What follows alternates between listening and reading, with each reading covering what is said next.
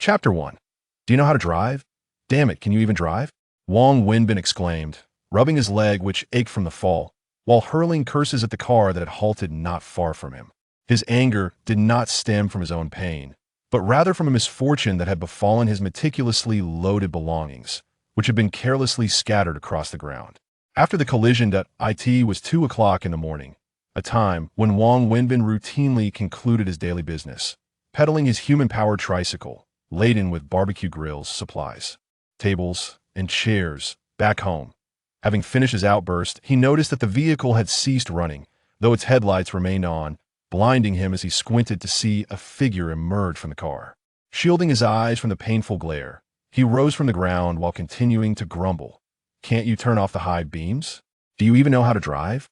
Oh, I'm so sorry, came a woman's voice, tinged with remorse, as she entered the vehicle and turned off the lights. The woman was quite tall. The details of her appearance were obscured in the dim light, but it was evident that she possessed an attractive figure.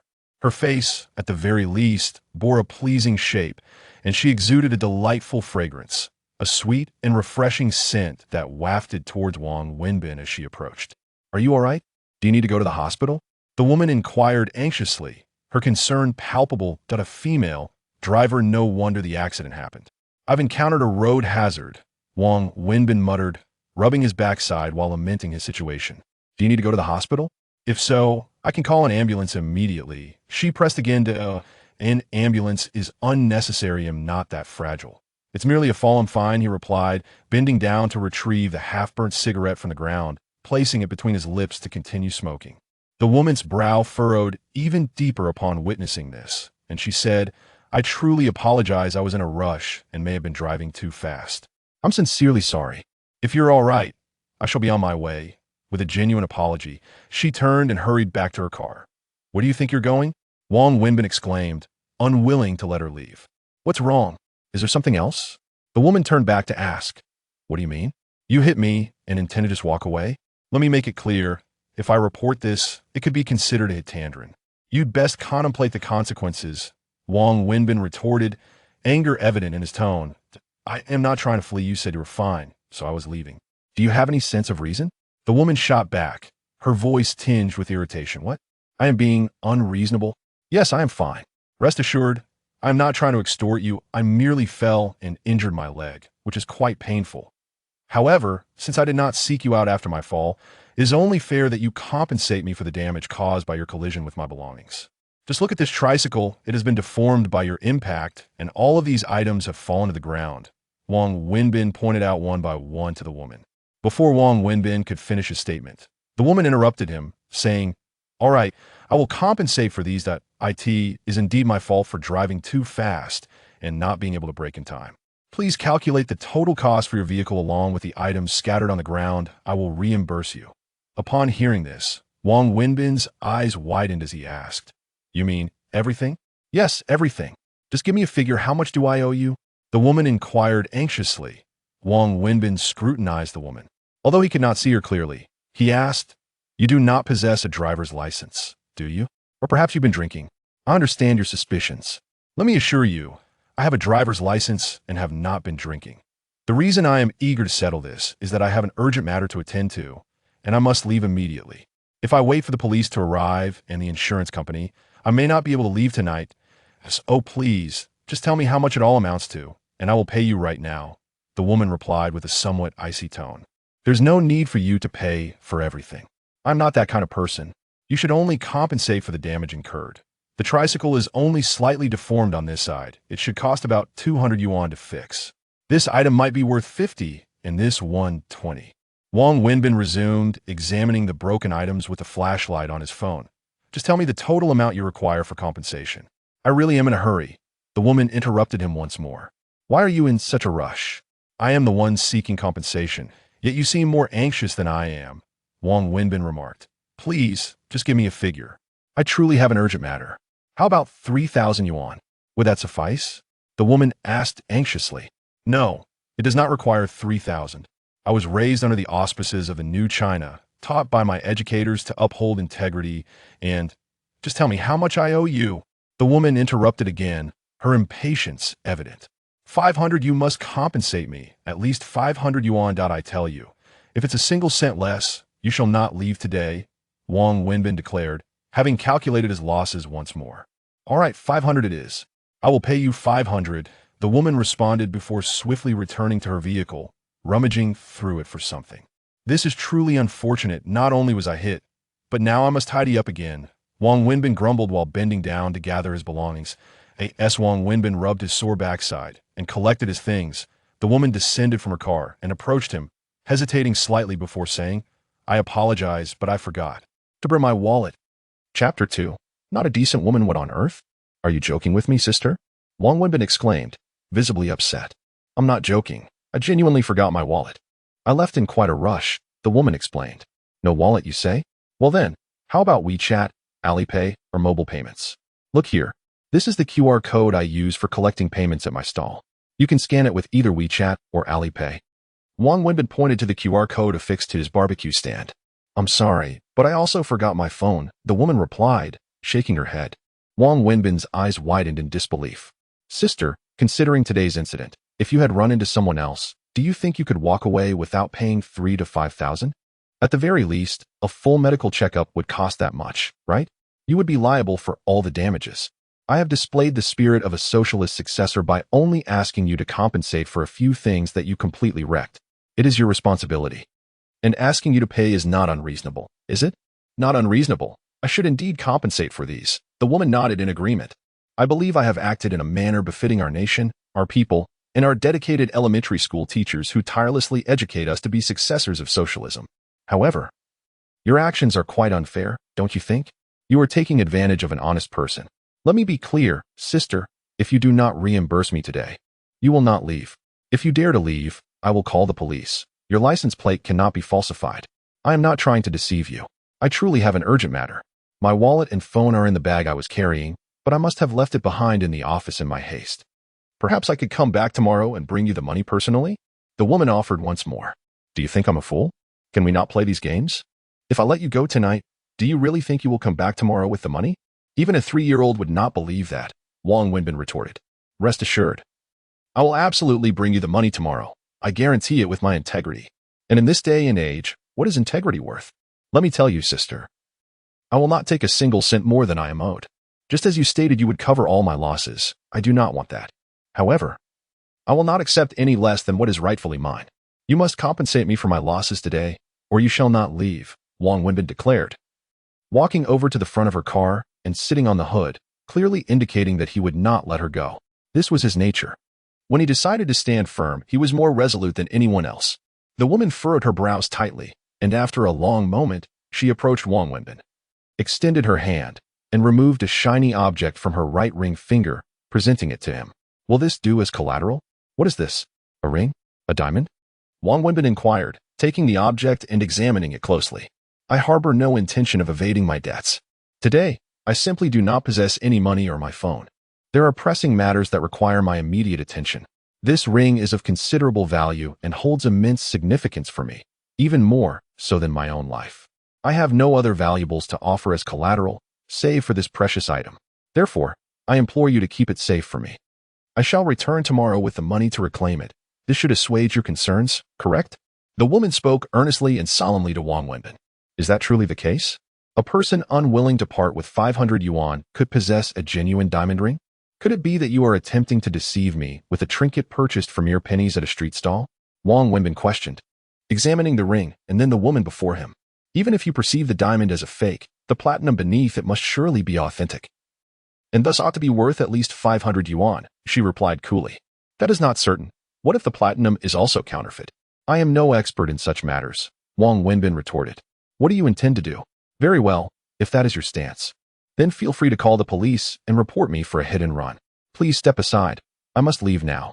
My daughter is currently in the hospital, fighting for her life, and I truly do not have time to linger here. The woman's fury was palpable. Your daughter is in the hospital? Is that for real? Wang Wenbin was taken aback. Why else would I be in such a hurry? The woman's anxious demeanor seemed genuine, and after a moment of contemplation, Wang Wenbin finally relented, saying, All right, I shall grant you this one chance, for I am a soft-hearted individual. I will keep this item as collateral upon receiving your payment tomorrow. I shall return it to you. Very well. Please leave me your phone number so that I may contact you tomorrow, the woman sighed in relief. Rather, you should provide me with your number. Should you deceive me, I will need a means to locate you, Wang Wenbin replied cautiously. Suit yourself, the woman responded, providing her phone number. She added, call me. If it connects but no one answers, then it is undoubtedly mine.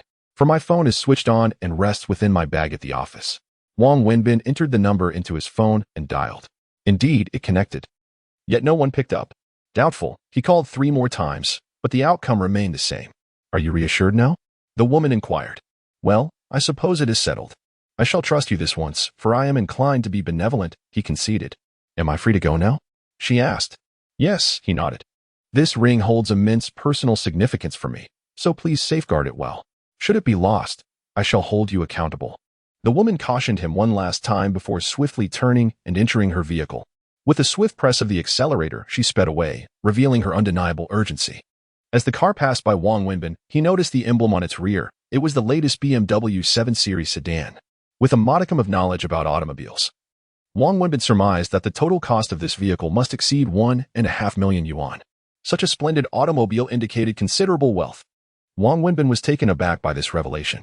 Contemplating further, he hastily retrieved the ring adorned with a large diamond, scrutinizing it closely while murmuring to himself. Could this ring truly be authentic? Have I genuinely struck it rich? If it is genuine, how much could it fetch on the market?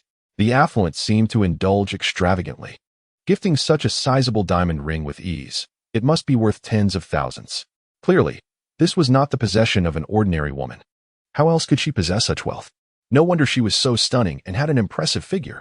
As Wang Wenbin continued his musings, he rubbed his still-sore backside while gathering his scattered dining belongings from the ground. Chapter 3. Firefighting. Wang Wenbin tucked the diamond ring into the pocket of his coat and continued pedaling his somewhat deformed tricycle homeward.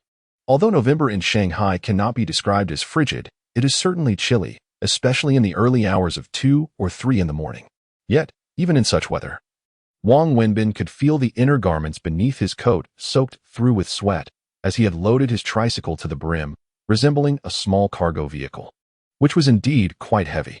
Nevertheless, he persisted, a cigarette clamped between his lips, humming an indistinct tune as he pedaled onward, appearing relaxed and at ease.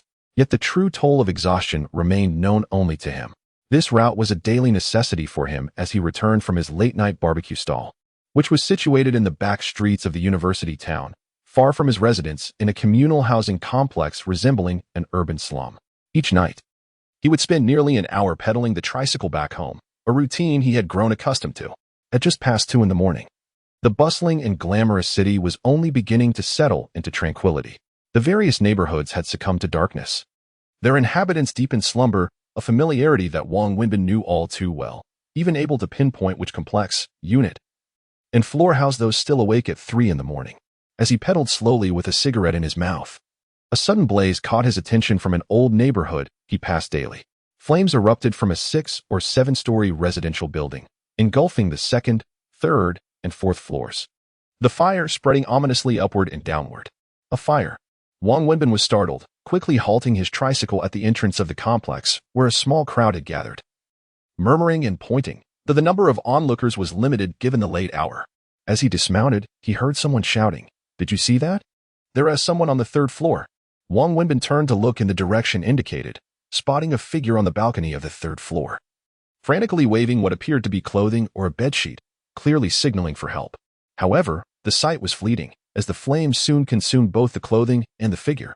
"Someone save them," Wang Wenbin cried out to the gathering crowd. "Why don't you go save them? If you're willing to risk your life, then go," jeered a voice from the crowd. "Indeed, what concern is it of ours? The firefighters will surely be here soon." "Have you lost your humanity?" Wang Wenbin, consumed by anger, uttered a curse before glancing around and dashing towards his tricycle. He removed his outer coat, pouring 2 bottles of mineral water over it, saturating the fabric thoroughly. With the drenched coat draped over his shoulders and his head concealed, he ascertained the location of the shadowy figures within the building and boldly surged into the inferno. As he entered the blazing edifice, he ascended the staircase. The heat was intense and the smoke thick, yet fortunately, the flames had not fully engulfed the structure. Wang Wenbin covered his nose with a sleeve of his garment and sprinted to the 3rd floor, where he assessed the location of the figures and began to kick against the door with fervor. The door, already weakened by the heat and flames, gave way after a few powerful kicks. Upon bursting through the threshold, a wave of scorching air hit him, prompting him to instinctively retreat a couple of steps. However, with no time to lose, his determination surged. He could not abandon those in peril. Gritting his teeth, he plunged into the room, disregarding the possibility that he too might be engulfed in flames. He raced to the balcony, straining his eyes through the thick smoke to locate the trapped individual. Finally, amidst the near-zero visibility, he spotted a figure on the ground. "Are you awake? Can you stand?" Wong Wenbin shouted while crouching and shaking the person. Yet, there was no response. Without hesitation, he draped his wet clothing over the individual and hoisted them onto his back. Propelled solely by the singular thought of escaping the fiery confines, he dashed downwards, oblivious to everything but the urgent need to flee. He had no intention of perishing within those walls. At last, Wong Wenbin burst forth from the corridor and out of the building. As he emerged from the flames, a profound sigh of relief escaped him. He had survived the ordeal. Outside, firefighters had arrived, preparing to extinguish the blaze, while ambulances and police cars gathered, cordoning off the area. A crowd had formed, many with mobile phones capturing the dramatic scene. As he exited, 2 firefighters rushed over to take the trapped individual from his grasp. In the process of handing the person over to the rescuers, Wong Wenbin removed his soaked coat and turned to step beyond the barricade. Exhausted, he yearned for the comfort of home and a restful sleep. Silently, he walked away from the chaotic scene of flames and frantic activity, returning to his tricycle, a cheap cigarette still clenched between his lips, humming an unfamiliar tune as he pedaled back home.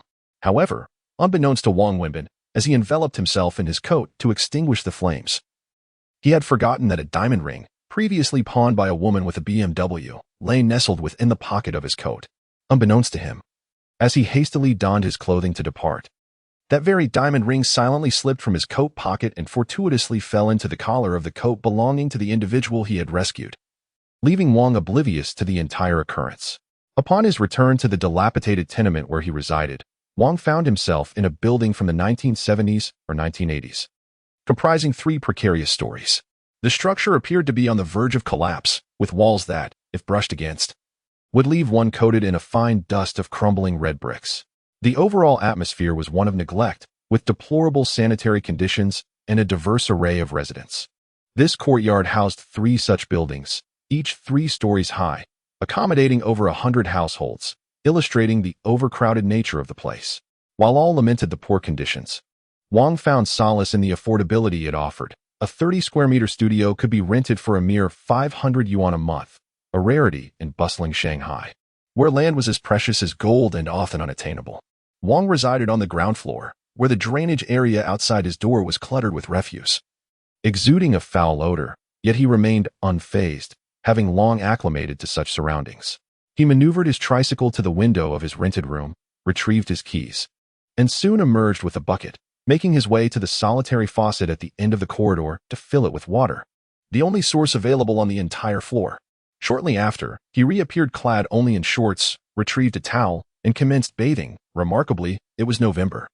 Yet Wong had grown accustomed to this routine, as his profession necessitated a daily cleansing. Chapter 4. The Stunning Beauty. After finishing his shower, Wong Wenbin collapsed onto the solitary bed and fell into a deep slumber, taking less than a minute to succumb to sleep, utterly exhausted. He awoke the following morning at 9 o'clock, which constituted his regular routine, as the morning held no pressing matters for him.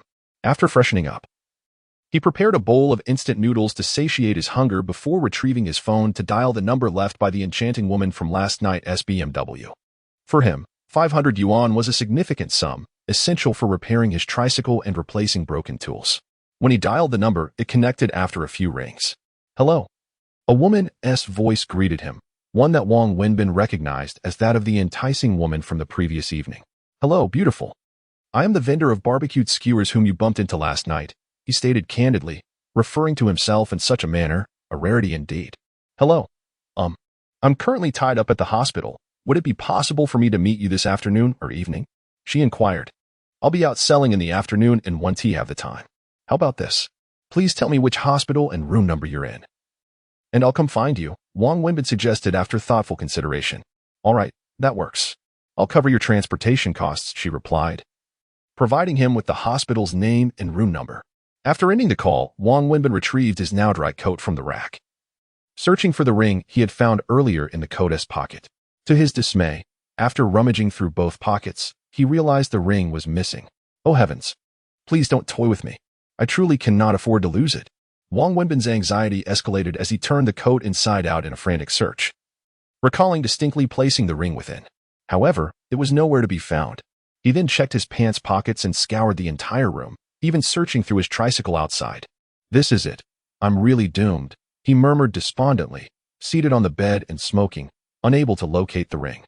It must have fallen out while I was rescuing people from the fire, he thought, retracing the events of the previous night before sprinting towards the site of the blaze. Upon arrival, he was met with a shocking sight. The building was entirely gone, the old residential complex cordoned off by police with a warning line. The structure that had succumbed to the flames was now merely a charred ruin, having crumbled under the fierce inferno.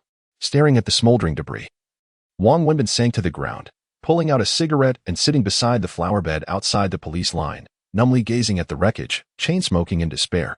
Oh heavens! Are you determined to ruin me? He muttered, lost in thought. Finally resolute, he gritted his teeth and stood up, making his way towards the bus stop. Wang Wenbin ultimately arrived at the hospital mentioned by the woman associated with the BMW, and he found himself standing at the door of the ward as per her instructions over the phone. The door was ajar, and upon peering inside, he was met with a scene bustling with individuals, several doctors and nurses, a middle-aged woman, and the BMW woman herself, all gathered around a hospital bed, engaged in fervent conversation. This was the first occasion Wang Wenbin had a clear view of the BMW woman's visage.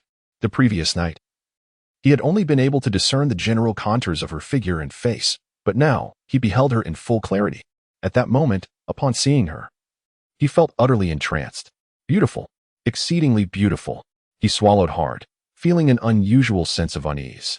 Having spent several years in the international metropolis of Shanghai, Wang Wenbin had encountered numerous women, many of whom were undeniably attractive. However, he had never before encountered a beauty of such caliber as the one before him. The elegantly tailored suit accentuated her exquisite curves, while her sharp blazer neither constricted her form nor detracted from her figure. It seemed to enhance her flawless physique. Such professional attire was commonplace among office ladies, yet few could exude the same noble and capable aura as she did. The woman appeared relatively youthful. Wang Wenbin estimated her age to be no more than 30, perhaps even in her late 20s. Yet she radiated an air of maturity coupled with the authority and chill of someone in a position of power. She struck him as the quintessential domineering female executive. For the first time, Wang Wenbin experienced a sensation of being breathless in the presence of such beauty. With doctors and nurses present, he hesitated to enter the ward, choosing instead to linger at the entrance until they all exited. Once the coast was clear, he gently knocked on the open door to announce his presence. Upon entering, he found only the middle-aged woman and the BMW woman inside, alongside a young girl lying in the hospital bed. Beside her was a device displaying a series of undulating lines, a tube inserted into her nose, and in 4 drip connected to her hand. It appeared that the woman had indeed spoken the truth. Her daughter was indeed hospitalized. He mused internally. You've arrived? Let us speak outside. The BMW woman said to Wang Wenbin in a calm tone as she began to step out. He followed her into the corridor. Just as they reached the doorway, a small girl's voice broke through the air. Daddy, don't go. Startled, the BMW woman turned in horror to gaze at her daughter lying in bed, while Wang Wenbin curiously glanced back into the room, noticing no other man present. Daddy, is that you? Daddy, did you come to see me? Daddy, you've returned to see me, haven't you? The girl on the bed sat up, her wide eyes brimming with anticipation and excitement as she looked at Wang Wenbin. Are you speaking to me? Wang Wenbin glanced around and then pointed to himself, inquiring of the exquisitely beautiful little girl. Daddy, I know you will surely return to see Annie. You wouldn't abandon Annie, would you? The girl gazed at Wang Wenbin with her large, tear-filled eyes, her expression one of profound distress, which melted Wang Wenbin's heart. Chapter 5. The wedding ring. Wang Wenbin felt utterly perplexed. He had never encountered this little girl before. So how could she possibly refer to him as her father? He glanced at the woman beside him, who was associated with a BMW, and found her eyes brimming with tears. Little girl, you must have mistaken me for someone else. I'm not your... Wang Wenbin attempted to explain, but was abruptly interrupted by the BMW woman beside him. Annie, your father has specifically returned to see you. How could he ever abandon you? He loves you the most. The woman continued. Father just got back, and mother needs to discuss something with him. Could you please be a good girl and rest while father and mother step out for a moment? She interrupted Wang Wenbin's words while discreetly wiping away her tears. Smiling at the little girl. Okay, Annie will wait here for father to return. Daddy, I love you. The little girl responded obediently, nodding her head before addressing Wang Wenbin. You, this. Wang Wenbin was thoroughly bewildered, glancing at the little girl in confusion and then at the BMW woman, who only deepened his sense of mystery. Let us step outside for a moment, the BMW woman whispered to Wang Wenbin, leading him out of the hospital room. Upon exiting, she closed the door behind them and guided him to a safe passage at the end of the corridor. I apologize for the earlier inconvenience, the BMW woman said. Turning to Wang Wenbin with an air of regret, she proceeded to explain, she is my daughter. Less than 6 months after giving birth to her, her father tragically passed away in a car accident. Therefore, she has never truly known her father, at least not since she became aware of her surroundings. She is too young, and I feared that revealing the truth might upset her. I have always told her that her father is working abroad and does not have time to return. She has longed to see him. Last night, she fell ill and required surgery. To encourage her, I told her that her father would come to see her after the operation, which is why she mistook you for him when you unexpectedly entered. She is unwell, and I did not wish to distress her, so I hope you can understand. Wang Wenbin was taken aback, finally grasping the situation, and felt a pang of sympathy for the remarkably beautiful little girl. What illness does the child have? It isn't serious, is it? Wang Wenbin inquired casually. Upon hearing this, he keenly noticed a shift in the BMW woman's expression, particularly in her eyes, which seemed on the verge of overflowing with tears. It's not serious, just a common cold and fever. A few days in the hospital and she will be fine. The BMW woman suddenly smiled at Wang Wenbin and then continued, by the way, where is the ring?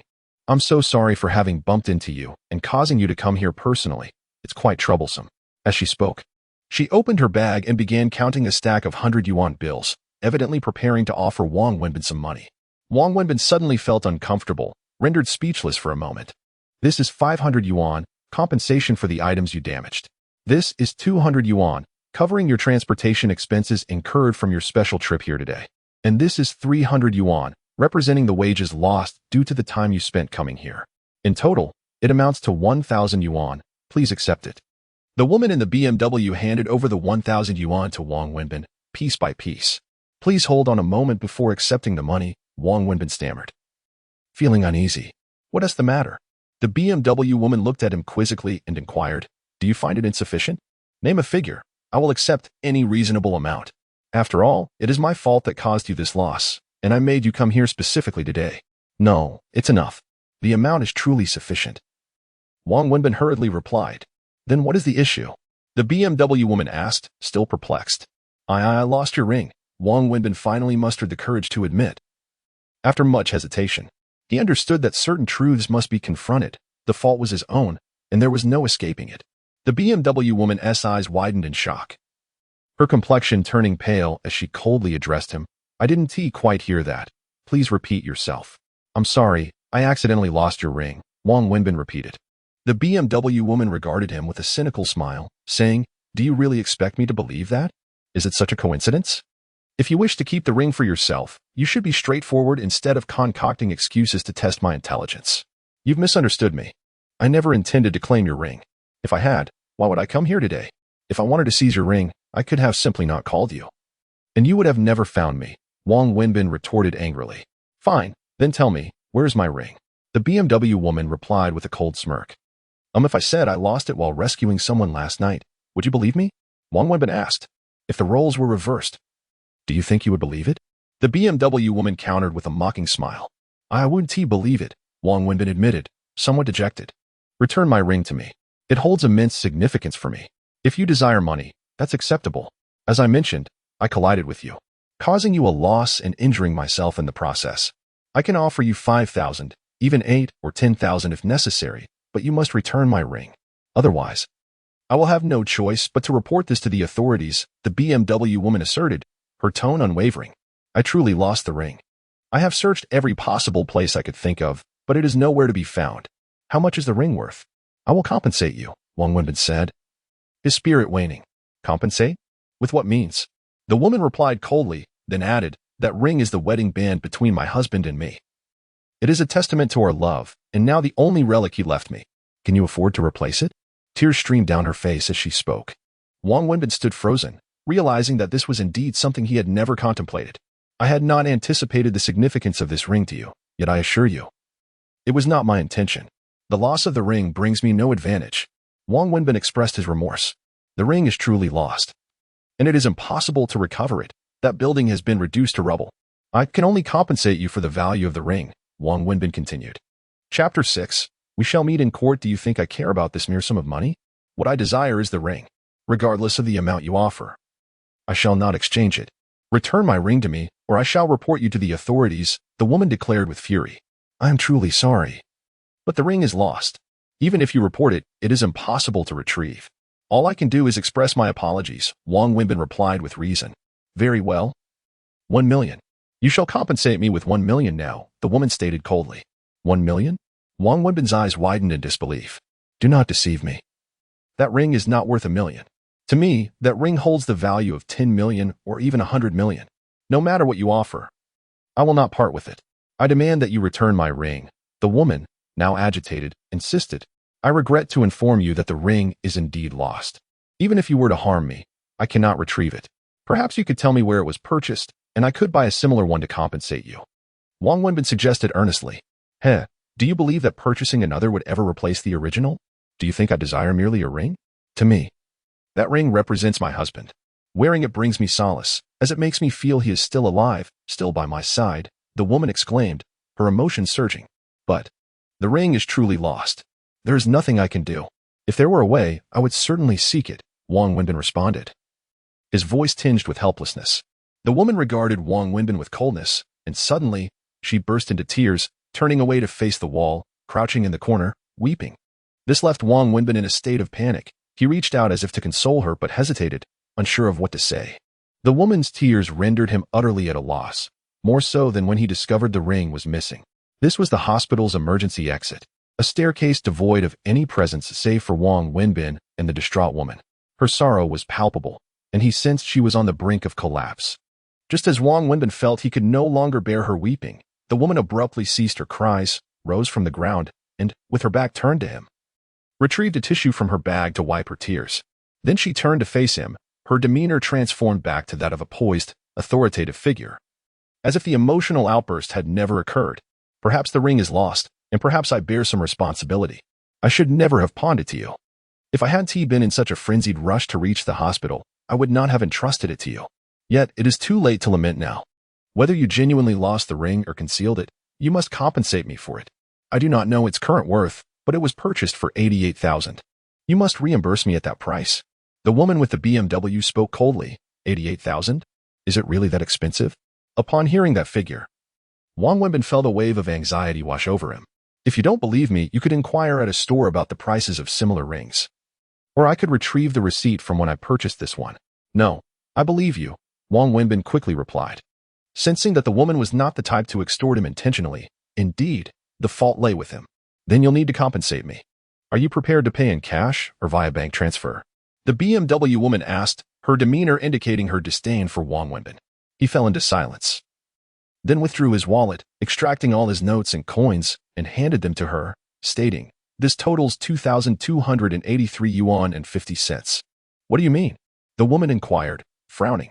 This is all I have. This money is my earnings from yesterday and what I set aside for today as purchases. In any case, it's everything I possess. You can take this for now. I will write you an IOU for the remainder. I assure you I will repay you within a year, using my monthly earnings to do so, Wang Wenbin explained. Upon hearing his words, the woman laughed coldly, looking at him with disdain. I have never encountered someone as shameless as you. I have your phone number saved. I will investigate your personal information. Expect a court summons at home. We shall meet in court. After saying this, she strode past him towards the hospital room, her demeanor icy. Never once acknowledging the stack of money Wang Wenbin had extended towards her, Wang Wenbin turned to gaze at her graceful silhouette, feeling a profound sense of despair. He wanted to say something, but the words eluded him. He sank despondently into the corner where the BMW woman had earlier cried, pulling out a cigarette and smoking it slowly. Then, he retrieved his phone and found the contact labeled BMW woman, sending her a message. Once again, I apologize. I truly did not intend to lose your ring. Regardless, I hope you can find it in your heart to forgive me. I will certainly reimburse you for the ring. but I ask for a little time as I cannot produce such a large sum all at once. If possible, I would appreciate the option to pay in installments, with interest at the bank's rate. If you cannot accept this, then feel free to sue me. I will accept all consequences. My name is Wang Wenbin, and my ID number is. After sending the message, Wang Wenbin took a photo of his ID, both front and back, and sent it to her.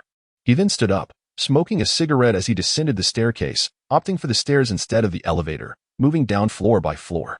Although he was already burdened with debt, the additional sum was manageable. After all, more debt wouldn't weigh him down significantly. As Wang Wenbin strolled along, he engaged in a monologue that resembled self-deprecation, mocking his own predicament. Life is but a fleeting moment. Death may linger for eons. Having endured the worst of these years, does it truly matter now? With a smile gracing his lips and a cigarette perched between them, he ambled steadily towards the hospital exit. Chapter 7. Physiological issues. As the woman from BMW entered the hospital room, her eyes fell upon her daughter, who lay on the bed, connected to various tubes and appearing somewhat pallid. The girl, with an anxious tone, inquired, "Mom, where's Dad? Why hasn't he come in?" The woman stood frozen, torn between the urge to reveal the truth that the man was nothing but a shameless deceiver, not her father at all, and the sight of her daughter's wan complexion and the tubes inserted into her mouth and hands, which rendered her heart heavy with compassion. Where has Dad gone? Mom, I want Dad. I want Dad." The little girl, upon observing her mother's hesitation, burst into tears, droplets cascading down her cheeks. He hasn't left. Dad went to buy you something. Remember you said you wanted that big Barbie doll? He went to get it for you. As soon as he has it, he'll bring it back for Annie. In a moment of desperation, the woman hastily spoke, yet afterward was engulfed by a wave of guilt and sorrow for deceiving her daughter, who bore such burdens at an age far too tender to endure them. Really? Dad really went to buy me a present? The girl's face lit up with excitement. Why, yes, truly. As soon as Dad finds that doll, he will return to see you. Now, you be a good girl and rest, all right? Okay. Annie will be good. Annie will wait for Dad to come back. The little girl smiled, lying quietly on the bed, envisioning the moment her father would return with gifts. Witnessing her daughter's innocent joy, the BMW woman could no longer contain her emotions. She turned swiftly and exited the room, finding refuge in the stairwell where she broke down in tears once more. Amidst her sobs, the sound of a text message chimed from her phone. Wiping her tears, she retrieved her device and saw a message from Wang Wenbin, accompanied by a photo of his identification. She fell into deep contemplation. Wang Wenbin walked along the road, step by step, before taking out his phone to dial a number. "Hello, Binzi. What's up?" A man's voice echoed from the other end of the line. "If I recall correctly, today is the weekend, isn't it?" Wang Wenbin inquired. "How novel. Just check your phone and you'll know what day it is. Get to the point. What is on your mind? Is your wife at home today?" Wang Wenbin continued. "Are you trying to tell me you're planning to come over for lunch again?" The man asked. "Damn it. Can you not speak? What do you mean by come over for lunch? If I visit you, it's not mooching off you. Let me tell you, you know my character. If I dislike someone, even if you carried me in a grand sedan to dine, I wouldn't go. Do you understand? All right. I get it. You coming over for a meal is just to show face for both of us. Fine. I was about to call you myself. Ziki has prepared your favorite braised fish and was just about to ask me to invite you over for dinner. Where are you? Just come over directly. Look. It's still Ziki who is better. Unlike you, who is utterly heartless. After all these years of considering you my brother." Wang Wenbin laughed heartily before continuing. "However, I suddenly feel disinclined to go. Are you out of your mind? Just called to say you'd come for dinner, and now you're backing out?" The man on the other end fumed. "Sure, it was my call, but if you two invite me out of the blue, I'm certainly not going. There is an old saying, offering kindness without reason is either treachery or theft. You two have always dreaded my visits for a free meal. And now you're so eager to invite me. Needless to say, it can't be anything good. I want to be fooled. I'll just head home and have instant noodles." Wang Wenbin settled onto a stone bench by the roadside, lighting a cigarette as he spoke. Hey, Binzi. Don't you have any shame? What do you mean we dread your visits for free meals? Is that really what it is? You're not just a freeloader. You're practically a bandit. 6 out of 7 days, you're at our place for dinner, and you dare to call yourself a guest? Spare us the insult to the term. Enough of the nonsense. Just come over early. Fine. But let me make one thing clear. If your wife tries to set me up with someone again, I'll walk out without a second thought. Don't say I'm not giving you two-face. What is wrong with you? How could you be so ungrateful? Ziki is trying her best to introduce you to someone because she sees how lonely you are. Besides, the girls she introduces you to are all high caliber, good looks, education, and income. Are you really not satisfied? I appreciate it, but it's precisely because those girls are too exceptional that I feel dissatisfied. Introducing them to me is essentially doing them a disservice. Do you think it's feasible? They're all social elites, and here I am.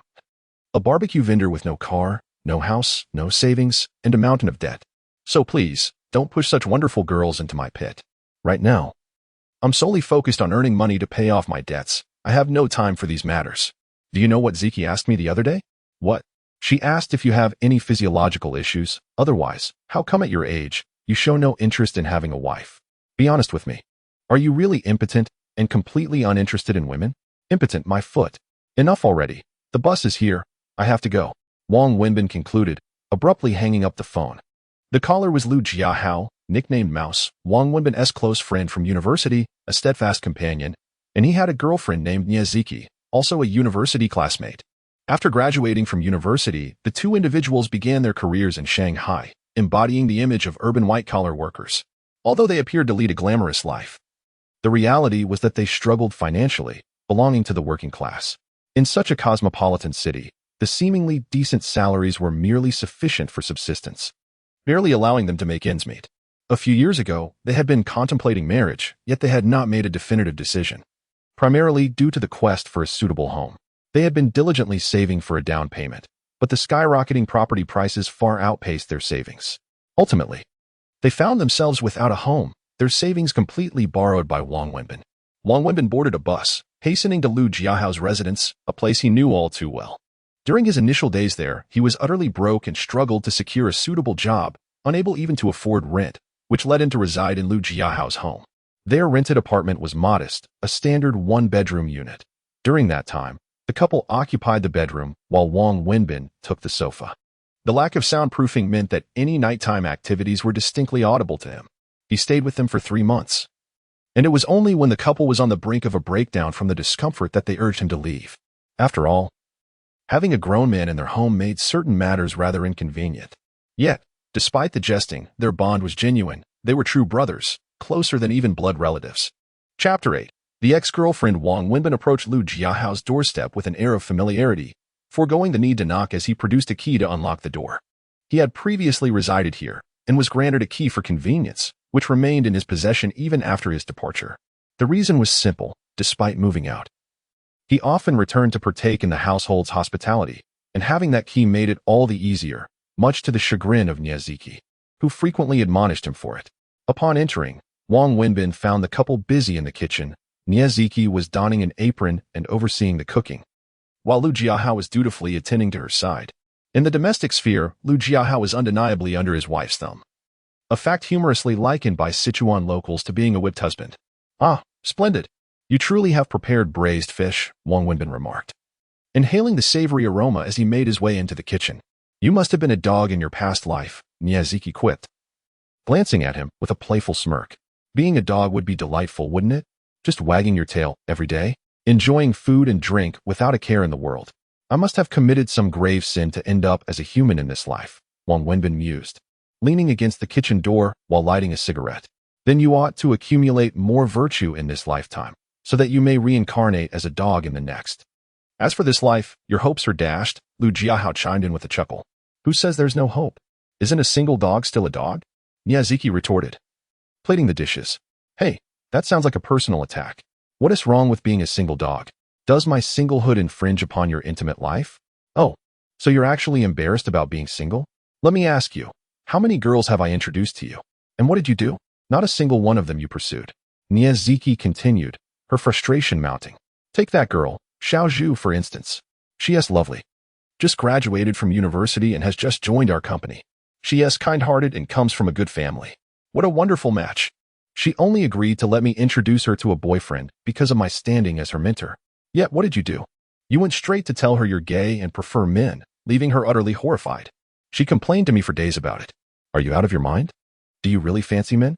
As Ziki recounted the incident, her anger flared, and she placed her spatula down, hands on her hips, pointing an accusatory finger at Wang Wenbin. If you want to know whether I fancy men, just ask your husband. He knows me best, Wang Wenbin jested.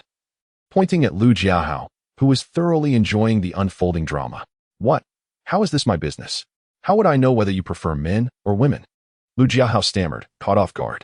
Well, considering we shared a bed for 4 years in university, you should have gathered some insights from observing your husband's dairy re. Wang Wenbin laughed. You insolent fool. You dare to speak of my dairy re? You're merely a creature of carnal pleasures. Though all three were university graduates, their banter remained refreshingly irreverent. Amidst the playful bickering, Wang Wenbin and Lu Jiahao began their dinner, each indulging in a bottle of beer. While neither of them had a particular fondness for liquor, beer was a requisite, a tradition that had persisted since their university days. Back then, their dormitory balcony was cluttered with an uncountable number of beer bottles. The exact quantity remained a mystery, but during their 3rd year, a rather unfortunate incident occurred when Niaziki and Lu Jiahao found themselves unexpectedly facing an unplanned pregnancy. Lacking the funds for an abortion, they managed to sell all the beer bottles in the dormitory, just enough to cover the procedure. This incident became a long-standing joke between them, though its authenticity remains in question. As they neared the conclusion of their meal, having consumed several bottles of beer, Niaziki hesitated for some time before addressing Wang Wenbin. Binzi, Su-min is returning to the country this Friday morning. Wang Wenbin, momentarily lost in thought, fell silent mid-bite. She has invited us, our old classmates, to dinner on Friday evening at the Greens International Hotel, Niaziki continued. Wang Wenbin's expression grew solemn. He did not respond immediately, instead pouring himself another drink. After a prolonged silence, he finally remarked, Is that so? That's splendid news. Free meals. How delightful. You two should go, indulge yourselves. She's returning from the capitalist realm, bringing back foreign currency to assist you impoverished souls of the socialist state. You ought to appreciate her goodwill. Wang Wenbin spoke with a calm demeanor, resuming his meal. Aren't you going? Niaziki inquired. I shall not attend. I am a true blue, principled youth of socialism, unaccustomed to the stench of capitalism. You're being unreasonable. Even if Su-min was at fault back then, years have passed. You ought to let it go. Regardless of your past as a couple, you are still old classmates. She has spent many years in America and is returning now. You should at least make an appearance. Even if you cannot be lovers, being friends would suffice. Don't let it devolve into animosity. She has expressed regret over what happened. Be magnanimous, Niaziki urged. And what? Am I to greet her at the airport with a bouquet, offering a warm welcome? Did she see fit to invite me to dinner before she left? Besides, has she ever invited me? She is now a Ritter-ni, accustomed to milk and hamburgers. Does she even look down on a humble soul like me, who drinks soy milk and eats steamed buns? Spare me the charade. You both should go. If she inquires about me, tell her I have passed away. If she doesn't ask, all the better, Wang Wenbin replied nonchalantly, setting down his chopsticks and rising from the table. Binzi. Su-min called me to say that she wishes to reconcile with you, to be together and live well, Niaziki said, watching him prepare to leave. Wang Wenbin halted, pausing in the living room. All these years, you forbade me from discussing anything pertaining to her, even forbidding us from uttering her name in your presence. Yet, in truth, she has often called me, inquiring most about you, asking if you are well. She truly cares for you and has never forgotten you. Her heart has always harbored love for you. Originally, she had the opportunity to remain at the headquarters in the United States, applying for a green card, where she could have enjoyed superior prospects for development. However, in the end, she opted to return to the branch in China, solely to reunite with you. She confided in me that her intention was to return and spend a fulfilling life with you, acknowledging the significant hurt her previous decision caused you. She expressed her desire to come back and make amends. Niaziki continued to elaborate. So, according to her, should I be grateful to her? Moved to tears by her actions? Wang Wenbin remarked with a cold smile as he turned his face away. Chapter 9. Assisting in childbirth. Whether she remains in America or returns is of no concern to me.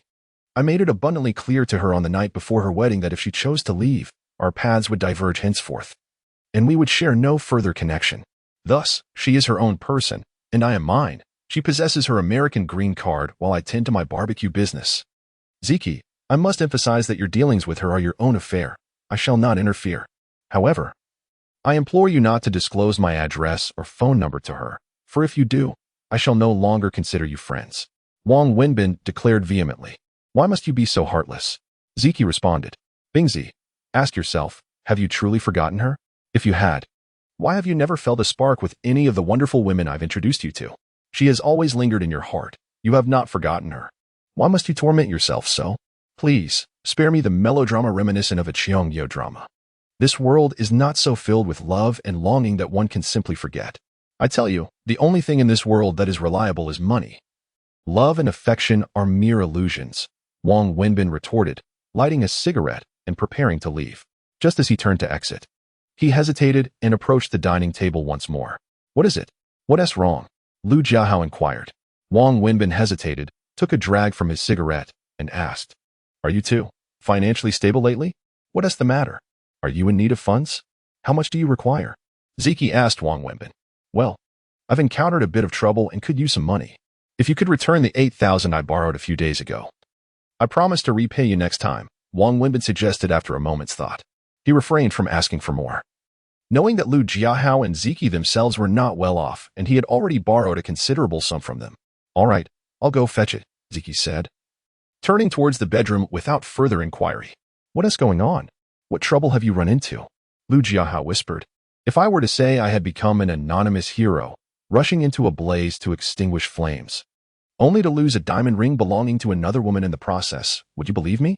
Wang Wenbin remarked, looking at Lu Jiahao. What kind of nonsense is that? Lu Jiahao replied, utterly bewildered. Indeed, I find it equally perplexing, Wang Wenbin sighed with a wry smile. At that moment, Ziki emerged from the bedroom, a stack of money in her hands, which she offered to Wang Wenbin. This is what you returned to us a couple of days ago. We haven't touched it. I told you last time not to rush to repay us. Focus on getting your life in order. Don't push yourself so hard. Stop selling barbecue. We can help you find an office job. Look at how exhausted you are now. How much can one earn in an office job? 3,000? 4,000? At that rate, I would never be able to repay my debts in this lifetime. As Wang Wenbin took the money away, he remarked. Then produced a small notebook he carried with him, jotting down an additional sum of 8,000 next to the name he had previously recorded. We are not pressuring you to repay the debt. If you choose not to change jobs, that is your prerogative, but could you please take better care of yourself?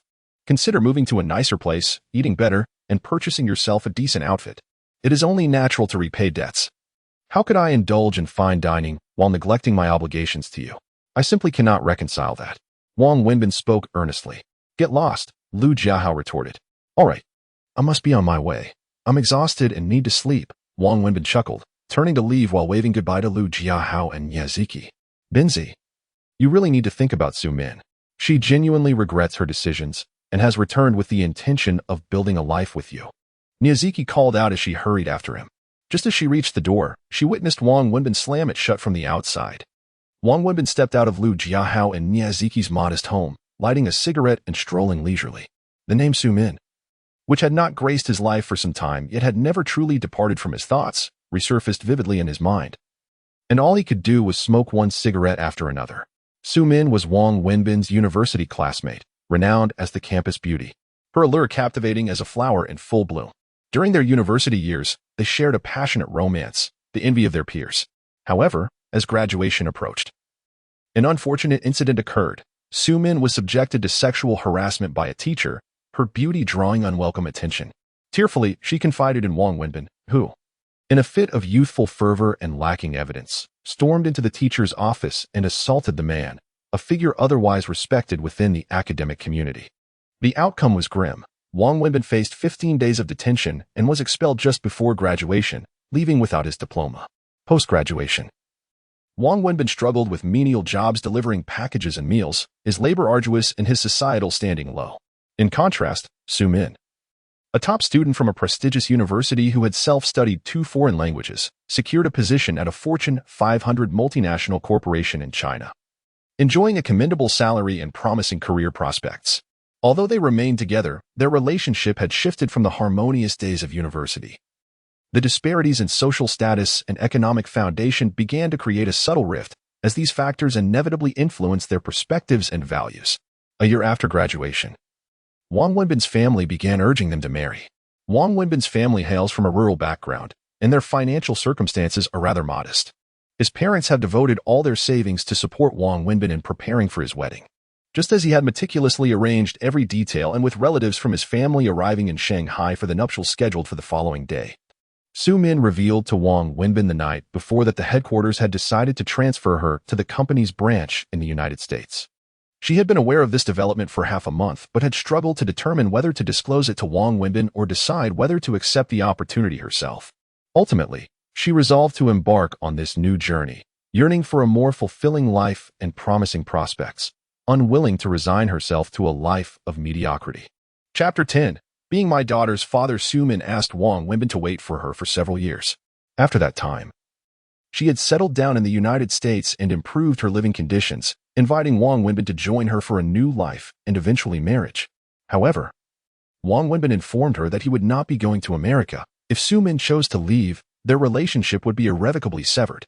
Ultimately, Sumin resolutely departed for the United States, leaving Wang Wenbin to hold a wedding devoid of a bride. This turn of events inflicted a profound blow on Wang Wenbin and his family. The fact that the bride abandoned the groom on their wedding day was far more distressing to Wang Wenbin's parents than his expulsion from university prior to graduation. The humiliation was unbearable. In the aftermath, Wang Wenbin's mother fell gravely ill due to the shock, requiring extensive hospital treatment that depleted the family's savings. Wang Wenbin scoured for loans, borrowing every possible amount to support his mother during her illness back in their hometown.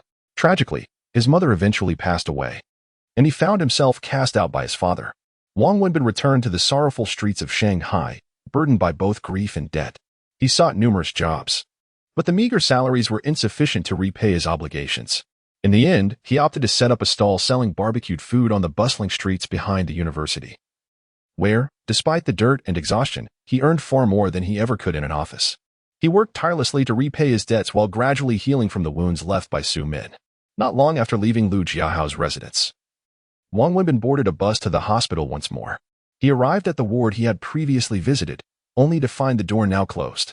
Just as he was about to knock, the doors swung open, revealing a woman associated with a luxury BMW, who stepped out. Both startled by the unexpected presence of one another. The moment she saw Wang Wenbin, her expression darkened. She glanced at her daughter on the hospital bed before forcefully shoving Wang Wenbin out and shutting the door behind her. "Come over there," the BMW woman whispered, leading him toward the stairwell where they had spoken before. Wang Wenbin followed her into the stairwell. Once there, the woman turned to him with a frosty gaze and asked, "What do you want now? Did you find the ring?" "No, the ring is truly lost," Wang Wenbin replied, shaking his head. "Then what brings you here?" She pressed. "I have 10,000 yuan for you," Wang Wenbin said, producing a stack of money from his belongings. This sum included 2,000 of his own and 8,000 borrowed from Lu Jiahao. "This is all I could manage for now. Please take it. I promise to repay you the rest. I assure you, there will be no shortfall. I can sign an agreement outlining my repayment schedule, and should I fail, you may take legal action against me." The BMW woman remained silent, refusing to take the money he offered, merely observing him intently. What is it?" Wang Wenbin felt a pang of unease under her scrutinizing gaze. "I am not a real estate developer. I cannot accept your installment payments," the woman stated. Then turned to Wang Wenbin and inquired, "Are you Wang Wenbin?" "Yes, I am Wang Wenbin," he replied, producing his identification card and handing it to her. "Please believe me. I assure you that I will not shortchange you. This is my ID, and I can leave it with you as collateral. Are you a barbecue vendor?" The woman dismissed his words and asked again, "Yes, I sell barbecue. Doesn't that business yield little profit?" She probed. "Why do you ask?" He responded, "I rarely encounter someone who is as destitute as you. It is true that I am poor, but selling barbecue can be quite lucrative. On good days, I earn over 10,000 a month, consistently maintaining around that figure. My poverty is due to my existing debts. Before owing you, I was already in considerable debt, and my earnings go towards repaying that. However, rest assured, although I am impoverished, I can repay you, and I will prioritize your payment." Wang Wenbin earnestly assured her once more, "I do not have the time to wait for you to repay me penny by penny. I am indifferent to this amount. To me, it holds little significance. What truly matters is that ring," she continued. "I understand, but all I can say is that I am sorry. I do not wish for things to be this way." Wang Wenbin nodded in acknowledgement. "Now, answer me a few questions. First, why did you choose to call me this morning? You could have easily opted not to contact me, and in that case, I might not have found you. If the ring had not been lost, it would have remained yours, and you could have sold it for cash. If it was lost, there would have been no need to call me, and you would have avoided the obligation to compensate me. Second, why did you choose to come to the hospital to seek me out for compensation? Why did you willingly give me your ID as collateral? You don't have much money, do you? In truth, you were quite clever. Last night there were no surveillance cameras, and no third parties present, meaning no one could attest that I had given you the ring. Even if I reported it or took you to court, you could easily deny it. You are well aware of this, the woman questioned Wang Wenbin. Yes, I understand all of that, Wang Wenbin nodded. Then why proceed in this manner? Most would not act as you have, she asked, puzzled. Perhaps it is simply my nature to be somewhat foolish. But I believe a person should adhere to fundamental principles and boundaries. That is my character. What is rightfully mine, no one can take away, and what is not mine, I shall not claim. The ring is your collateral. It belongs to you, not me. No matter its value, I will not take it. And that 500 is what I am entitled to, so you must compensate me. I lost your ring. It is my fault, and I must accept full responsibility. Wang Wenbin responded to her inquiries. After hearing Wang Wenbin's response, the woman fell silent once more, refraining from immediate conversation. It was not until a considerable time had passed that she finally spoke to Wang Wenbin, saying, as I mentioned earlier, I cannot possibly accept your so-called installment payments. I lack both the time and the energy to wait for you to repay me bit by bit each month. Moreover, judging by your appearance, it seems you are not faring particularly well. I propose a solution. You perform a task for me, and I shall compensate you. Your salary will be deducted from the debt you owe me, essentially treating it as your service to repay what you owe. Do you accept? Wang Wenbin was momentarily taken aback and inquired, what task?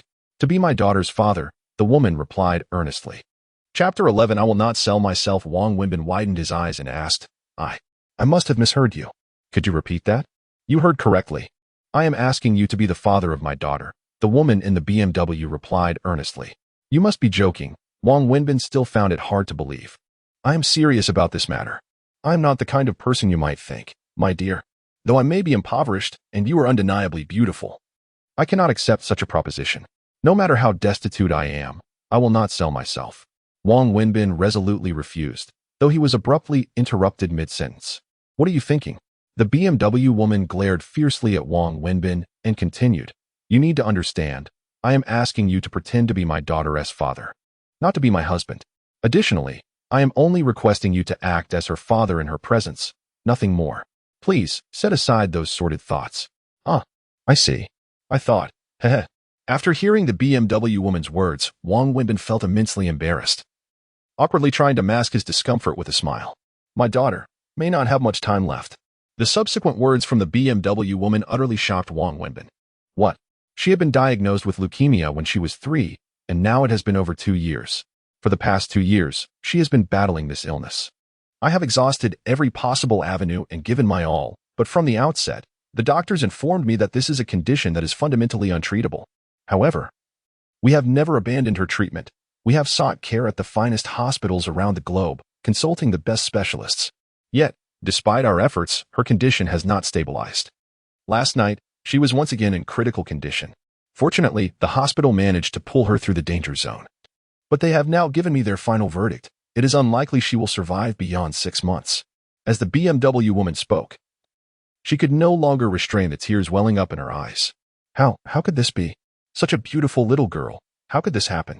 Wang Wenbin could hardly believe it. He then inquired, isn't it just leukemia? Isn't it said that chemotherapy can stabilize the condition? Isn't it also said that a bone marrow transplant could cure it? You shouldn't be lacking in funds. You can seek treatment. Wang Wenbin exclaimed, genuinely struggling to accept that such a lovely and delightful little girl could be afflicted by this illness. The BMW woman shook her head and replied, her survival thus far has solely depended on chemotherapy. As for a bone marrow transplant, we have been unable to find a compatible donor. Everyone in our family has been tested. All relatives have tried, but to no avail. If my husband had not passed away, we might have considered having another child to save her, but, as she spoke, the BMW woman wiped away her tears. Wang Wenbin fell silent, still grappling with the harsh reality. He had always been a tender-hearted person, and the thought of such a charming little girl suffering was unbearable. He could empathize with a mother's anguish. I find myself powerless to save her. All I can do is strive to ensure that each day she spends in this world is filled with joy and happiness. You have witnessed her longing for her father, and she has come to regard you as her paternal figure. I yearn for her to face the end of her life without regrets or further heartbreak. Therefore, I kindly request that you assume the role of her father during this final chapter of her journey. Simply visit her occasionally, offering your presence and companionship. Just the sight of you would bring her solace. As I mentioned earlier, I am willing to compensate you for this. You indicated that your earnings from selling barbecues amount to $10,000 a month. I shall provide you with $20,000 monthly, deducting the amount from the debt you owe me for the ring until my daughter departs this world. Should she not survive long enough for you to repay the total of $88,000, I will absolve you of that debt. Conversely, if she is fortunate enough to endure longer, I will pay you the excess in cash. The woman in the BMW continued her plea. Very well. Wang Wenbin responded after a moment of silence, his affirmation resolute. However, I lack availability in the evenings. As you know, I must tend to my stall. She requires constant hospital care, yet you need not be present at all times.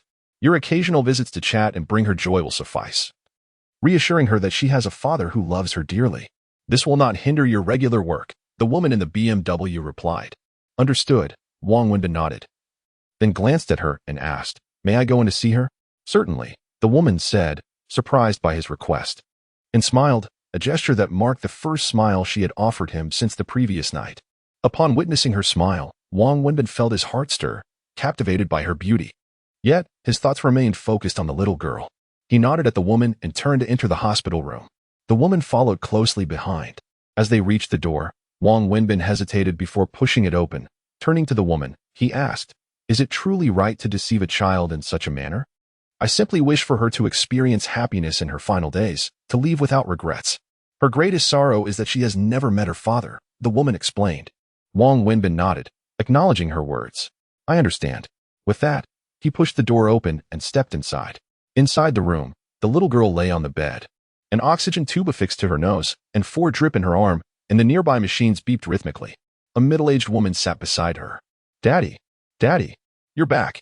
The little girl, who had been quietly resting, leaped up in excitement upon seeing Wang Wenbin enter, calling out to him. The sudden recognition as Daddy left Wang Wenbin feeling out of sorts. He was unsure of how to respond, his face flushing. As a man who had never even married, the thought of being a father felt overwhelming. What should I say?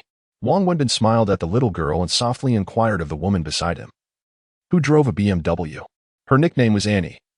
He instructed her to tell the girl that he had been working in the United States and had returned specifically to accompany her, promising that he would not leave again, but would stay by her side, expressing his love and longing for her. The woman in the BMW whispered this to him. Such sentimental words left Wang Wenbin feeling somewhat awkward, despite the fact that he was speaking to a mere child. Daddy, what's wrong? The little girl asked Wang Wenbin. Daddy misses you. Have you missed Daddy? Wang Wenbin mustered the courage to approach the little girl and said, Yes, I miss Daddy. Daddy, I think of you every day. I miss you so much. Daddy, why haven't you come back to see Annie? Is it because you don't like Annie? The little girl gazed at Wang Wenbin with wide eyes, her curiosity evident. Chapter 12, Do not call me sister. How could father not think of Annie? He thinks of her every day, yet he must work. Must earn money to buy toys for her. That is why he has not returned. Wang Wenbin sat at the edge of the bed, speaking to the little girl. This was his first experience of addressing a child in the capacity of a father. He felt rather awkward, his cheeks tinged with a hint of crimson. Toys. Daddy, what toys did you bring me? The little girl exclaimed. Mommy said you would bring me lots and lots of toys. Upon hearing the word toys, her excitement surged. Wang Wenbin turned, stunned, to the woman in the BMW. Well, Annie, Daddy hurried back this time because you were ill, so? The woman interjected swiftly. Of course Daddy brought toys. Daddy loves Annie the most. How could he not bring her toys? They're in the car downstairs. Daddy will go get them right now and bring them to you, all right? Wang Wenbin, interrupted by the eager anticipation in the little girl's eyes, spoke up. All right. Daddy is the best. The little girl suddenly leapt up, wrapping her arms around Wang Wenbin's neck and planting a kiss on his cheek. Such a simple gesture melted Wang Wenbin's heart entirely. In the realm of children, there exists no deception or worldly concerns. All emotions are expressed with utmost sincerity. Love is love, and affection is affection. Seeing her child embrace Wang Wenbin, the woman in the BMW felt her eyes welling up, unable to hold back her tears. She quickly turned away to wipe them. Wait, Daddy will go get them for you. Wang Wenbin gently set the child down and dashed out. Where are you going? The woman followed him out of the ward. To buy toys. Wang Wenbin did not look back as he rushed into the elevator. Mommy, Daddy is so wonderful. I like Daddy. I love Daddy. The little girl exclaimed joyfully to the woman as she entered. Yes, Daddy loves Annie. Daddy loves her the most, the woman said, drawing her daughter tightly into her embrace, her face unbiddenly adorned with tears. Wang Wenbin raced downstairs, searching fervently along the street for a toy store. After 10 minutes of relentless running, he finally found one. Inside, he bought several large toys, all of which were favored by girls. Naturally, these toys were not inexpensive. Their prices exceeded Wang Wenbin's previous understanding of toys. Nevertheless, he purchased them without a moment's hesitation, embodying the generosity and selflessness of a new father buying gifts for his newborn child. Drenched in sweat, Wang Wenbin returned to the ward, arms laden with toys, and presented them to the little girl. Her face lit up with joy as she eagerly tore into the packaging, with the help of a nearby nurse. Wang Wenbin stepped out of the ward, panting as he sank into a chair in the corridor, smoke curling from his cigarette, his body slick with perspiration.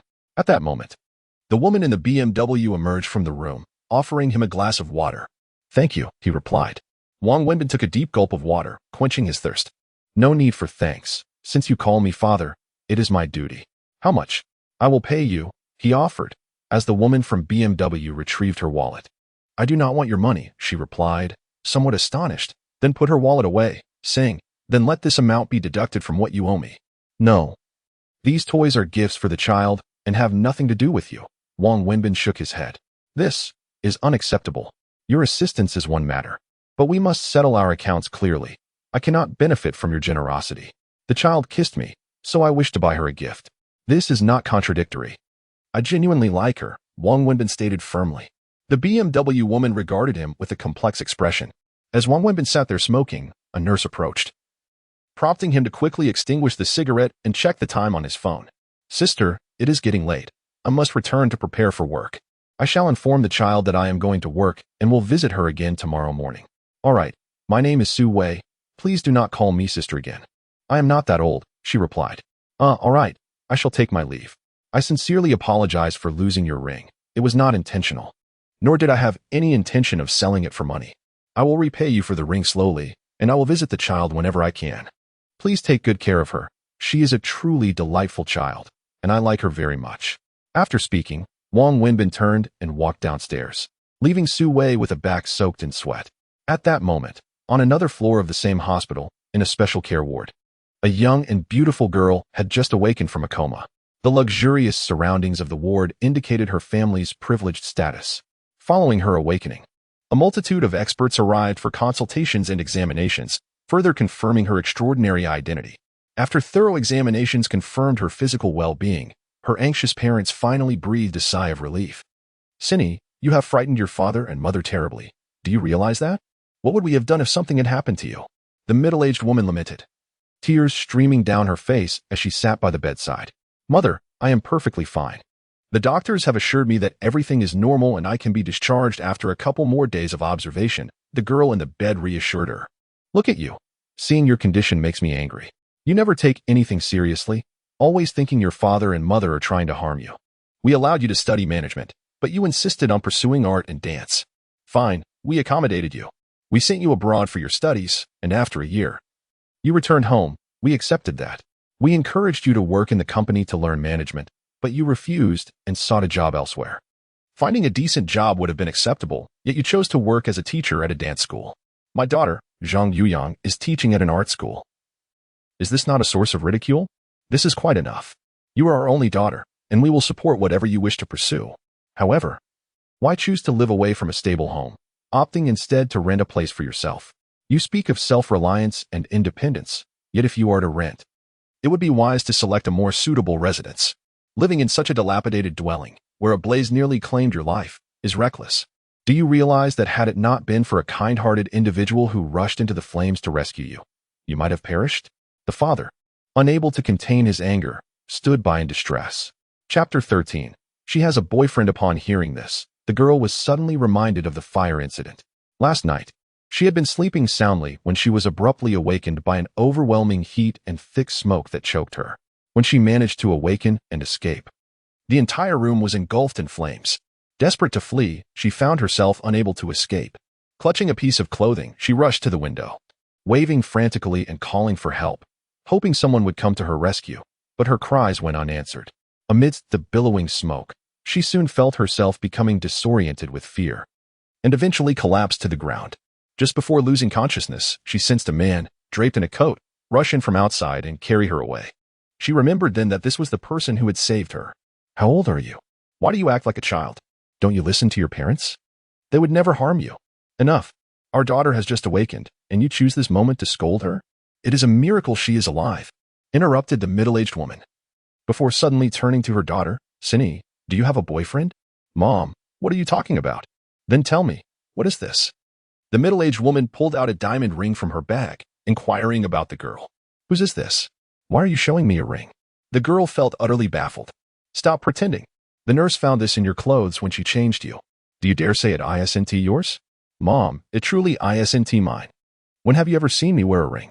If it isn't yours, then whose could it possibly be? A stranger's ring found in your clothes? The girl hardly registered her mother's subsequent words. She became lost in thought, staring at the ring in her hand. After leaving the hospital, Wang Wenbin took a bus back to the tenement where he lived, then rode his tricycle to the wholesale market for vegetables and meat, returning with a full load of ingredients necessary for barbecuing. He then spent the afternoon in his modest dwelling, busily washing, trimming, and cutting vegetables, marinating meat, and assembling skewers. He was engrossed in his work until after 5 o'clock. Realizing the time, he stretched his back, which was beginning to stiffen, and began packing up his tricycle to head out for business. For him, each day unfolded in this manner. It wasn't particularly arduous, yet it was undeniably tiring. The back street of the university town was always bustling with activity, and as evening approached, it became a sea of people, with various food stalls lining the street. Any stall that offered decent flavors did well, and barbecue stands were among the most popular. Wang Wenbin's barbecue stall was located at the end of the street. A less than ideal spot. Unfortunately, many had been operating there for years, and as the newcomer, he was fortunate to have secured a position from the management. Despite its unfavorable location, Wang Wenbin's barbecue stall has consistently thrived, owing to its reasonable prices, generous portions, and delightful flavors, which have won the hearts of many students. Most of his patrons are regulars. Running a solo barbecue stall, Wang earns approximately 10,000 yuan each month, with peak business times bringing in as much as 14 or 15,000. His low prices and ample servings result in a lower profit margin compared to others. Yet it is evident that his business is flourishing.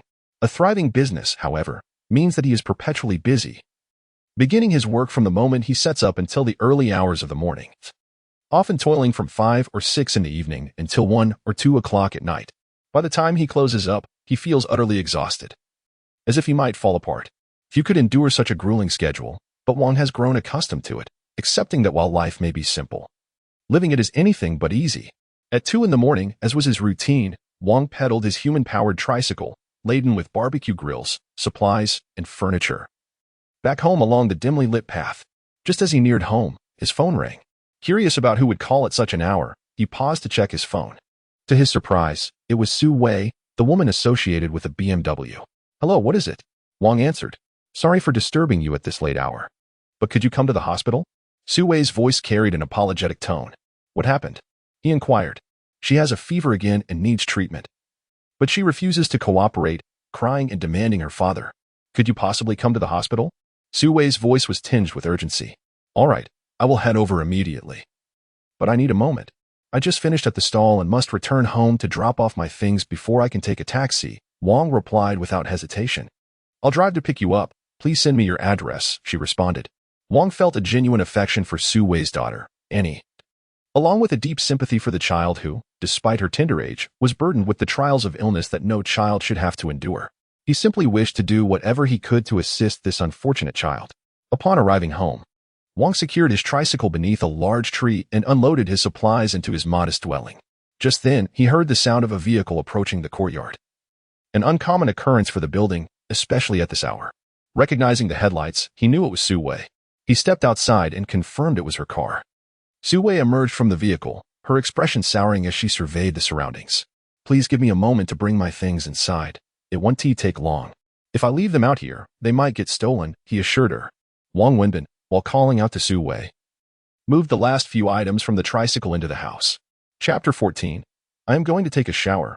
Are you staying here? Su Wei glanced around. Yes. The environment is rather poor, isn't it? Actually, it's not too bad.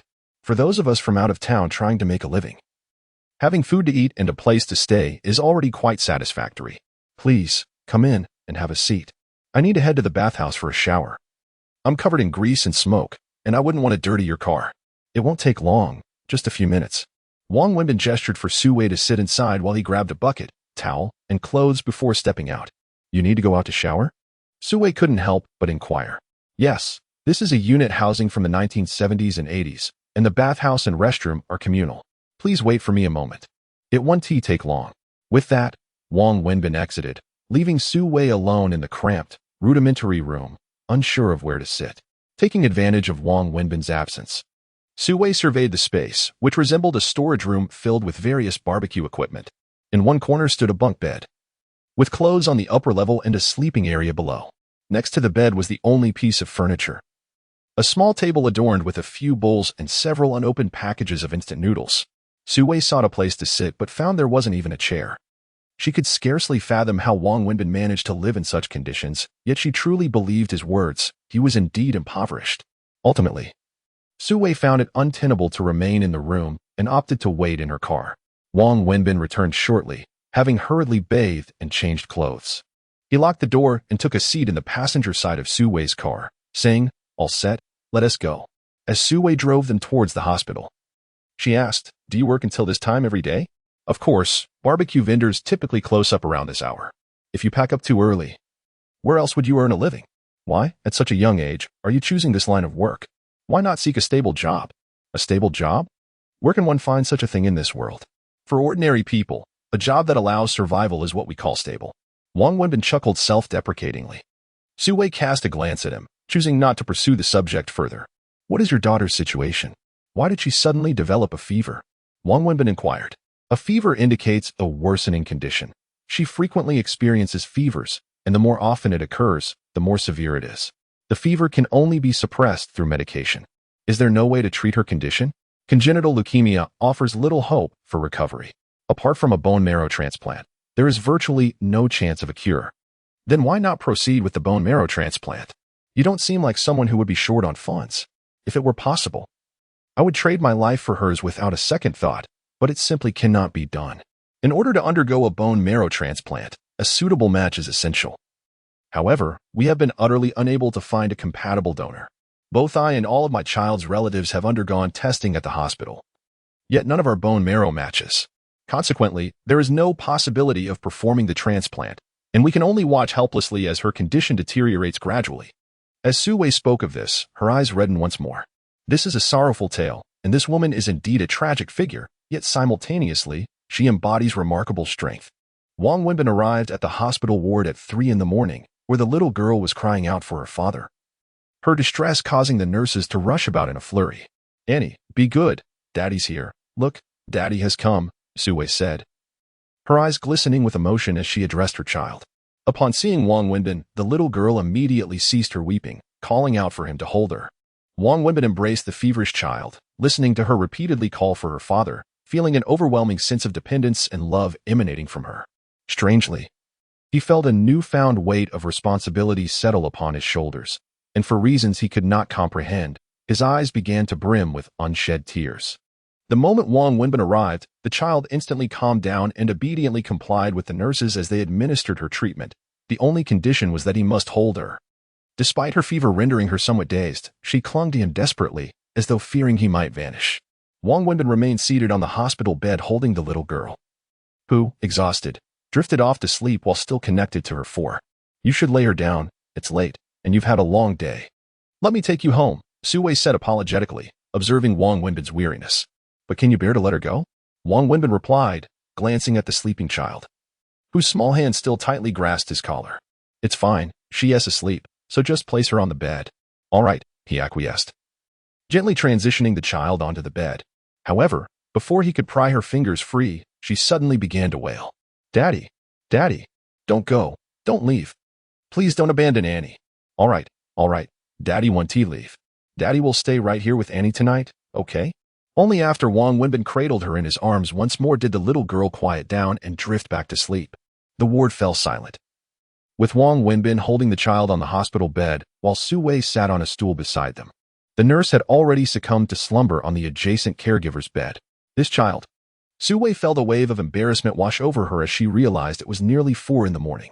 "It's all right. I'll stay here with you. I'll leave when dawn breaks. The bus will be convenient then," Wang Wenbin reassured her with a smile, though he could not suppress his yawns. But you've been working so hard without rest. You should just go home. Let her cry if she needs to. A little crying won't hurt, Sue insisted, feeling deeply apologetic.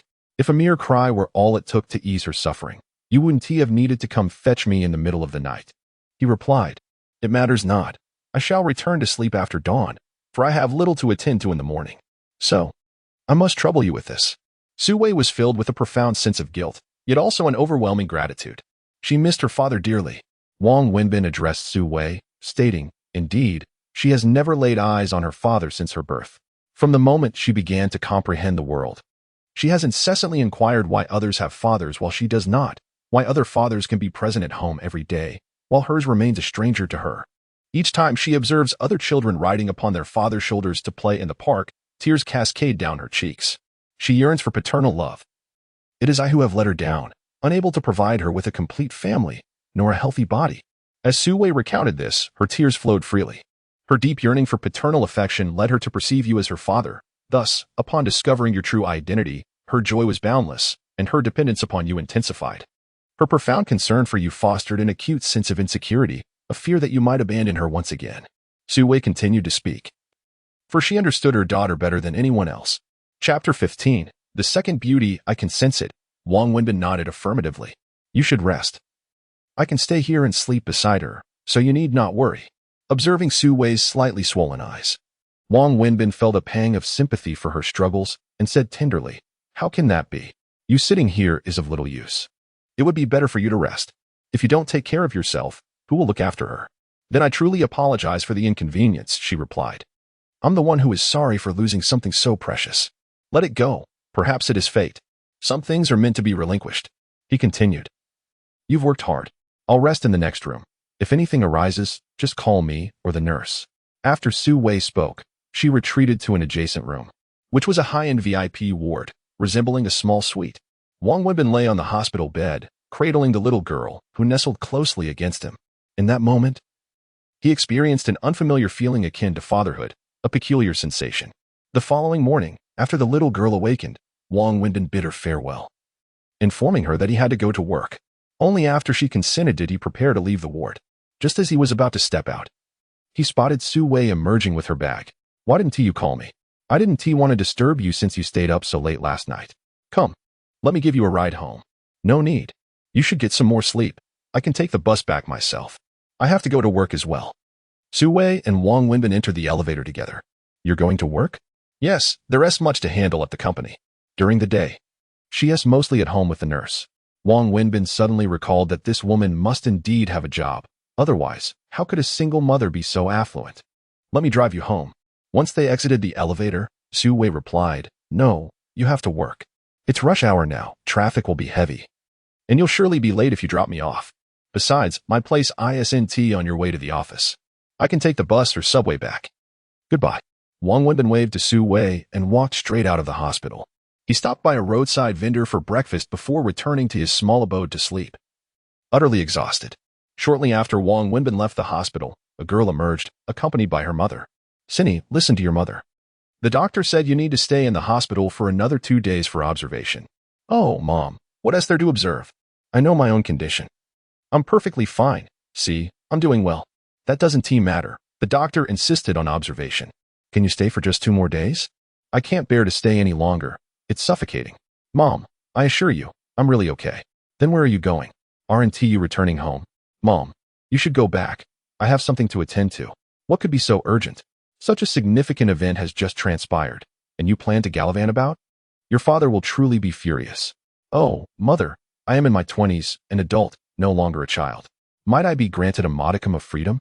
I shall return by nightfall. Mother, I must take my leave now. With that, the girl dashed out of the hospital. Cindy, if your father finds out, he will indeed be angry, the middle-aged lady lamented helplessly. The girl's name was Zhang Cindy, the very same girl rescued by Wang Wenbin from the inferno. Upon exiting the hospital, she made a beeline for the fire station. Hello, dear firefighters. Could you kindly inform me about the man who rescued me the other day? What is his name, and what does he do? After much persistence at the fire station, she received no information. The firefighters on duty that day were unaware of who had saved her, only knowing that a man had come to her aid and then vanished. Disheartened, She returned to the hospital to seek answers from the nurses and doctors involved in the rescue, yet they too could not provide her with any clues. Ultimately, she ventured to the police station, leveraging her beauty and relentless determination to persuade the officers to review the surveillance footage from the incident. At precisely 5:30 in the afternoon, Wang Wenbin set up his stall, riding his tricycle while lighting a cigarette, leisurely making his way to the back of the university town. By 6, he arrived at his designated spot, commencing his daily routine of organizing his wares. Just as he was preparing his stall, he noticed someone standing in front of him. "Hello. I haven't started yet. Please wait 10 minutes, Wang Wenbin remarked as he continued his arrangements. "That's fine. I can wait," a melodious voice replied unexpectedly. Captivated by the sound, Wang Wenbin looked up to behold a young woman, approximately 24 or 25, standing before him with a radiant smile. Her presence was striking. She possessed a delicate countenance and an almost flawless, statuesque figure. If Sue were a mature red rose, then this girl was a refreshing, ethereal lily, each exuding beauty of a different essence. This was the second extraordinary beauty Wang Wenbin encountered since arriving in Shanghai, the first being Sue Wei. The girl's smile was like a gentle spring breeze, leaving Wang Wenbin momentarily speechless. After a few seconds, he finally regained his composure and inquired, "What would you like to eat?" "You sell barbecue?" she asked, gazing at him. Wang Wenbin was momentarily taken aback by her question and chuckled. Gesturing to the sign above his stall, "Your inquiry leaves me a bit perplexed. Do you not see? Wang's barbecue, a family recipe. Honest as the day is long, if it is not delicious, you owe me nothing." "Barbecue has a family recipe?" The girl responded with curiosity. "Indeed. My grandfather was a shepherd." Wang Wenbin replied. "A shepherd? What does that have to do with this?" she asked innocently. "Without shepherding, how would we have lamb?" He explained. "Without lamb? How could there be lamb skewers in the barbecue? Would you consider this a hereditary craft?" Wang Wenbin, while deftly handling his tools and preparing for the task at hand, engaged in cheerful conversation with the young woman, playfully teasing her. This was his daily routine. Amusing these female university students brought him immense joy, and many of them had grown quite familiar with him. "Ha ha ha, you are such a character," the girl exclaimed, bursting into laughter at Wang Wenbin's antics. Chapter 16. The Stunning Beauty Young Lady. "Which year are you in?" Wang Wenbin began to light the charcoal. "Do I look like a student?" The girl pointed at herself, her face radiating joy. Every girl desires to be told she appears youthful. Even a compliment to a 19-year-old that she looks 18 would bring her delight. "Or perhaps a teacher?" Wang Wenbin chuckled. "That seems improbable. Where would one find such a young teacher?" "I'm a senior," the girl replied, her eyes sparkling as she continued. "Do you sell barbecue here every day? See that? Our business hours are from 6 in the evening until 1 in the morning. Open year-round." Wang Wenbin indicated the sign with a grin. "Look at how professionally crafted my sign is, far superior to those of others." The girl couldn't help but laugh again. "You don't take weekends off? Isn't it tiring to work every day?" "Ah, my dear, such is life. Living is easy, but life itself is not. Who among us does not toil?" "Is this your first time dining here?" Wang Wenbin inquired. "Yes, it is." "Then consider yourself fortunate. Let me tell you. Among all the barbecue stalls on this street, mine is the finest, and the most handsome barbecue vendor is none other than myself. Dining here not only satisfies your palate but also offers a feast for the eyes. Enjoying barbecue while feasting your eyes on a handsome man. What a bargain." As he grilled the skewers, he jested with her. "You have quite the silver tongue." The girl smirked, her lips curving in amusement. "Life, after all, should be about finding joy amid hardship. By bringing joy to myself, I also uplift others. Why not? Come, dear lady. Allow me to grill you a few skewers of my secret lamb recipe on the house. Anyone who comes here and is a beauty gets a discount, but you, my dear, are an exceptional beauty, so it's complimentary. Just a moment, and they will be ready." Wang Wenbin chatted incessantly, honing his conversational skills through playful banter with these university students during his monotonous barbecue sales. The girl felt her cheeks flush at his frank compliments. No one had ever praised her so openly before. "Do you live nearby?" She continued her inquiries. "Me? No, I reside quite far. The rent near the school has skyrocketed, driven up by those young couples. It's unaffordable." "Oh, have you heard about the fire that broke out a few days ago over there?" she asked, listening intently. "A fire? Yes, I'm aware. It was an old residential building that caught fire in the dead of night. I happened to pass by just then. My place is right around the corner, and I walk by there every day after closing. The flames were enormous, engulfing the entire building. Fortunately, everyone managed to escape unharmed." Wang Wenbin reminisced about that night, while skillfully tending to the grill. Were you there that night? Indeed, I was passing by when it happened. They say someone rushed into the flames to save a girl. Is that true? If so, that person is truly heroic, the girl asked deliberately. It may not be deemed great, but any individual with a modicum of conscience would undoubtedly act similarly in such situations. Even a rescue is merely a trifling effort. To label it as greatness feels somewhat excessive. He can only be regarded as a good person. Wang Wenbin sprinkled various seasonings over the skewered lamb. However, for the girl he saved, he is indeed a lifesaver. Had he not intervened, she would have perished within. With reddened eyes, the girl expressed her gratitude. Thus, one could argue that this world is still populated with good-hearted individuals. Come, dear lady, do sample the unique barbecue of this street and see how it pleases your palate. Wang Wenbin offered the freshly grilled lamb skewers to her. Thank you. How much is it? The girl hurriedly reached for her wallet. I mentioned that this stall offers discounts to beautiful women, and exquisite beauties dine free of charge. This is my gift to you, Wang Wenbin replied, settling onto a stool. Lighting a cigarette and smiling cheerfully, Wang Wenbin assumed that the girl would take the barbecue and leave, yet to his surprise, she showed no inclination to depart. Remaining steadfast before the stall. Thank you. My name is Zhang Xini. What is yours? After introducing herself, she extended her hand towards Wang Wenbin. I am Wang Wenbin. A handshake is unnecessary. Look at my hands. They are covered in grease. I wouldn't want to tarnish your lovely, fair hand. He chuckled. Is there anything else you wish to eat? I can grill it for you, as there aren't many patrons at this hour, and I find myself quite free. That's enough for now. I'll eat more later. By the way, are you married? The girl inquired. Married? What a jest. Which girl would be inclined to wed a barbecue vendor? He responded. Why do you speak so poorly of yourself? Do you have a fiancée or a girlfriend? She pressed. Isn't that essentially the same? Have you ever purchased a ring? Zhang Xini continued her questioning. Why would I buy such a thing? I have neither a wife nor a girlfriend. The girl, somewhat puzzled, rummaged through her bag, feeling the diamond ring inside. Zhang Xini wished to delve deeper into her inquiries. But at that moment, a group of students arrived. Wang Ge, the usual, 5 skewers of chicken wings and 20 lamb skewers. I'll pack them myself. All right. And as per tradition, I'll throw in an extra 5 lamb skewers for you, making it 25 in total. Wang Wenbin immediately began grilling. Gradually, business picked up, with orders pouring in one after another, leaving Wang Wenbin with no respite. Time passed, and occasionally he glanced up to find Zhang Xini still standing at the barbecue stall, attentively watching him, showing no intention of leaving. This intrigued Wang Wenbin, and while grilling, he took a moment to ask, Beautiful lady, would you like to eat anything else? I can grill it for you right away. You needn't wait. There's a customary order to things, and I shall prioritize your order. No, thank you. I am full. You carry on, do not mind me, Zhang Xini replied repeatedly. Wang Wenbin observed the young lady with curiosity, unable to decipher her intentions. She neither wished to eat nor seemed inclined to depart, merely standing there and watching him.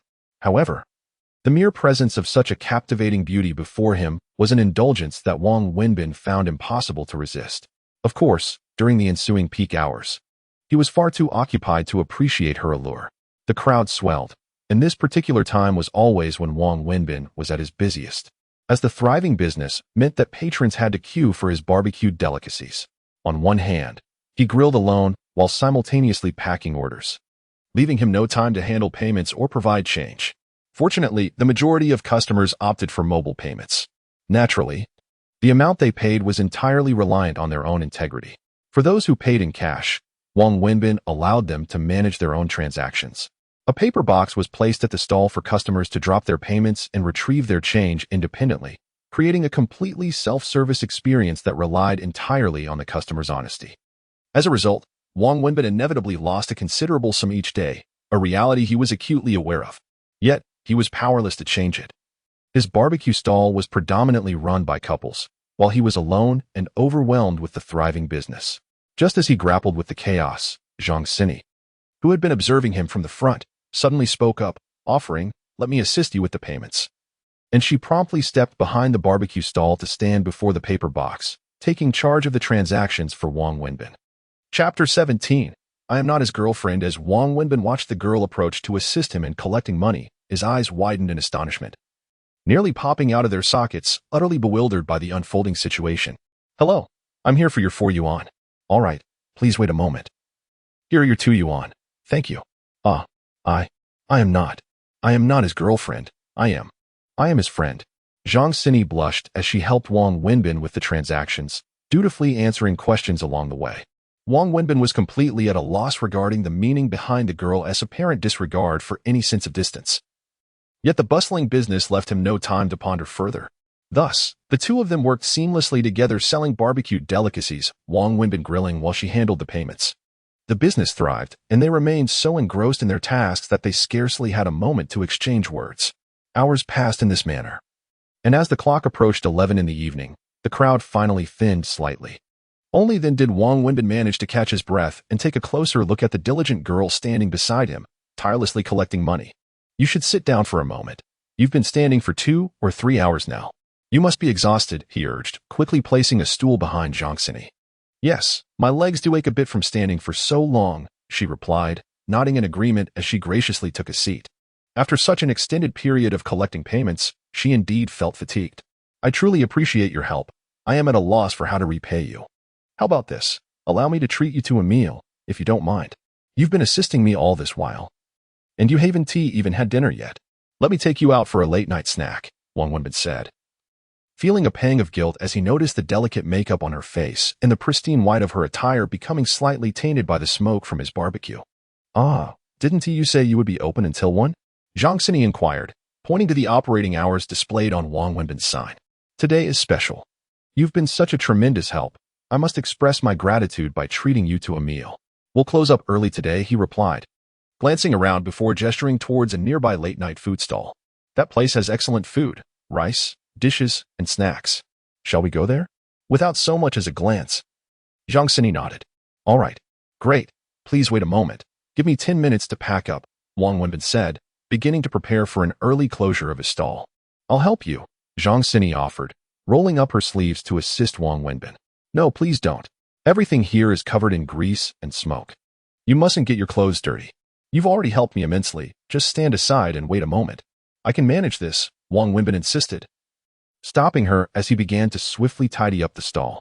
Zhang Xini stood nearby, watching him with admiration, occasionally attempting to lend a hand, which deeply touched Wang Wenbin. At the same time, he felt perplexed by her overwhelming enthusiasm and willingness to assist. In his mind, he mused, has even Lei Feng grown so handsome in this day and age? Wang Wenbin loaded all his belongings onto the tricycle, secured them with ropes, clapped his hands. And after thoroughly washing the grease from his hands at a nearby water tap, he approached Zhang Xini and said, all set, let us go. Here? Should I leave this here? Zhang Xini pointed at Wang Wenbin's tricycle. Yes, I'll come back to push it home after we finish eating. Don't worry. These items are all covered in grease. Not even a thief would want to touch them. They are perfectly safe. Now, let's go. Wang Wenbin led Zhang Xini towards a late-night snack stall at the end of the street. Wang Wenbin took Zhang Xini to a nearby night snack stall located behind the school, often referred to as Snack Street. It was filled with affordable eateries catering to the student crowd, hence there were no upscale establishments with pleasant environments. Wang Wenbin found an outdoor table for them to sit at, called over the owner, and directly ordered several dishes along with a variety of snacks. That's enough. Just the two of us can't possibly eat that much. Well, my dear, there aren't many good dining options here. Logically, since you've helped me so much today, I ought to treat you to a nice meal. However, this street is what it is. Although the environment of this restaurant isn't great, the food is quite delicious. You'll see once you try it. The dishes I ordered are all their signature offerings, Wang Wenbin explained as he sat there, introducing them to Zhang Xini. Stop calling me my dear all the time. I've told you my name is Zhang Xini, she replied. Oh, I'll remember, Zhang Xini. What a lovely name. Can I call you Wang Wenbin? Of course. My father named me so that people would call me by it. Otherwise, why bother with a name? You have a wonderful sense of humor. I truly enjoy our conversation, Zhang Xini said with a smile, revealing her cheerful nature. Zhang Xini, may I pose a question to you? Wang Wenbin finally asked, unable to contain his curiosity any longer. Sure, go ahead. Why? Why did you choose to help me? Help you? Help you with what? Help me collect the money. Does that require a reason? Of course it does. You can't just randomly approach a stall and assist someone in collecting money. First of all, collecting money is a sensitive matter. Secondly, it's exhausting. Look at me. I helped for several hours straight without a break, not even a sip of water or a moment to sit down. It's quite laborious. Surely, there must be a reason for your assistance? I refuse to believe it's simply because of my looks, Wang Wenbin chuckled, yet his heart was burdened with uncertainty. I. Zhang Xinyi pondered for a long time, struggling to provide an answer. She couldn't possibly tell Wang Wenbin that he was her savior. The reason she had come here. After meeting him, she found herself reluctant to reveal that she was the girl he had rescued. Instead, she felt an overwhelming curiosity to learn more about the kind of person he truly was. Because your grilled lamb skewers are exceptionally delicious. Zhang Xinyi provided an answer. What? Is it simply because of this?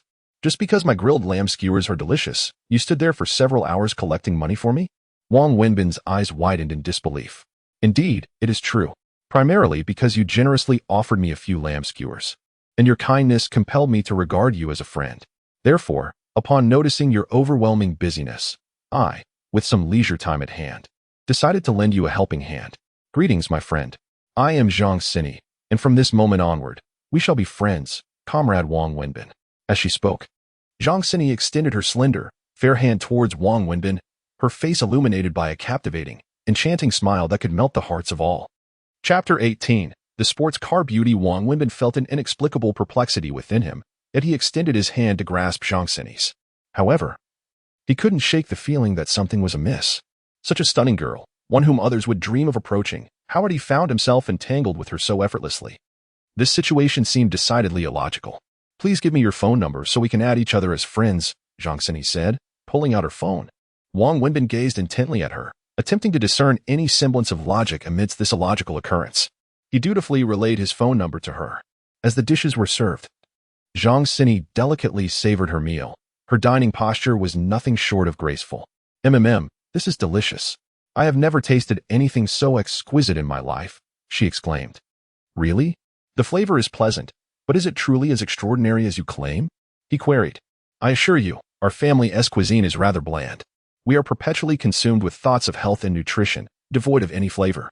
I never anticipated that the street food could be so delectable, Zhang Xinyi replied earnestly. At that moment, Zhang Xinyi's phone rang, prompting her to frown as she answered. Hello, Mom. Yes, I'm out with friends for dinner. I'll be home soon.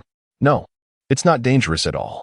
Okay, she said, a hint of impatience in her voice. Your mother? Pressuring you to return home? Wang Wenbin inquired between bites. Yes. In my mother's eyes, I will forever remain that child who never grows up. Whenever I step outside, she worries about my safety, fretting over every little thing. To parents, children are eternally young, she remarked. However, it is indeed getting late. You should head home and ease your mother's concerns. I genuinely appreciate your help today. Very well, then I shall take my leave. I will return tomorrow evening to assist you with the payments, correct? You start at 6, yes? I shall arrive at 6, Zhang Xinyi stated as she rose. Wang Wenbin's eyes widened in astonishment. You're coming back tomorrow? What's wrong? Don't you want to see me? She pouted. No, that's not what I meant. It's just, do you really enjoy barbecuing this much? I didn't see you eat that much, he stammered. I'm here to help you. It's too much for you to manage alone, she replied. Your assistance today has been more than enough. I cannot possibly ask you to come every day. It's truly unnecessary, Wang Wenbin insisted. Zhang Xinyi pondered for a moment, her eyes glinting mischievously as she proposed. Then, how about I work for you? What do you mean? He inquired. I'll help you collect payments, and you can pay me a salary. Don't worry. I won't ask for much. Just 500 yuan per month will suffice, she suggested. 500 yuan. Wang Wenbin exclaimed, taken aback. Is that too much? Then, how about 300? Zhang Xinyi reconsidered. 300? Are you joking? You don't even have a job. Do you truly have the time for this? I am unemployed. As I mentioned, I am a university student with free time in the evenings. Moreover, my family is in financial distress. Please, grant me an opportunity to work for you, allowing me to earn some living expenses, would you? Otherwise, I won't have money for food, Zhang Xinyi said, her eyes darting nervously. Sister, even if you are going to lie, could you at least prepare a draft? You claim to come from a poor family. Yet that outfit you're wearing, if I'm not mistaken, is from Chanel, right? Those pants, from Louis Vuitton, those shoes, Gucci, and that bag you carry, and Hermes. I may not know the precise prices of these brands, but I am certain they are not inexpensive. And your phone, the latest model from Apple, must cost over 10,000, right? You tell me your family is struggling? If you are in such dire straits, then what does that make me? I feel utterly ashamed to exist in this world. Living has become a disgrace. Upon hearing Zhang Xinyi's claim of financial hardship, Wang Wenbin nearly choked on his food. These are all fakes, replicas, high-quality imitations sold on Taobao. They are quite cheap, only a few dozen yuan each. As a student, how could I afford the real ones? Zhang Xini quickly explained, her face flushed. Fake? It doesn't look fake, does it? If you were to be discovered, would you dare to wear it outside? That would be utterly humiliating. That's true, but beauty and grace can make even fakes appear more authentic than the genuine articles. Wang Wenbin mused. But these are indeed fakes. Your phone, however, must be real, right? Don't tell me your phone is also fake. I refuse to believe that. This was a gift from my ex-boyfriend. Yes, it was a gift. He gave it to me on my birthday. His family is wealthy. And now that we have broken up, the phone remains with me. Is that so? Wang Wenbin's eyes widened in surprise. So it's settled then. I will work for you from 6 in the evening until 1 in the morning for a monthly salary of 300 yuan. It's a deal, right? I'm off now. With that, Zhang Xini turned and hurried out, fearful of Wang Wenbin's potential refusal, not allowing him a chance to respond. As she ran, she patted her chest, exhaling deeply, muttering to herself, "Thank goodness, I managed to maintain the facade. Otherwise, I would have been found out. It seems I shall need to purchase a cheap outfit tomorrow. I can no longer wear these clothes." Hey, what kind of joke is this? 300 yuan? Wang Wenbin called after Zhang Xini, but she had already vanished from sight. What is happening to me today? Could it truly be that my striking looks and charm are attracting beautiful women to me? Wang Wenbin pondered, wishing to grab a mirror to admire himself. Zhang Xini dashed away, disappearing around the corner, where she retrieved a car key from her bag and pressed a button. A pink Ferrari illuminated beside her. She approached, opened the door, and settled inside. If Wang Wenbin were to witness this scene, his jaw would surely drop in astonishment. Wang Wenbin finished his late-night snack alone. Typically, he would pack up and return home, enjoying instant noodles by himself at 2 in the morning. However, today, benefiting from Zhang Xini's generosity, he indulged himself thoroughly, eating to the point of near explosion before finally rising to settle the bill. Remarkably, he returned home before midnight, pushing his tricycle. Upon arriving home, he tallied up the day's earnings and discovered that, despite having operated for a couple of hours less than usual, his revenue had significantly surpassed the norm. This realization profoundly impressed upon Wang Wenbin the necessity of hiring assistants for managing payments. Chapter 19. Father and daughter the following morning. After a brief wash and a simple breakfast, Wang Wenbin donned a neat and presentable outfit before heading to the hospital to see the little girl. Here resided both Wang Wenbin's promise to Su Wei and his sense of responsibility towards the child. Since the girl called him daddy, regardless of the truth behind it, he felt compelled to do something for her, especially given her evident affection for him. Upon arriving at the hospital, he discovered that Su Wei was not there, as she had gone to work. However, the little girl was thrilled to see Wang Wenbin, and her complexion appeared significantly improved compared to before. Through a conversation with the nanny, Wang Wenbin learned that the child's illness was chronic, requiring management rather than a cure. For the past couple of years, whenever she experienced a fever, she would be hospitalized, remaining for a few days until her condition stabilized before being discharged. Ideally, she should have been in the hospital consistently. But Su Wei did not wish for her daughter to spend her life there. Since the illness could not be cured, there seemed little reason to remain in the hospital. It was better to bring her home and cherish the moments together, striving to bring her joy. Eventually, Wang Wenbin sought out the attending physician under the pretense of being the child's father, in order to gain a thorough understanding of the girl's health situation. After gathering the necessary information, he took out his phone and called Su Wei. Wang Wenbin, hello, Su Wei answered politely, her voice reflecting her busy environment at work. Are you at the office? He inquired. Yes, the company is quite hectic lately. I'm at the hospital, he replied. Thank you. I heard from the doctor and the nanny that you plan to take Annie home this afternoon. Yes. Given her condition, being in the hospital is of little benefit.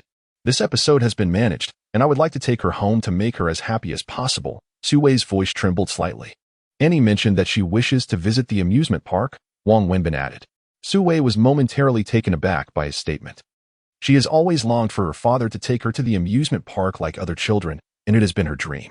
I have some free time this morning, he offered.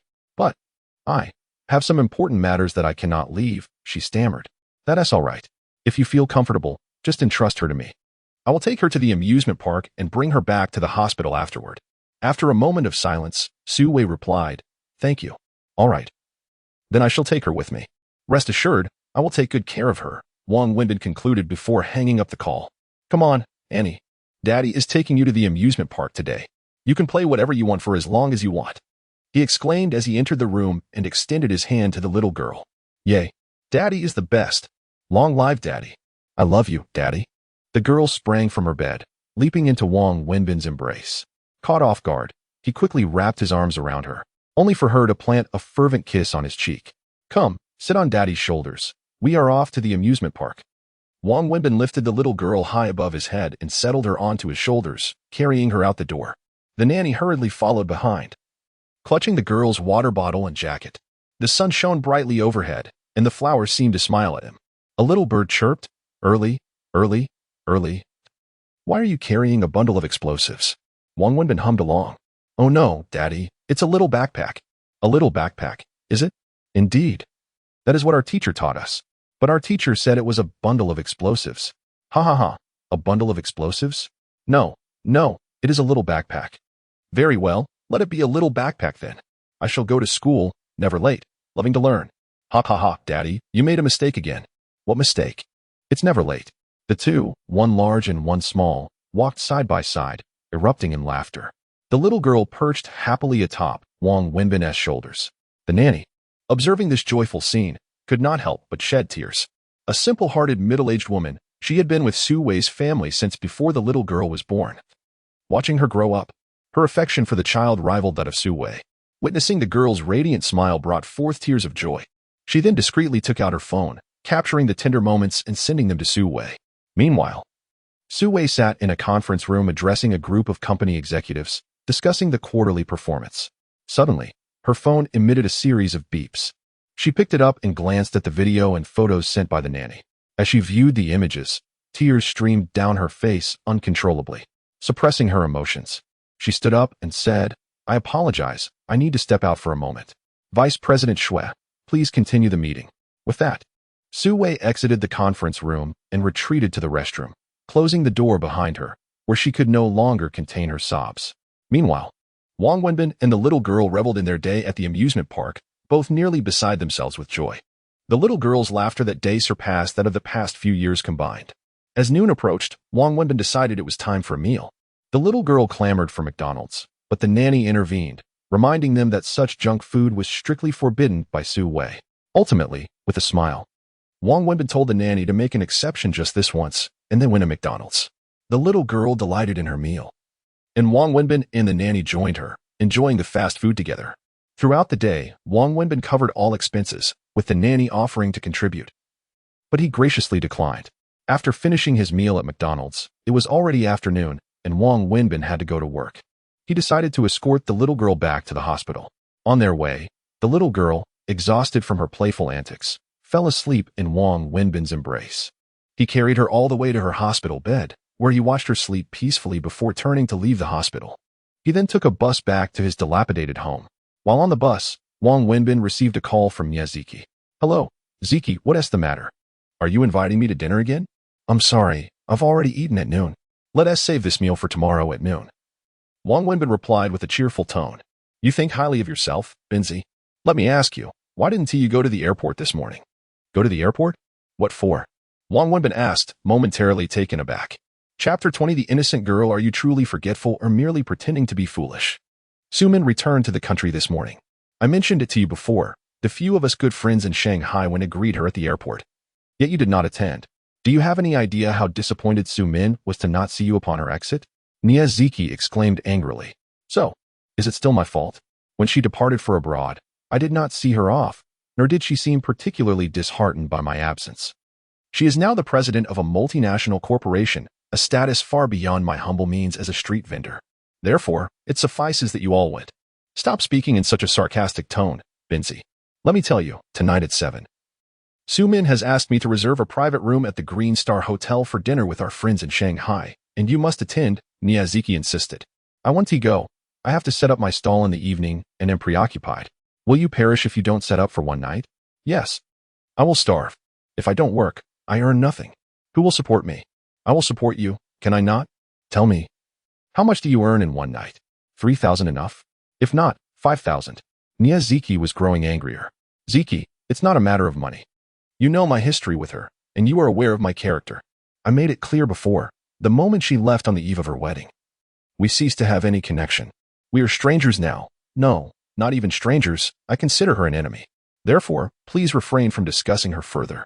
Wang Wenbin's agitation grew with each word. After a brief moment of calm, he replied to Niaziki, Ziki, I appreciate your good intentions. But matters of the heart cannot be forced. Some things are best left in the past. You all may go tonight. I will not be attending. And that is final. Binzi, you continue to be obstinate, don't you? Niaziki, infuriated, abruptly hung up the phone. Sitting on the bus, Wang Wenbin stared vacantly out the window at this city that felt both familiar and foreign. His afternoon and evening were filled with busyness. Upon returning to his small, dog-like dwelling, he immersed himself in work, toiling away until after 5, when he promptly rode his tricycle towards the back street of the university town. Upon arriving at his designated stall location, he noticed a girl standing there, smiling at him. Indeed, it was Zhang Xini, the girl he had encountered the previous day.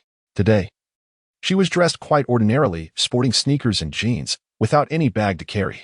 Her attire was simple and unadorned. Yet it could not disguise her inherent beauty and the air of a young lady from an affluent family. It is worth noting that this outfit had been specially purchased by Zhang Xini at a clothing wholesale market, costing her no more than 300 yuan in total. You, what are you doing here again? Wang Wenbin gazed at Zhang Xini in astonishment. Do you so despise seeing me? Zhang Xini pouted in displeasure. Not. That is not what I meant. I meant, how come you're here again? Didn't I tell you yesterday? Starting today, I'm here to work for you, and you agreed. When did I agree?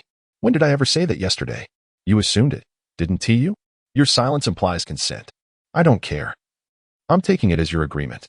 You owe me a salary of 300 a month. 300? You're serious? I thought you were joking. I am serious. Is 300 too much? Then, how much do you think is appropriate? Zhang Xini gazed at Wang Wenbin. Wang Wenbin found himself at a loss for words under Zhang Xini's scrutiny.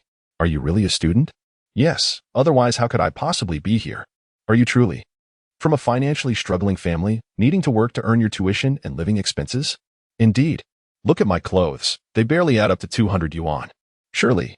You believe me now? Zhang Xini pointed to her attire. But I just can't see you as the child of a poor family.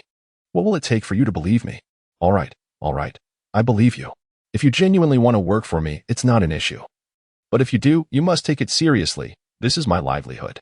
Here's the deal. You're a student and a girl. So you have classes in the morning, and it's unsafe to return too late. How about this? You come every day from 7 in the evening until 11. Just 4 hours, and all you need to do is help me collect payments. I'll pay you 2,000 a month. How does that sound? Wang Wenbin pondered carefully before speaking, realizing he indeed needed a girl to help collect payments. He believed that having such a beauty assist him would significantly boost his business. At least the surge in yesterday's sales supported this notion. He felt a quiet satisfaction with his little scheme. Okay, but didn't you say 300 yesterday? How did it suddenly become 2,000 today? My dear, 300 would weigh heavily on my conscience. Oh, you're adorably naive. Agreeing to work for just 300 a month. Throughout this interaction, Wang Wenbin felt something was off about Zhang Xini. It seemed peculiar. Yet he didn't dwell on it or harbor any doubts. As Wang Wenbin began to set up his stall, he quickly stopped Zhang Xini from helping. No, just stand there.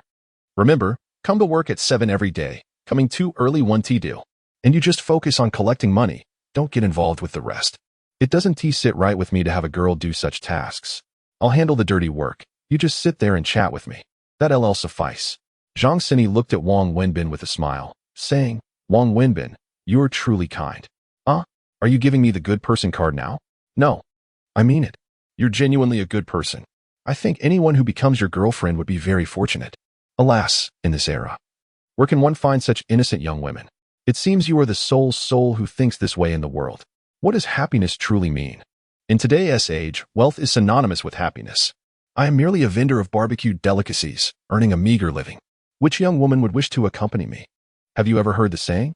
Nowadays, young women would rather weep in a BMW than smile on a bicycle. A BMW? Is it truly that splendid? I find it rather ordinary, to be honest, Zhang Xini retorted. What? Oh, it's nothing, I was just inquiring. What exactly is a BMW? Zhang Xini hurriedly explained. You don't even know what a BMW is? It's a luxury vehicle, driven by the affluent. Indeed, you are a remarkably naive young woman. Girls like you have become national treasures, more precious than giant pandas. As Wang Wenbin continued his work, he found the conversation with Zhang Xini made the labor feel far less burdensome, transforming it into a light-hearted endeavor. Chapter 21. A fine figure. Which school do you attend? Is it Dongda, Dongshida, or Dongkita? Wang Wenbin inquired casually, as the university town nearby boasted numerous institutions, the most renowned among them being Shanghai University, Shanghai Normal University, and Shanghai University of Science and Technology. I am from Shanghai University. Shanghai University? Ah, really? Is there a problem? Zhang Xini appeared somewhat flustered. It's nothing. I suppose that means you should address me as senior. Senior? You graduated from Shanghai University? Not exactly. I did not graduate from there. Then, how can you expect me to call you senior? Zhang Xini was thoroughly confused by Wang Wenbin's words. To clarify, I attended Shanghai University, but I was expelled before I could graduate. He stated this nonchalantly. How could someone who graduated from Shanghai University end up here selling barbecue, right? Expelled? Why? Just over a month before graduation, I sent one of my professors to the hospital, and thus, I was expelled. Wang Wenbin recounted with an air of indifference. You assaulted a teacher? Why? Zhang Xini was taken aback. Her curiosity about Wang Wenbin's past piqued. There was no particular reason. That bastard deserved it. Wang Wenbin refrained from elaborating further. I assume that teacher must have been a bad person. Why do you say that? Because you are a good person. Woman. You. I feel as if you hail from another realm. How can one categorize people in this world simply as good or bad? There has never been a distinction between good and bad. Rather, there exists a divide between the rich and the poor. I am not a good person, but I am a poor one. Though I am poor, I strive to avoid becoming a bad person. Are you? In dire need of money? Yes, indeed. Who in this world isn't in need of money? Even the wealthiest lack money, let alone as common folk. If I weren't in need, would I be standing here selling barbecue? Who wouldn't prefer to sit in an office daily with a secretary at their side? He paused, reflecting. How did I become so cynical? What is your major? I am in the dance department. The dance department? Is there no such department at Dongda? I am unsure, but there should be one. I see now why your figure is so splendid. It's because you study dance. As they sold barbecue, their conversation flowed effortlessly, and before long, their rapport had deepened considerably. At 11 in the evening, Wang Wenbin urged Zhang Xini, who lingered unwilling to leave, to go home. After all, she was a student and had classes to attend during the day. He felt a twinge of guilt for having her assist him for such a modest payment. Zhang Xini departed from Wang Wenbin's barbecue stall, her spirits remarkably elevated. Curiously, from the very outset, she had approached Wang Wenbin with a sense of gratitude. Yet upon discovering that he was merely a vendor of barbecue delicacies, she found herself inexplicably captivated. After 2 days of companionship, she began to realize her growing fondness for the delightful ease and comfort of their interactions. Even the street barbecue she had once detested transformed into a culinary delight. Zhang Xini returned to the parking spot from the previous day, stealthily entering her Ferrari and driving away. She had resolved to rent an apartment. As remaining at home was no longer feasible, her phone had accumulated numerous missed calls from her parents. Moving out was essential if she wished to continue working at Wang Wenbin's stall. It remained uncertain how her parents would react upon discovering that their daughter was employed as a cashier at a barbecue stall. Wang Wenbin concluded his operations at midnight.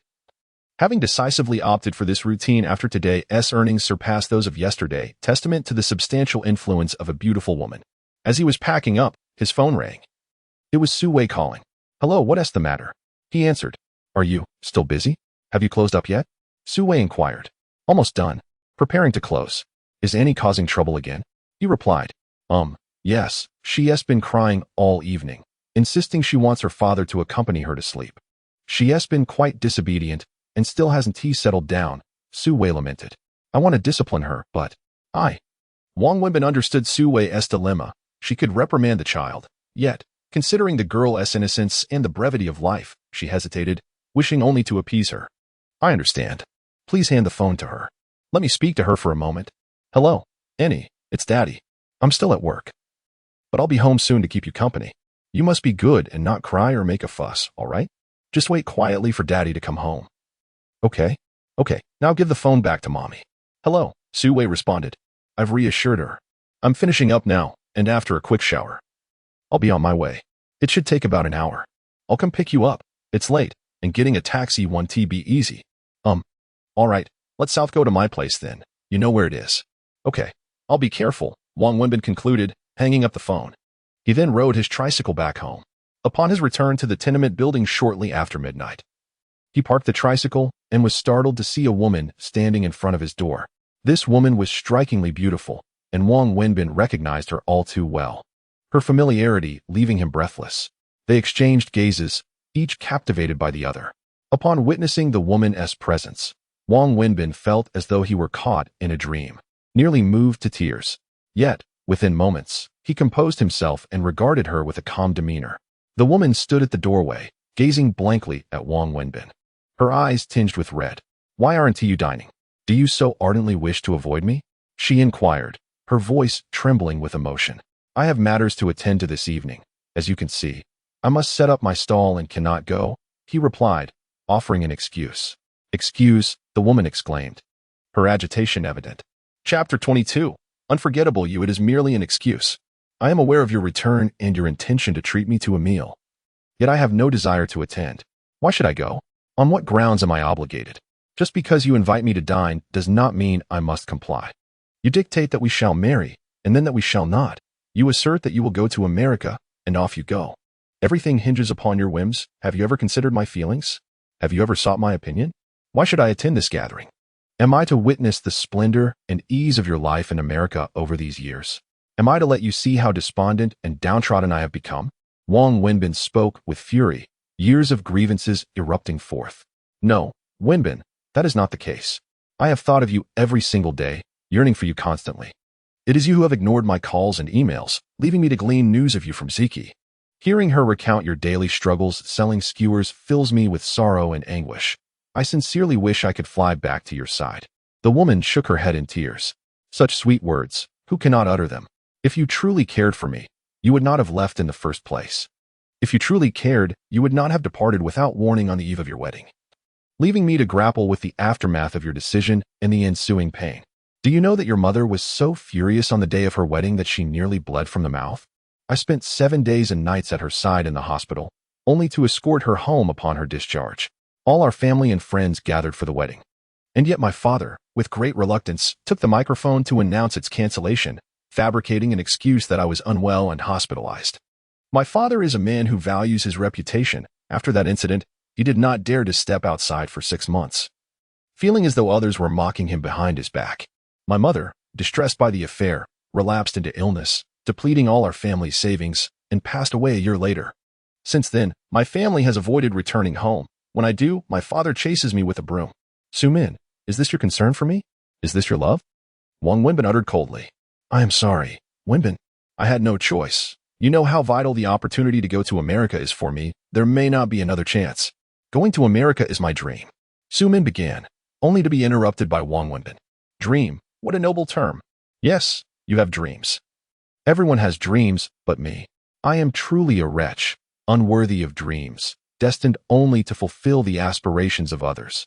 Wang Wenbin scoffed. Wenbin, please do not speak of yourself in such a manner. This opportunity to work at the headquarters in America is immensely significant for my career and credentials. Wenbin, I have returned as the vice president of our company in the China region, essentially the deputy general manager of the very firm I worked for before, with an annual salary of 2 million, along with various bonuses. I will report to the company tomorrow to assume my duties. Wenbin, I understand you have endured much suffering over these years, but I believe it is all worthwhile. Over the years, my salary in the United States has been quite substantial, and I have managed to save some money. We could purchase a home in Shanghai and marry. What do you think? Sumin grasped Wang Wenbin's hand and said, Ha.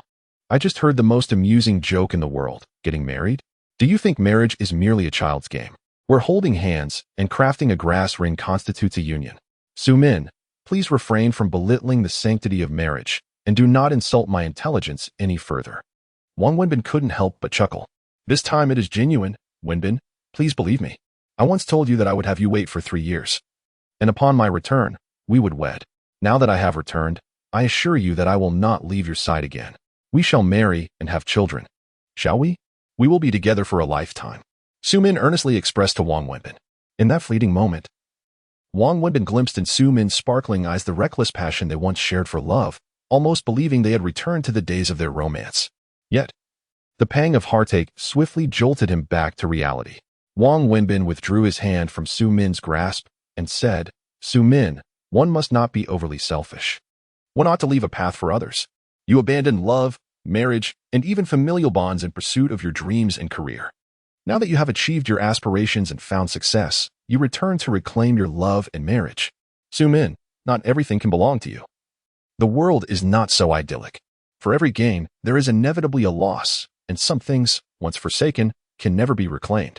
I warned you when you left that our bond was irrevocably severed, yet you departed without a backward glance.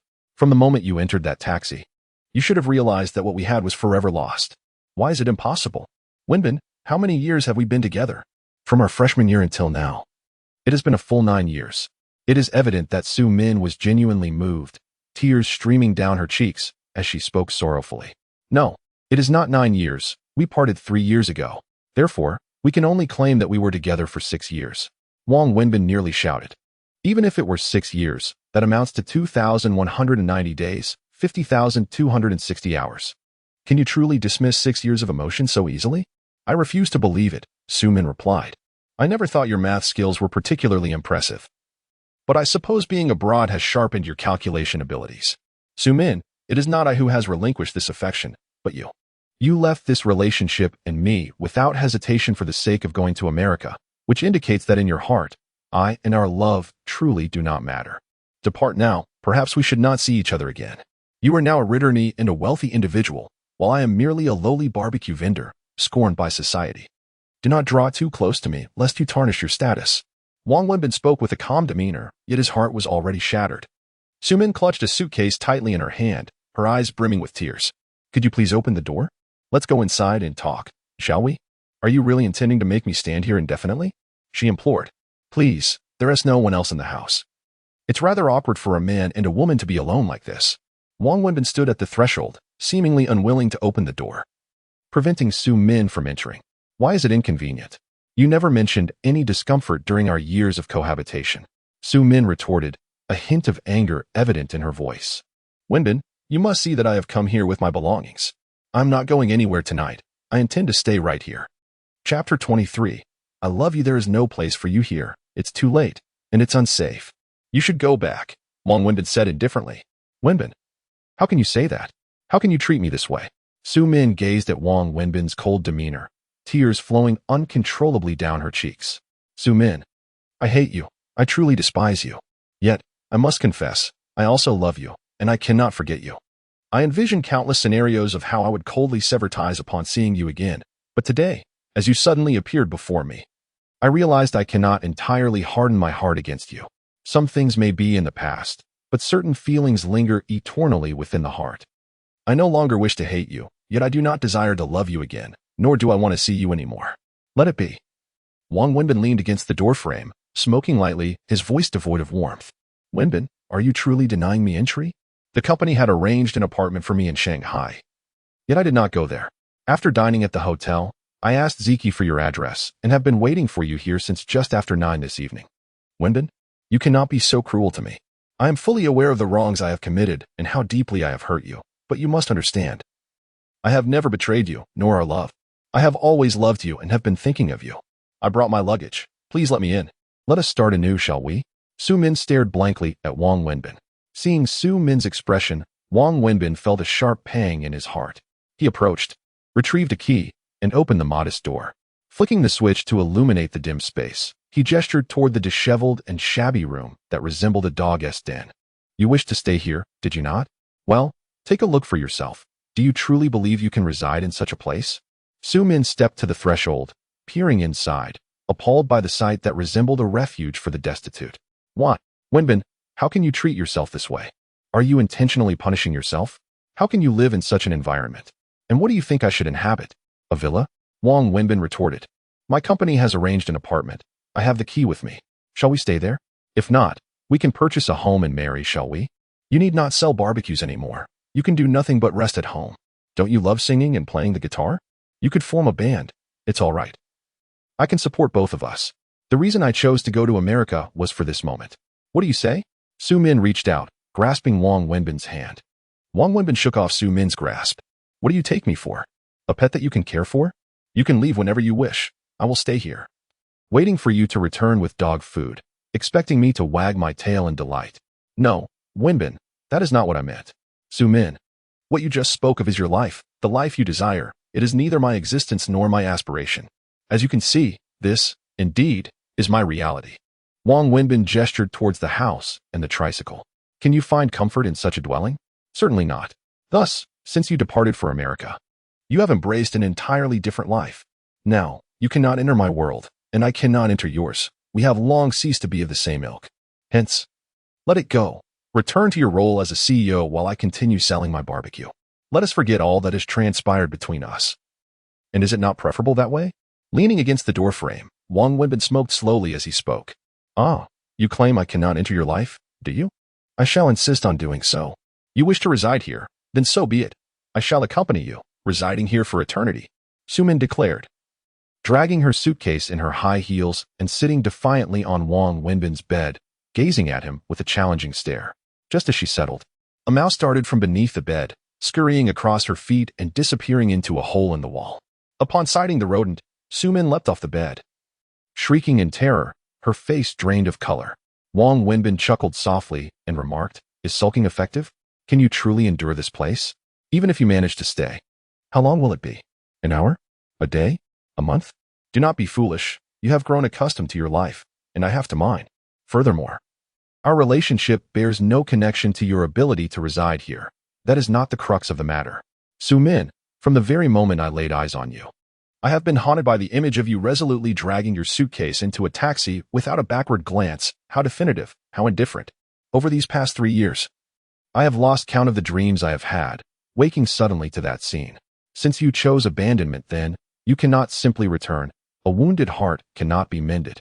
And deep down, you anticipated this day when you decided to leave. It is late. Let us cease this commotion. It is not soundproof here. And there are many residents who deserve their peace. Return to a hotel or your apartment. That is where you belong. I will not leave, Wenbin. My purpose for returning this time is to find you. I shall follow you wherever you go, for all eternity. Tears streaming down her face. Su-min fervently shouted at Wang Wenbin. Very well, if you refuse to leave, then you may stay here. I shall take my leave. With that, Wang Wenbin turned and exited the house. He made his way to the tricycle, seated himself, and resumed smoking. Su-min emerged slowly, dragging her suitcase. Her tears having marred her carefully applied makeup, yet she remained undeniably beautiful, just as she had been years ago. Wenbin, we have both been too emotional today. Since you do not wish for me to stay, I shall depart for now. However, know this. The reason for my return is to seek you out. I, Su-min, am not a mercenary woman who betrays love for the sake of money. You are well aware of this. My departure years ago stemmed from my desire not to relinquish such a splendid opportunity. I aspired to advance, to strive, and to build a better life for ourselves and our children. However, you and others opposed my move to the United States. The reason I decided to leave on the eve of our wedding was that I truly did not wish to forfeit this chance. I had booked my flight for that very night. When I left, I expressed my wish for you to wait for me a few years, assuring you that I would return, and we would live together harmoniously. Wenbin, I am truly sorry, but I have never betrayed you. My love for you has remained unwavering. Tomorrow, I must present my work at the company, and I may be quite busy in the coming days. Once my obligations are fulfilled, I will seek you out, and we can sit down calmly to discuss everything. I must take my leave now. Please take care of yourself and refrain from further tormenting yourself. If you would be so kind. The debts we owe, we shall bear together. After Su-min finished speaking, she took out a tissue to wipe away her tears. She awaited Wang Wenbin to say something, yet he remained silent, sitting on the tricycle and smoking without uttering a word. Disappointment and heartache flooded Su-min. She turned and dragged her suitcase away. A few steps out, she encountered a woman standing there, a strikingly beautiful and graceful woman. Su-min was taken aback by the presence of such an exquisite figure at this hour. However, she dismissed these thoughts, her mind occupied with other matters, and continued to the entrance of the building. She opened the trunk of a Mercedes, placed her suitcase inside, and then got into the car, driving away. This vehicle had also been provided by the company for her use. As Wang Wenbin sat on the tricycle, tears welled in his eyes the moment Su-min turned to leave. He remained there, silently smoking, his eyes brimming with sorrow. 3 years had passed, and this woman had returned, seeking him out, yet all she brought him was pain. For Wang Wenbin, everything had long since concluded. The moment Su-min chose to depart 3 years ago marked the end of their story, and now, all that remained were the painful echoes of the past. Chapter 24. Sleep together, do not be disheartened. While Wang Wenbin was lost in the depths of his own sorrow, he suddenly heard Su Wei's comforting words nearby. Turning to face her, he hurriedly wiped away the tears at the corners of his eyes and feigned a smile, inquiring, "What brings you here? You could have mentioned your arrival." "I have been here for a little while," Su Wei hesitated. "Did you see everything?" "Yes," he replied. "I didn't notice your car. It's parked outside. The space here is too narrow. My car couldn't fit, so I had to leave it out there." Su Wei explained. "Indeed, it is too cramped. Only one car can come in at a time. Just wait for me a moment. I will bring my things in. Take a shower, and then leave quickly," Wang Wenbin said, attempting to compose himself as he stood up to gather his belongings. "Never mind, you should rest for a bit. I will return and find a way to comfort her," Su Wei remarked. Having witnessed the entirety of Wang Wenbin's exchange with Su Min observing his state, she added, "It's fine. Just wait for me a moment. I will manage," Wang Wenbin assured her as he carried his belongings into the house. Su Wei remained outside. As Wang Wenbin's so-called home was practically inaccessible, half an hour later, having organized everything, Wang Wenbin climbed into Su Wei's car. "There is something I'm unsure whether to say," she began as she drove. "Go ahead, speak freely. There is nothing that cannot be said," he encouraged. Already anticipating her words. "About your ex-girlfriend. I feel she genuinely cares for you. You shouldn't be so indifferent towards her." "Care?" he scoffed. "She has never loved me. Her affections lie with her career and future. Now that she has achieved success, she returns seeking love.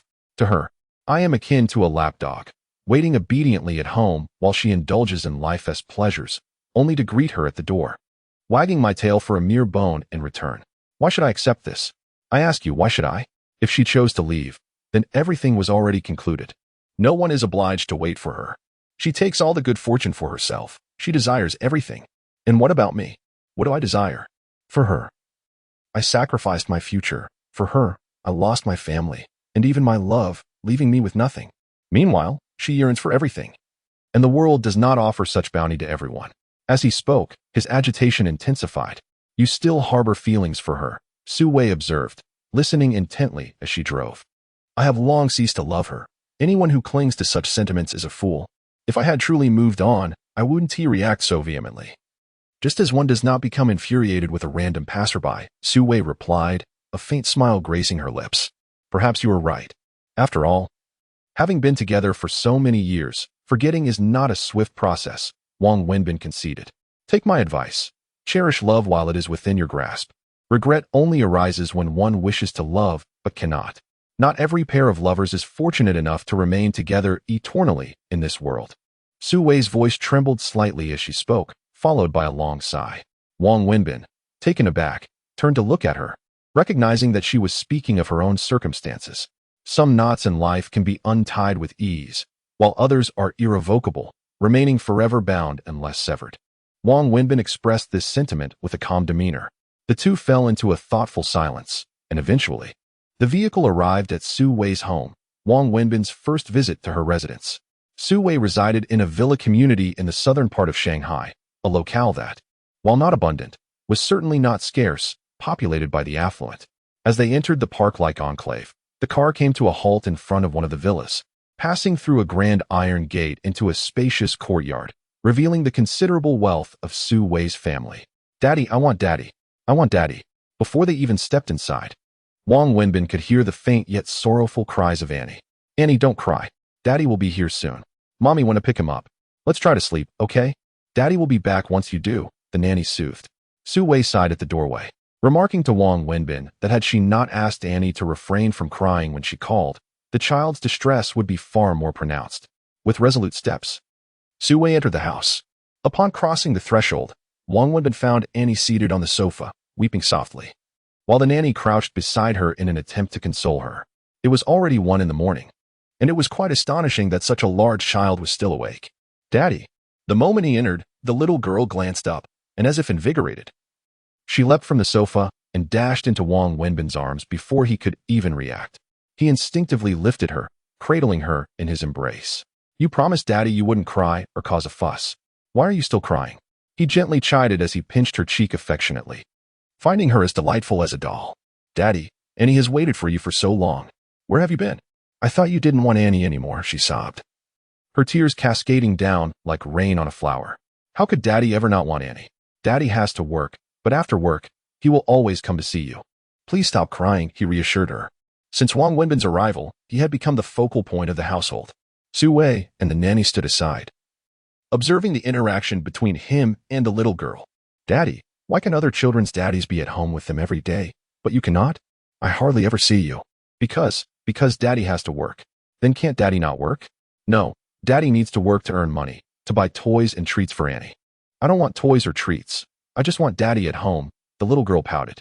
In that moment, Wang Wenbin found himself at a loss for words in response to the little girl's heartfelt plea. All right, Annie, he began gently. Look, Daddy has returned now. It's quite late. Don't you think it's time for you to peacefully drift off to sleep? You promised your mother that you would go to bed as soon as Daddy came home. Come, bid Daddy good night, and let us rest. Su Wei approached, intending to take their daughter into her arms. Good night, sweetheart. Sleep early, Wang Wenbin added softly to the little girl. No, Daddy. Don't go. Please don't go. I want to sleep with you. The moment the child heard the words good night, tears streamed down her cheeks anew. She turned and clung tightly to Wang Wenbin's neck, sobbing uncontrollably. My dear, be good. Daddy isn't going anywhere. I promise I won't leave. Let us go to sleep, shall we? No. I want to sleep with Daddy. I want to sleep with both Daddy and Mommy tonight. The little girl cried with unwavering determination. Chapter 25. Sharing a bed, what on earth? Both Wang Wenbin and Su Wei widened their eyes in disbelief. Child, what nonsense are you speaking? Su Wei glanced at Wang Wenbin, her cheeks flushing with a hint of embarrassment. Why can't I? Other children sleep with their parents. Why can't I? I want to sleep with my mom and dad. I want to sleep with my mom and dad. I wanted the little girl unleashed her ultimate tactic. All right. Sleep together. Your mom and dad will accompany you. Is that fine? Su Wei, unable to resist, gritted her teeth and replied. Is that really acceptable? Wang Wenbin's eyes widened in astonishment. It's merely lying on the bed to sleep, not doing anything inappropriate. What is wrong with that? Su Wei said calmly, carrying the little girl towards the bedroom, her face flushed. I didn't say I wanted to do anything inappropriate, did I? Wang Wenbin mumbled, though he followed Su Wei towards the bedroom. However, upon reaching the doorway, he halted, standing at the threshold, hesitant to enter. After all, stepping into a woman's bedroom felt rather inappropriate. Su Wei placed the child on the bed and turned to see Wang Wenbin peering in from the doorway. Come in. Why are you standing there? Really go in? This feels a bit inappropriate, doesn't it? Wang Wenbin awkwardly scratched his head. You are her father. I am her mother. This is your house, your home, and indeed your bedroom and bed. What is inappropriate about it? Come in. Su Wei firmly called out to Wang Wenbin. Daddy, hurry and come in, the little girl urged. All right then. Seeing the situation, Wang Wenbin thought, if Su Wei has no objections, why should he? He stepped inside. Just play along, stay with her, and once she falls asleep, you can return. Su Wei whispered to Wang Wenbin.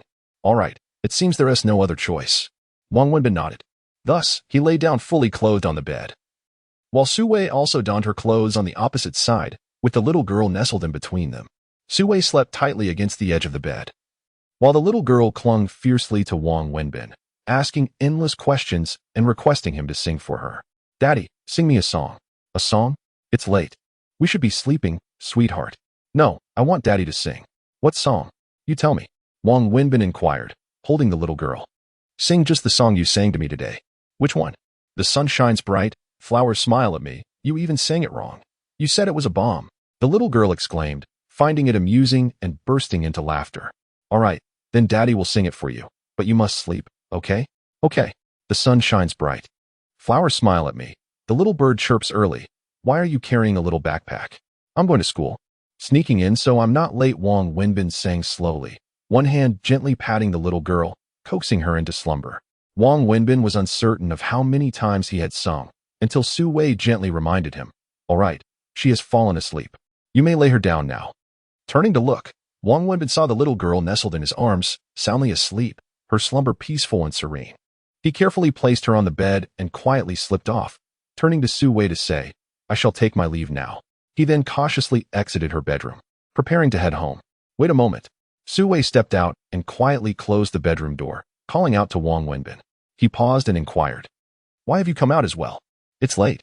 You needn't see me off. Wang Wenbin truly felt that this woman had it tough. I will escort you home. It is rather late, and hailing a cab here is not convenient. Sue held the car keys in her hand. There's no need, if you accompany me.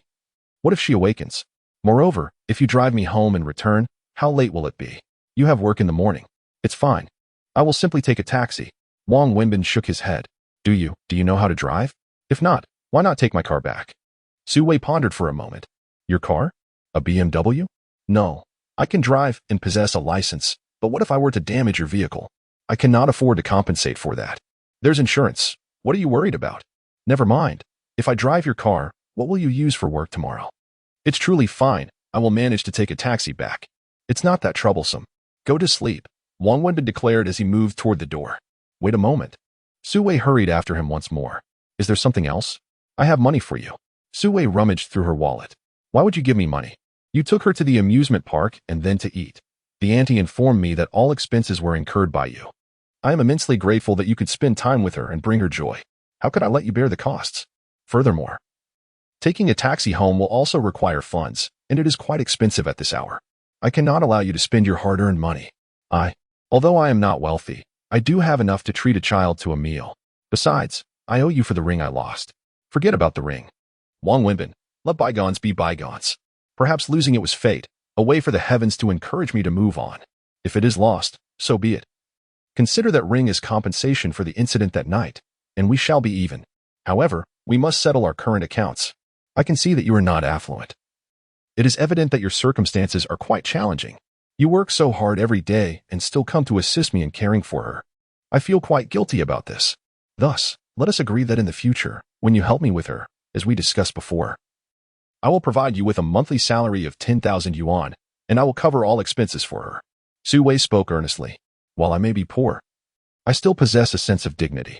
The ring was lost due to my actions, and regardless of the circumstances, I shall compensate you for it. As for spending time with the child, I do not wish to associate this matter with monetary concerns.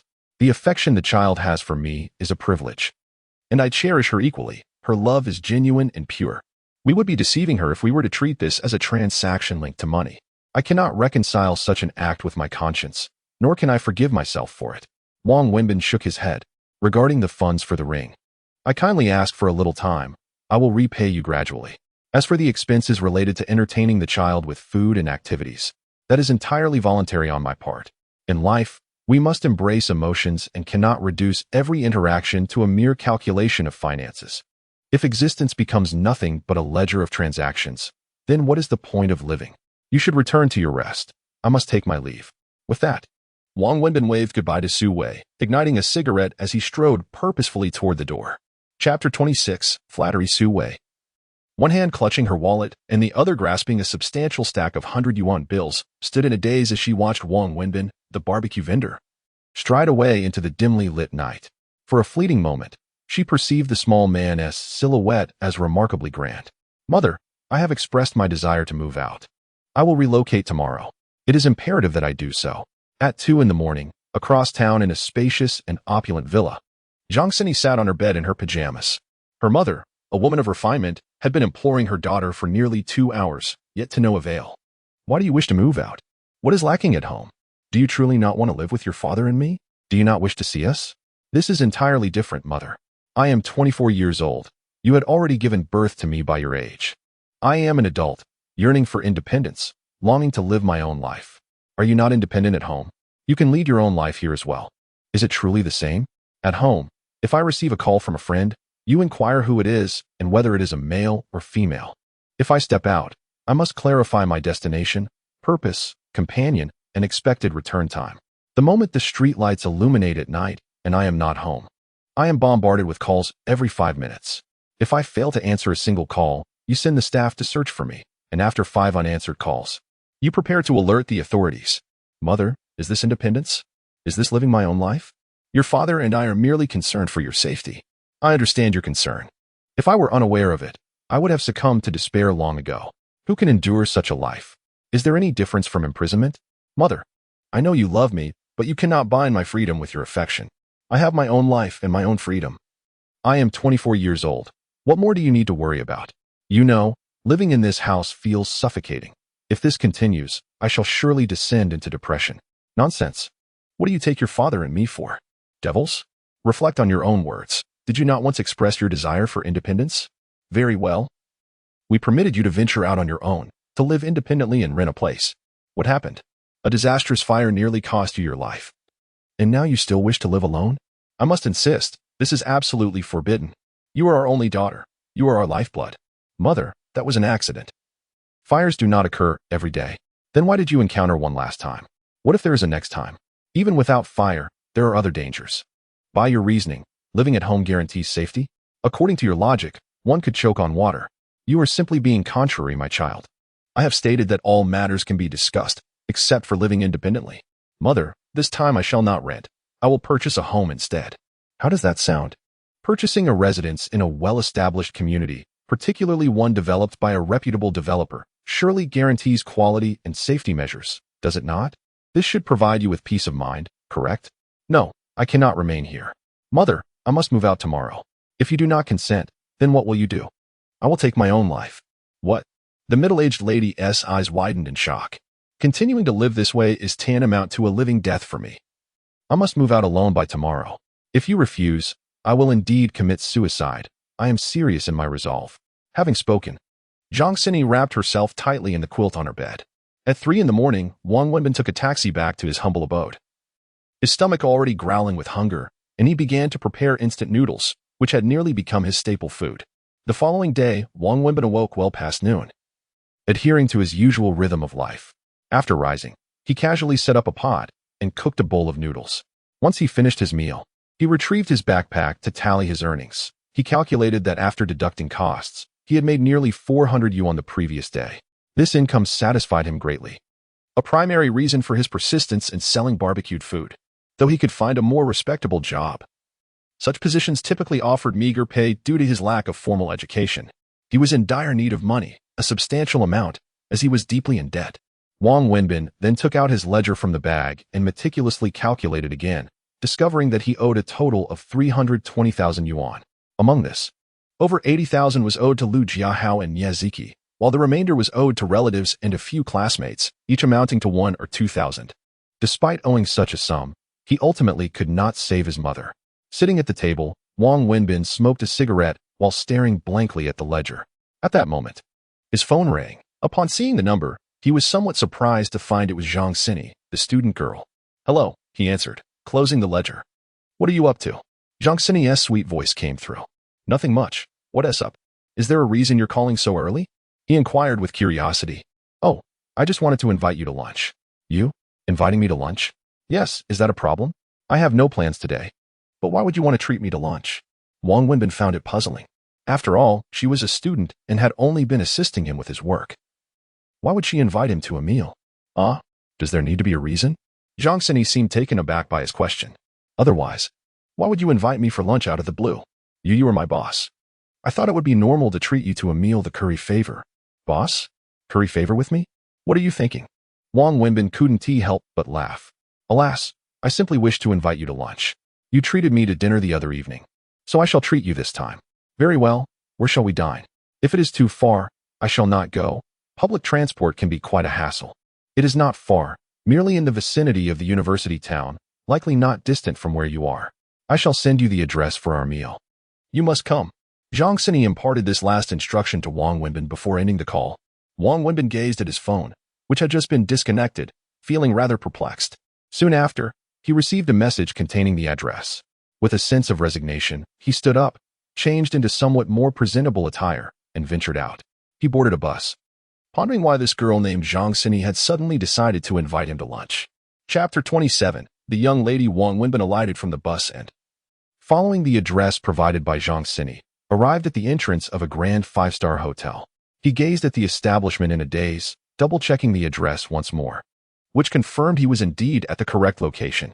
Puzzled, Wang Wenbin surveyed his surroundings. The imposing hotel was the only establishment in sight, with no other dining options nearby. He retrieved his phone and dialed Zhang Xini. Hello, have you arrived? She inquired. I followed the address you sent, but I don't see any restaurants around here. Where are you? It's the Crown Hotel. It seems this is the only place to eat nearby. Didn't you notice? It should be quite easy to find. Crown Hotel? Wang Wenbin looked up at the enormous building, the illuminated sign boldly displaying the name. Yes, just come inside. You'll find me in the Fuyuan Hall of the Chiefing Building. The staff will guide you there. Wang Wenbin, momentarily taken aback, ended the call and proceeded to walk into the hotel. After inquiring at the reception, a staff member escorted him through several buildings to the so-called chiefing building, where another attendant led him to the entrance of the Fuyuan Hall on the third floor. As he stood before the hall, its door frame shimmering with golden light, he hesitated briefly before pushing the door open and stepping inside. Upon entering, he spotted Zhang Sini lounging on a large sofa in the private room, engrossed in her phone. A large round table at the center was already adorned with several dishes, and just then, a few attendants entered, bringing more food to the table. Wang Wenbin stood in the middle of the room, bewildered, struggling to comprehend the situation. "You're here. Come, let's eat," Zhang Sini exclaimed, rising to greet him. "I've already ordered the dishes. I wasn't sure what you liked, so I asked them to bring out the specialties." "Please wait a moment," Wang Wenbin interrupted, halting her approach to the table. "What's the matter?" she asked, noticing his unusual demeanor. "Are we just the two of us for dinner?" "Yes, why? Who else would it be? You specifically invited me for a meal, didn't you?" "Indeed. You invited me to dine, and you came all the way here? Do you realize where this is? It's a hotel. Isn't it customary to dine in hotels?" Zhang Sini appeared confused by Wang Wenbin's tone. Wang Wenbin faltered, unsure how to respond to her counterquery. "All right. Even if you wish to be formal and dine in a hotel, there are varying standards among hotels. Do you know the minimum expenditure for a meal here?" "Minimum expenditure? Is there such a thing?" Zhang Sini asked, bewildered, turning to the attendant who had been waiting nearby. "Our minimum expenditure for this private room is 4,980. The beautiful waitress, adorned with a charming smile, responded with remarkable professionalism. 4,980, is that expensive?" Zhang Sini turned to Wang Wenbin and inquired. "No, not expensive at all, not even slightly." Wang Wenbin nearly choked on his own words, gritting his teeth as he spoke. "Indeed, I also find it rather affordable. The main reason being that this seems to be the only hotel in the vicinity. I checked online, so I came directly here. Come, let us sit and dine." Zhang Sini said cheerfully. "Just the two of us. How many dishes have you ordered? Will you be able to finish them?" Wang Wenbin asked, noticing several waiters bringing an array of dishes, filling the table to the brim. "It doesn't matter if you can't finish them. Just pay for what you eat. The main thing is, I wasn't sure what you like, so I asked them to bring out their best and most popular dishes, allowing you to choose what you prefer. I'm sure there will be something you enjoy." Wang Wenbin stood there, speechless. Zhang Sini now seemed like a peculiar enigma to him. "Sir, please have a seat. Shall I open the red wine now?" A waitress approached Wang Wenbin, pulling out a chair for him to sit down, and from a tray carried by another server, she retrieved a bottle of red wine, carefully wrapped in a towel. "Red wine? Wait.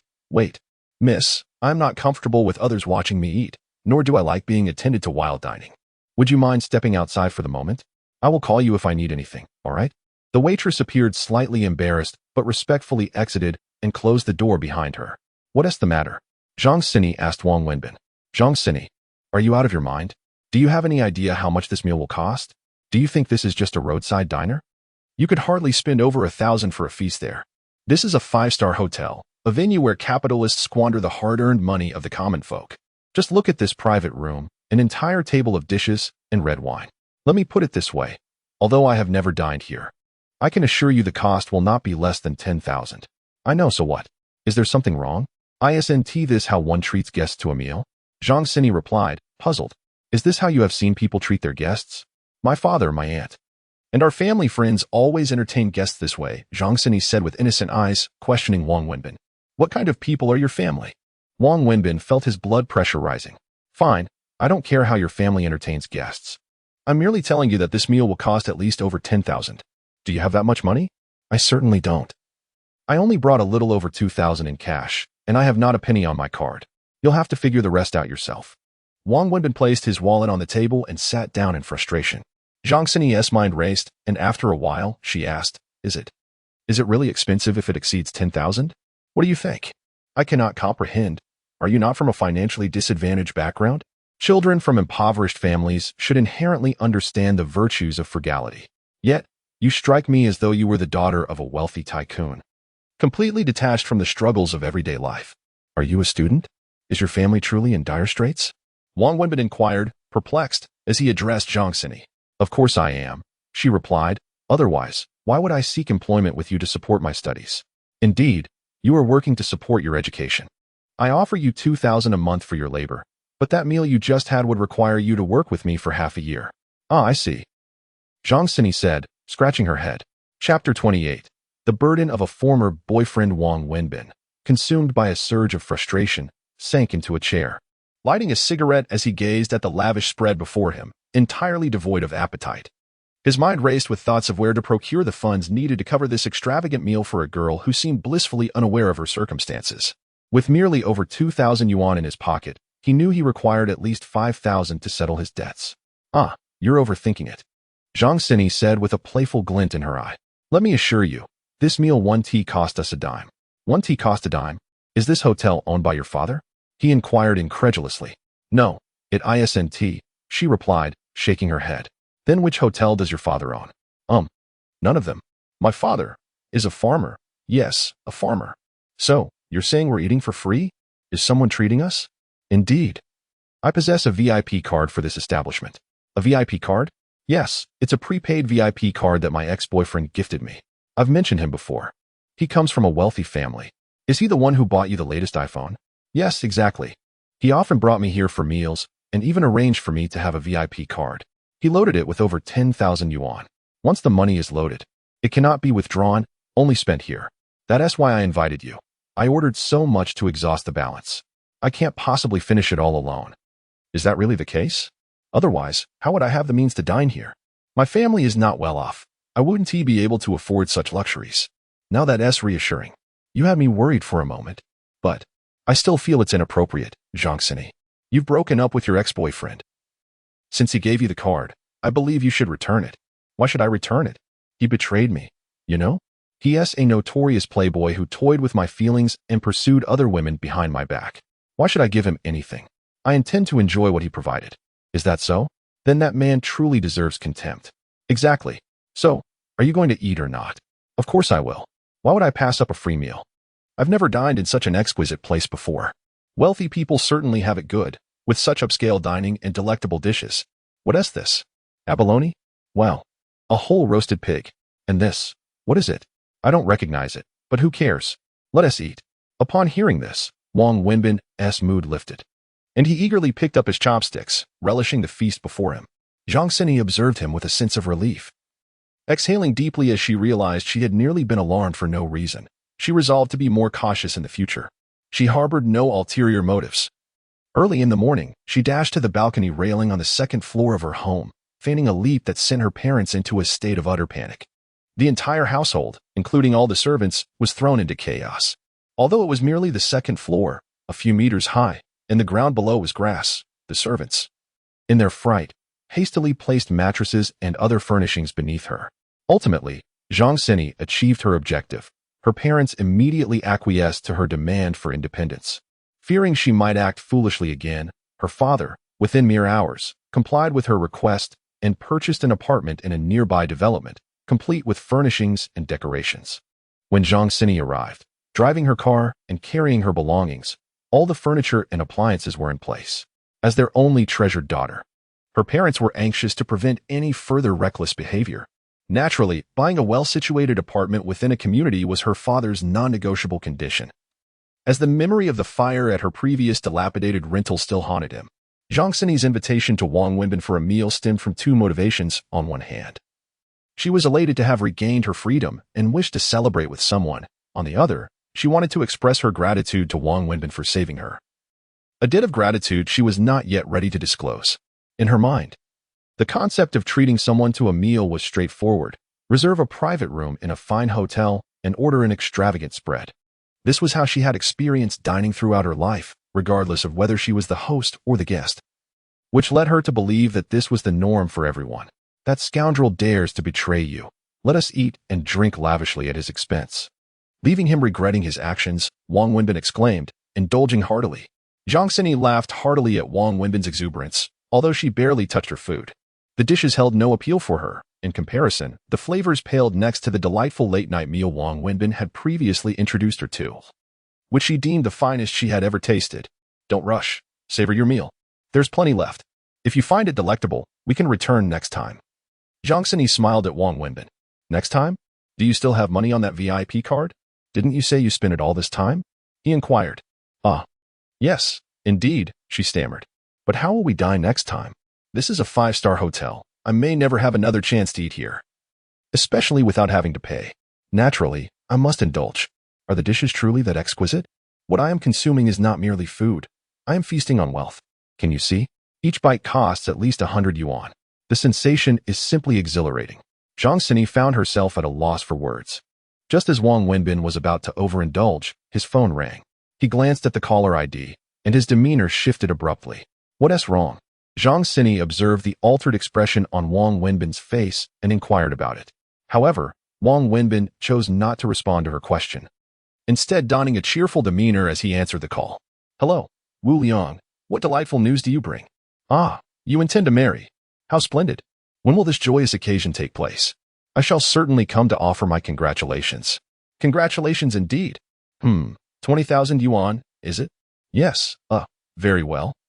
Your wedding is a significant affair. When do you require it? Tomorrow, you say? All right. I assure you I shall return the money by then. My apologies, dear brother, for borrowing from you for such an extended period. It is rather ungracious of me. No. It is I who should be expressing my regret. I ought to have repaid you long ago. Rest assured, I will return the money to you tomorrow. Very well, please send me your bank account details. All right then, goodbye. After concluding the call, Wang Wenbin's demeanor shifted to one of deep contemplation. Chapter 29. Pressed to the brink, what happened? Zhang Sini inquired after Wang Wenbin hung up the phone. Wang Wenbin shook his head, forcing a smile as he replied, It's nothing. Let's eat. Don't waste such an expensive meal. Despite his words, his appetite had vanished. He picked up his chopsticks and took a couple of bites, but soon found himself unable to continue. Are you in debt? Is someone pressuring you for repayment? Zhang Sini asked hesitantly. Wang Wenbin glanced at her and nodded. You heard. Didn't you? Yes. How much do you owe him? You seem quite troubled. 20,000, he admitted. 20,000? That's not much, she remarked. True, for the affluent. 20,000 is merely enough for a meal. However, for me, it poses a significant problem. Are they pressing you for it? Perhaps I could lend you some? Zhang Sini offered. Are you joking? I have nothing. How could a struggling student like you have 20,000? I don't. Then there it is. But, I can help you find someone to borrow from. Who would that be? Your wealthy ex-boyfriend? Forget it. Let's just eat. I'll figure this out myself. You needn't worry about me. Wang Wenbin was reluctant to discuss the matter further. May I ask you one more question? After a few bites, Zhang Sini pressed on. Why are you so inquisitive? Go ahead. What else do you wish to know? Why are you in debt? You don't seem like someone who spends extravagantly, she observed. Wang Wenbin looked up at Zhang Sini and smiled, saying, Just because I'm not reckless with money now doesn't mean I haven't been in the past. This debt was incurred long ago. Enough questions. I have some matters to attend to. I'll be leaving now. You have your VIP card, so I want to concern myself with your bill. I'm off. Wang Wenbin stood up, preparing to leave. Are you going out to borrow money? Zhang Sini asked, rising to her feet. Don't worry about me. Use this time to study. With that, Wang Wenbin strode out. You just leave without clarifying anything, Zhang Sini muttered, pouting as she watched him go. She then waved for the waiter. Check, please. I'll pay by card. Zhang Sini produced a gleaming golden card and handed it to the waiter. Once outside the hotel, she entered her sports car. Her mind preoccupied with thoughts of Wang Wenbin, her brow furrowed in worry, yet feeling powerless to assist. After leaving the hotel, Wang Wenbin headed straight to the bank. At the ATM, he checked his account balance once more. Previously, he had 2,000 on hand and had borrowed 8,000 from Lu Jiahao and Yaziki, intending to repay Su Wei. However, Su Wei ultimately refused the payment, prompting Wang Wenbin to return the entire 10,000 to Lu Jiahao. Now, his account held merely a little over 2,000, a sum derived from several days of business revenue and profit. He was at a loss for how to procure the 20,000 he needed. Standing at the entrance of the bank, he plopped down onto the steps, lighting a cigarette as he pondered his predicament. Eventually, with no other recourse, he picked up his phone and dialed Lu Jiahao. Hello, Binzi, what's up? What are you doing? I'm at work. What else could I be doing? Facing the dirt and toiling away. Quit the charade. You're lounging in the air conditioning, ogling beautiful women while playing on the computer. It's not as comfortable as you think. I'm berated by the manager daily. I have a pile of documents to deal with. So what do you need? Mouse, I need a favor. Can you lend me 20,000 yuan? Wu Liang is getting married, and I don't know if I told you, but I borrowed 20,000 from him before, and now I need to repay. Nonsense. I heard he got married last New Year, but he just didn't inform us old classmates. He's merely using this as an excuse to pressure you into repayment. Upon hearing this, Wang Wenbin fell silent, taking 2 long drags from his cigarette before responding, then I should repay him all the more, regardless of circumstances. It is my fault to owe someone money and not repay it. Do you have the means? I need to borrow 20,000 to settle with him. Binzi, I genuinely cannot assist you this time. You know that Ziqi and I barely scrape by on our meager salaries in this vast city of Shanghai. We can hardly save anything after our expenses, and most of what we did save has already been borrowed by you. Just yesterday, I used the 1,000 you returned to pay the landlord for the rent. I have only 1,500 left, and I'm unsure how much Ziqi has. I'll ask her, but we certainly cannot manage 20,000. Lu Jiahao spoke with evident difficulty. I was merely inquiring. It's fine. You two have been helping me for the past 2 years. I'll think of another solution. Where will you find a solution? You've borrowed from everyone possible. Perhaps I could call Ziqi and see if our friends might assist you?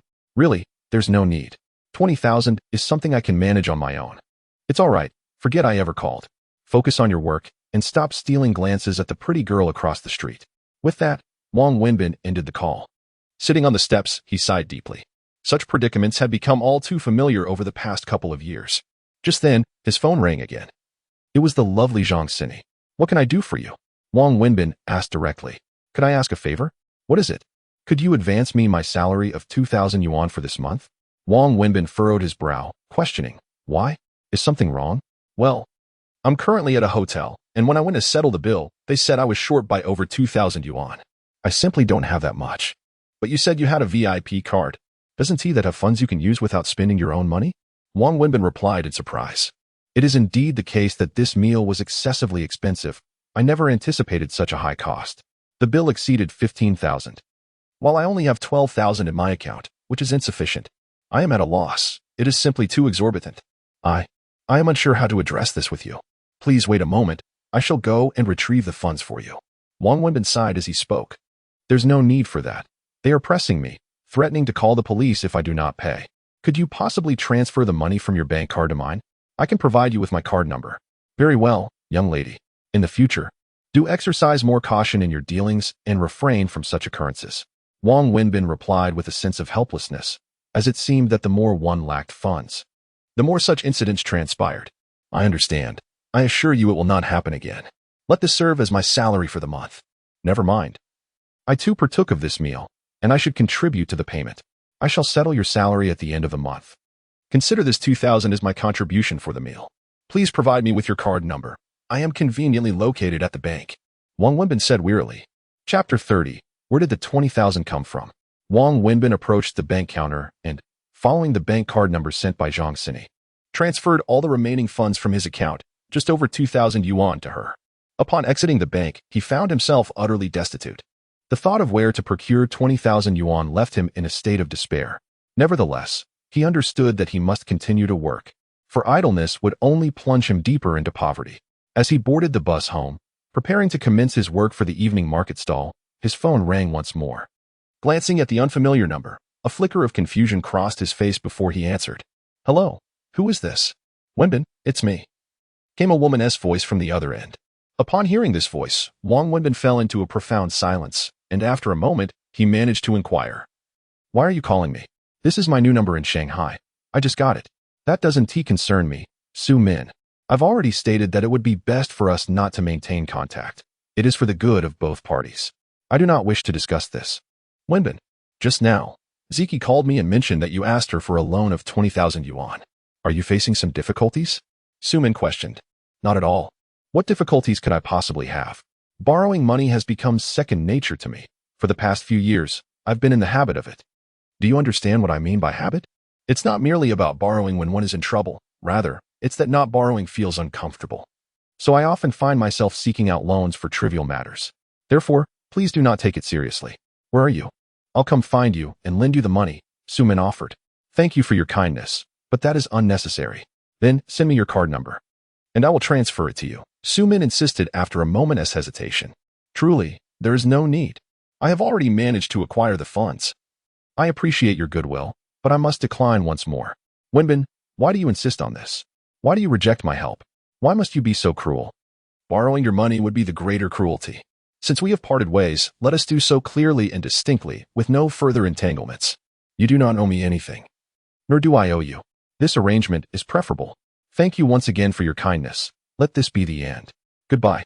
Having spoken these words, Wang Wenbin hung up the phone once more. He resumed his journey home on the bus, preparing to continue his work, purchasing goods from the wholesale market, and then returning alone to organize everything. By 4 o'clock in the afternoon, he had completed his preparations, stretching his aching back before loading the items into his vehicle to set off. Just then, he received a text message. Initially assuming it was yet another spam, he casually glanced at it, only to be taken aback. The message was from the bank, notifying him that his account had received a transfer of 20,000 yuan, explicitly indicating a remittance. What is going on? Wang Wenbin pondered in astonishment, scrutinizing the message. Indeed, someone had transferred exactly 20,000 yuan into his account. Could it be that the bank had made a mistake, or perhaps someone had erroneously sent money to him? How could it be possible for someone to deposit money into their own account? Wang Wenbin pondered, then reconsidered. It seemed improbable. What a remarkable coincidence it would be that just when he found himself in need of funds, someone would deposit exactly 20,000 yuan into his bank account. As he sat in his room, contemplating this unlikely scenario, he concluded that the most probable benefactor must be Su Min.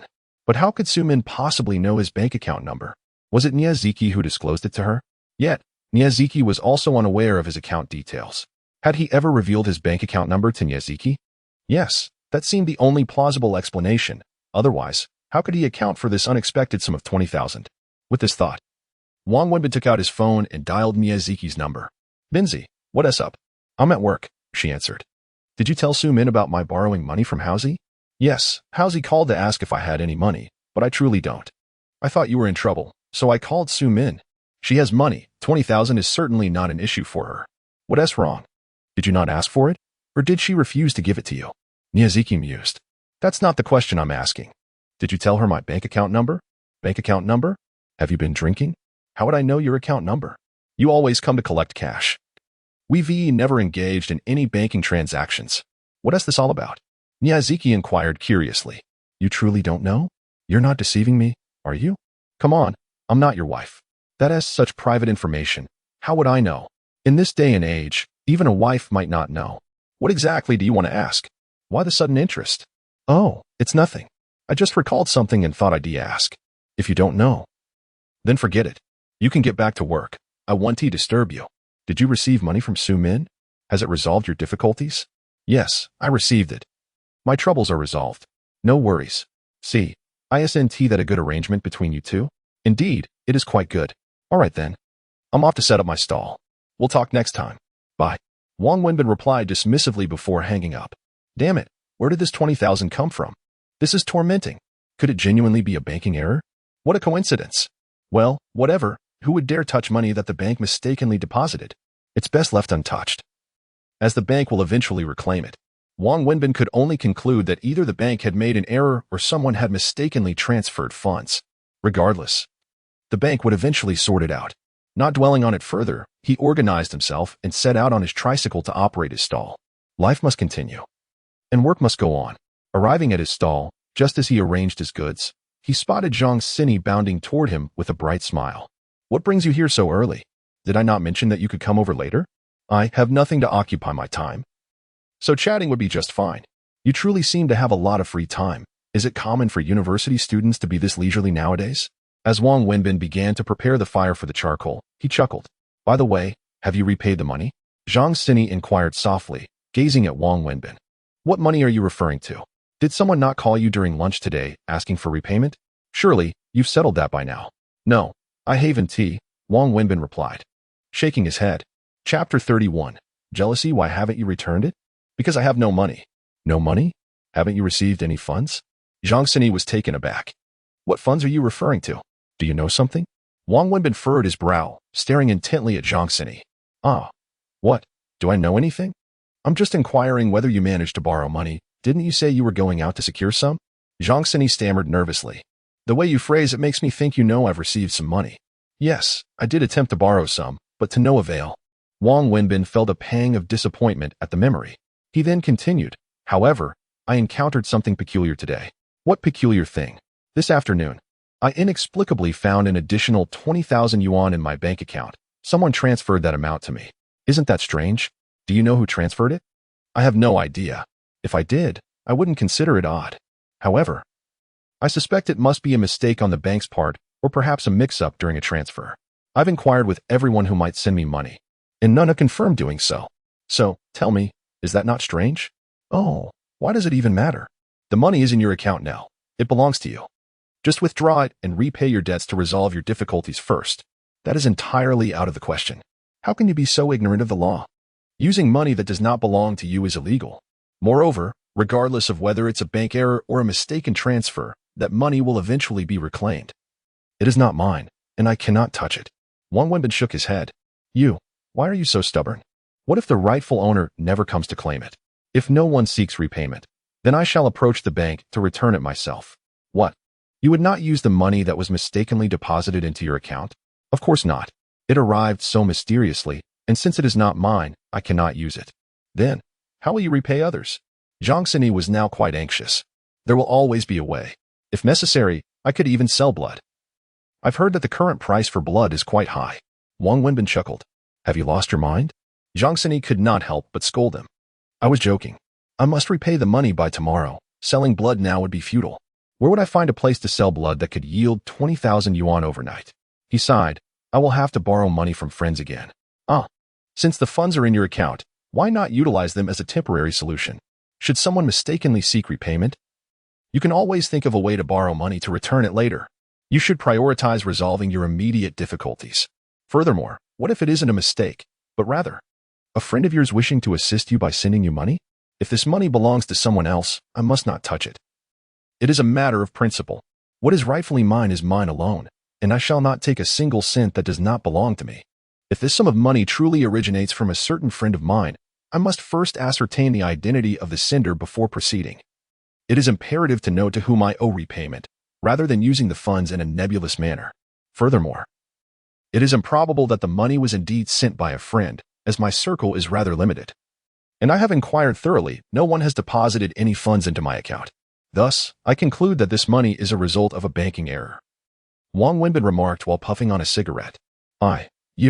Zhang Sini, in her exasperation, could only stare wide-eyed and stamp her foot. At a loss for words. What is the matter with you?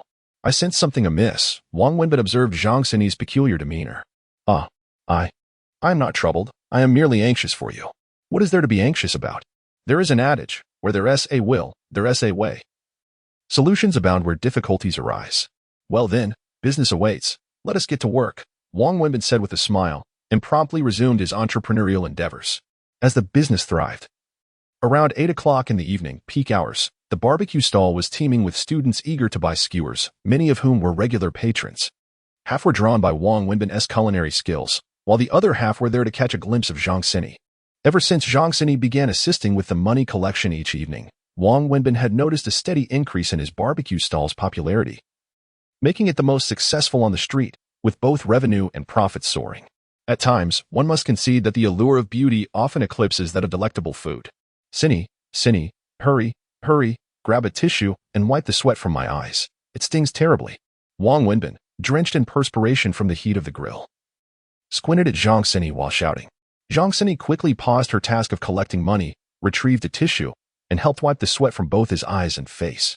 This scene had become routine. The bustling business generated intense heat, and as Wang Wenbin stood over the flames grilling, he was bound to sweat, which inevitably dripped into his eyes. With greasy hands and the need to continuously turn the skewers, he had no time to attend to such matters. Hence Zhang Sini was always called upon to assist. For both of them, this scenario had long since become second nature, and neither found anything inappropriate in it. However, this moment was witnessed by another woman standing a short distance away, Su Min. After finishing work, Su Min called Niaziki to inquire about Wang Wenbin's stall location and subsequently drove over. She searched along the street until she finally found Wang Wenbin's stand. And seeing it bustling with customers, she chose not to intrude, opting instead to observe from a distance. Watching Wang Wenbin labor over the grill, her eyes welled with tears. She had never seen him in such a desolate state. Deep down, she understood that his current plight bore significant relation to her, and her heart was filled with both compassion and guilt. However, when she observed Zhang Sini attentively wiping the sweat from Wang Wenbin's face with a tissue, a whirlwind of emotion surged within her. Once upon a time, this man was hers, and only she held the privilege to engage in such tender acts. Su-min refrained from intruding, remaining at the periphery, until the clock struck 10 and the crowd of barbecue patrons began to dwindle, prompting her to gradually approach the stall. Chapter 32. The arrival of the ex-girlfriend. Are you hungry? Perhaps I should order you some fast food from over there. Wang Wenbin, seated on a chair, spoke to Zhang Xini while shaking his almost cramping hand, then lit a cigarette, having grilled continuously for several hours without a break. Such an intensity of work would be unbearable for most, were it not for his habitual endurance.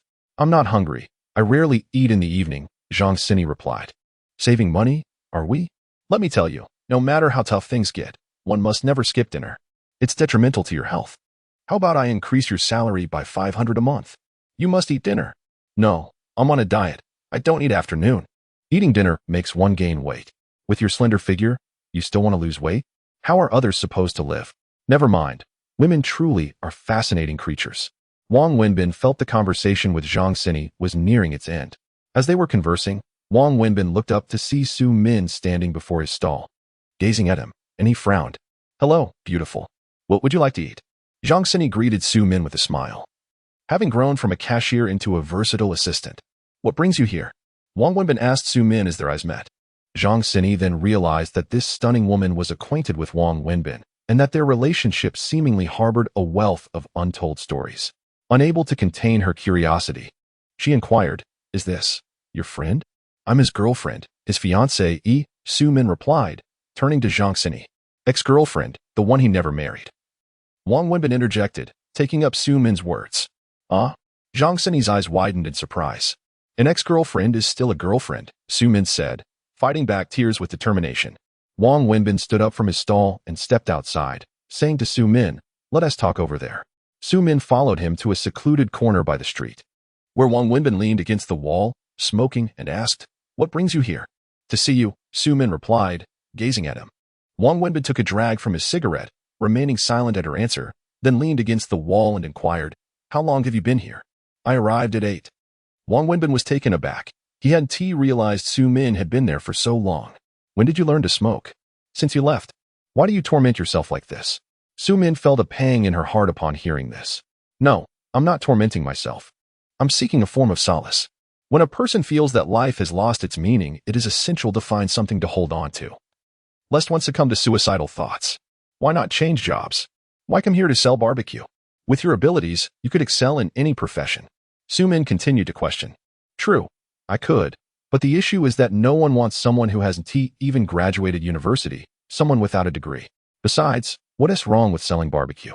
I earn my living through my own abilities, without resorting to theft or deceit. There is no shame in that. How much do you earn in a month? Su-min inquired. Enough to sustain myself. I will give you 10,000 yuan each month. Please stop this work if you would. Su-min almost pleaded with Wang Wenbin. What gives you the right to offer me 10,000 yuan a month? Why would I accept your money? Wang Wenbin retorted, Su-min. You must realize that we inhabit entirely different worlds now. To you, this is a menial job, looked down upon by many, but for me, it is a means of survival. You can see the disarray here. This is not a place for you to frequent. Do not return.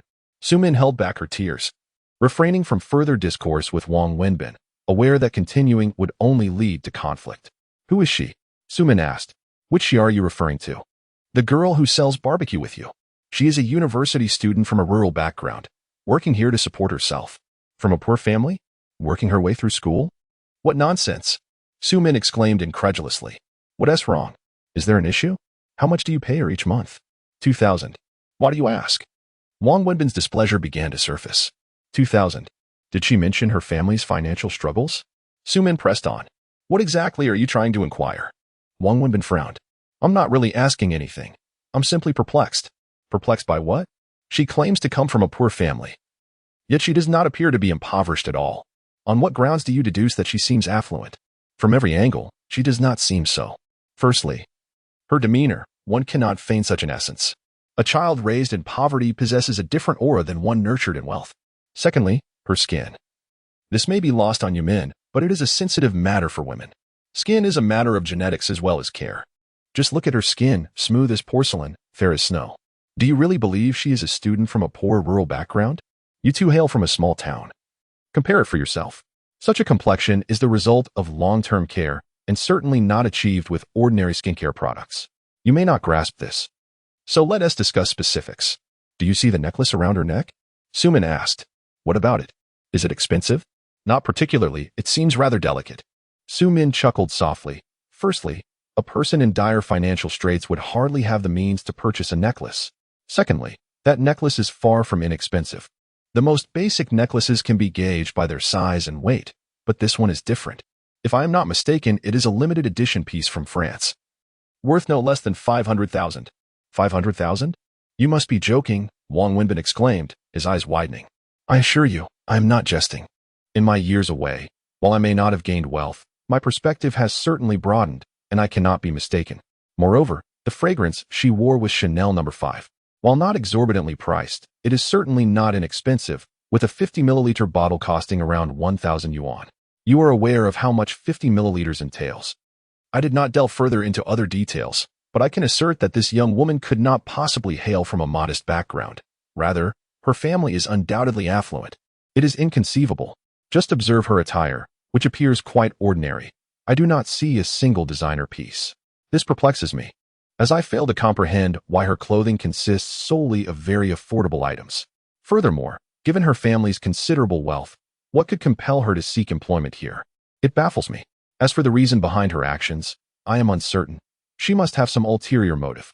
Chapter 33. A person of interest. Ha! Do you not find your own words amusing? What could you possibly desire from me? Take a closer look. What do I possess that is worthy of your interest? Wang Wenbin found this notion utterly ludicrous. How could that be? Perhaps she, like me, is enamored with you as a person. Enough of this nonsense. She previously had a wealthy boyfriend who lavished her with gifts, so that is hardly surprising. Regardless of her financial status, it bears no relevance to me. Sumin, just be straightforward. What brings you here today? If it's merely a visit, I appreciate your kindness, but I must attend to my barbecue stall now, as customers have arrived. Here are 20,000 yuan. Take it, Sumin said, opening her bag and presenting 2 bundles of 100 yuan bills to Wang Wenbin.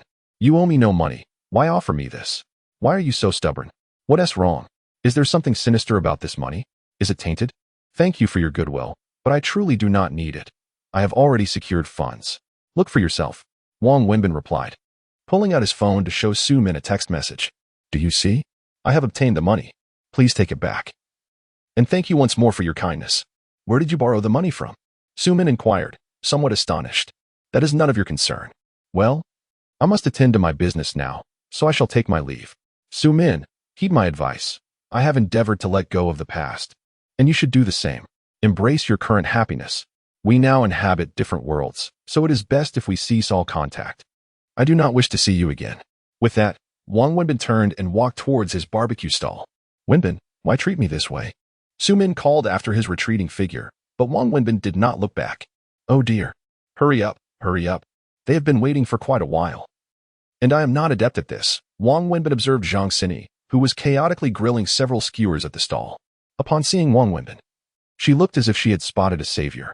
Wang Wenbin chuckled and approached, expertly taking over the grilling from Zhang Xini. Ah, you are finally here. I was about to perish from anxiety, Zhang Xini exclaimed, wiping her brow with a tissue. Next time, do not engage in such tasks. Just handle the payments. This is not your forte. Keep your hands clean. By the way, how is it that your hands are so fair? Such exquisite skin, Wang Wenbin remarked, admiring the alabaster perfection of Zhang Xini's hands, recalling Su Min's comments. Is that so? Hiki, Zhang Xini replied, her face lighting up with joy. After all, who does not relish compliments? Wang Wenbin felt a flicker of doubt but refrained from probing further, as their acquaintance had yet to reach that level of intimacy. Is she your girlfriend? Zhang Xini asked cautiously. No, as I mentioned, she is an ex-girlfriend. We have parted ways, Wang Wenbin stated calmly while grilling. Why did you break up? She is quite beautiful, Zhang Xini inquired. Your reasoning appears flawed. The decision to part ways has no correlation with her beauty. Does physical attractiveness preclude the possibility of a breakup? That is not my intent. I merely made an observation, for she is indeed quite lovely. I was simply inquiring about the reasons behind your separation, and it is quite evident that you initiated the breakup, which undoubtedly weighs on her mind. Zhang Xini, feeling flustered, exclaimed, Why are you so nosy? Do share. No, came the retort. Just a little tidbit. Why must you be so stingy? Zhang Xini pouted. Is it truly being stingy to withhold this? Of course it is. You, a grown man. You are exceedingly inquisitive, he replied. All right, I shall divulge. It's quite straightforward. I have found someone else, hence the breakup. I have strayed, no longer love her, and have fallen for another. Wang Wenbin handed the grilled skewers to those waiting and settled into a chair, lighting a cigarette. You're lying. I don't believe you. Why not? What makes you doubt me? Am I not entitled to love someone else? You are not that kind of person, Zhang Sini asserted. How can you claim to know me after just a few days? I assure you, all men are the same. They are fickle, just like your wealthy ex-boyfriend. Wang Wenbin chuckled. And what of your current girlfriend? I have no girlfriend at present. Didn't you just say you fell for someone else? Indeed, I did. Which led to the breakup, but the one I loved has also found affection for another man, resulting in my current single status. Wang Wenbin fabricated this tale. Utterly detached from his emotions. What on earth is that supposed to mean? Zhang Sini was left bewildered. As long as you grasp the essence, isn't that sufficient? Do you truly seek clarity in all this? Well, time is of the essence. You may return now. Your shift is over. So early to leave. It is not early. It's already 10 o'clock. Oh, how swiftly time passes. Your words imply you are reluctant to depart. How fortunate am I to have such a diligent employee. Very well. Hurry home. The dormitory will soon close. Wang Wenbin urged. Oh, then, I shall take my leave. Zhang Sini hesitated briefly before turning to exit. By the way, that necklace is quite lovely. Did your ex-boyfriend gift it to you? This? Zhang Sini casually touched the necklace around her neck. No. This was a birthday gift from my father on my 18th birthday. Wang Wenbin frowned slightly upon hearing this. What's wrong? Zhang Sini queried, puzzled by his reaction. Nothing. I merely find it beautiful and was curious. All right, you may head back now, Wang Wenbin reiterated. I shall take my leave now. By the way, Wang Wenbin, I must tell you that the money in your account is unlikely to be a mistake made by the bank. After all, how could the bank possibly err? It is more plausible that a friend of yours, aware of your difficulties, wishes to offer assistance. Do not dwell on this matter for now. Focus on retrieving the funds to alleviate your troubles, truly. As Zhang Sini prepared to depart, she continued to urge Wang Wenbin. Yes, I understand what to do. You may return now, Wang Wenbin responded dismissively. Zhang Sini, observing Wang Wenbin's demeanor, felt a surge of anxiousness, yet found herself powerless to change the situation. Ultimately, leaving with a hesitant heart. Chapter 34. Shamelessness. Wang Wenbin concluded his day's work before 12, cycling home on his tricycle. His mind preoccupied with thoughts of 20,000 yuan. Upon riding his tricycle into his humble abode, he noticed Su Wei's car parked outside. He maneuvered his vehicle closer and halted. Su Wei emerged from the car. Have you been crying again? Wang Wenbin inquired while unloading his belongings. Yes, she replied. As soon as night fell, I started searching for you, crying and causing a commotion, and I've yet to sleep, still waiting for your return. Why didn't you come find me sooner? You were working. I didn't want to disturb you. What sort of work is this? Merely a means to make a living. I'll speed things up, and soon I'll be done, then I'll wash up. Wang Wenbin hastened his unloading, then took a bucket to wash himself, hurriedly changing into fresh clothes before joining Su Wei in her car.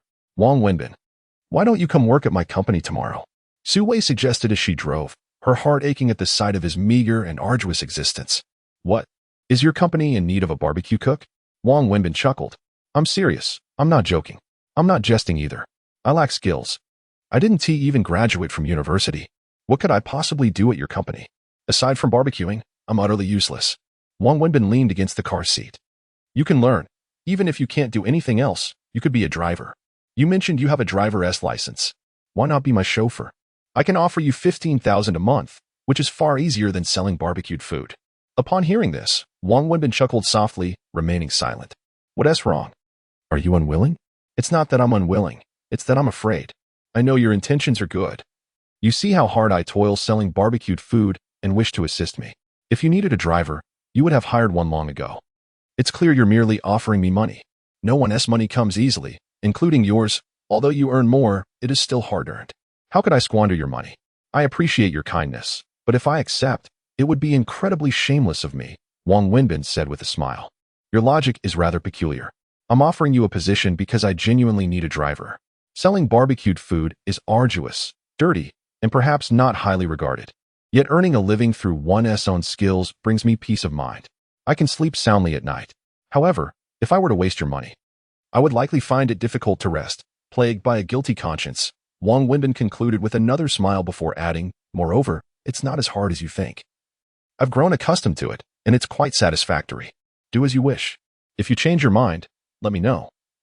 There will always be something suitable for you at the company, Su Wei responded after a moment of silence, understanding Wang Wenbin's underlying message without further elaboration. Thank you. I will, he replied. The car continued on its journey to Su Wei's home, and even before arriving, the sounds of children crying echoed from within the house. As Wang Wenbin stepped into the room, the cacophony of the child's cries instantly transformed into jubilant cheers. Why are you crying? Such lamentation is neither good nor right. I promise you, from now on, I shall come to see you every evening after work. If you are asleep, I will kiss you. If you are still awake, I will hold you. However, you must cease your cries. If you continue to wail, I may not return. Do you understand? Wang Wenbin spoke with a blend of sternness and affection as he cradled the child in his arms. Annie understood. She resolved never to cry again. She longed for her father, desiring his embrace to lull her to sleep. Very well, it is rather late now. Shall I hold you to sleep, my dear Annie? Yes. Mother, you should join us. I wish to sleep with both you and father. All right, I will freshen up and be right there, Su Wei replied. Wang Wenbin carried the child to the bedroom.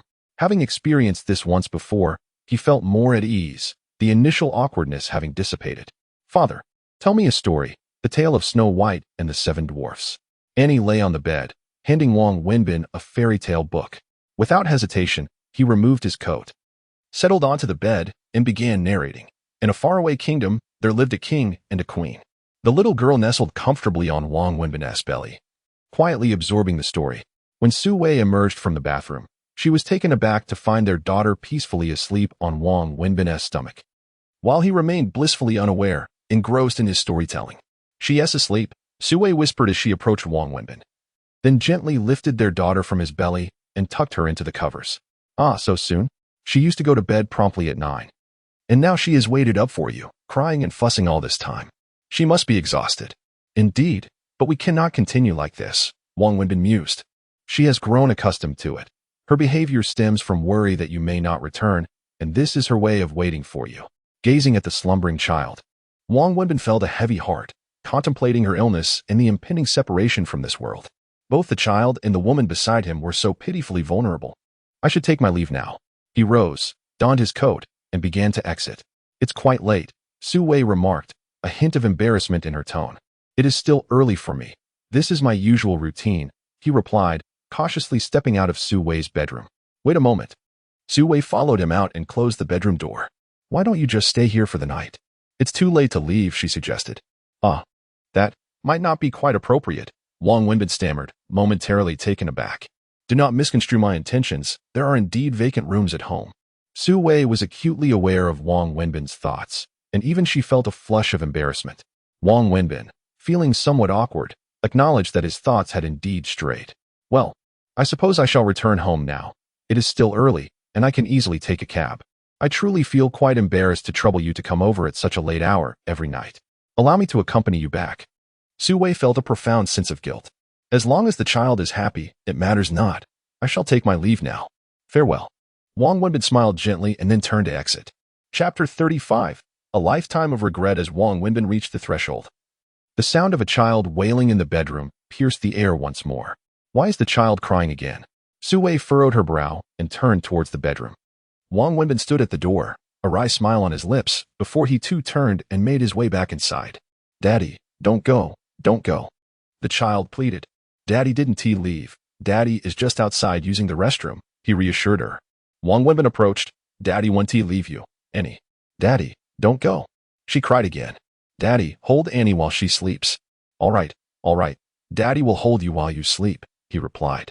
Su Wei sat on the edge of the bed, observing as the little girl flung herself into Wang Wenbin's embrace. He removed his outer coat once more, cradling her as she drifted off to sleep. I am truly sorry, Su Wei said, guilt evident in her eyes as she looked at Wang Wenbin. He merely smiled and replied, It's all right. As he gently patted the child, she soon succumbed to slumber, her exhaustion evident, though her restless sleep was marked by the fear of her father departing. They lay on the bed together, the child nestled between them, the dim bedside lamp casting a subdued glow, creating an atmosphere tinged with awkwardness. I'll just go to the restroom, Wang Wenbin whispered quietly, rising cautiously to dress and exit. Upon returning, he found Su Wei emerging as well. Perhaps. You should stay the night, sleep in the adjacent room. I can have the housekeeper prepare a bed for you. I fear if you leave, she might cry again at this late hour. Wang Wenbin pondered for a moment before nodding in agreement. All right then. I appreciate your kindness. Su Wei promptly summoned the housekeeper to prepare the guest room for him. Would you like something to drink? Tea? Coffee? Su Wei inquired as she settled on the sofa. Though the hour was late, the commotion caused by her daughter had rendered her wide awake. Wang Wenbin, too, found it difficult to rest given his usual routine. Never mind. It's rather uncomfortable to drink tea or coffee at this hour.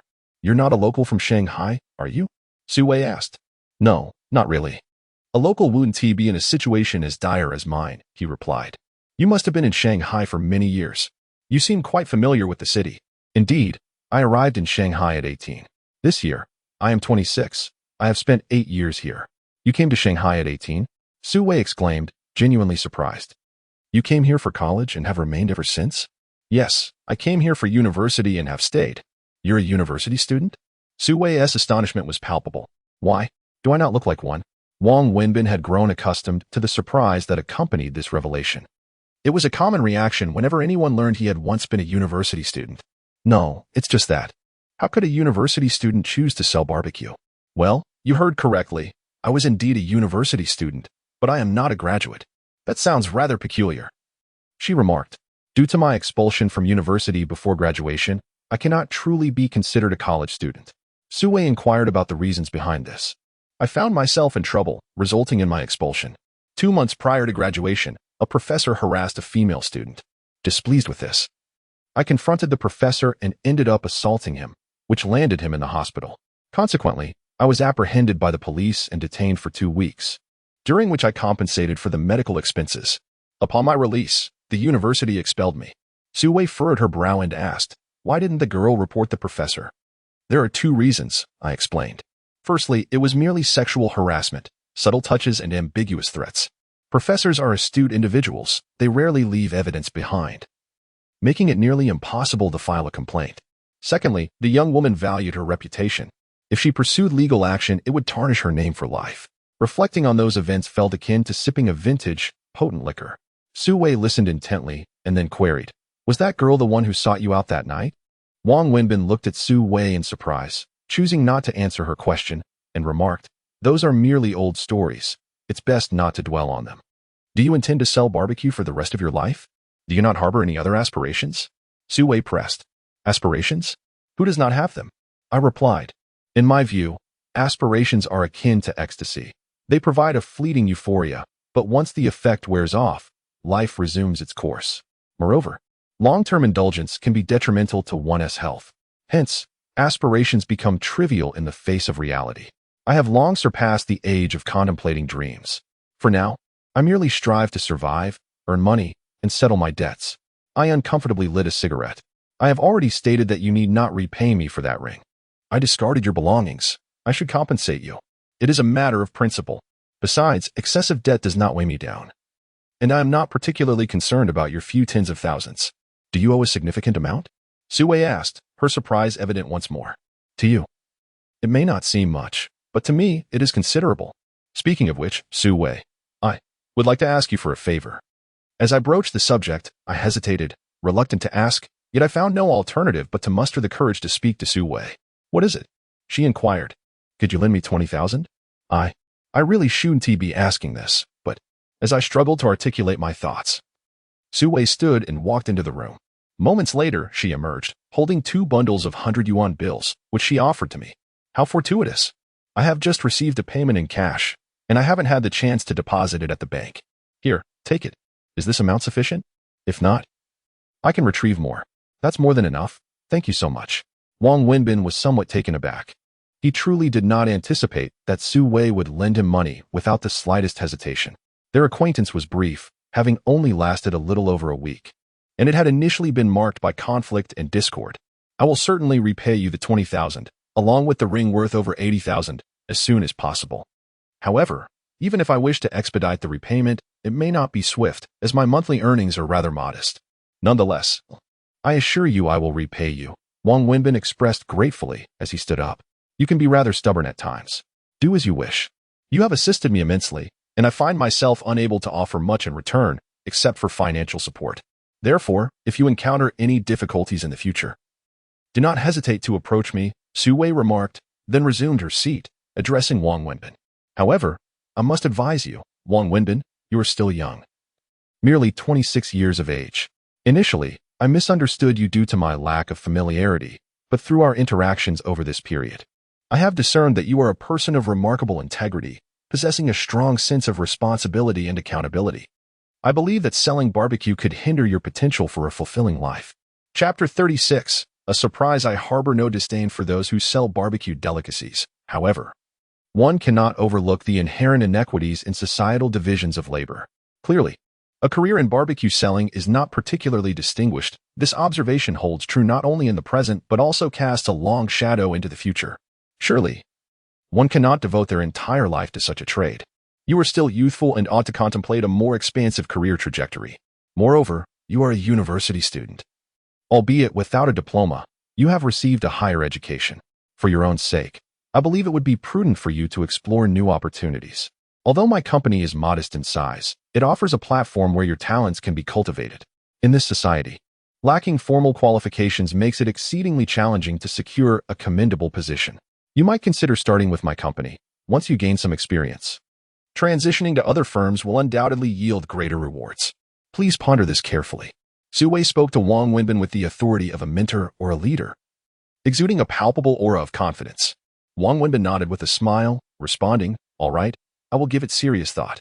To him, Su Wei felt more like a kind elder sister, imbued with kindness. The two engaged in casual conversation until Su Wei retired for the night.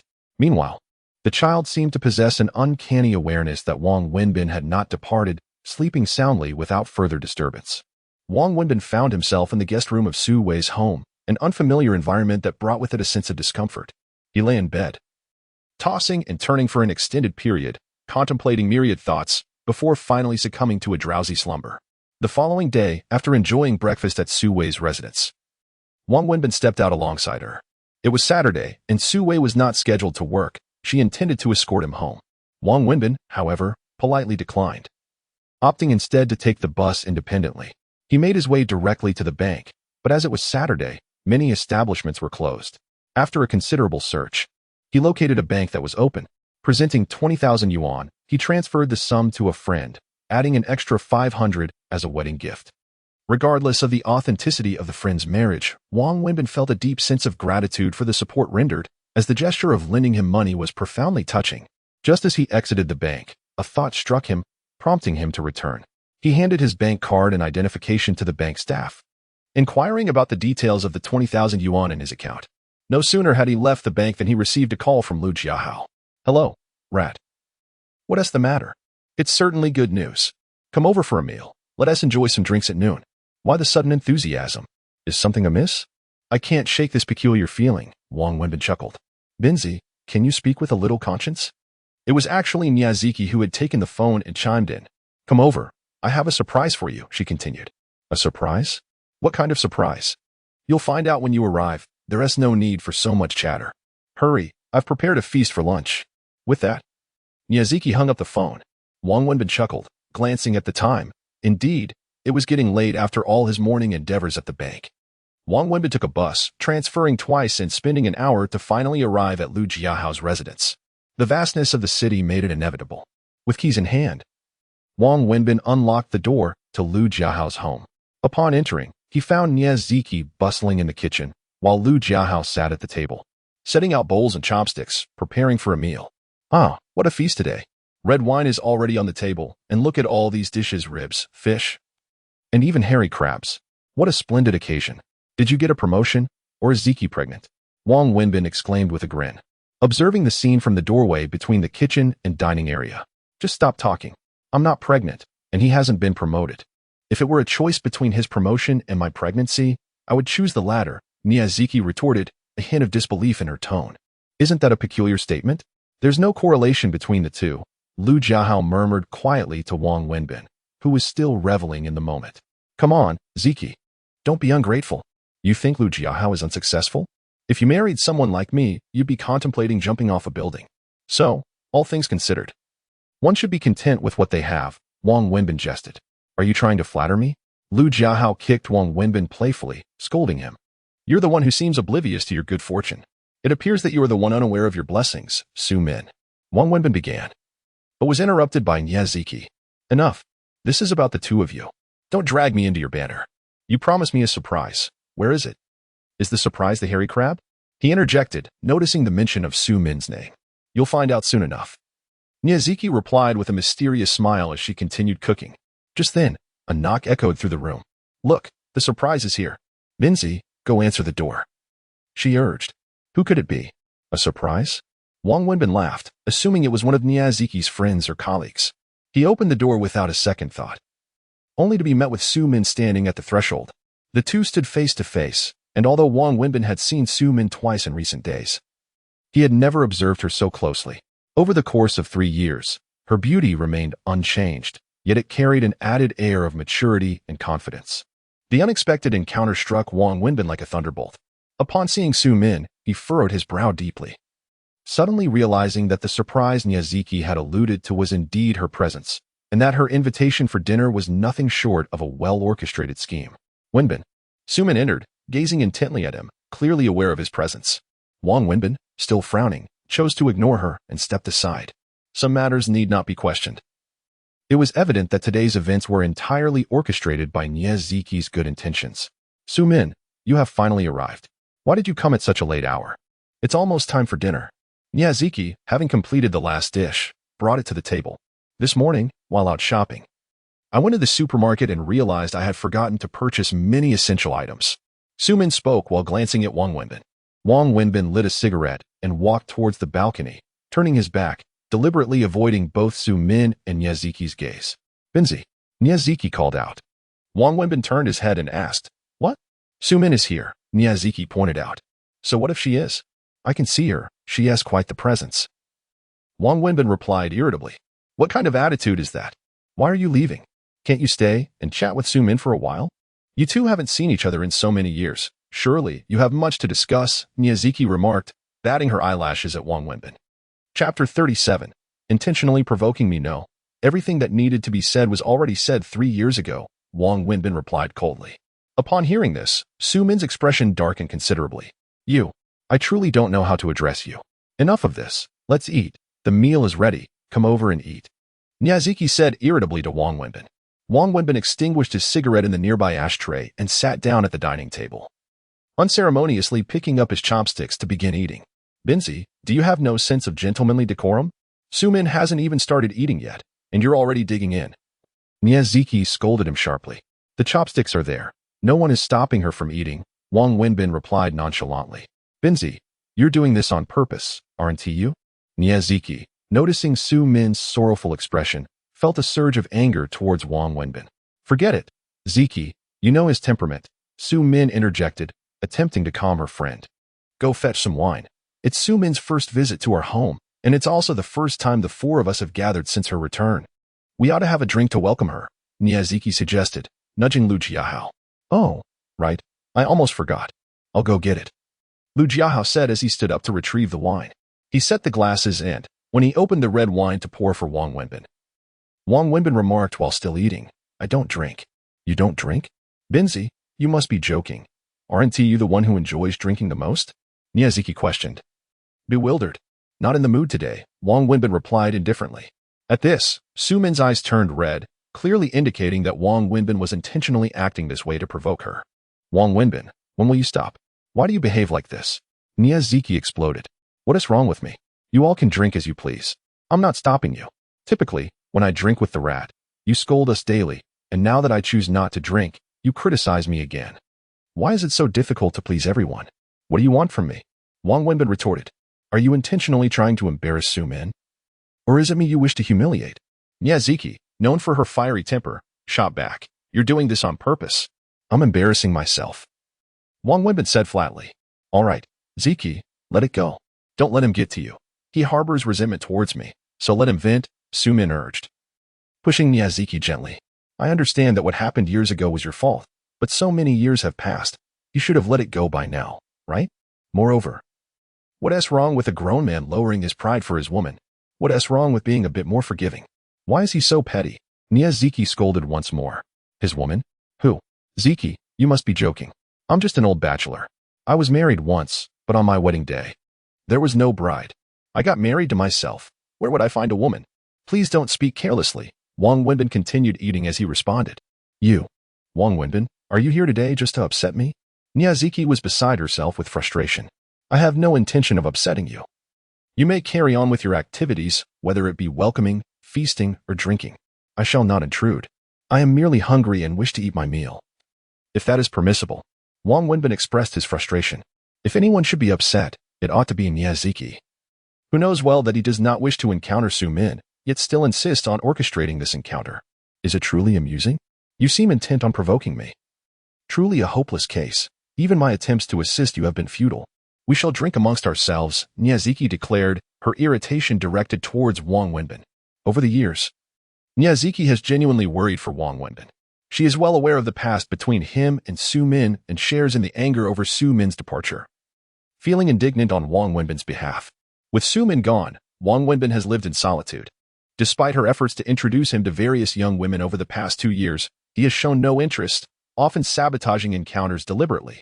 Now that Su Min has unexpectedly returned, and having confided in Niaziki her intention to marry Wang Wenbin upon her return, she is determined to facilitate their reunion. In her eyes, they are the perfect match, and Wang Wenbin's prolonged despondency stems from his enduring affection for Su Min. Only she can mend the broken pieces of his heart. Niaziki has exerted considerable effort in the matter of Wang Wenbin and Su Min. Yet Wang Wenbin remains entirely uncooperative, which only exacerbates Niaziki's frustration. Come, Su Min, let us toast to you. Welcoming you back to the country and to our home for the first time, Niaziki said as she raised her glass alongside Lu Jiahao. Thank you. I truly appreciate it, but I can only have a sip as I must drive, Su Min replied with a nod. That suffices, let us eat then. I wish to see if my culinary skills have improved over the years and if my cooking meets your palate, Niaziki encouraged. Delicious, truly delicious. Your cooking was exquisite back then, and it has only improved, Su Min complimented. Throughout the gathering, Wang Wenbin remained silent, consuming his meal with remarkable speed. Finishing 2 bowls before rising. All right, I have finished. I have matters to attend to, so I shall take my leave. Please enjoy your meal and your lengthy welcome for our esteemed guest returning from the vast oceans of America. I shall not intrude further. With that, he turned to exit. Wang Wenbin, if you dare leave now, you may as well never set foot in my home again. I mean what I say, Niaziki exclaimed, her anger palpable. Dear Ziki, must you always threaten me? I truly have matters to attend to, he retorted. What matters? What could possibly be of urgency? Your stall does not open until the afternoon. There is nothing pressing for you now. You must remain seated today. You are not permitted to leave, Niaziki insisted vehemently. Wang Wenbin was at a loss as to how to contend with this formidable ant. May I at least step out to the balcony for a smoke? Surely, that is not an unreasonable request? He finally said, rising and making his way toward the balcony. Continue your antics, Binzi. I am eager to see what you ultimately achieve, for it truly infuriates me. Niaziki was beside herself with anger. Wang Wenbin lay alone on the balcony of Niaziki's home, smoking a cigarette. Time seemed to drift by. Eventually, he noticed Su Min walking in alone. Wenbin. Su Min murmured as she entered, gazing at Wang Wenbin. However, he chose to ignore her, remaining fixated on his cigarette. Chapter 38. I await you. I am truly sorry. Wenbin. I recognize my mistakes. I was exceedingly selfish, disregarding your feelings solely for my own desires. I was merely youthful and naive, unaware of my true needs. I fervently pursued my dreams and ideals, neglecting what I truly yearned for. Wenbin, it has been 3 years, and deep down, I understand that you loathe me now. That you no longer desire my presence. During these 3 years in America, devoid of you, I have come to realize that what I truly long for is, in fact, you. Xiuming clutched Wang Wenbin's hand, tears streaming down her face as she spoke. Wang Wenbin gazed at her, his heart filled with a tumult of resentment and pain. Staring blankly at her before finally uttering, Xiuming, had I known this day would come, I would have acted differently. In this world, there exists no remedy for regret. Moreover, I may not be what you seek, for to you, what is lost is eternally the best, while what is gained is deemed worthless. Once you possessed me, yet I was merely a burden to you as you chased your future, believing it to be the finest pursuit. Now that your dreams have been fulfilled, and you have attained wealth and status, you perceive these as trivial. Love is what you truly desire. Xiuming, I am at a loss for words. I do not wish to harbor hatred towards you, yet I find it impossible to suppress. As Ziki remarked earlier, he stated that you were my woman, and I wish you remained so. But are you? You have long since forsaken me. From the moment you departed, you ceased to be my woman. The bond between us has vanished entirely. Xiuming, I believe it is prudent for us to maintain our distance. Every time I see you, I am reminded of the wounds and anguish you have left me with, and I cannot help but resent you. Therefore, let us not meet again. It would be for the best for both of us. You pursue the life you desire, and I shall navigate my own existence. After finishing his words, Wang Wenbin stepped through the balcony door. Upon opening it, he encountered Niaziki and Lu Jiahao, who were eavesdropping at the door. Upon seeing Wang Wenbin suddenly open the door, Niaziki's face flushed with embarrassment. What are you doing? She stammered. I was just listening. Did you bully her? It was she who did not cry. It was I who wept. Wang Wenbin shot Niaziki an exasperated glance before stepping outside. Where are you going? Niaziki hurriedly inquired. Home. To sleep, he replied, opening the door to Niaziki's house and departing without a backward glance. Once outside, Wang Wenbin exhaled deeply and lit a cigarette as he descended the stairs. After his exit, Niaziki rushed onto the balcony, only to find Xiuming standing there in tears. Wenbin is truly a cad, Niaziki remarked, unable to contain her frustration at Wang Wenbin's lack of empathy. It is not his fault. I can only blame myself. I was the one who abandoned him, and thus, he has every right to resent me, Xiuming said as she wiped her tears. Indeed, you are correct. You have brought this upon yourself. Abandoning a perfectly good man, forsaking a promising marriage, and recklessly venturing to America, what a tragic transformation you have wrought upon a once stable union. Pursuing opportunities abroad for the sake of a brighter future is commendable. However, if you choose to depart, you ought to have informed him first. To flee on the eve of your wedding, leaving his family in disarray and embarrassment, what immense anguish has Wang Wenbin endured? Could you not have postponed your journey until after the marriage? Niaziki candidly reproached Su Min. With tears streaming down her face, Su Min defended herself at that moment. It was the final opportunity, and I could no longer postpone my decision. I did not wish to raise the matter then, for I did not want to relinquish him.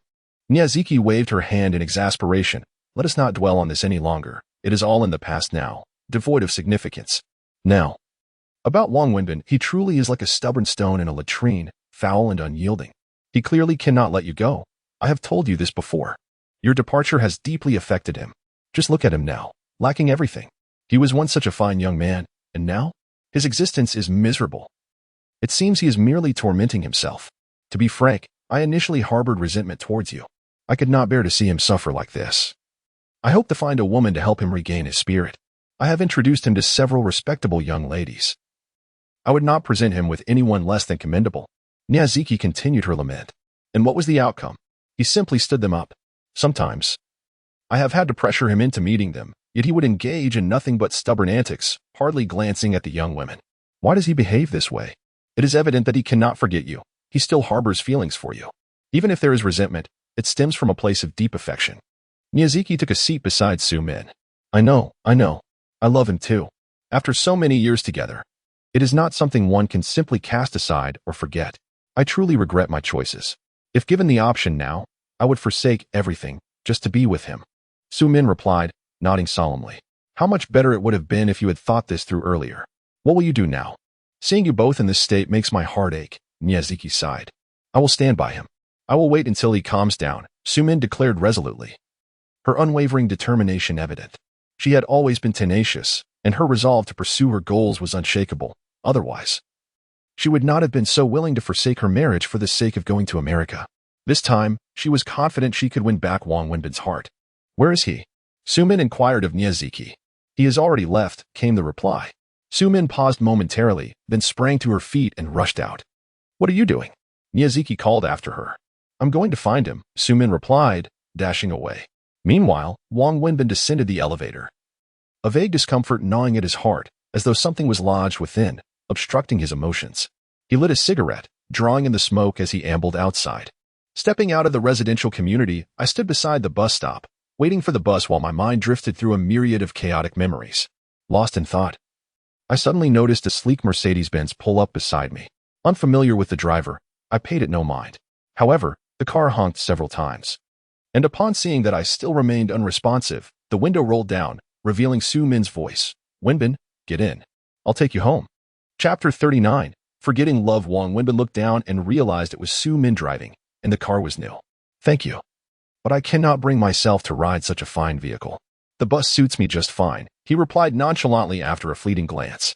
Wenbin, I am not doing anything out of the ordinary. Do you truly not wish for me to take you home? Su Min's voice quivered slightly. I would prefer not to. I feel more comfortable on the bus. You may go, Wang Wenbin replied with indifference. At that moment, a bus arrived. But Su Min's car was parked in the station, preventing it from entering. The bus driver honked repeatedly, yet Su Min remained unmoved. Su Min, what are you doing? Drive away. You are obstructing the bus, Wang Wenbin urged. I will not move.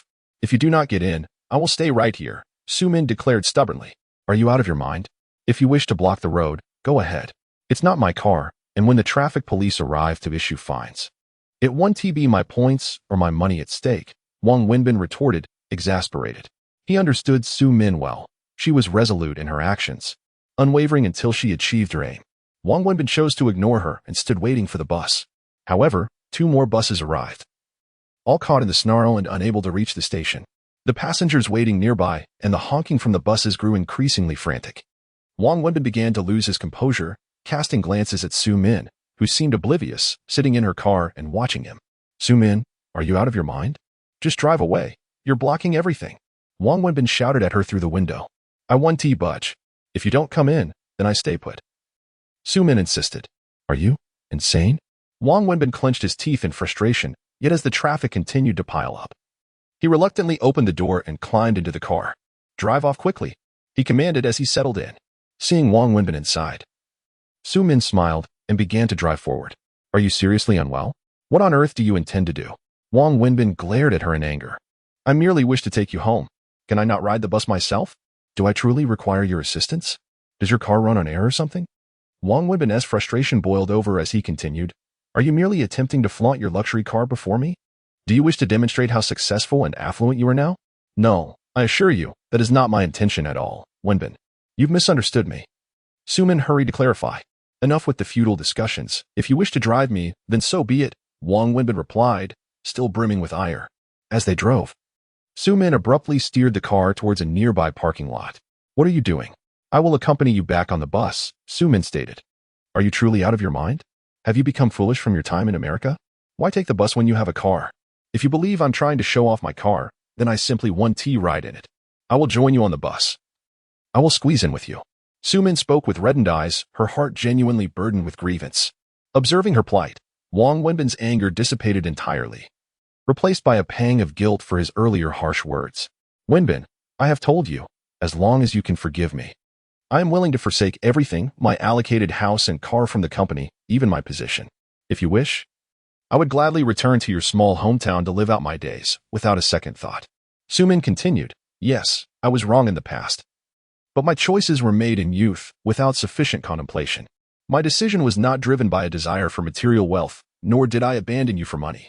After all these years together, am I truly that shallow? I sought to pursue my dreams, and they were never about riches. Do you perceive me as a vain woman? Wenbin, though I have wronged you gravely, your words feel profoundly unfair to me. As she spoke, tears streamed down her cheeks, each drop a testament to her unspoken sorrow. I'm sorry, I shouldn't have said that, Wang Wenbin responded, rolling down the car window as he shared a cigarette with Su Min. Their conversation unfolding within the confines of the vehicle. The parking lot attendant regarded the couple with curiosity, noting their reluctance to exit the car despite their lengthy dialogue. I do not require your apology, Wenbin. Just tell me what I must do to earn your forgiveness. If abandoning everything I currently possess would mend our bond, then I shall resign on Monday, Su Min insisted, her eyes ablaze with fervor, convincing Wang Wenbin of her resolve. Are you truly unwell? Though I am not affluent, I do not harbor resentment towards the wealthy. Our relationship has nothing to do with my financial status. Resigning? That would render your years in America fruitless. Your current position and identity bear no relevance to me. Your resignation is your own affair. Su Min, our past is just that past. It is time to turn the page. I once read a book that described the human heart as a mirror. Some mirrors are vast, accommodating many, yet the distance renders the image blurry. Others are smaller, able to reflect only one person, thus creating a vivid imprint in the heart. My heart resembles that small mirror, capable of holding only you, Su Min. Over the years, your image has been indelibly etched within me, akin to a brand. Yet, 3 years ago, you shattered that mirror with your own hands, leaving it in ruins. How can a broken mirror be restored? Even if forcibly reassembled, it remains cracked and marred. Yet the heart, too, has suffered. It has forgotten how to love and now dares not love again. I have told you before, once certain things are lost, they are truly gone. Wang Wenbin spoke slowly. His gaze fixed on the window as smoke swirled within the confines of the car. No, I refuse to believe that, Wenbin. I firmly believe in the love we share. Even if your heart is shattered, I will devote my entire life to piecing it back together, Su Min declared resolutely. Chapter 40. The Wealthy Heir Once. I held a firm belief in love, yet the moment you turned your back and departed without a glance, that conviction vanished. To me now, the notion of love is mere folly, a fabrication conjured for the sake of storytelling. In this society, where wealth reigns supreme and profit is king, love is as worthless as refuse. Let us not deceive ourselves. Let us embrace reality. You possess exceptional qualities in every regard, and undoubtedly, you could find someone far superior to me. At this juncture, I am unworthy of you and incapable of bestowing upon you happiness. Thus, I shall take my leave alone, returning by bus, as it brings me a sense of comfort and tranquility. Having spoken, Wang Wenbin opened the car door and stepped out, lighting a cigarette before resolutely walking toward the parking lot, ultimately arriving at the bus stop by the roadside. Meanwhile, Su Min gazed tearfully at Wang Wenbin's retreating figure, her eyes lingering until he boarded a bus and disappeared from view. Seated on the bus, Wang Wenbin found solace in the last row by the window. Leaning against the pane as he observed the bustling city, his mind consumed by memories of the time spent with Su Min. Work is work, regardless of one's emotions. They must not interfere with duty. For Wang Wenbin, work meant selling barbecued food. Just as he set up his stall, preparing the charcoal for another day of grilling, he noticed Zhang Sini approaching, clad in her usual modest attire. You are quite punctual every day. I can't help but wonder, are you truly a student? I am indeed a student. If I weren't, how could I possibly be here? This is a university town, after all. If you are a student, why do you have so much free time? It's not even 6 o'clock yet. 6 o'clock, class has already concluded. Our courses are rather relaxed. It's evident that they are indeed quite easy, Wang Wenbin remarked, glancing at Zhang Sini. She approached and began assisting him with the preliminary preparations. Where is your hometown? Wang Wenbin inquired casually. My family is from. Zhang Sini hesitated, her mind racing. You must not be a local from Shanghai. How could a local student be impoverished? No, I am not from Shanghai. Then where are you from? He pressed. I am from Yunnan, a Yunnan native. Oh, a true-born Yunnan person? Yes. From the countryside? Of course. Oh, which part of Yunnan? It's not Kunming, is it? No. Then where? Dali, yes. I am from Dali. Oh, Dali. Those are two of the most renowned places in Yunnan. Hiki. Yes, indeed. Come now, there are customers for barbecue. Let us stop chatting and get to work. Zhang Sini quickly said, discreetly wiping the sweat from her forehead with a tissue. Wang Wenbin chose not to speak further, focusing intently on grilling the skewers. As the crowd began to swell, business improved significantly, and the two became exceedingly busy, toiling away until past 10 o'clock at night. Given that the university dormitories typically close around 11:30, the business tends to slow down after 10:30. Well, it's getting late. You should head back, Wang Wenbin suggested to Zhang Sini. Oh, all right. You should wrap up early too. I'll take my leave now, Zhang Sini replied, nodding, as it had become a routine for Wang Wenbin to send her off at this hour. After tidying up, Zhang Sini strolled slowly away, exiting the back street of the campus and stepping onto the main road. She retrieved her keys and pressed the button to unlock her car, settling into the driver's seat. Just as she sat down and was about to start the engine, she suddenly noticed someone standing in front of her vehicle. Zhang Sini blinked in surprise, realizing it was Wang Wenbin, smoking and gazing at her, his hands smeared with grease. Her eyes widened, and she quickly opened the car door, stepping out. Why you? What are you doing here? She stammered nervously, startled by his unexpected presence. How I came to be here is of little consequence. What matters is where you are headed. Aren't you a student? Shouldn't you be returning to your dormitory? Wang Wenbin inquired, recalling that during his years at Shanghai University, the direction she had taken seemed amiss. I went out to buy some things for later, Zhang Sini replied, fumbling over her words. Oh, I see. Shopping, is it? That explanation is indeed plausible. However, how do you intend to justify this? He gestured towards her car, a Ferrari 488, exuding confidence. I may not know the exact price, but it surely must be over 4 million, right? A struggling student, You say? You truly are impoverished, he remarked, tapping the vehicle lightly before retracting his hand as though it had been burned, noticing the grease marks left behind and hurriedly wiping them with his sleeve. Feeling a surge of anxiety over the car's value. While he exhaled onto the car, attempting to clean it, he internally scolded himself for boasting so brazenly. This is my classmate's car. I borrowed it to go buy something, Zhang Sini stuttered, beads of sweat forming on her brow. Oh, I see. Yet, you might as well claim that it was a gift from your ex-boyfriend, which would be more believable.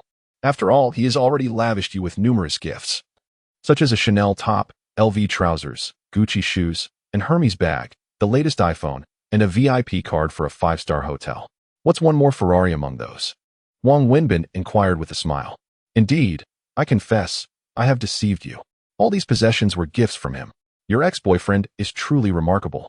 So extraordinary it is almost outrageous. If he is such an exceptional partner, why not introduce me to someone similar? What are you joking about? You are a man. My dear, you truly lack the art of deception. When you lie, you stutter, your face flushes, and your gaze becomes frantic, avoiding mine entirely. Is that so? Zhang Sini's face turned as red as an apple. If you truly possess such items, would you still be in poverty? Selling all these gifts from your ex-boyfriend would yield millions. How could you still be destitute? If I am not mistaken, you do not have such a wealthy ex-boyfriend. Do you? This affluent individual is, in fact, yourself, isn't it? Wang Wenbin approached Zhang Sini, inquiring earnestly. I was rendered speechless by Wang Wenbin's questioning. Chapter 41. The hero, I have always found you somewhat peculiar, although I could never quite articulate the reason.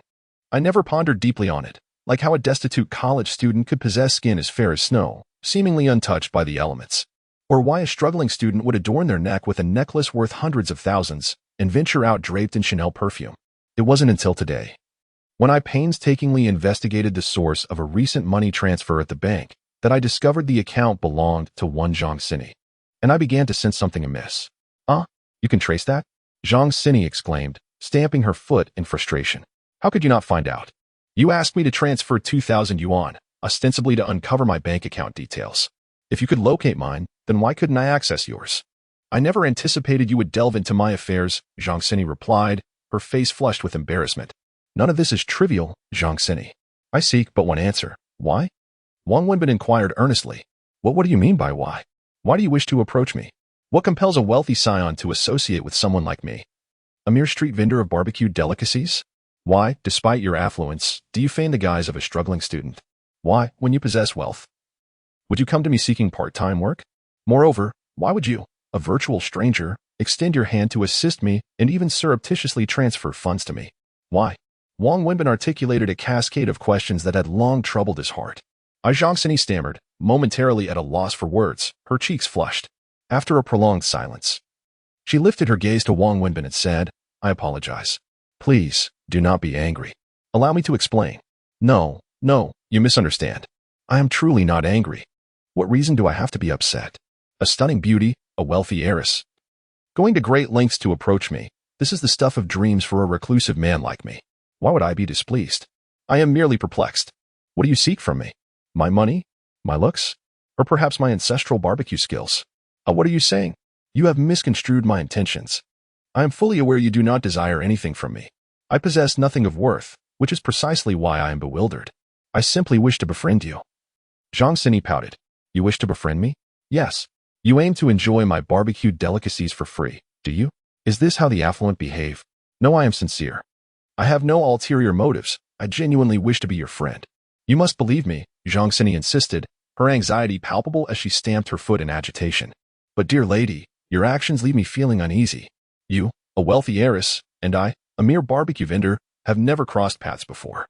Yet you suddenly appear at my stall, offering to assist me, while deceiving me into believing you are a penniless student seeking work. You provide me with help and even discreetly transfer money to me. If such a scenario were reversed, would you truly believe it? Do you ever feel a sense of unreality, a flutter of anxiety within? Everything in life adheres to a certain logic, and your actions seem to brazenly defy the very principles of the world.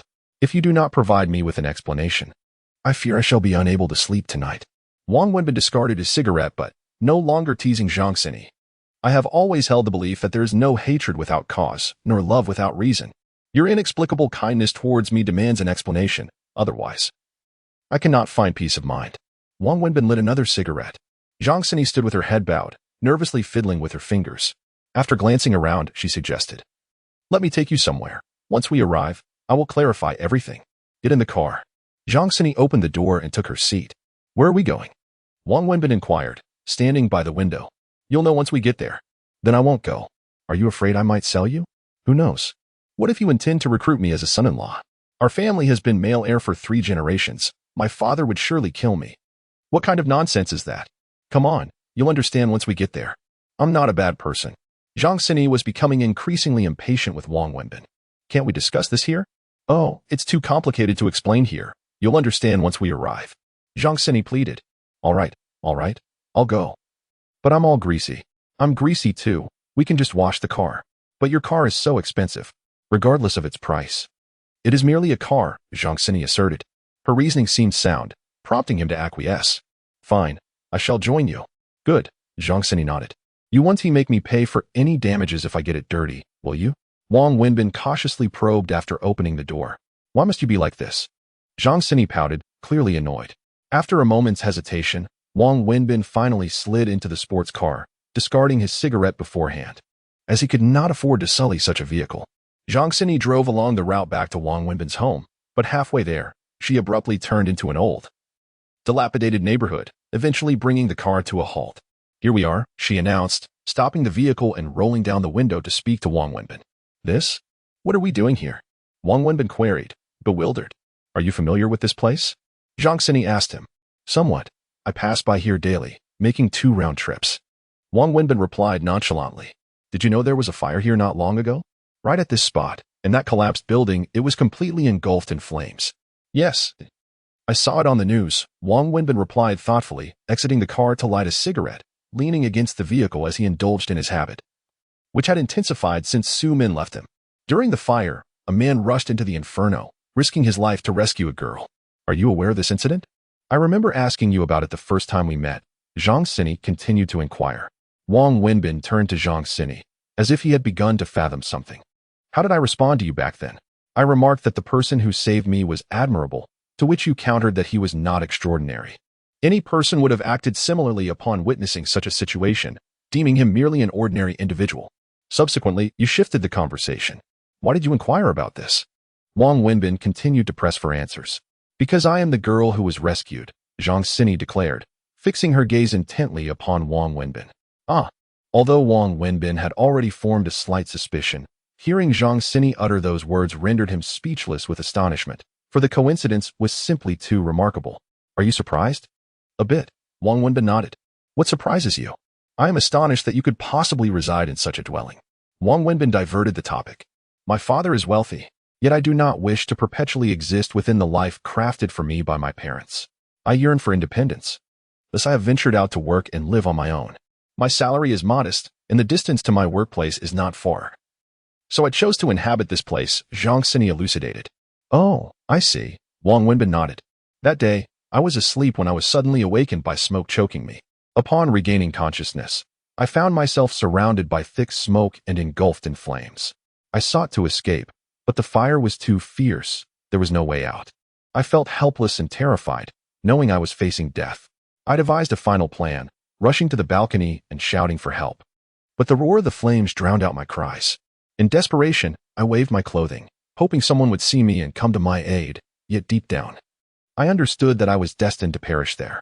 Just as I was about to succumb, I hazily saw a man rush in, embracing me and calling out, then shedding his damp coat to drape it over me. He held me tightly and bolted towards the exit. I could feel the intensity of the flames, the heat, and the suffocating smoke. After that, I lost consciousness. My memories ceased at that point. Upon awakening, the doctor informed me that had I been any later, I would surely have perished, either engulfed by the flames or suffocated by the smoke. After being discharged from the hospital, I endeavored to find the man who saved me, but there was no trace of him. It was said that after rescuing me from the inferno, he vanished without a name, a face, or any indication of his identity.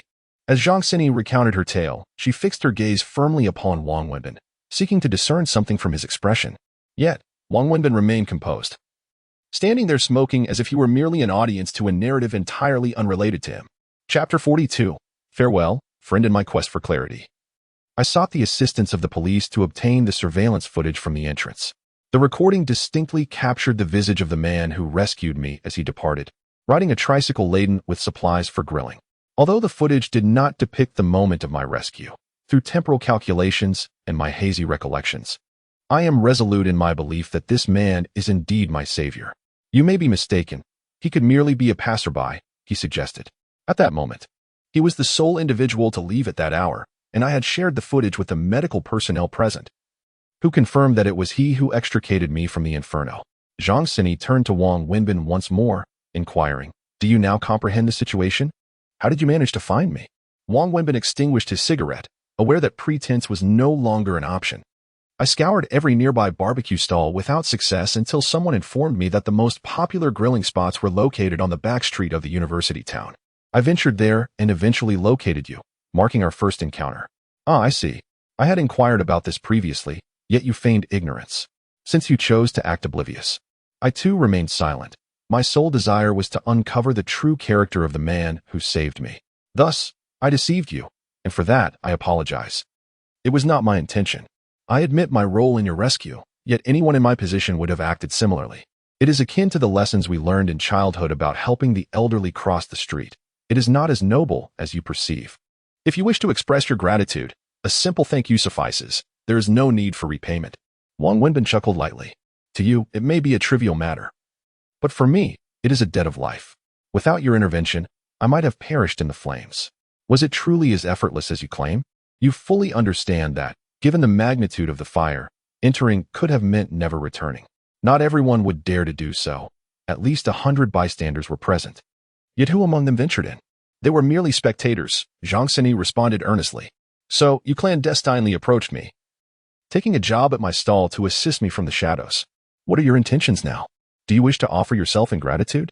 Wang Wenbin teased with a smile. I speak with sincerity. I am not jesting. Zhang Sini blushed, her embarrassment evident. Very well. I shall cease my jesting. I have unraveled the intricacies of this affair. I initially aspired to be an unsung hero, only to be unmasked by you. As I have said, my ability to save you was destined, a matter of fate. Even if I had not intervened, others would have come to your aid. Your beauty and kindness would not go unnoticed by the heavens. Once again, I accept your gratitude, but repayment is unnecessary. I do not seek to repay you, Wang Wenbin. I wish to be your friend, Zhang Sini declared earnestly. I can't shake the feeling that we are akin to children in kindergarten, forging a friendship, he remarked. Wang Wenbin was amused by Zhang Sini. I am serious. Wenbin, I wish to be your friend, Zhang Sini reiterated earnestly. Taken aback by her sincerity, Wang Wenbin chuckled. What? Haven't we been friends these past few days? Upon hearing Wang Wenbin's words, Zhang Sini's face lit up with joy as she eagerly inquired. So you mean we are already friends? Wang Wenbin felt slightly embarrassed by Zhang Sini's childish remark. All right, it's getting late. You should head home. I must return to the barbecue stand, or else everything might be taken by someone else, he said with a smile, turning to leave. Where are you going? Zhang Sini called out. To sell barbecue. I need to get back to my business. If I lose it, I'll truly be out of a job. Wang Wenbin replied as he walked. Seeing this, Zhang Sini hurriedly drove up beside him, parked her car, and rolled down the window. You should let me give you a ride. It's not far. It's definitely faster than walking, right? Fair point. All right then, I'll trouble you once more. No, you brought me here, so it's only right that you take me back. It makes perfect sense, Wang Wenbin mused, not hesitating to open the car door and sit inside. You really lack empathy. Haven't we always gotten along well? Why do you suddenly act so distant now that you know my family is relatively well off? Zhang Sini complained, pouting as she drove. This isn't about being distant, it's about self-awareness.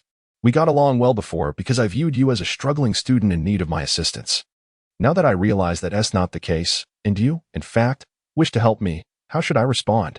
I can't keep treating you like a poor student needing a job while I generously pay you $2,000 a month. Is that even enough for your car's fuel? Wang Wenbin laughed, quizzically. Then just regard me as that needy student, she replied. The trouble is, I can't see you as a poor student. Have you ever encountered a struggling student driving a sports car? Let me put it this way. If you are a poor student, then I am merely embodying the noble spirit of Lei Feng, helping you out of goodwill, taking pride in my good deeds. However, knowing your wealth while still treating you as a poor student makes me feel foolish. Then how about this? I'll run away from home tomorrow, leaving everything behind, and live on my own. That way, I'll be without resources and can work for you. How does that sound? That's absurd. Why would you forsake a good life just to work for me? Do you think selling barbecue is fun? It is quite enjoyable. Especially because being with you brings me happiness. But I am not happy, he retorted. What is wrong? Have I done something to upset you? No. It is not that your performance is lacking. Quite the contrary. It is precisely because your excellence is overwhelming that I find it difficult to cope. I have, astonishingly, managed to direct a young lady who drives a Ferrari with a mere monthly salary of 2,000 yuan. I feel as though I have reached the pinnacle of my existence. However, while such heights are exhilarating in the short term, I fear that prolonged exposure may ultimately diminish my vitality. What are you even saying? I am speaking sincerely. Please, do not take this lightly. We have arrived. Park here. Do not drive further in. This vehicle is not a van, and a single mishap could result in damages that the vendor cannot afford. Let us do a good deed and stop here. I shall walk in myself. Hold on a moment. Zhang Sini called out to Wang Wenbin. Is there anything else? This. Is it yours? Zhang Sini hurried after him, calling out to Wang Wenbin. Chapter 43. What to discard. What is it? Wang Wenbin turned and inquired. This. Zhang Sini rummaged through her bag and produced a diamond ring from its inner compartment, placing it before Wang Wenbin. How did this end up with you? Where did you acquire it? Upon seeing the ring, Wang Wenbin was filled with excitement, snatching it from Zhang Sini's hand to examine it closely. Is this truly yours? Zhang Sini was equally astonished. Where did you get this? Wang Wenbin pressed her with a gaze. When I regained consciousness in the hospital, the doctor handed this to me, stating it was found in my clothing. However, I have never purchased such a ring. I speculated that it might have accidentally fallen from you when you rescued me. I asked you about it later, but you claimed to be single and without a girlfriend. I thought perhaps it wasn't yours. Yet I could not fathom whose it could be if not yours. Is it genuinely yours? But didn't you say you had no girlfriend? This is clearly a woman's ring. Aren't diamond rings typically associated with engagements? Zhang Sini's curiosity was piqued. It belongs to me, yet it does not. In any case, I have searched for this for quite some time. I nearly took legal action over it. Wang Wenbin struggled to contain his inner excitement. Is it from your ex-girlfriend? Zhang Sini asked. No, as you mentioned, it is from an ex. How could an ex's ring possibly be in my possession? Do you think I am the kind of person who would demand back a ring after a breakup? I didn't mean it that way. Let us not dwell on this. Just go home for now. I have matters to attend to, so I must take my leave, Wang Wenbin stated, turning away to rush back. He was eager to find Su Wei, as this ring held significant importance for him, a lingering obsession of sorts. Hey, you didn't even tell me whose ring it is. Zhang Sini called after Wang Wenbin's retreating figure, but he had already vanished. Does he perhaps have a girlfriend? Zhang Sini pondered to herself in the car, pouting and muttering, what a liar. He clearly told me he had no girlfriend. Wang Wenbin had no time to concern himself with Zhang Sini's musings. He swiftly packed up and pedaled his tricycle home. Once there, he took a shower and then called for a taxi, heading towards Su Wei's residence. By the time Wang Wenbin arrived at Su Wei's home, it was nearing midnight. Standing outside, he could hear the sound of and crying within. I want Daddy. If Daddy doesn't come, I want sleep. Please be quiet, all right? Have you forgotten what Daddy said to you yesterday? He mentioned that if you keep crying and making a fuss, he may never return. I want I want Daddy. I want Daddy. Hearing this, Wang Wenbin chuckled softly and knocked on the door. The door swung open, revealing Auntie. Mr. Wang, you've come. Yes, Auntie. Your little ancestor has been crying for you. I heard. Wang Wenbin stepped inside, making his way directly to the bedroom, where a fierce confrontation was unfolding between a mother and her daughter. What brings you here? Su Wei inquired, her surprise evident upon encountering Wang Wenbin unexpectedly. In stark contrast to Su Wei's astonishment, little Annie was overjoyed, leaping from the bed to throw herself into Wang Wenbin's embrace. He comforted her, eventually tucking her into bed while narrating a story. Su Wei watched the tender interaction between father and daughter, and, feeling a pang of emotion, quietly exited the room, gently closing the door behind her. It was only after little Annie had drifted into slumber that Wang Wenbin stealthily left the bedroom. Upon emerging, he found Su Wei reclined on the sofa, watching television with the volume turned low, clearly mindful of not disturbing the child. Is she asleep? Su Wei straightened up to inquire upon seeing Wang Wenbin. Yes, she's asleep. I barely got through a few sentences of the story before she dozed off, he replied, settling himself at the opposite end of the sofa. What prompted your sudden visit today? With her causing such a ruckus, why didn't you call me? Su Wei questioned. You work so hard every day to make a living, often late into the night. I feel guilty asking you to come over to soothe her every day. Besides, we can't rely on you entirely. She must learn to adapt, even though she is unwell. Su Wei hesitated, almost voicing more, but ultimately swallowed her words. It's not that arduous. Seeing her smile brings me joy, Wang Wenbin remarked with a gentle smile. Su Wei regarded him thoughtfully and, after a moment, expressed her gratitude. Thank you. Actually, I came today to return something to you, Wang Wenbin said. What is it? This, he replied, producing a diamond ring from his pocket and extending it towards Su Wei. Upon seeing the ring, Su Wei straightened in her seat, her eyes widening in disbelief. She quickly took the ring from Wang Wenbin's hand, examining it closely and running her fingers over it, before tightly clasping it in her palm. Where did you find this? Didn't you say it was lost? Su Wei asked, gripping the ring. I thought it was lost too, but someone returned it to me today. Returned? Su Wei echoed. I remember explaining that I lost it while rushing to put out a fire that night. You might have thought I was deceiving you, but I wasn't. The girl I saved that day found me and handed me the ring, asking if it was mine. Somehow, it had fallen onto her and lodged in her clothing. I had no idea where it went until she found me today and returned it. I apologize for the distress it caused you. It truly was an accident. Wang Wenbin explained. Su Wei opened her palm once more, gazing at the ring, and remained silent for an extended period. Suddenly, after what felt like an eternity, she tossed the ring into the nearby trash bin. What are you doing?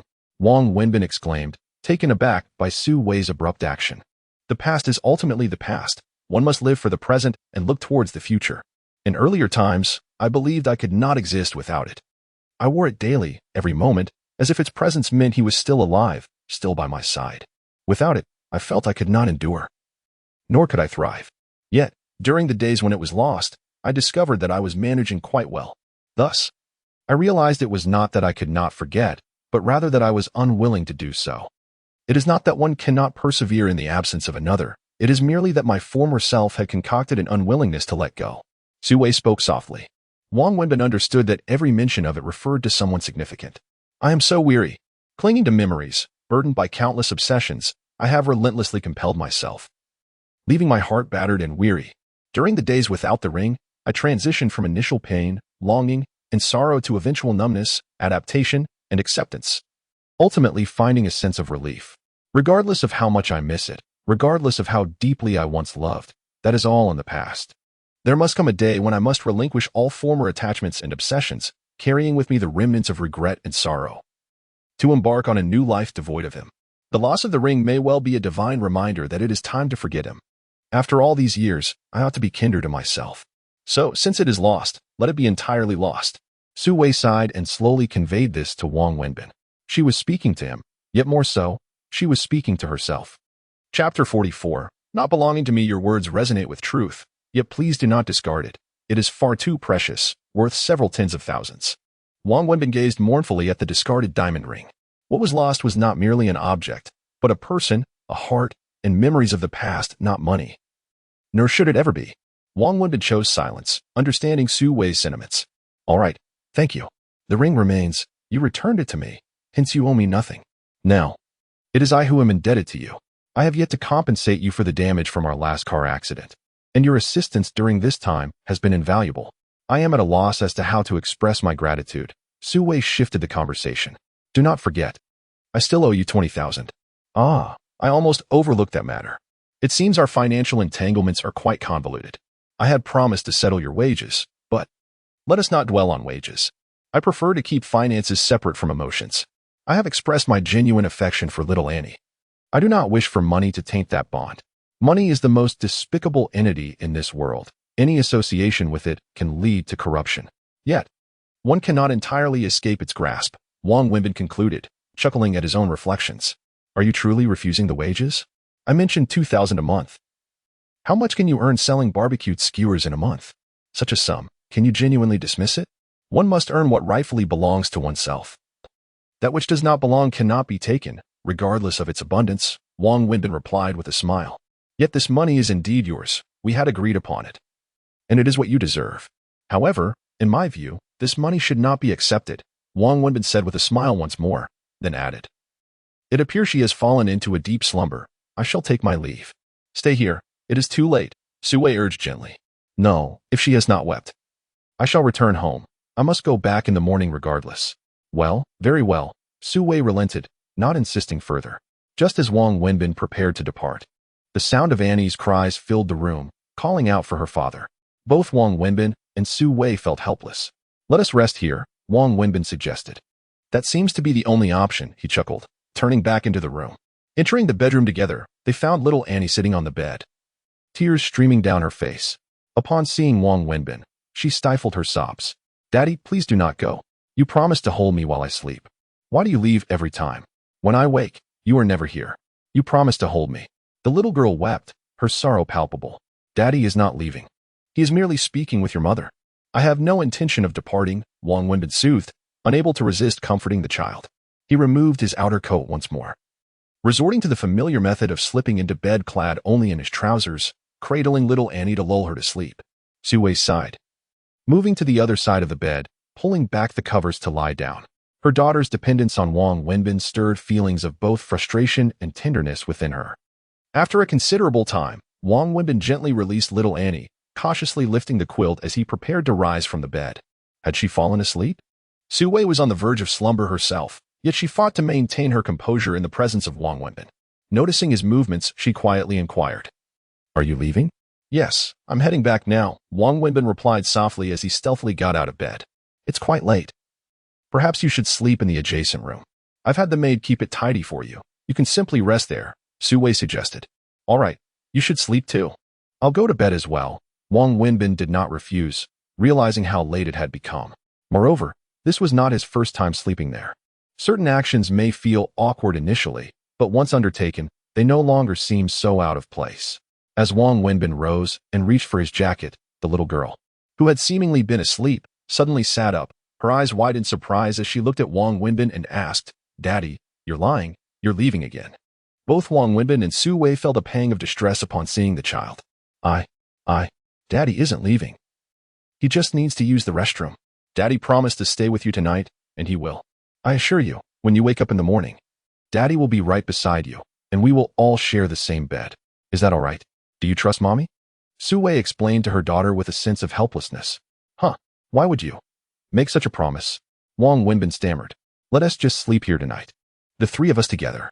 You can hold her as you sleep. Otherwise, she won't rest well at all. She hasn't had a peaceful night's sleep in days, Su Wei said, her heart aching for her daughter. But this. You can sleep on that side, and I'll sleep over here. She'll be in the middle. You won't touch me, and I won't touch you. What difference does it make? Su Wei calmly told Wang Wenbin, though her slightly flushed face betrayed her composed demeanor. But it's inappropriate. I'm not afraid of you. Why should you be afraid of me? Are you worried that I, a widow, might take advantage of you? Su Wei suddenly became a bit irate. No, that is not what I meant. Then let us sleep, Su Wei said, pulling the covers over herself and turning to face away from him, drifting into slumber. Wang Wenbin could discern Su Wei's anger. He was uncertain as to why she had suddenly become upset. With a resigned smile, he removed his jacket, changed into his pants, and laid down beside little Annie, embracing her as he recounted a fairy tale, the words flowing from him even as he was unaware of their content. Before long, the child was asleep again. Is she asleep? Just as Wang Wenbin ceased his storytelling, Su Wei turned to face him, her back having been toward him. Yes, she is asleep. I'm sorry about earlier. Su Wei apologized. It is of no consequence. I am simply too pedantic. My intention is not to express any disdain towards you, for it is entirely unrelated to such feelings. It is merely the nature of the world we inhabit. I am at a loss for words, and as Wang Wenbin attempted to articulate his thoughts, he found himself ensnared in a web of his own confusion. Su Wei, upon witnessing Wang Wenbin's stammering finale, could not suppress a chuckle. With a warm smile, she remarked, You possess a certain charm. I have not reproached you in any way. Women, at times, become vexed in ways that even they struggle to comprehend, let alone you. I extend my apologies to you, and simultaneously, I express my heartfelt gratitude. With your companionship, I believe she will be able to navigate this final chapter of her life with happiness and fulfillment. Chapter 45. I did nothing. The previously light atmosphere abruptly shifted to one of profound gloom, enveloping both individuals in silence. Is there truly no way out? I refuse to believe it. I cannot accept that fate would be so cruel to such a sweet and gentle child. Wang Wenbin's voice trembled with emotion. No. Sue replied, pulling a tissue from the bedside to dab her tears. If there were even a 1 in 1,000 chance, I would have tried everything. But there truly is no way. I have done all I could. From the beginning, I should not have brought her into this world. I gave her life, but failed to grant her happiness, instead condemning her to a fractured family and a fragile body. I am the most incompetent and heartless mother in existence. As she spoke, tears streamed down her face uncontrollably once more. This is not your fault. It is a congenital illness, something beyond anyone's control. Let us think of another solution. I am certain there must be one. I have long since lost hope. After all these years, I am weary. She is even more so. The pain of each treatment. Every time I witness it, it feels as though a knife is slicing through my flesh. Let us not dwell on this any longer. We must allow nature to take its course. One cannot fight against destiny. It's late. You should get some rest, Sue said, reaching for the tissue again to wipe her tears, thereby bringing an end to their heart-wrenching conversation. Though they resolved to cease their dialogue, neither could find peace within, each lost in their own thoughts. Yet both were preoccupied with the same concern. On a bed meant for three, Wang Wenbin endeavored to sleep near the edge. Aware that little Annie lay in the middle and that the bed was spacious, yet instinctively, he gravitated towards the side. Likewise, Sue nestled closely against the edge. In the center, little Annie instinctively leaned toward Wang Wenbin, creating an extraordinary tableau. A large bed accommodating three, ostensibly snug. Yet an expanse of unoccupied space lay in the middle. To an outsider, it would appear as a blissful family of three sharing a bed. Yet the reality was far from such a notion. Time passed, and Sue Wei, still preoccupied with her daughter's illness, was suddenly aware of the sound of snoring. She had shared a bed with Wang Wenbin before, but never had either truly slept. They merely acted for the sake of their child, departing once she fell asleep. This time, however, it marked their genuine first shared slumber, and thus, it was Sue Wei's inaugural experience of hearing Wang Wenbin snore. With her mind already troubled, the presence of a stranger in her bed made it impossible for her to rest. The sound of his snoring only heightened her agitation, becoming a source of irritation amid the tranquil night, exacerbated by their close proximity. In truth, Wang Wenbin's snoring was quite mild. It was merely the serene silence of the night that amplified its presence. Gradually, Sue Wei began to find the sound of snoring less irksome.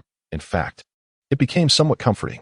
Unbeknownst to her, she soon drifted into a peaceful slumber, a tranquility she had not experienced in many years. The following morning, Wang Wenbin awoke groggily. Opening his eyes to an unfamiliar ceiling, he sensed a weight upon him and someone embracing him, accompanied by a fragrant aura, invoking the sensation of cradling soft jade. Wang Wenbin was bewildered. He had always slept alone, so why did it feel as though someone was beside him today? As he turned his head, he beheld an exquisitely beautiful face, Sue Wei. The circumstances of their slumber remained a mystery, yet in that moment, little Annie lay alone on the far left edge of the bed, while Wang Wenbin and Sue Wei were tightly entwined. Sue Wei rested her head on Wang Wenbin's arm. Her hands clasped securely around his neck, and beneath the covers, one of her legs rested upon his abdomen. The intimacy of their position was undeniably excessive. As a vigorous young man, Wang Wenbin awoke with a surge of vitality, and the sight of such a stunning woman nestled closely beside him was almost unbearable. Coincidentally, Sue Wei's leg was positioned precisely over a sensitive area. In that instant, Wang Wenbin was engulfed in a mix of anguish and pleasure. Pondering how Sue Wei would react upon waking to this scene, perplexed as to how such a situation had come to pass. After careful consideration, he resolved to discreetly disentangle Sue Wei's limbs, hoping to rise without her noticing, his only means of resolving this misunderstanding. Just as he prepared to make his move, Sue Wei, resting against his arm, abruptly opened her eyes. Thus unfolded one of the most awkward moments in history. Wang Wenbin stared wide-eyed at Sue Wei, who, in turn, gazed back in astonishment. With her head upon his arm and her arms encircling his neck, her long leg pressed against his most sensitive area, Sue Wei, initially dazed, soon grasped the situation and, after a brief moment, threw off the covers, withdrawing her hands from around Wang Wenbin's neck. With a piercing scream, she leaped from the bed, pointing an accusatory finger at Wang Wenbin, who was now seated on the edge of the bed. What are you doing? What have you done? Sue Wei's face was a mixture of anger and fear, while Wang Wenbin felt a sense of grievance and helplessness. I swear, I did nothing, he exclaimed. I have no idea how this happened. I just woke up. I assure you, I truly did nothing. Sue Wei was caught off guard, having no time to react. Now, as clarity returned, she felt a flush of embarrassment upon recalling her previous posture, which undeniably indicated that, regardless of what had transpired, it was entirely her initiative. With Wang Wenbin merely a passive participant. Clearing her throat awkwardly, Su Wei said, "I understand. All right, I will get up and wash up now." She exited the room with an air of nonchalance, though her face was as crimson as an apple once she stepped outside. Despite having been married and bearing a child, and having experienced the complexities of life, this did not exempt her from feelings of shyness and awkwardness. She simply possessed a wisdom and rationality that surpassed that of a typical young woman. Once Su Wei had left, Wang Wenbin let out a long sigh of relief, wiping the cold sweat from his forehead. Chapter 46. I will die to show you. Upon leaving Su Wei's residence, Wang Wenbin made his way home, where he retrieved Su Wei's ring and returned it to her. For Wang Wenbin, this act lifted a significant weight from his heart. Otherwise, the burden had been suffocating him. Such was his nature, he could not bear the sensation of indebtedness, much like the 30,000 yuan he owed. Over the past few years, he had been haunted by dreams of earning enough to repay his debts, which drove him to work tirelessly. It was a Sunday, and Wang Wenbin intended to set up his stall early. After a brief respite at home, he began preparing for the day's work. Just as noon approached, his phone rang unexpectedly. Glancing at the caller ID revealed an unregistered number. Despite not having saved it, he recognized it instantly. Hesitating for an extended moment, he finally mustered the resolve to answer. "What is it?" Wang Wenbin inquired coolly. The number belonged to Su Min, who had previously called him from this very phone. Although he had not saved the contact, the number had lodged itself in his memory inexplicably. "Wenbin, I hurt my foot." Su Min's voice came through the line. "Hurt your foot? What happened?" Wang Wenbin asked, momentarily stunned. "Since I moved into my new home, I've been unpacking today. While standing on a stool to organize my cabinets, I accidentally fell and injured my foot. It hurt so much, and I didn't know who else to call, so I had to reach out to you." "Is it serious? Does it hurt?" "Call an ambulance," Wang Wenbin urged, his concern growing. I don't think I need to go to the hospital. It's not that severe, but it does hurt a bit." "Oh dear, you really should take better care of yourself. Where do you live?" "I will come over right away. Just tell me the address." With that, Wang Wenbin dashed out, still clad in his work-stained clothes. But he paid little mind to his appearance. "All right, I'll send you the address," Su Min replied without hesitation. "Good," Wang Wenbin said before hanging up and rushing outside, where he hailed a taxi, instructing the driver to take him to the address Su Min had sent. For Wang Wenbin, taking a taxi was a rare luxury. He had long forgotten the last time he had ridden one. However, today was an exceptional circumstance. He hurriedly arrived at Su Min's apartment complex and ascended to her floor via the elevator, finally standing at her door. He pressed the doorbell twice, and it swung open to reveal Su Min in an apron, holding a spatula, smiling at him. "You're here. Come in," she exclaimed. Wang Wenbin, puzzled by her attire, glanced at her foot, feeling a wave of confusion, yet he stepped inside nonetheless. "Where is your foot injured?" he asked directly after entering. "Please take a seat and watch some television. I have prepared tea for you, and the dishes will be ready shortly." Su Min did not respond to Wang Wenbin's question. Instead, after inviting him, she proceeded directly to the kitchen. Wang Wenbin furrowed his brow tightly, observing Su Min walk as if she were perfectly fine, completely uninjured. He felt deceived. He followed her into the kitchen and stood at the doorway, inquiring of the flustered Su Min, who was busy stir-frying. "First, tell me where your foot is injured." Su Min turned off the stove and looked back at Wang Wenbin. "My foot is not injured." "Then where are you hurt?" "I am not hurt anywhere. I did not fall." Wang Wenbin coldly glared at Su Min, then gritted his teeth and said, "Su Min, do you think it's amusing to deceive and toy with me? Are you enjoying this? I abandoned my own affairs to travel a long distance and spend over 60 yuan on a taxi just to come here and entertain you like a fool? Do you think I have weekends free to do nothing? Or do you believe I am simply your pet, here to amuse you? Su Min, if it weren't for your gender, I would have struck you. Go ahead, hit me. I will not dodge. Hit me." Su Min stepped forward, her eyes brimming with tears, staring directly into Wang Wenbin's eyes. Upon seeing the tears in her eyes, Wang Wenbin's anger dissipated by half. He dreaded the sight of a woman's tears, which always made him feel weak. "You are still crying, feeling wronged, aren't you? The one who has been deceived is me. I should be the one crying, not you." Wang Wenbin could not help but curse again. "Yes, I did deceive you, but would you have come here if I hadn't? Wenbin, if I had called you today to say I had prepared a feast and invited you over, would you have come? If I had a choice, would I need to deceive you?" As she spoke, tears began to fall from Su Min's eyes. After hearing her reasoning, Wang Wenbin fell silent, his heart softening. and to some extent, he felt touched. He knew very well that Su-min did not cook and had never stepped into the kitchen during their years together. He had always been the one to prepare meals, as Su-min despised cooking and could not even distinguish between salt and MSG. Yet today, she was cooking for him. And he realized she was not lying. "Why are you cooking for me?" Wang Wenbin asked, his tone devoid of the previous anger. "Is it wrong for me to want to prepare a meal for you?" Su-min questioned, locking her gaze on him. "You have cooked for me for so many years. Why should I not have the chance to cook for you just once?" "I am not hungry," Wang Wenbin replied. "Even if you are not hungry, you must eat. Today, you have to stay and eat." "Wang Wenbin, I know you hate me. Not only do you hate me, but I also despise myself. However, despite your feelings, you must eat this meal. If you refuse, I will demonstrate my resolve, and I mean it." Su-min pointed at the kitchen knife on the cutting board and exclaimed, "Have you lost your mind?" "I have indeed lost my mind. It is you who has driven me to this madness. I cannot cook. I have never cooked in my life. From childhood until now, you are well aware of this fact. I detest the kitchen, for it is messy, and I particularly loathe the greasy sensation it brings.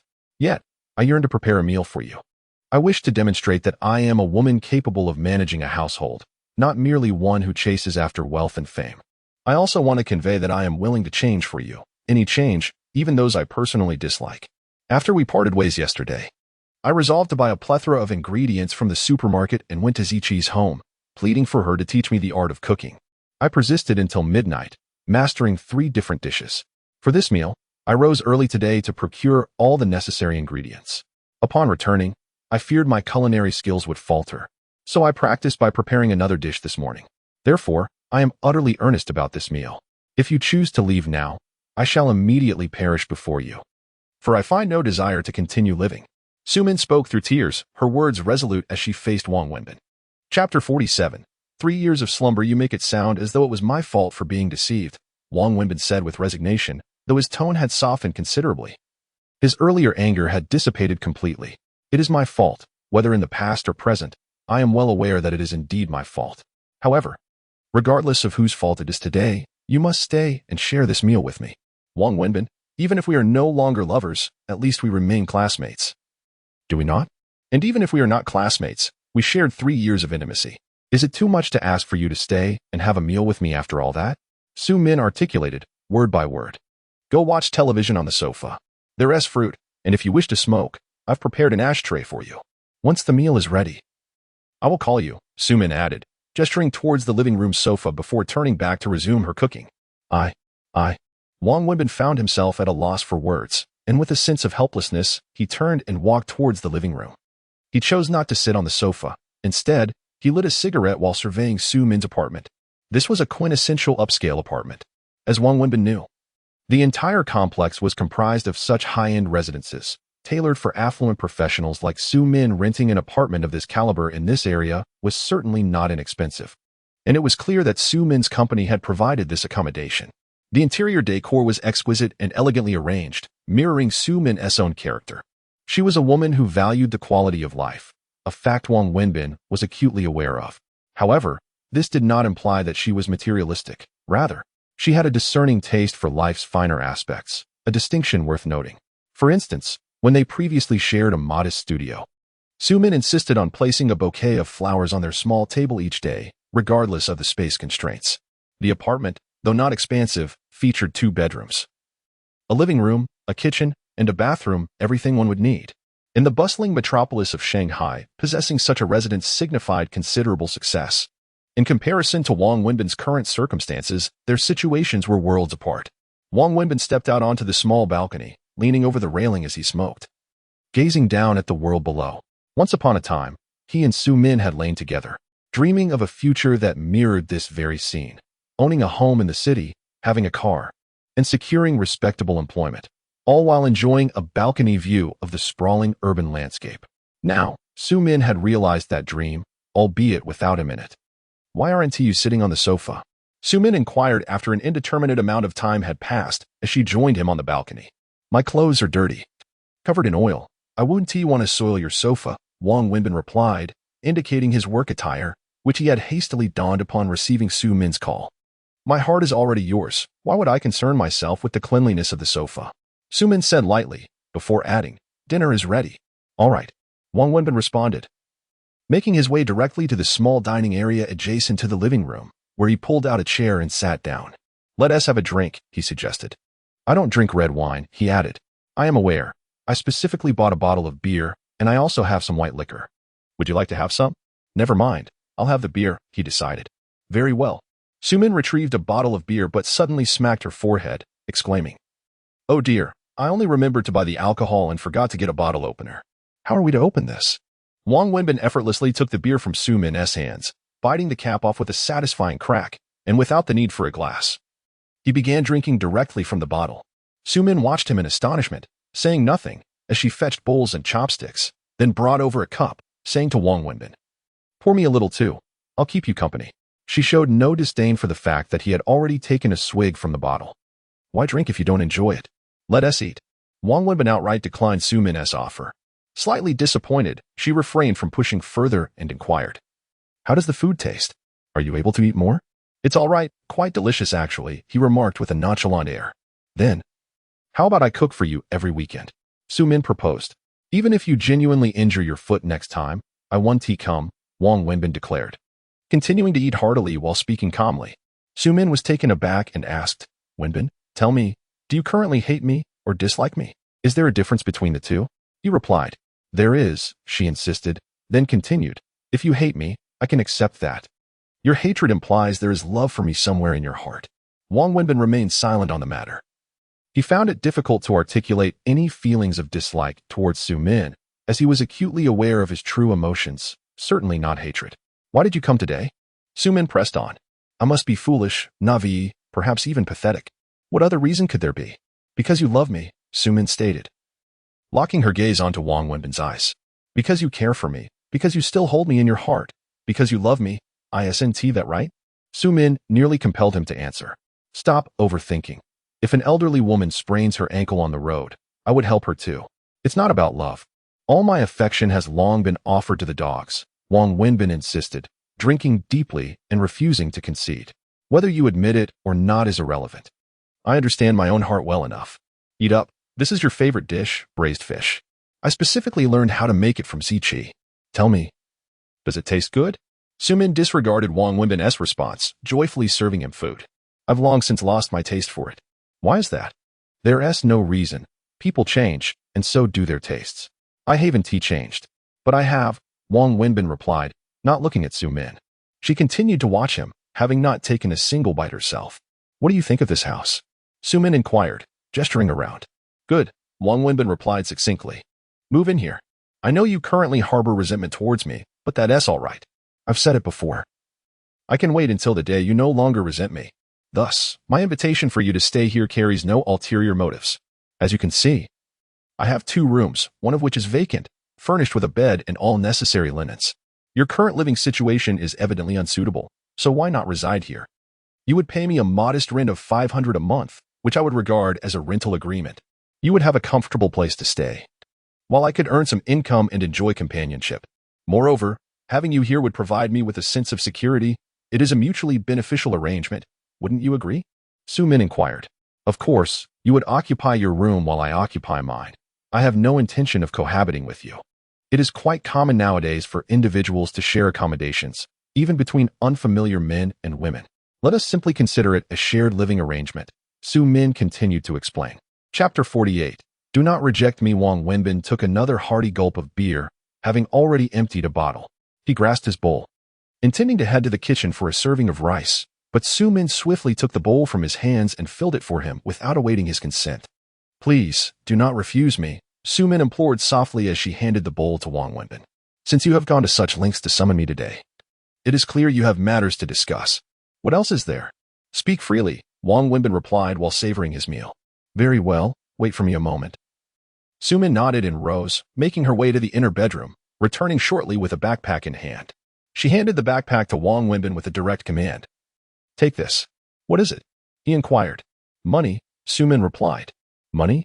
Wang Wenbin furrowed his brow, unzipping the bag to discover it was indeed filled with a considerable sum, neatly stacked bundles of cash.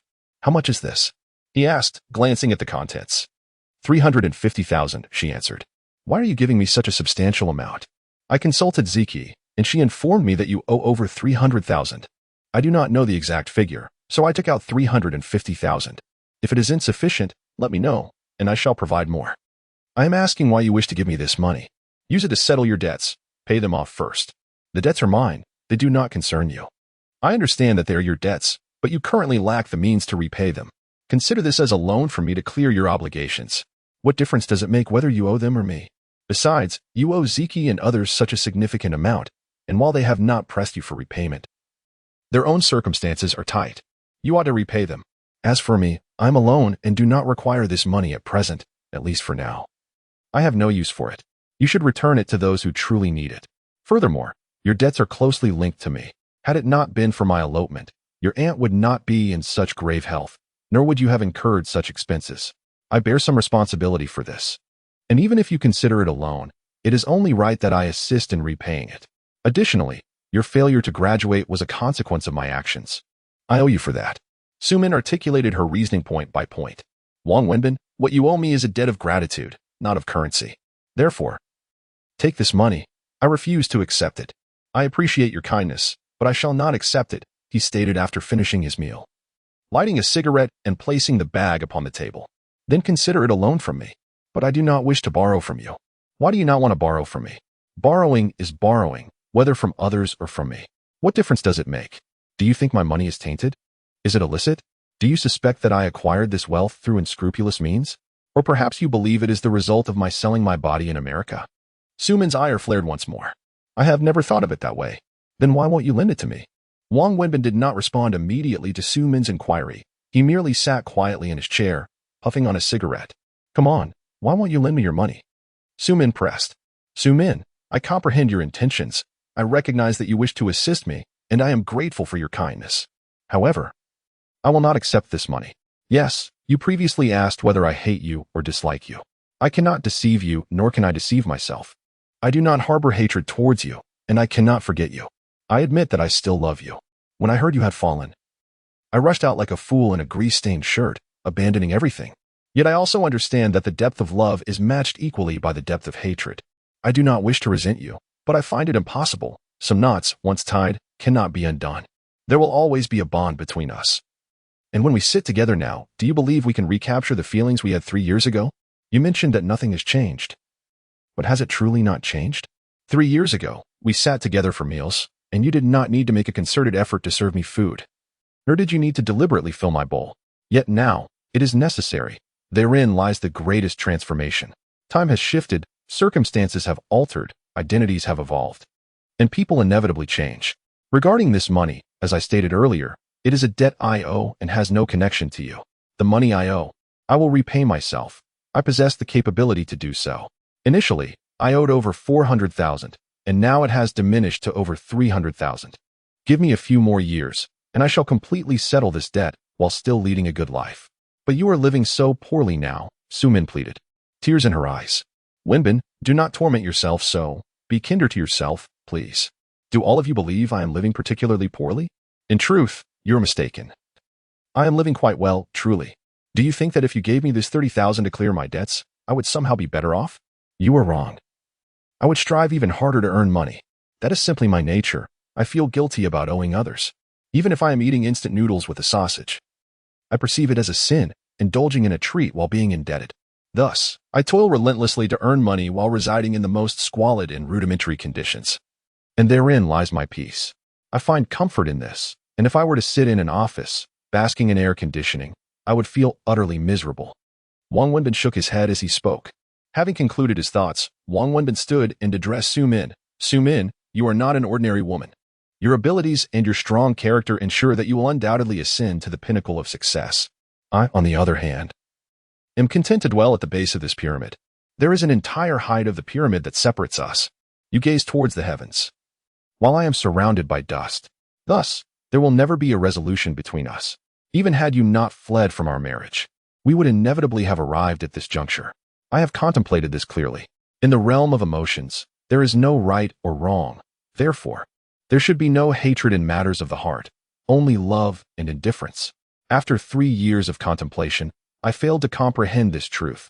However, during your recent days of return, clarity has dawned upon me. I sincerely hope you two can grasp this understanding. I am not your Romeo, nor are you my Zhuang Tai. Grant me the time to diminish my disdain for you, while simultaneously tempering my affections. I am capable of achieving this.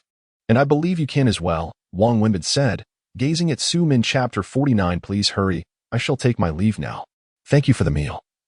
It wasn't exquisite, yet it was far from unpleasant. I genuinely appreciate it, Wang Wenbin expressed sincerely to Su Min before turning and departing from her home.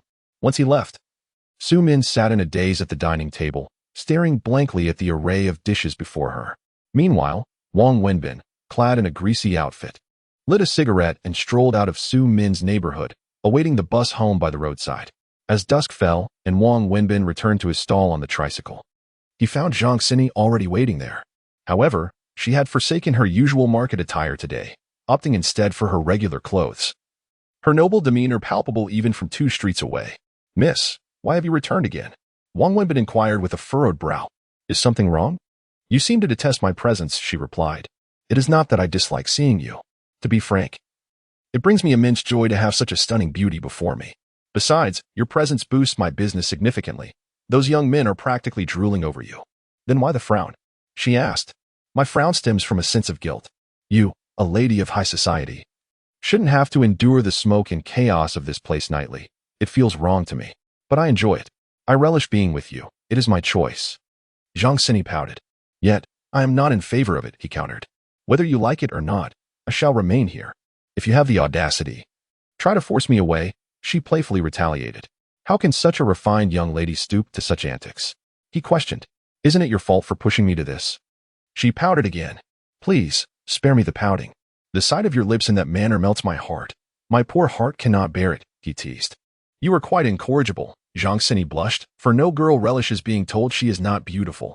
To speak honestly, dear girl, you are innocent and kind-hearted and undeniably beautiful. As a normal man, I cannot harbor any dislike for you. My reluctance to have you here is solely out of concern for your safety. Though this is a university town-esque backstreet, the foot traffic is heavy and the structure complex. You are a lady of wealth and beauty. Lingering here at night is truly unsafe. Should anything happen to you while selling barbecue for me, your family would not forgive me. Moreover, I would feel guilty as well. Wang Wenbin explained while tending to his stall. There aren't that many bad people in the world, she asserted. You simply have not encountered them. Let me tell you. Evildoers have existed in every era. It is merely a question of their prevalence. I do not know who the bad people are, but I do know that you are a good person. Wang Wenbin found himself at a loss for words, then remarked, well, your innocence makes me hesitant to reveal the darker sides of this world to you. It evokes a sense of guilt. One day, you may find yourself aiding me while I profit from your innocence. Should you truly sell me, I would willingly accept, for it is my life that you have salvaged. Zhang Xini boldly entered Wang Wenbin's barbecue stall, offering her assistance despite his repeated refusals. Ultimately, he found himself resigned to her presence, for he was at a loss. How could he possibly send away such a sweet and beautiful young lady? How about I treat you to dinner later? She inquired after a busy stretch. As the clock struck 11 and business began to wane, she handed him a few tissues to wipe the sweat from his brow. Why would you want to treat me to dinner? He asked. Isn't it obvious? Of course I need a reason. Otherwise, I want to go, just like last time. I truly did not intend to deceive you. All right, I hold no grudge against you. Really, just refrain from being so adorable in my presence. You have no idea how powerful your charm is, and I truly cannot bear it. Then I shall treat you to dinner, she stated. First, I need a reason. I appreciate your letting me assist you tonight, Zhang Xini mused. Dear lady, does this not present a logical inconsistency? What do you mean? Shouldn't I be the one expressing gratitude for your assistance? Then you should treat me to dinner, she replied. I have no money, Wang Wenbin stated matter-of-factly. Then I shall pay, she insisted. Provide a reason. Wang Wenbin, you are being unreasonable. Zhang Xini finally realized he was teasing her, her lips pouting in annoyance. All right. I was just joking, don't be upset. Besides, it's getting late. You should head back. I beg of you, it's not particularly safe here. As he spoke, he glanced at a nearby late-night stall where a rowdy group of men were drinking and causing a ruckus. These individuals clearly belonged to a troublesome crowd known to Wang Wenbin, a gang of ruffians who frequented the university town. He had even paid them protection fees, an unfortunate necessity in this society where the law often felt impotent against such scoundrels. What troubled Wang Wenbin was that the group, while drinking, kept casting glances in their direction and occasionally pointing, not at him, but rather at the enchanting yet perilous Zhang Sini. It's still early. I want to be able to sleep if I go back now, she replied. Are you being annoying? Hurry up and leave, do you hear me? Wang Wenbin suddenly snapped, raising his voice at her. Zhang Sini was taken aback. Moments ago, he had been kind and gentle, yet now he was fierce. No one had ever spoken to her this way in her life, and a wave of indignation surged within her, causing tears to well up in her eyes. Why are you crying? Hurry up and leave. I cannot stand you. Your presence irritates me. Please do not cling to me any longer. Just go away, swiftly. Do you not comprehend what I am saying? I demand that you depart. Wang Wenbin noticed a man rising from the other side and approaching. Meanwhile, Zhang Sini remained standing there, tears streaming down her face, seemingly oblivious. He had no time to offer her any explanations. Instead, he continued to berate her while pushing her away, eager to see her gone. He was acutely aware of the nature of this group and their usual activities. Chapter 50. I am not dead. I will not leave. I refuse to leave. Wang Wenbin, clarify for me. What is it about me that bothers you? What is it that you find detestable? Speak clearly. Zhang Sini cried out, her stubbornness flaring up. Goodness. I'm begging you, please. Just go for now. And I promise to explain everything later, all right? Wang Wenbin, noticing a man approaching with a cigarette in hand, grew anxious and pushed Zhang Sini outside the stall. I absolutely will not leave until you clarify things. I swear, once you do, I will never seek you out again, Zhang Sini insisted, resolutely standing her ground. Ah, are we quarreling? The man approached Wang Wenbin and Zhang Sini, fixing his gaze upon Zhang Sini. No, this young lady is simply being disobedient. I'm trying to reason with her. It's late, and she needs to return to the dormitory. The teachers will be worried. And if they call the police to search for her, it would be troublesome, wouldn't it? Wang Wenbin feigned a casual demeanor, pulling Zhang Sini behind him to shield her from view. Step aside, don't touch me. Zhang Sini, still irked with Wang Wenbin, shook off his hand. Wang Wenbin awkwardly smiled at the man and quickly added, Brother, would you like something to eat? I can grill something for you, just a small token of my appreciation. Get lost. Just because I haven't had barbecue doesn't mean anything. Step aside, I'm here for this girl. The man forcefully shoved Wang Wenbin aside, then turned to Zhang Sini with a lecherous grin. You're truly stunning. In all my years here, I've never encountered such a beautiful student. It's driving me wild. Wang Wenbin sensed the escalating danger. Zhang Sini, recognizing the man's sinister demeanor, felt a wave of fear wash over her and instinctively leaned closer to Wang Wenbin, confronting the man. Who are you? I heard you work at this stall, right? See that over there? That's my brother, and he has taken a liking to you. He wants you to come over for a drink, the man said, gesturing toward a nearby table filled with raucous young men, one of whom was bald and clearly the brother in question. They were all laughing boisterously, oblivious to the unfolding scene. I don't know you. I'm not going, Zhang Sini replied firmly. Not going? Young lady, do you understand who we are? Don't you want to earn some money? Just accompany my brother for one drink, and this 500 yuan is yours. Surely this is better than working here? The man produced several 100 yuan bills, waving them in front of Zhang Sini. Put your money away. It's disgusting, she retorted. Oh, so you prefer to be obstinate, do you? I made a bet with my brother that I would bring you over to drink with him. Don't make me look foolish, the man said, his temper flaring as he reached out to grab Zhang Sini's hand.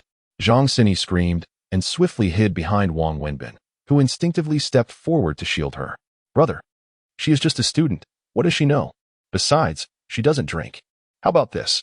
I'll go over and toast a few brothers as an apology on her behalf. I apologize if I offend you, big brother, Wang Wenbin said with a forced smile. Who the hell are you? Do you think you have a say in this? Let me be frank with you. My brother has taken a liking to this girl, and he simply wants her to join us for drinks. Don't go looking for trouble. Just step aside, a man snarled, grabbing Wang Wenbin by the collar and pointing a finger menacingly at his nose. Let him go.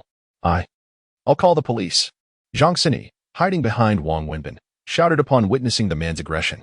Shut up. Wang Wenbin snapped at Zhang Sini before turning back to the man with a feigned joviality. Brother, she is just a child, unaware of the ways of the world. I'll cover the tab for your table today, and later, I'll treat a few brothers to karaoke as a gesture of apology on her behalf. Do you really think you're someone important? Get the hell out of here, or I will make sure you regret it, the man retorted, shoving Wang Wenbin aside and reaching for Zhang Sini, who screamed in fright and recoiled. Damn it, why are you looking for trouble? Wang Wenbin cursed under his breath, grabbing a nearby stool and charging at the man. What followed was a chaotic scene. Wang Wenbin fiercely attacked the man, landing brutal blows until he felled him to the ground. However, he was soon overwhelmed by a group that arrived to subdue him, raining punches and kicks upon him.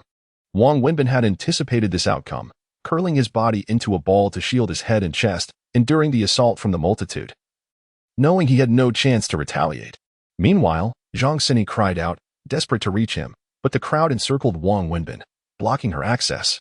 Within minutes, a police car arrived, and the crowd scattered in haste. Zhang Sini had called the police, and since this was a university town, a security point had been established on the back street, allowing for a swift response. Are you all right? Call an ambulance. Please, help. Call an ambulance. After the crowd fled, Zhang Sini rushed to Wang Wenbin, who was coughing violently on the ground. She turned to the onlookers, pleading for assistance. I'll be fine. I won't die. Wang Wenbin managed to smile through a cough of blood, wiping the corner of his mouth with his hand. He attempted to rise, but lacked the strength to do so. What happened? How could this happen? Where's the ambulance? Where are the police? Please, take him to the hospital. I beg you, hurry. Tears streamed down Zhang Sini's face as she frantically called out to the approaching officers. Before the ambulance could arrive, the police lifted Wang Wenbin into their vehicle, rushing him to the nearest hospital, with Zhang Sini following closely, crying and gripping Wang Wenbin tightly in the back of the police car. I am still not dead.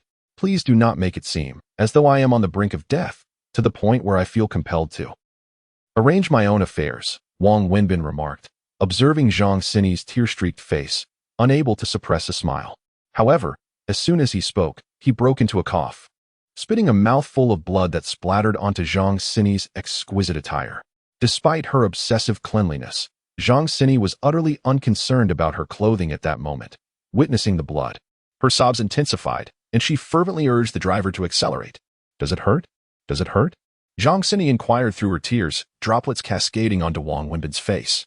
Not really, though it is somewhat salty, Wang Wenbin replied with a grin, though his mouth was filled with blood. Chapter 51. It's all my fault. Zhang Sini gazed at Wang Wenbin, feeling a mix of sorrow and anger.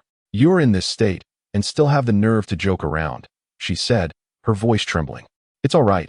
I know my own situation. I know I'm not going to die. Those few rascals can't take me down. You didn't see me. I was just trying to protect myself, doing a pretty good job of it too. If it were someone else, they would have been beaten to death by now. It's just me. Enough. You shouldn't say anything more. Hearing Wang Wenbin's weak and fragmented speech only heightened Zhang Sini's urgency. She couldn't help but ask, why were you so reckless? Why did you charge out to confront them? You know they're nothing but a bunch of thugs, and there were so many of them. Why were you so foolish? Big sister, I had no choice. I tried to push you away, to urge you to leave, but you wouldn't listen. I had no choice. Those rascals are just, the way they are, causing havoc on this street. Everyone dares not speak up, given the situation today. If I had gone up to confront that rascal, he would have definitely taken you away to serve drinks. It's not just about what might happen to you. He'd definitely try to take advantage. That is certain. You're so beautiful. I wouldn't even want to take advantage of you myself. How could I let those rascals do it? Wang Wenbin said with a forced grin. Even now, can't you just speak properly? To say it plainly. At that moment, if I hadn't stepped up, I wouldn't be a man, he declared, his tone suddenly serious. Upon hearing his words, Zhang Sini cried even more fiercely, her hand gently caressing Wang Wenbin's face as she repeatedly murmured, why are you so foolish, so foolish? At that moment, although Wang Wenbin wore a smile and joked with Zhang Sini, insisting he was fine, it was all a fade. Beneath the surface, he was in excruciating pain, blood persistently seeping from his mouth, which he struggled to swallow to avoid alarming Zhang Sini. The agony was unbearable, and the extent of his injuries, after being surrounded and beaten by a dozen people, was evident. The police, sirens blaring, rushed Wang Wenbin to the nearest hospital. The emergency medical staff had been waiting outside, and as soon as the police arrived, they swiftly lifted Wang Wenbin onto a stretcher and hurried him into the emergency room. From that point on, Wang Wenbin felt as if he were a mere puppet, subjected to the whims of the doctors and nurses. He wasn't unconscious, but felt hazy and disoriented. Time passed in a blur until he was finally wheeled into a hospital room. I'm so sorry, it's all my fault. If I hadn't been so stubborn and had just left, you wouldn't be like this, Zhang Sini wept at Wang Wenbin's bedside. While a few nurses busied themselves nearby, one adjusting instruments and another preparing for Wang Wenbin. This matter does not concern you. I have long been intolerant of that group of rascals. By the way, nurse, what is the situation with my injury? What did the doctor say? I shouldn't be on the brink of death, should I? Wang Wenbin turned to the nurse beside him, who was busy attending to tasks. We are not privy to that information. We are merely nurses. For specific details about your condition, you must consult the doctor. However, rest assured, there is certainly no immediate danger to your life. If there were, you would not have emerged from the intensive care unit. This is a general ward, which indicates that your condition is not overly concerning, the nurse replied while attending to her duties. Did you hear that? I told you I wouldn't die. Didn't I? Stop crying. If others see you, they might truly believe I am on the verge of demise, and we wouldn't want to frighten anyone. Wang Wenbin said with a smile to Zhang Xini. The doctor mentioned that you have a mild concussion and fractures in both your arms and legs, undoubtedly caused by that group of people. How painful. Zhang Xini began to weep anew as she spoke. Fractures? So, my bones are broken, is that correct? No wonder I feel such excruciating pain. With so many people attacking me, if I didn't sustain fractures, they would truly be inept. Has the doctor outlined the treatment plan? The doctor mentioned that we would first address the open fractures and then proceed with surgery for the closed ones. I do not fully comprehend the details, but the doctor assured me that your fractures have not resulted in damage to any major nerves or blood vessels. That is how I understood it, though I am not entirely certain. Rest assured, there are no significant issues. However, hospitalization and surgery are necessary.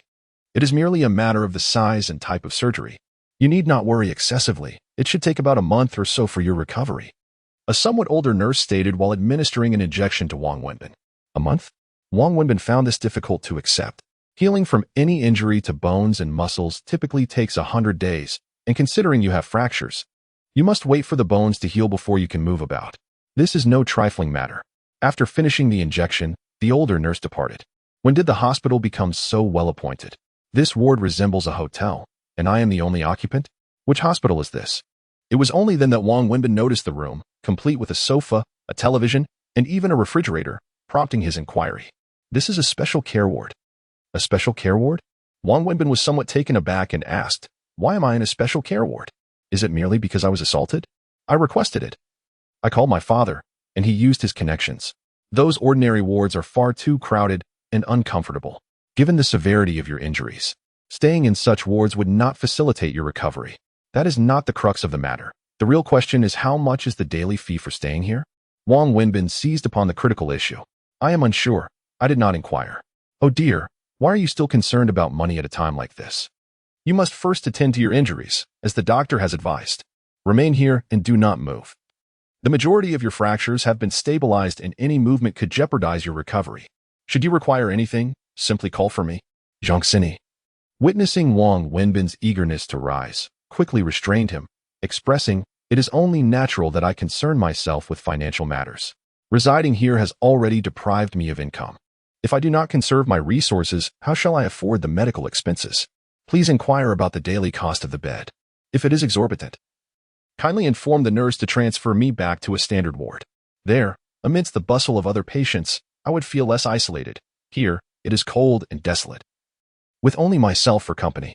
To those aware of my hospitalization, my situation is clear, yet to those unaware, it might seem as though I am merely residing in a hotel. This hospital lacks any sense of presence. Wang Wenbin insisted fervently. Chapter 52. 500,000. Just focus on your recovery. Do not worry about the money. No amount of money is more important than your well-being, Zhang Xini urged. You are mistaken. To me, money holds far greater significance than injury. You see, as long as the injury is not life-threatening, it will gradually heal with time. However, money does not come to one of its own accord. So, which is more important, money or injury? Enough of your jesting. Does it hurt? Zhang Xini asked, her eyes glistening with unshed tears as she looked at Wang Wenbin. Since the moment I was struck, this is the 7th time you have asked me if it hurts. Wang Wenbin replied, though he spoke with a hint of humor. Deep down, he felt a warmth in his heart after enduring solitude for so long. Even the smallest gestures of kindness moved him profoundly. Have an apple. I'm not hungry. Then how about some milk? I can get you some. Thank you. But I cannot drink it. Well then, what would you like to eat? I can go buy it.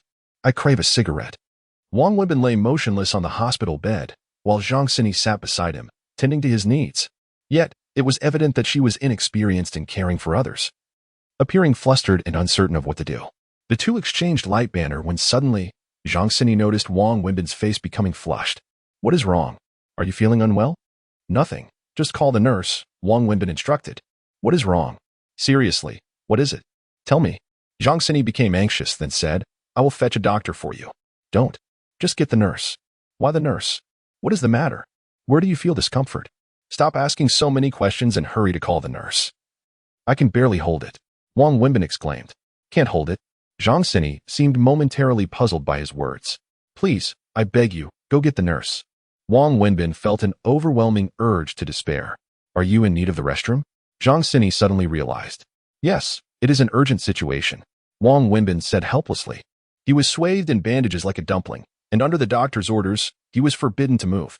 Is it a major or minor urgency? Do you really need to ask so explicitly? Hurry and call the nurse. I must clarify whether you need to defecate or urinate to determine what to do, she insisted.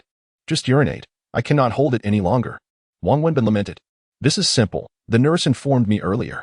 For defecation, use the basin. For urination, use this pot. Zhang Sini explained as she retrieved a basin and a pot from beneath the bed. Wang Wenbin stared in disbelief at the basin and pot in Zhang Sini's hands. His eyes widening as he asked, what on earth are those? They are specifically provided for patients in the hospital. This is for defecation, and that is for urination. The nurse even taught me how to use them, Zhang Sini elaborated, detailing the functions of the two items. Enough, enough, there's no need for introductions. Even a fool can discern their purpose. Wang Wenbin interrupted Zhang Sini's detailed exposition, then added, quickly hand me that pot, step outside, and close the door behind you. Hurry. I cannot hold it any longer. What are you doing? Zhang Sini inquired. Dear sister, I need to relieve myself. What else would it be? Wang Wenbin exclaimed. Oh dear. If I don't perish from being beaten today, I shall surely die from this urge. Please, I have been holding it for an hour. You cannot move. You are entirely bandaged. How can you manage? Zhang Sini asked. How am I supposed to go to the restroom? Wang Wenbin stammered. That is precisely why the nurse provided me with this and instructed me on how you could assist. Assist you? Wang Wenbin's eyes widened in disbelief. Indeed. It's just as I described. Zhang Sini began with vivid detail, but as the topic turned to the practicalities, her cheeks flushed a deep crimson. For heaven's sake, summon a nurse, preferably a male one. Wang Wenbin shouted. There are no male nurses available, and this is beyond the nurse's purview. It must be handled by a family member unless you wish to hire a caregiver, but it's far too late to find one now, Zhang Sini replied, her face burning with embarrassment. Oh my heavens, is this some cruel jest? Wang Wenbin lamented. I suppose I must. Zhang Sini's face was as red as if it might bleed, and she gritted her teeth, standing up to lift Wang Wenbin's blanket. What are you doing? Stop. Don't be reckless. Wang Wenbin shouted in alarm as Zhang Sini began to unveil the covers. Finally, he pleaded, instead. Help me adjust the bed so I can sit up and reach the pot myself. Will that even work? Zhang Sini questioned. It must work. If you help me with this, our lives will be forever ruined, and how shall we ever face each other again? Enough with the theatrics, lend a hand, and raise the bed swiftly. All right. Zhang Sini, blushing profusely, adjusted the bed until Wang Wenbin could almost sit upright. Now, lift the covers and place the pot on the bed, Wang Wenbin directed. Afterward, he instructed her to cover him again. Struggling, he maneuvered his bandaged hand under the blanket, attempting to manage the situation, when suddenly an odd sound emerged. Upon hearing it, Zhang Sini's face turned a deeper shade of red, and Wang Wenbin felt a profound embarrassment that he had never experienced before. From this moment forth, do not feed me any more milk. I shall be quite angry if you do, Wang Wenbin gritted his teeth. Is it done? Zhang Sini asked, blushing as she noted the silence. Just a moment longer. Allow me to pull my trousers up, Wang Wenbin replied, his face flushed. All right, it's done. Once he finished, Zhang Sini lifted the blanket, her face aflame, one hand pinching her nose while the other held a tissue, prepared to dispose of the pot in the restroom. Just then, the door to the hospital room swung open suddenly. The door creaked open, and several police officers strode in, followed closely by a few men clad in suits, among whom was an older gentleman of considerable girth. Dad! Zhang Sini exclaimed in astonishment upon seeing the man enter. Wang Wenbin was taken aback.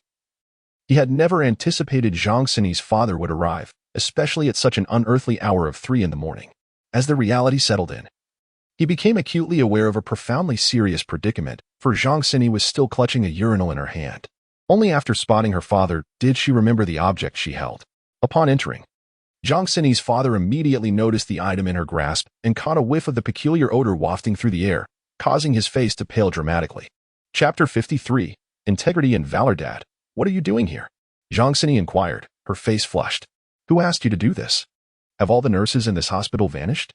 Zhang Xini's father retorted through gritted teeth. I just want to empty it and clean it, Zhang Xini stammered.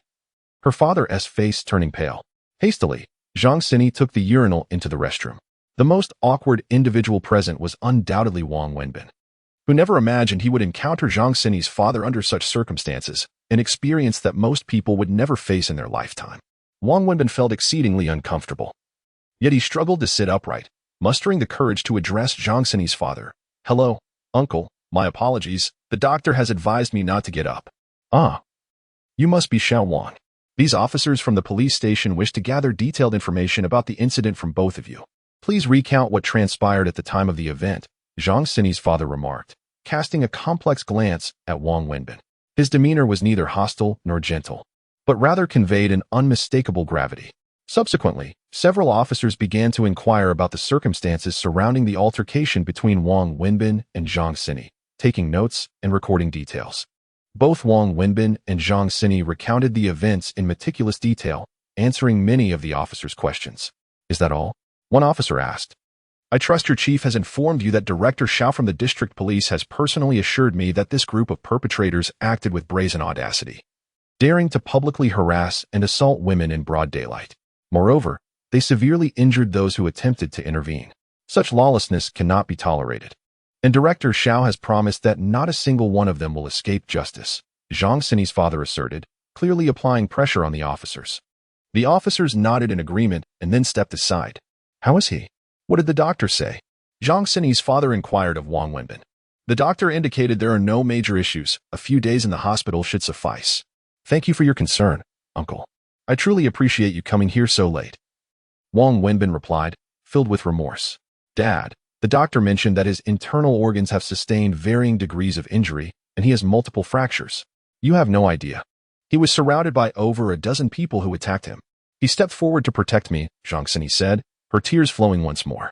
I understand. Xiao Wang, I am profoundly grateful to you. According to Xini, you were also the one who rescued her from the fire, correct? I have long wished to express my gratitude in person, but she has always prevented me from doing so.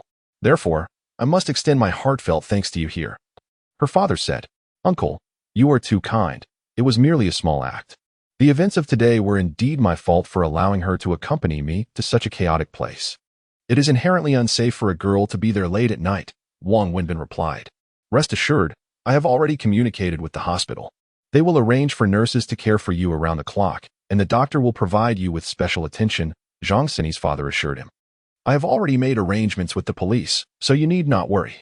Those who have harmed you shall not escape. They will undoubtedly face legal consequences. Thank you, uncle. I truly appreciate your assistance, and I feel quite embarrassed for the trouble caused. Xini, let us return home, Zhang Xini's father said to her. Father, please go back first. I wish to stay here. Why would you remain here? What time is it? Zhang Xini's father became somewhat agitated. Wenbin is injured, and given the severity of his wounds, someone must be here to care for him. I cannot leave. I have arranged for a nurse to provide round-the-clock care. A nurse will arrive shortly. And there will be one here for 20 hours, including attending to the bedpan.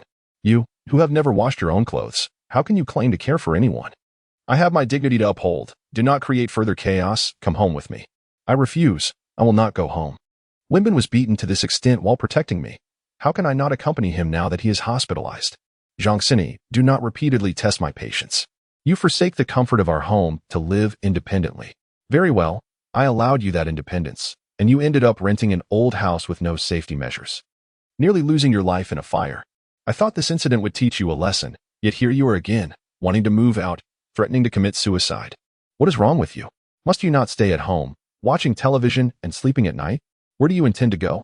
Is that place truly where you belong? Have you considered what might have happened tonight if Xiao Wang had not risked himself to protect you? You are utterly oblivious to the dangers of the world. This is my final warning. Return home with me. Zhang Xini's father was thoroughly enraged. No matter what you say, I cannot return. I must stay with Wenbin in the hospital. Zhang Xini displayed her stubbornness. It is our indulgence that has nearly led you into grave trouble. You there, take her back. If she dares to create a scene today, bind her. Zhang Xini's father said coldly. You wouldn't dare. Father, if you truly intend to do that, I will show you my determination to die. Zhang Xini stood up defiantly. Wang Wenbin was well aware of Zhang Xini's obstinacy, had it not been for her temperament. He would not be lying in a hospital bed now. Zhang Xini, please listen to me. Go home. I am fine here. And your uncle has arranged for a nurse to care for me. You need not worry. Everything is all right. It is late. And you should consider your uncle and aunt's feelings. You are of no use here. I wish to rest, and if you remain, I will be unable to do so. Wang Wenbin comforted Zhang Xini. But there are no buts. You should go home. If anything arises, I will call you, all right? My phone is right here. Wang Wenbin glanced at the phone beside his bed. You should return. Then, I shall take my leave for now. I will visit you again tomorrow morning. Zhang Xini reluctantly expressed her sentiments, urging, you should head back now. As she spoke, she was encircled by several men in suits and escorted away. However, Zhang Xini's father remained behind. Xiaowang, I have come today to speak frankly with you. Please, uncle. Go ahead, Wang Wenbin replied. I wish for you and Xini to no longer meet in the future, Zhang Xini's father stated directly, without much formality. Wang Wenbin was momentarily taken aback, unable to gather his thoughts, and after a pause, he quickly responded with a smile, Uncle, you must have misunderstood. In truth, what happened earlier is not as you perceive. It was merely, I handled it myself, and Xini was just assisting me. Chapter 54. Why deceive me? Wang Wenbin believed that Zhang Xini's father had misunderstood the situation he had just walked into. Thus, he was eager to clarify the recent events. However, he soon realized that no explanation would suffice, and before he could finish, he was interrupted by Zhang Xini's father. I do not wish to know what transpired. I only need to ensure that such incidents will never occur again. Furthermore, from this point forward, you are not to meet him again. Uncle, first and foremost, I must express my gratitude to you.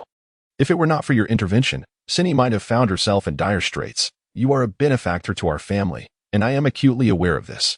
You exaggerate, Uncle. My efforts to save her were merely a matter of instinct. Even had I not rushed in, the firefighters would have come to her aid. Wang Wenbin hastily replied. Zhang Xini's father waved his hand, signaling Wang Wenbin to refrain from further commentary and continued, I can distinguish right from wrong. And I am not ungrateful. However, gratitude is one matter, and the rest is another. As a father, I am not inclined to allow her to grow too close to you, regardless of the nature of your current relationship. Perhaps my words are too blunt, and you may find them discomforting, but young Wang, this is the reality of society. I have gathered some information about you. You should understand that you and she inhabit different worlds. If you grow too close, it will not bode well for either of you. Take tonight's incident, for instance. It should not have happened. She ought not to have been in that place. Do you grasp my meaning? Uncle, I believe you are mistaken. Our relationship is merely that of ordinary friends. There are absolutely no feelings beyond friendship, nor have we engaged in any behavior that exceeds the bounds of ordinary companionship. Wang Wenbin insisted on explaining. You still do not comprehend my point. The absence of romantic feelings now does not guarantee that such feelings will not develop over time. I, too, was young once, and I shall not allow that possibility to exist. Moreover, even if you assure me that you will remain merely friends for life, it is still unacceptable. The ordinary friends that surround her must meet certain standards. Individuals like you should not be among them. After hearing Zhang Mingyang's words, Wang Wenbin lay on the bed in silence, feeling as though a thorn had lodged in his throat, rendering him unable to express his discomfort. After a prolonged period, he managed a bitter smile, nodding at Zhang Mingyang. I understand your meaning, Uncle. It is that I am unworthy of being her friend, is it not? Though the words were harsh, the truth remained. Individuals tend to congregate with those of similar standing. You and we do not dwell within the same social strata. She ought to exist within a circle befitting her status and conducive to her future. You have your own social sphere, and the lives of you two should not intersect. Nor should they. If forcibly intertwined, it would yield no benefit for either her or you. As I previously mentioned, had she not known you, she would never have visited the place where you sell barbecue, and thus tonight's incident could not have transpired. Therefore, I sincerely hope that from this moment onward, the two of you shall have no further intersections. Zhang Mingyang fixed his gaze on Wang Wenbin, enunciating each word with precision. Upon hearing this, Wang Wenbin smiled once more. His hand, encased in plaster, forming a tight fist, Yet he maintained a smile and nodded, saying, I understand. Indeed, she and I belong to entirely different worlds. Uncle, rest assured, I will never contact her again. Good, you are a wise individual. I am confident that you will achieve great success in the future. Here is 500,000. Consider it an apology from your uncle or a token of my gratitude. Please accept it. Zhang Xini's father handed Wang Wenbin a card. No, uncle. I cannot accept this money, Wang Wenbin replied, unable to move his hand, merely shaking his head. Take it. Zhang Xini's father placed the card beside Wang Wenbin's pillow.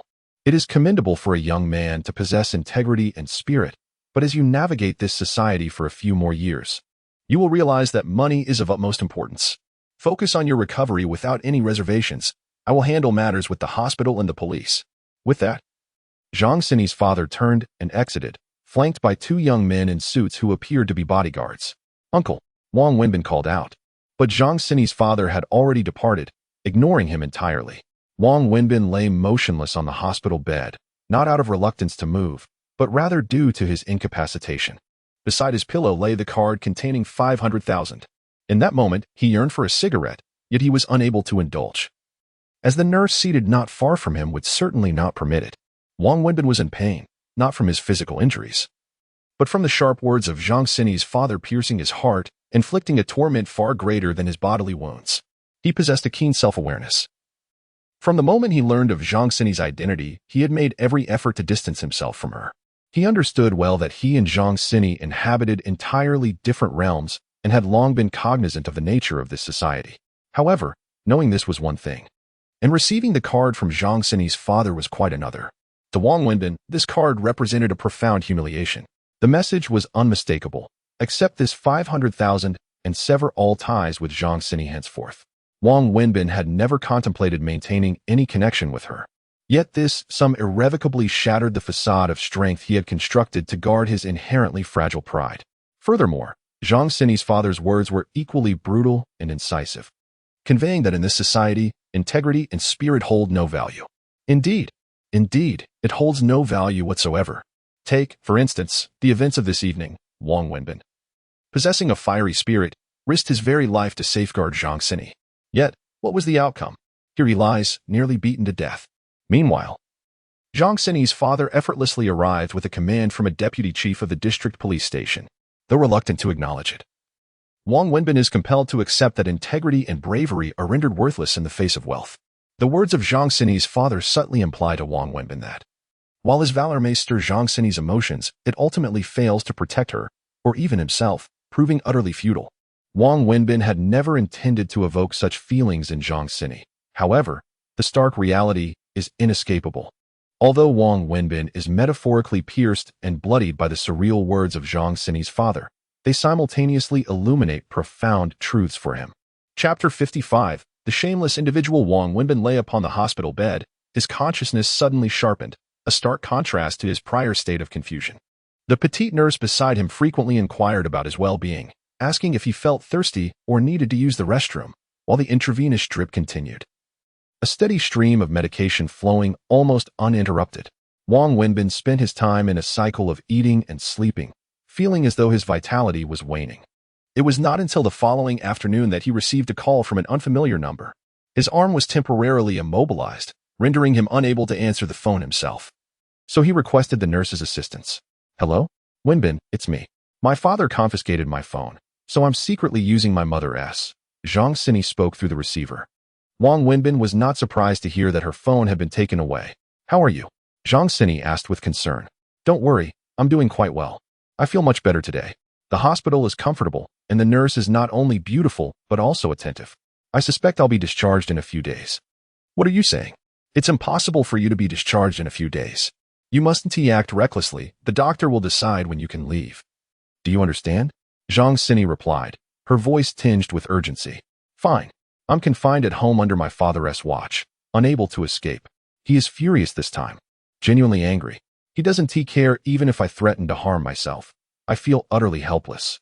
I'm sorry, Wenbin, but I may not be able to visit you for a couple of days. I'll come once he calms down. There's no need. I'm doing well here, truly. Your father has made arrangements at the hospital. There's nothing to worry about. He only wants what's best for you. Try to understand his perspective. Well, what's wrong? Nothing wrong, Zhang Sini. We are simply from different worlds, and perhaps it's best to maintain some distance. Really, let us not keep in touch anymore. Did my father say something to you? Zhang Sini sensed an underlying tension. No, your father said nothing. It's merely my own conclusion. I need to change my dressing now. I must hang up. Wang Wenbin stated, then turned to the nurse. Please disconnect the call. The nurse ended the call and smiled at Wang Wenbin. Why speak to her that way? It would hurt her feelings. If I don't speak to her like this, that would be the true injury, Wang Wenbin replied coolly. In the ensuing hours, Wang Wenbin engaged in light conversation with the nurse, swiftly discovering details about her family and which of her sisters was the most beautiful. That night, just past midnight, Wang Wenbin had drifted into a drowsy slumber when his phone rang once more. Excuse me, nurse, could you assist me again? I need to answer a call. Wang Wenbin called out. The diligent nurse hurried over to answer the phone for Wang Wenbin. Upon seeing the caller ID displaying Su Wei's number, Wang Wenbin hesitated, uncertain whether to answer, as he dreaded the explanation that would ensue. However, the nurse had already pressed the answer button. Hello, Wenbin, have you wrapped up for the day? Annie is crying and making a fuss. I'm waiting outside your door, and I'll need to trouble you to come again, Su Wei said apologetically. What's wrong? Su Wei sensed something was amiss with Wang Wenbin. I might not be able to make it tonight. What is the matter? I've returned to my hometown. I'm sorry for not notifying you in advance. There was an urgent matter back home, so I came back. I'm not in Shanghai right now, and I probably won't be for a while. I can't make it tonight. Wang Wenbin hastily concocted an excuse. Oh, I see. That's all right. I'll go home and comfort her. Is everything all right at home? Do you need any assistance? No, it's nothing serious.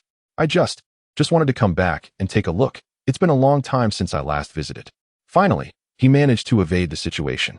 Wang Wenbin sighed. You seem quite guilty, turning down one woman while deceiving another.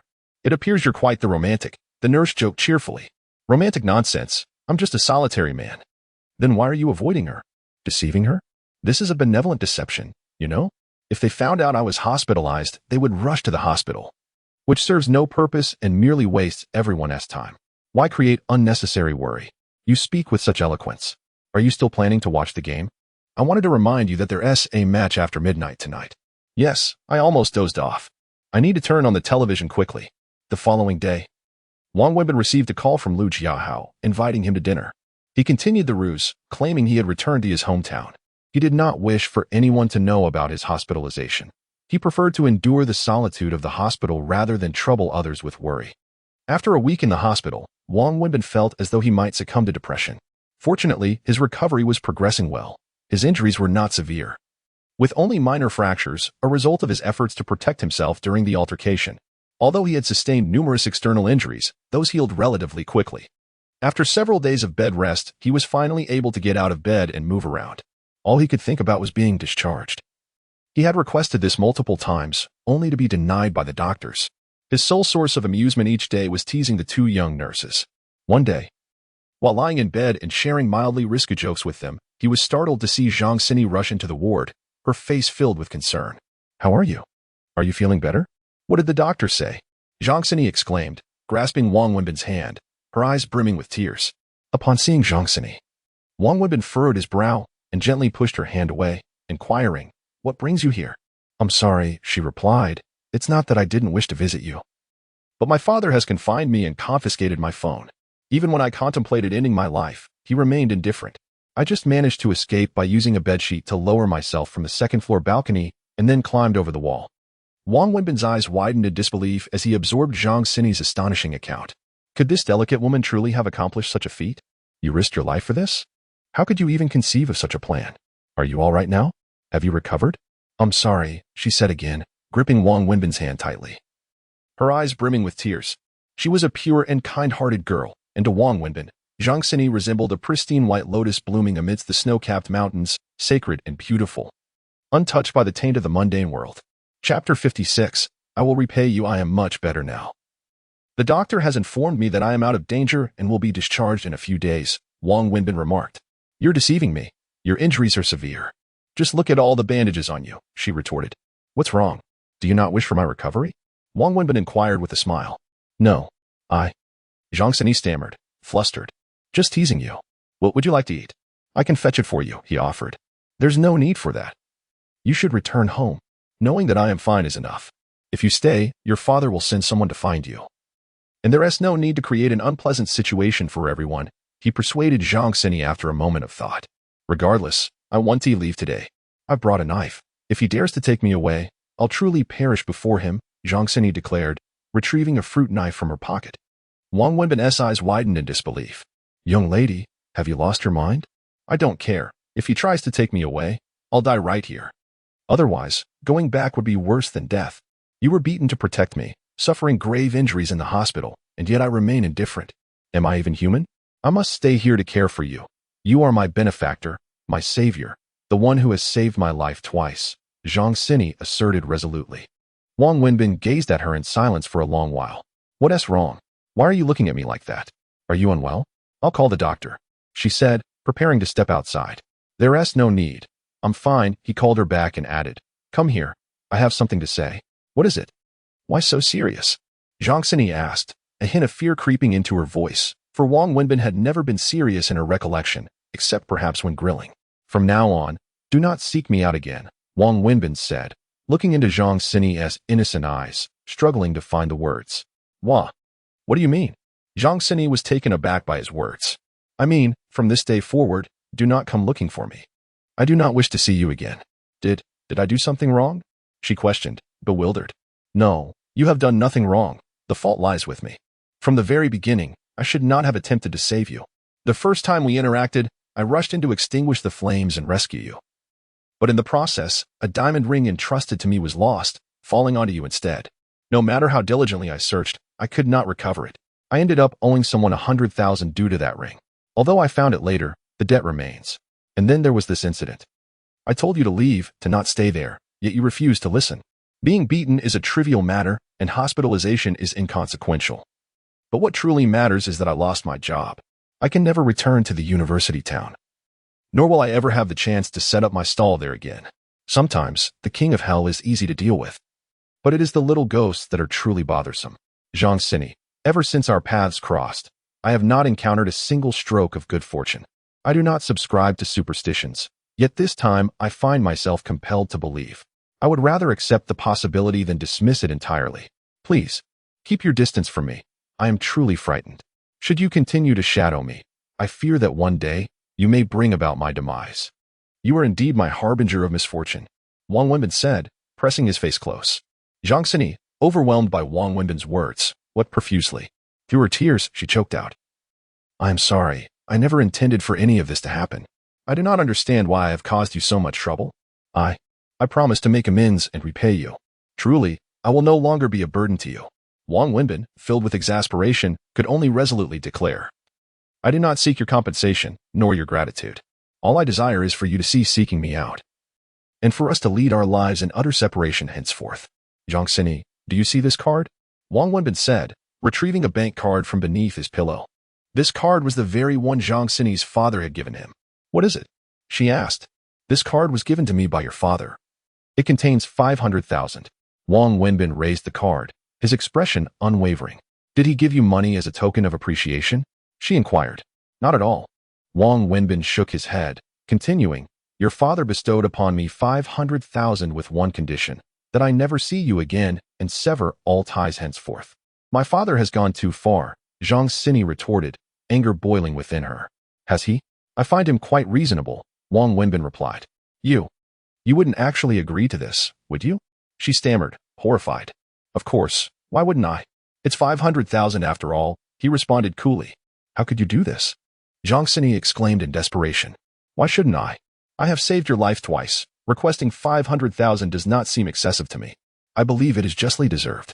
Wang Wenbin, do you truly think I am worth only 500,000? She asked, incredulous. Do you consider 500,000 trivial? For me, it is a substantial sum. I toil daily at my stall, earning a mere 100 or 200. 500,000, how many years would it take for me to earn that?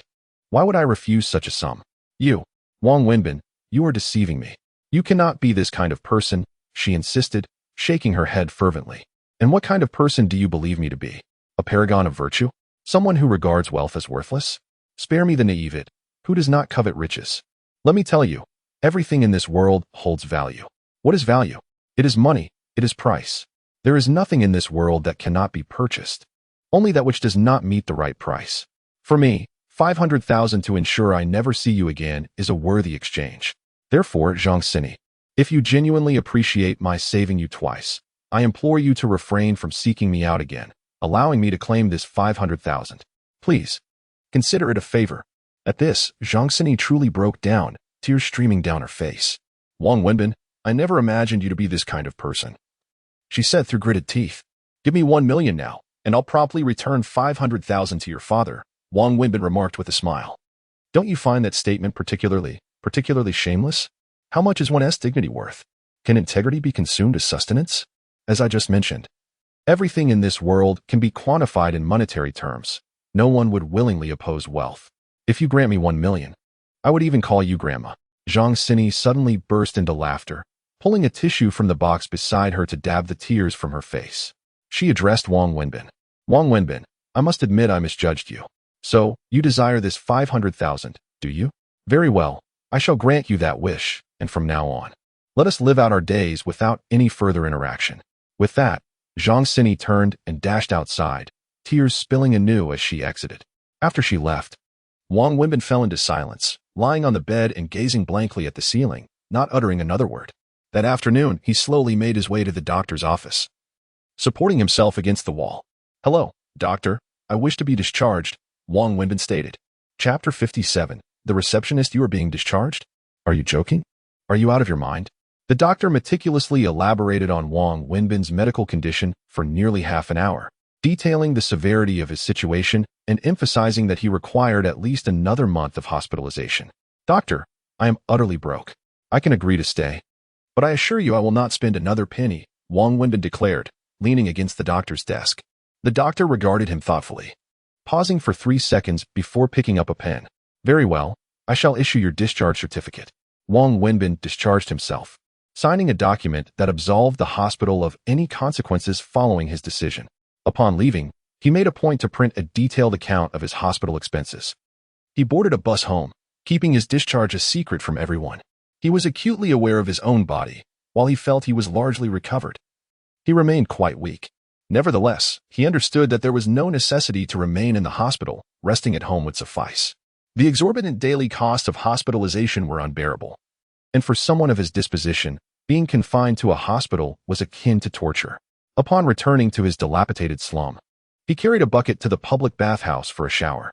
After changing into a clean outfit, he ventured out once more. This time, Wang Wenbin indulged in a touch of luxury by hailing a taxi from the roadside. After entering the vehicle, he handed the driver a business card with an address. The taxi eventually halted in front of an imposing skyscraper, unable to enter the premises. Wang Wenbin alighted and approached the entrance, only to be stopped by the doorman. After a lengthy explanation, he finally registered his identification and was granted entry. As he stepped into the courtyard emblazoned with the words Rue Hua Group, he made his way directly to the building. Upon reaching the reception desk on the ground floor, he inquired, "Excuse me. Could you please direct me to Chairman Zhang Mingyang's office?" "Whom are you looking for?" the receptionist asked, seemingly incredulous. "I am looking for your chairman, Zhang Mingyang." "Is he not called Zhang Mingyang?" Wang Wenbin replied, glancing at the business card in his hand. "Yes, indeed our chairman is named Zhang Mingyang, but meetings with him require prior appointments. May I ask who you are?" The receptionist maintained her politeness, though a hint of disdain flickered in her eyes. "I have a matter to discuss with him. This card was given to me by him, instructing me to come here when the need arises," Wang Wenbin clarified, handing her the card. As the receptionist examined the card, her expression shifted from disdain to confusion, scrutinizing Wang Wenbin's ordinary, even shabby attire with skepticism. "This isn't a forgery, is it?" Wang Wenbin felt little anger at the young woman's condescending attitude. He had long since grown accustomed to such judgments over the years. Whether it is true or false, you may verify it with others. However, if I were in your position, I certainly would refrain from such validation. For discovering the truth might yield no advantage for you. At worst, I would be expelled. Yet if it is confirmed to be true, you risk the possibility of dismissal. What do you think? Wang Wenbin inquired with a slight smile. The young lady appeared momentarily taken aback, but her disdain for Wang Wenbin swiftly dissipated. She extended her hands, presenting a business card to him, and respectfully addressed him, "Sir, please follow me." Subsequently, Wang Wenbin accompanied the young woman into the elevator. She led him to the door of the chairman's office before taking her leave. Wang Wenbin knocked on the door, which was opened by a woman in her 30s. "Who are you? Who are you looking for?" The woman's demeanor was far less courteous than that of the previous young lady. Wang Wenbin, having learned his lesson, refrained from saying more and simply produced the business card, presenting it to her. "I am here to see your chairman. This is the card he provided me, instructing me to come directly to his office if I required assistance." The woman took the card, glanced at it briefly, then looked back at Wang Wenbin with a hint of confusion before stating, "Please wait a moment while I notify him." "What is your name?" "Wang Wenbin." "All right.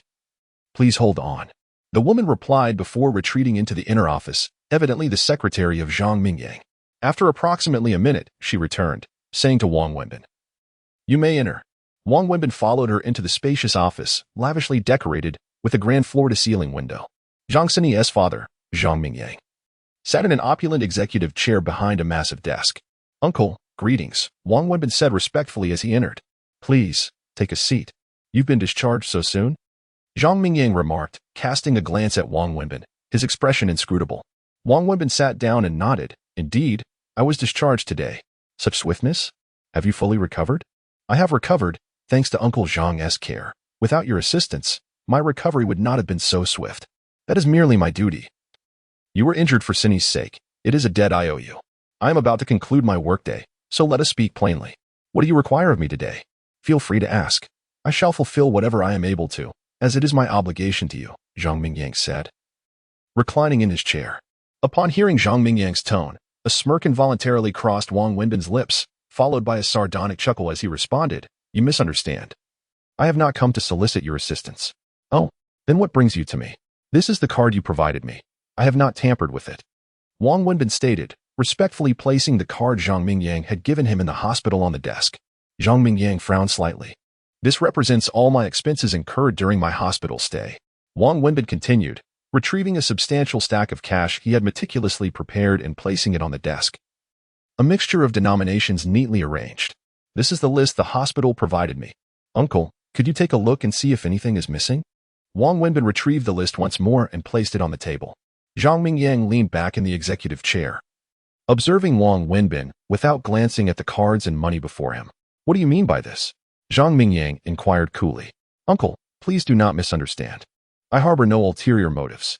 I should not have accepted this card in the first place, nor could I.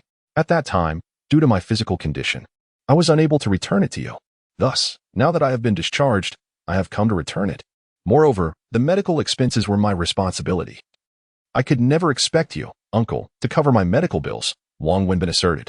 Zhang Mingyang continued to gaze at Wang Wenbin, tapping his fingers on the table before he smiled and remarked, "You still wish to maintain your relationship with Sini, do you not?" Chapter 58. I do not harbor hatred upon hearing this. Wang Wenbin chuckled softly, shaking his head as he replied, "Uncle, you have misunderstood once more. During my time in the hospital, I had already made a promise to you. I shall no longer maintain any association with Sini. You are absolutely correct. We inhabit different realms. Sini came to the hospital to see me once, and I made it clear to her that I would not be in contact with her again.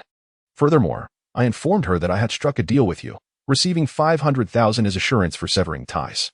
She now looks down upon me and harbors resentment. So I believe she will not seek me out any longer. I share this with you, dear uncle, first to alleviate your worries. I shall indeed have no further dealings with her. Secondly, I hope you will refrain from disclosing my visit today regarding the return of this card." After listening to Wang Wenbin, Zhang Mingyang's expression softened considerably. "Tell me, why have you chosen this path? What do you refer to?" Wang Wenbin inquired. "This." Zhang Mingyang gestured towards the money and card before him, continuing, "If you have resolved to cut ties with her, why not accept this money? Is it insufficient?" "No. The amount is not trivial. It is substantial," Wang Wenbin replied, shaking his head. "As a mere vendor of barbecued delicacies, my existence hovers just above the poverty line. 500,000 is an astronomical figure for me. Yet, regardless of the sum, I cannot accept it, for it does not rightfully belong to me. I cannot, in good conscience, take what is not mine. Though I cannot call your daughter a friend, we are acquaintances. There exists a certain bond between us that I do not wish to tarnish by intertwining it with monetary affairs. Moreover, my decision to cease contact stems not only from the belief that my presence brings her no benefit but also from my own sense of pride." Wang Wenbin's gaze was fixed on Zhang Mingyang as he uttered the word pride, a term laden with his inner turmoil, a sentiment Zhang Mingyang fully comprehended. Thus, I cannot accept this money. Others may look down upon me, but I refuse to become the kind of person I would scorn. Here lies the hospital expenses. I have counted them thoroughly, and I assure you, not a single cent is missing. Once again, I express my gratitude for your assistance during my hospitalization. Wang Wenbin stood, bowing deeply to Zhang Mingyang. His bow was sincere. Zhang Mingyang had done much for him, arranging matters at the hospital, exerting influence at the police station. Without Zhang Mingyang's intervention, the outcome might have been vastly different. Having completed his bow, Wang Wenbin turned to leave. Wait a moment, Zhang Mingyang called after him. Is there something else, uncle? Do you harbor resentment towards me? Zhang Mingyang asked directly. I do not hate you. Rather, I detest my own lack of ambition. I had no intention of pursuing anything with your daughter, yet being looked down upon inevitably stings, a sentiment I believe you can comprehend, Wang Wenbin articulated candidly. I understand. Zhang Mingyang nodded. I shall not take up more of your time, so I bid you farewell. With that, Wang Wenbin turned once more, prepared to depart. Take the business card with you. Should you ever require my assistance, feel free to present it here, and I shall certainly offer my help. Zhang Mingyang called out to Wang Wenbin once more. Thank you for your kindness, uncle, but as a mere barbecue vendor, I truly have no need for your assistance. I appreciate it, but I must take my leave. Wang Wenbin smiled as he spoke, then turned and exited Zhang Mingyang's office. After leaving the Rue Hua group, Wang Wenbin stood at the entrance, awaiting the bus, his funds dwindling. The medical expenses he had provided to Zhang Mingyang were largely covered by the compensation from a group of ruffians he had encountered at the police station, supplemented by over 2,000 of his own. Although the medical fees were not exorbitant, the costs escalated due to Zhang Mingyang securing him a private ward with dedicated nursing staff. Furthermore, owing to Zhang Mingyang's influence, the police had exerted pressure on the ruffians, compelling them to pay Wang Wenbin a significant sum. Yet, even with this compensation, it was insufficient to cover the hospital bills. Wang Wenbin had to exhaust his remaining funds, rendering him utterly impoverished. Wang Wenbin could have easily refrained from repaying Zhang Mingyang. After all, he was assaulted while protecting Zhang Xini. Thus, it was entirely reasonable for Zhang Mingyang to cover his hospital expenses.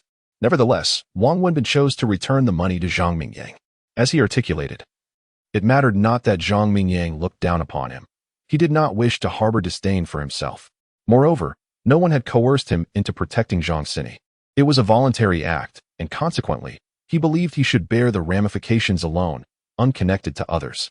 This was his decision, a matter of pride. For he was a man of considerable dignity.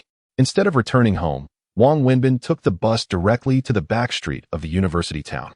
Upon arriving at his stall, he found it completely stripped. As soon as he appeared, the nearby vendor of fried rice called out to him, "Barbecue fellow, do you dare to come back? What is the matter?" Wang Wenbin inquired. "You should leave quickly. That group has been lurking around here, and rumors are circulating. Don't let them spot you again. They beat you every time they see you and have even threatened to kill you. You made them pay a hefty sum and lost 2 brothers in the process. You need to leave now. They're capable of anything, as you well know." Wang Wenbin stood there, his fingers trembling slightly as he pulled out a cigarette and lit it, smoking quietly. He then asked, "And what about my belongings?" "What belongings?" "My barbecue stall equipment." "Oh, those items. I'm not sure.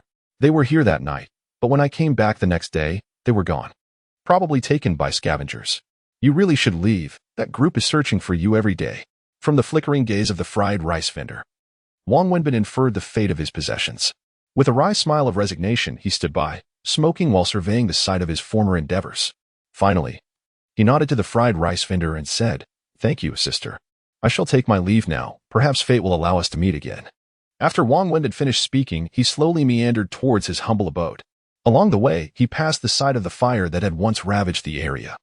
The charred building was now cordoned off, with several excavators stationed nearby, indicating that preparations for reconstruction were underway. The distance from the back street of the university town to Wang Wenbin's residence was not negligible, and due to his lingering weakness, it took him nearly an hour to arrive home, utterly exhausted. In the past, such a journey would have been trivial for him, but his body had yet to recover from the ordeal, leaving him in a state of extreme frailty. As he lay in bed, he couldn't help but light a cigarette, his mind swirling with myriad thoughts. He struggled to find solace in sleep throughout the night, reflecting deeply on many matters, predominantly his barbecue stall. Wang Wenbin felt a profound sense of uncertainty regarding his future, burdened by debts and unable to even secure a livelihood. Yet, he harbored no regrets. Given the chance to relive those moments, he would make the same choices once more. Chapter 59. The Beautiful. And it wasn't until morning that I finally drifted into a slumber, sleeping soundly until late in the day. Upon waking, I prepared myself a packet of instant noodles. After indulging in my meal, I got up to wash Su Wei's insulated lunchbox thoroughly before stepping out. I took 2 buses to arrive at Su Wei's doorstep, making a special stop at a toy store along the way to purchase a large doll, which, though quite pricey, left me with only a handful of change after the transaction. Clutching the doll, I entered the community and made my way directly to Su Wei's residence. I knocked on the door, initially assuming that Su Wei had left for work and that it would be her aunt who would answer. To my surprise, the door opened to reveal Su Wei, clad in her pajamas. Both of us were taken aback, staring at each other in astonishment. "What brings you here?" Su Wei inquired. "And how come you're at home?" I responded almost simultaneously. "Today is Sunday," Su Wei replied, which momentarily left me dumbfounded as I recalled the day of the week. A detail I had entirely forgotten. I had completely lost track of the days. "I thought you were off to work," I admitted. "Have you returned from your hometown?" Su Wei scrutinized me from head to toe. "Yes, I came back yesterday afternoon." "Where's little Annie?" I asked as I stepped inside. "She's watching cartoons." Su Wei gestured towards the living room. "Is this for her?" Su Wei inquired, eyeing the doll I was holding. "Yes." I passed a toy store on my way and found this one quite lovely, so I decided to buy it for her. I explained. "Do you still have money left?" Su Wei teased. "Even if I were poor, I wouldn't be destitute enough to afford only a doll. You underestimate me far too much." With that, I carried the doll into the living room. Little Annie was perched on the sofa, engrossed in her cartoons, completely oblivious to my entrance. It wasn't until I approached her that she turned her head to look at me. "Daddy, Daddy." Upon seeing me, little Annie leaped off the sofa and catapulted herself into my arms. The sudden impact caused me to stagger back a couple of steps, sending a jolt of pain through my body. My injuries had yet to heal, and though Annie was merely a child, her exuberance caught me off guard, nearly causing me to stumble due to my weakened state. Gritting my teeth, I steadied myself. "Have you been a good girl at home? Did you miss Daddy? Did you listen to Mommy? Look at the gift Daddy brought you," I said as I held little Annie, moving around the room while engaging her in conversation. Su Wei stood by, extending her hand as if to suggest I set the child down. However, witnessing the tender bond between father and daughter, she ultimately refrained from speaking up, leaning against the wall to quietly savor this beautiful moment. Wang Wenbin spent the day delightfully engaged with young Annie, having come primarily to check on her. For reasons unbeknownst to him, he harbored a fondness for the child, and after such an extended stay in the hospital, he found himself deeply missing her, prompting this special visit. He had initially assumed that Su Wei would be at work, unaware that it was the weekend. As Wang Wenbin and little Annie were joyfully playing, a young woman unexpectedly entered the room, having walked in due to the door being left ajar. "Annie, look what your aunt brought for you," she called out cheerfully while removing her shoes. All eyes turned to the woman, who, in turn, gazed at Wang Wenbin, who was cradling Annie. "Aunt!" exclaimed Annie, climbing down from Wang Wenbin's arms to greet the woman at the entrance, eagerly accepting 2 princess dolls from her hands. Perhaps every girl is born with a dream of being a princess. Annie adored dolls, particularly those resembling various princesses, and her collection at home had grown into a veritable mountain. "Sister-in-law," the woman called out to Su Wei. "Mingjia, why didn't you call before coming?" Su Wei asked with a smile. "I happened to be nearby with a friend, and once I finished my errands, I decided to come and see Annie," she replied. "Sister-in-law, who is this?" the woman inquired, her gaze fixed on Wang Wenbin, particularly uncomfortable with the intimate scene of him holding Annie. "Aunt, you don't know? This is my daddy." Annie proudly pointed to Wang Wenbin as she spoke to the woman. "Your daddy?" The woman's eyes widened in disbelief as she quickly turned to Wang Wenbin. Completely perplexed by the situation, Wang Wenbin was uncertain about the identity of this woman, whom Annie referred to as aunt. However, piecing together the clues, Annie called her aunt, and she referred to Su Wei as sister-in-law. He deduced that she was likely Su Wei's sister-in-law, the sister of Su Wei's late husband. This realization brought a smile to Wang Wenbin's face as little Annie, oblivious to the complexities of familial relationships, continued to introduce her father to her aunt. "Mingjia, come with me," Su Wei said, her brow furrowing as she pulled the woman aside toward a nearby bedroom. The woman glanced back at Wang Wenbin, casting furtive looks over her shoulder. "Daddy, do you think the dolls Aunt brought me are pretty?" Annie asked, holding up the 2 dolls for Wang Wenbin to see. "They're lovely," he replied with a smile. Yet, Annie, after a careful comparison, added, "But I still think the doll you gave me is prettier." Wang Wenbin couldn't help but chuckle, The innocence of children was truly heartwarming. You shouldn't say that, you know? Whether a gift comes from daddy or aunt, it is given out of love for you. The value of the gift is not what matters. What truly counts is that both daddy and aunt care for you. So, it's not right to say aunt's gift is not pretty or that it pales in comparison to daddy's. Indeed, both the gifts from his father and those from his aunt are quite exquisite. Little Annie appears to genuinely comprehend the situation. Is she your aunt? Yes. Oh.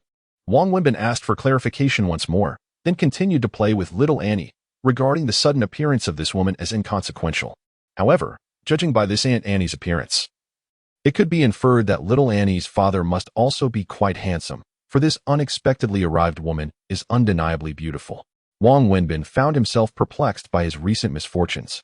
Calamities seemed to befall him in succession, being struck by Su Wei's car, losing a ring, being assaulted, and even losing his job. One would deem this a string of unfortunate events. Yet, curiously, in this same period, he has encountered an array of stunning women, one after another. Excluding Su Wei, whom he had known for quite some time, the recent acquaintances of Zhang Xini and the woman who appeared today are all extraordinary beauties. Wang Wenbin chuckled to himself in self-mockery, pondering whether he was truly unfortunate or perhaps fortunate after all. Chapter 60. 2 Women Before Long. Su Wei and the woman named Meng Jia emerged from the bedroom. As they stepped out, the woman fixed her gaze upon Wang Wenbin, making him feel quite uncomfortable. Her expression seemed decidedly unfriendly. Allow me to introduce Wang Wenbin. After Su Wei stepped out, she smiled and gestured towards Wang Wenbin as she spoke to the woman. Then turned to Wang Wenbin to introduce her, Peng Meng Jia, An's aunt, her biological aunt. Su Wei emphasized biological to clarify the woman's relation to An. Wang Wenbin nodded politely to the woman named Peng Meng Jia, offering a faint smile and a greeting. However, Peng Meng Jia did not reciprocate. She continued to scrutinize Wang Wenbin with an unsettling intensity, which left him feeling quite uneasy. At that moment, the aunt entered bearing groceries. Wang Wenbin glanced at the clock. Noting it was nearly 11, he remarked, "It's getting late. I have matters to attend to, so I'll take my leave. Stay for lunch." "It's almost time to eat," Su Wei urged. "No, I have plans to meet a friend for lunch." "I must go," Wang Wenbin replied with a smile. He then picked up little An, who was playing with a doll on the sofa, and said, "Daddy has to go now. If you want to see Daddy, have Mommy call me, and I will come back, all right? I don't want you to go, Daddy. Daddy has things to do. Be good. Otherwise, Daddy might not come back again." "Okay, but when will you be back?" "I just said, when you want to see Daddy, have Mommy call me, and I will come. Listen to Mommy while I'm gone. Now, give Daddy a kiss." Despite her disappointment, little An leaned in and planted a kiss on Wang Wenbin's cheek. This tender scene did not go unnoticed by the 2 women nearby. Su Wei beamed with happiness at the sight, while Peng Meng Jia wore a distinctly displeased expression. "I'll be on my way," Wang Wenbin said as he turned to Su Wei, glancing at Peng Meng Jia without uttering a word. He offered her a polite smile, but she returned his gesture with a cold stare, which caused Wang Wenbin to furrow his brow, pondering if there was something amiss with her. Nevertheless, he dismissed the thought and walked out. "I see you're not looking well. Are you feeling unwell?" Su Wei inquired as she caught up with Wang Wenbin. "Is that so?" "Perhaps it's just the fatigue from traveling these past few days," he replied. "Take care of yourself if you're tired. It would be wise to take a break from work for a few days," she advised. "Indeed, I want to be going in for a while." Wang Wenbin responded with a bittersweet smile. He strode out of Su Wei's home and made his way to the bus stop. Upon retrieving his fare and dropping the coins into the machine, he was struck by a sense of dismay. He realized he had only a few coins left in his pocket. Looking at the meager amount, Wang Wenbin could not help but let out a bitter laugh. Life had always been unyielding towards him, never once showing a hint of gentleness. He chose not to dwell on future plans, focusing instead on the immediate concern of how he would manage his dinner. Life seems to have reverted to 2 years ago when he came to this city in search of employment, devoid of qualifications, work experience, or capital. Even the role of a delivery worker eluded him, as such positions required an upfront investment in a vehicle. Eventually, he focused on his barbecue skills, borrowing money from Lu Jiahao and Yaziki to set up a barbecue stall, which he maintained until his hospitalization. During this period, he experienced the most stable days of his life. However, he has now lost that job as well. He is not naive. He understands the imperfections of the world. The notion that in well-lit places, shadows loom particularly dark. He knows he can never return to that street. Seated on a bus, he pondered deeply and ultimately picked up his phone to dial a number. "Hello, Daogu. It's me, Xiao Wang. Do you remember?" After hanging up, Wang Wenbin disembarked at the next bus stop, transferring to another bus. Half an hour later, he found himself in front of a construction site. When he emerged again, twilight had begun to settle. As he walked out, he removed the yellow safety helmet from his head. His once pristine clothing was now soiled beyond recognition. If he were to exchange the safety helmet for a bowl, he would bear an uncanny resemblance to a beggar on the street, dragging his heavy legs. He made his way slowly to the bus stop. Exhausted, he felt his body straining under the burden, yet he gritted his teeth and persevered. Approaching a convenience store near the bus stop, he bought a bottle of water under the proprietor's disdainful gaze, gulping it down before purchasing a pack of cigarettes. He then settled on the curb nearby to smoke. This was not his first time laboring at a construction site. In fact, after returning to Donghai from his hometown, he had worked there for over a month. He chose this path not for any other reason but that construction work required no diploma, experience, or initial investment, coupled with high wages and short payment cycles. Under the current stringent national regulations, no one dared to withhold wages from laborers. Initially, he had worked for Boss Liao, a contractor specializing in scaffold construction.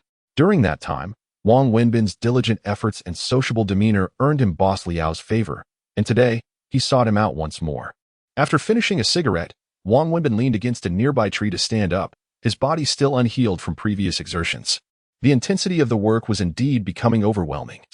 Yet life is life. When survival becomes a struggle, who has the luxury to contemplate anything else? Is not life merely a matter of enduring? Having smoked a cigarette, he felt revitalized. When he boarded the bus home during the peak hour, the vehicle was crowded. However, upon his arrival, everyone instinctively cleared a wide space for him to stand, many pinching their noses, disdainful glances permeating the cabin. Wang Wenbin smiled faintly. He had long since grown accustomed to such reactions. In fact, he relished the ample space afforded to him, finding joy in the absence of crowding. Under the disdainful gaze of passers-by, Wang Wenbin calmly disembarked from the bus, gradually making his way home. After walking a short distance, he leaned against the wall to catch his breath. His frail body could hardly endure such exertion, relying solely on sheer willpower to persist. Passing a nearby convenience store, he purchased 2 packets of instant noodles and continued his slow journey home, beads of sweat betraying his extreme physical exhaustion. Just as Wang Wenbin reached his doorstep, he unexpectedly encountered Su Min standing there. Chapter 61. Torment Me. Wang Wenbin gazed at Su Min in astonishment, while Su Min looked back at him with equal surprise. At that moment, Wang Wenbin was donned in a safety helmet, his attire muddied, emanating a pungent scent of sweat. And he clutched 2 packets of instant noodles in his hands. "What brings you here?" he inquired as he approached her. "What have you been up to?" Su Min retorted. Her curiosity piqued. "Aside from selling barbecue, what else could I possibly do?" Wang Wenbin replied, producing a key to unlock a creaking door that groaned as it opened. "Since when does selling barbecue require a safety helmet?" Su Min followed him inside. "This is called safety awareness," Wang Wenbin quipped nonsensically, then turned to Su Min. "Why are you here?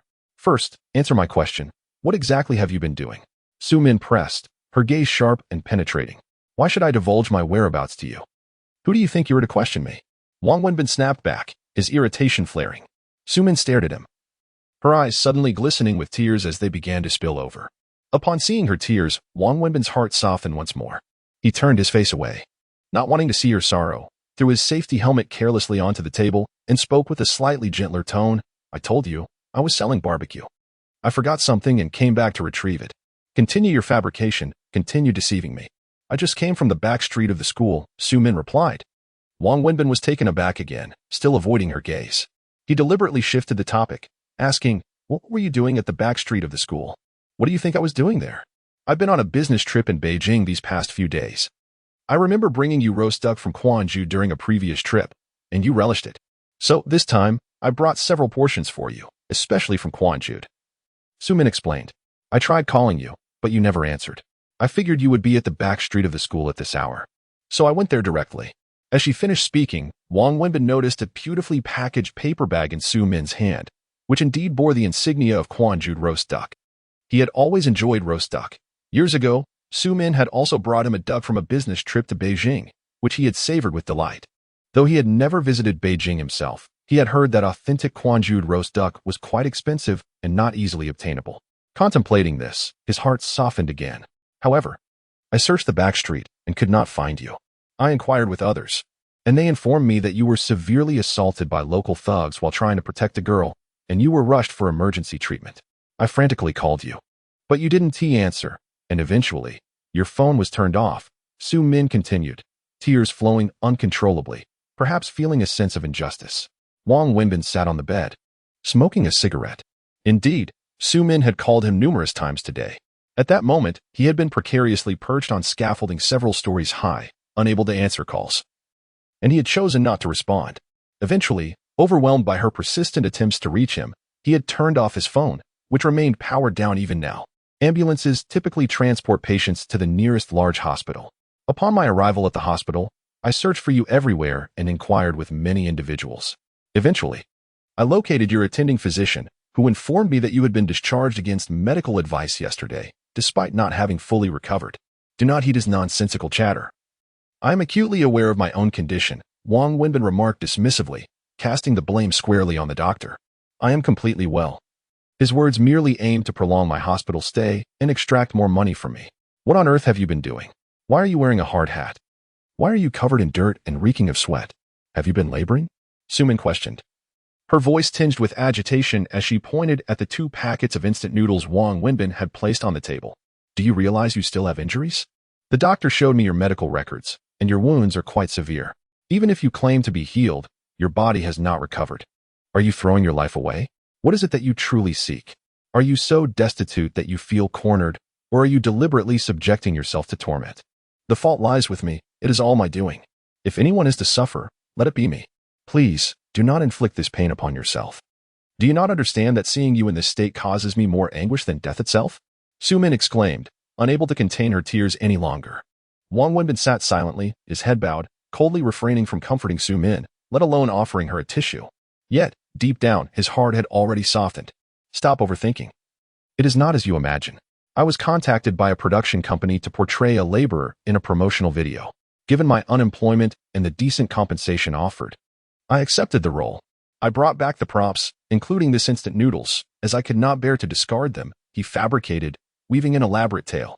Is that really true? Su Min asked, skepticism evident in her voice. I have no reason to deceive you. Su Min, my life is not as pitiable as you envision.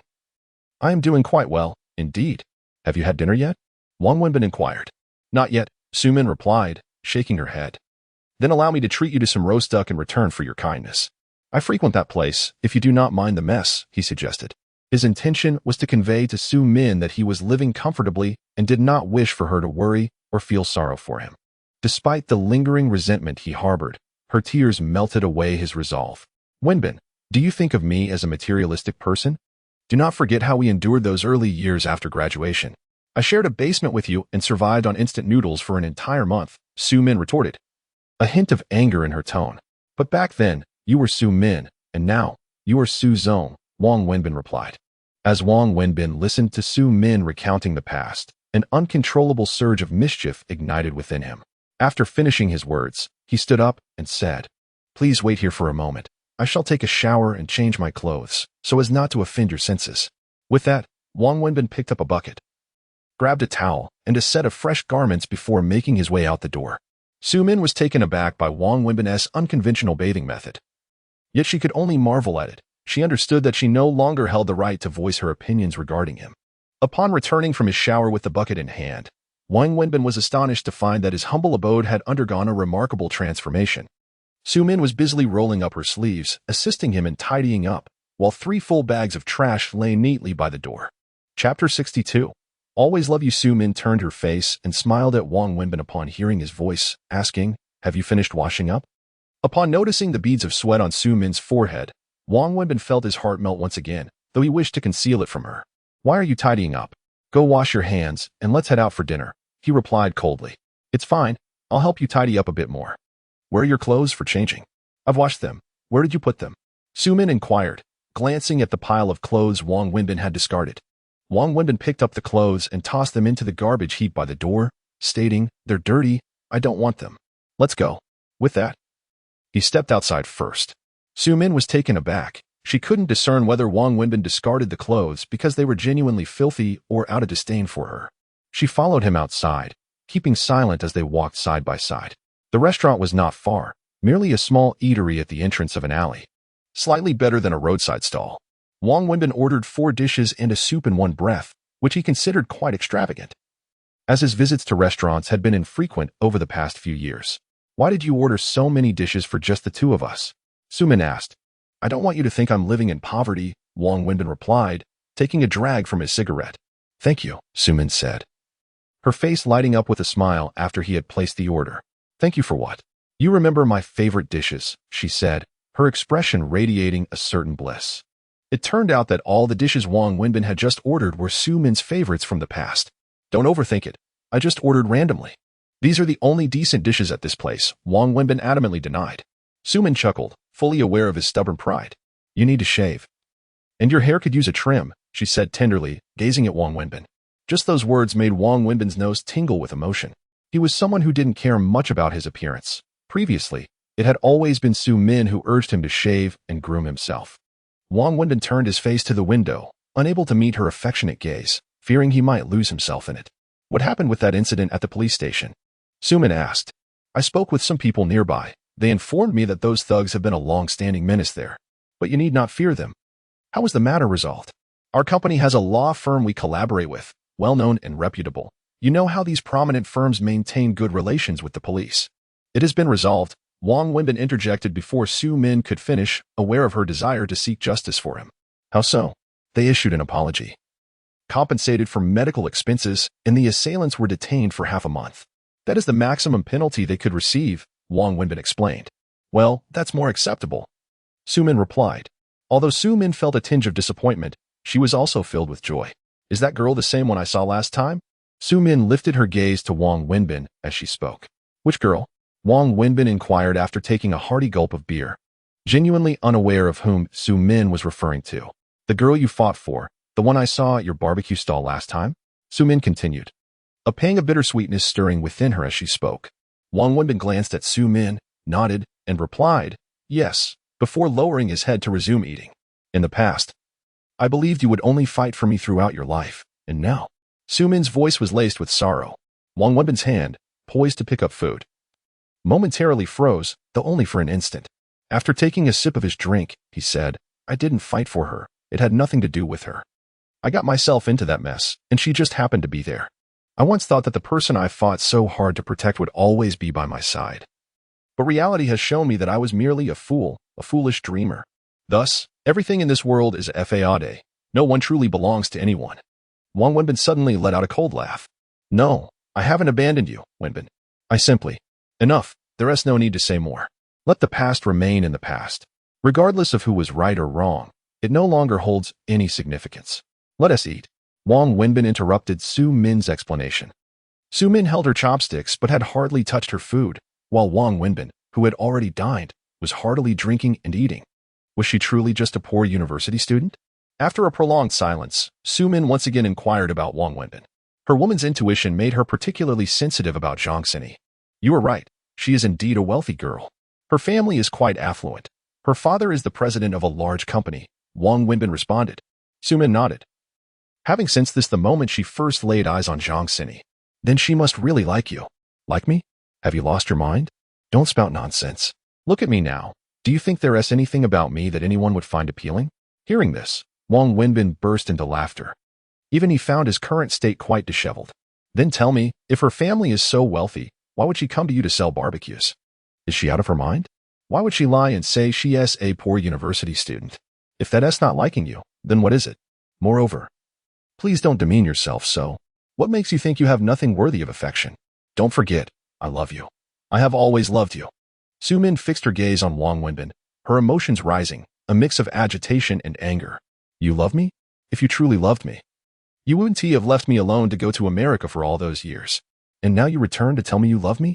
Thank you for your love. But it is something I cannot afford. Upon hearing the word love, an inexplicable blaze ignited within Wang Wenbin, prompting him to shout at Sumin. The diners within the establishment turned their heads, startled by his outburst. Yet, as the echoes of his voice faded, a calming stillness enveloped both Wang Wenbin and Sumin. Tempering their tempers, they faced one another in silence, the air thick with unspoken words. I apologize. I should not have raised my voice at you, Wang Wenbin murmured, a hint of regret in his tone. He then set down his chopsticks, lit a cigarette, and took a contemplative drag. Sumin, too, found a semblance of tranquility, remaining seated in quietude. It's all right. I understand that you still harbor resentment towards me. I will wait until the day you no longer feel that way, Sumin said, her eyes glistening with unshed tears. Chapter 63. Homeward bound, observing Sumin's eyes glistening with moisture once more, Wang Wenbin averted his gaze, feigning ignorance. He then inquired, "Are you still hungry?" "I am quite full." Sumin shook her head. "Boss, the bill, please," Wang Wenbin called out. "How much?" he asked the proprietor. 198 yuan, came the reply. "Allow me." Sumin hastily rummaged through her bag for money. "What's this? Do you think I can't afford the meal? Do you pity me?" Wang Wenbin questioned her. That was not my intention," Sumin stammered, halting her search. "Here is 200. Keep the change." Wang Wenbin generously handed over 200 yuan to the proprietor, displaying a lavish demeanor. However, as they departed, he discreetly pocketed a handful of toothpicks and a roll of paper towels, not wishing to appear too miserly in front of Sumin, yet unwilling to part with the 2 yuan freely. "How did you arrive? Did you drive?"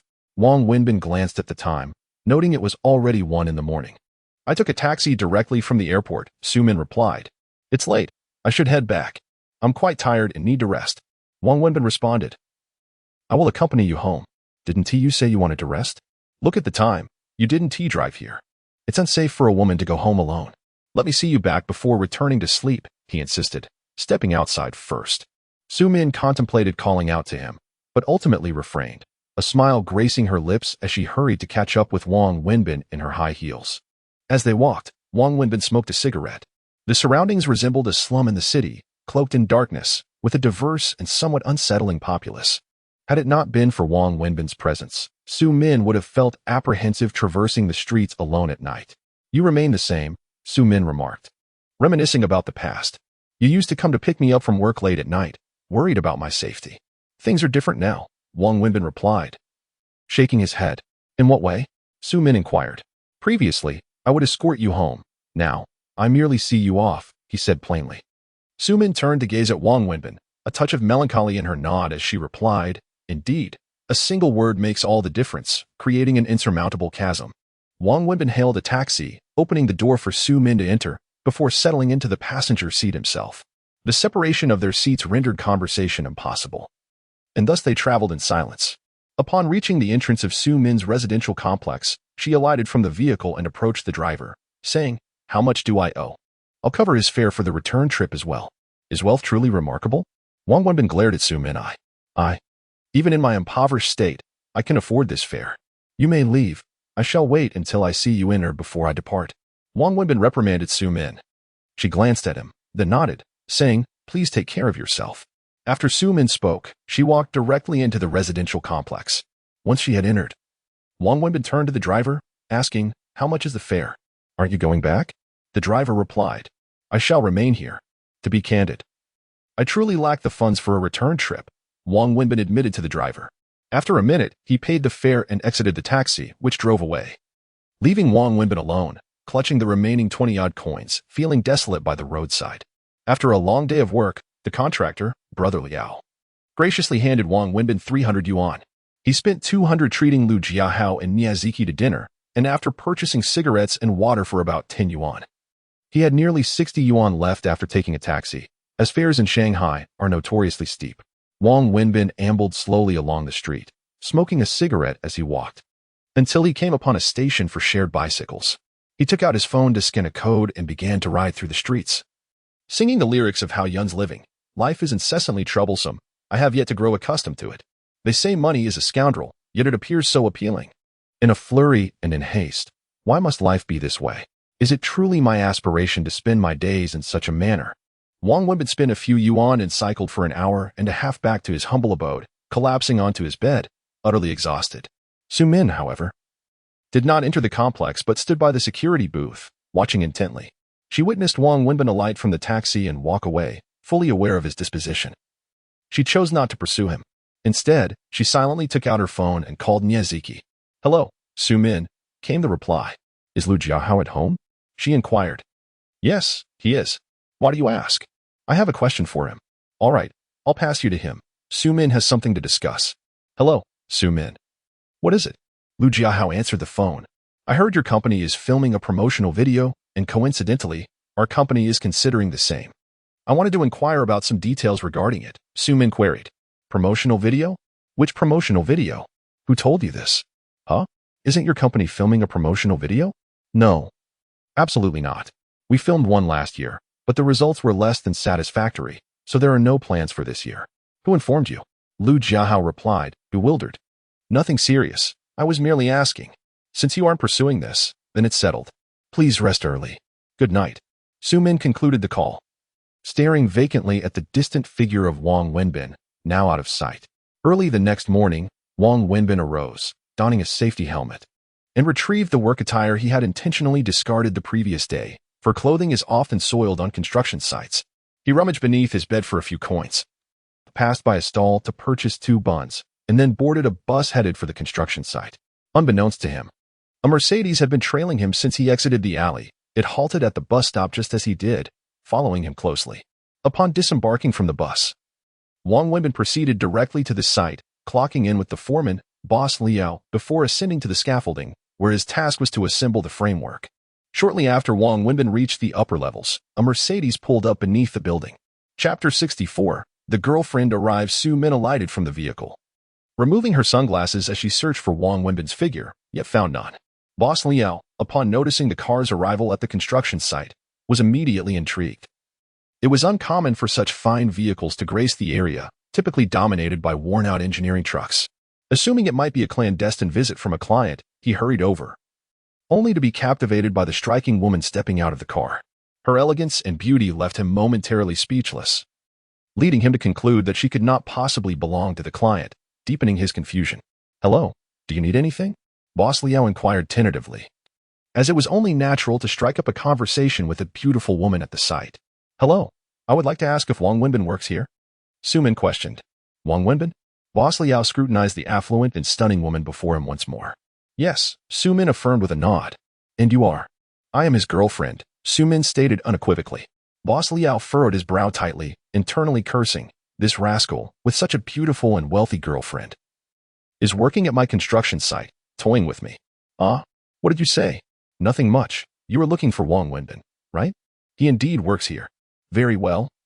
I shall summon him, Boss Liao declared, pulling out his phone to call out, please summon Wang Wenbin to come down. His girlfriend is here to see him. Thank you. Sumin expressed her gratitude. No problem. Are you truly his girlfriend? Boss Liao asked again, unable to fathom that someone as seemingly destitute as Wang Wenbin could have such an exquisite and affluent partner. This revelation nearly shattered his long-held worldview. I used to be. Sumin pondered before responding. You used to be? So, that means you are no longer, correct? I thought so. You startled me, Boss Liao chuckled, relieved to find his perspective validated. Now he doesn't want me anymore, Su Min replied with a smile. What do you mean? He doesn't want you anymore? Yes. Is he out of his mind? Boss Liao thought, his worldview collapsing yet again. Wang Wenbin, upon hearing that his girlfriend sought him, felt utterly bewildered. When had he acquired a girlfriend? Nevertheless, he descended from the scaffolding and took the construction elevator to the ground floor. Upon arrival, he was met with the sight of Su Min standing there beside her car, leaving him momentarily stunned. What brings you here? Wang Wenbin asked Su Min. Weren't you telling me you were acting? What is going on? Su Min inquired, her eyes glistening with unshed tears as she observed Wang Wenbin, covered in grime, a towel draped over his shoulder, and a hard hat atop his head. She could hardly believe he had come to work at a construction site. I am at work now. Can we discuss this when I finish? Wang Wenbin replied, feeling somewhat embarrassed in front of his fellow workers, who were watching the scene unfold. Should I return, I can do so, but you must accompany me, Su Min insisted. I am at work. How can I leave with you? Wang Wenbin replied. Is this your job? Indeed, this is my job. Wang Wenbin nodded. What is wrong with you? Why are you acting this way? What do you mean this way? I am working diligently, earning my living through honest means. What is wrong with that? Enough. I truly must go to work. Please, do not make a spectacle of us. Return home, and I will call you after my shift. We can discuss matters then, shall we?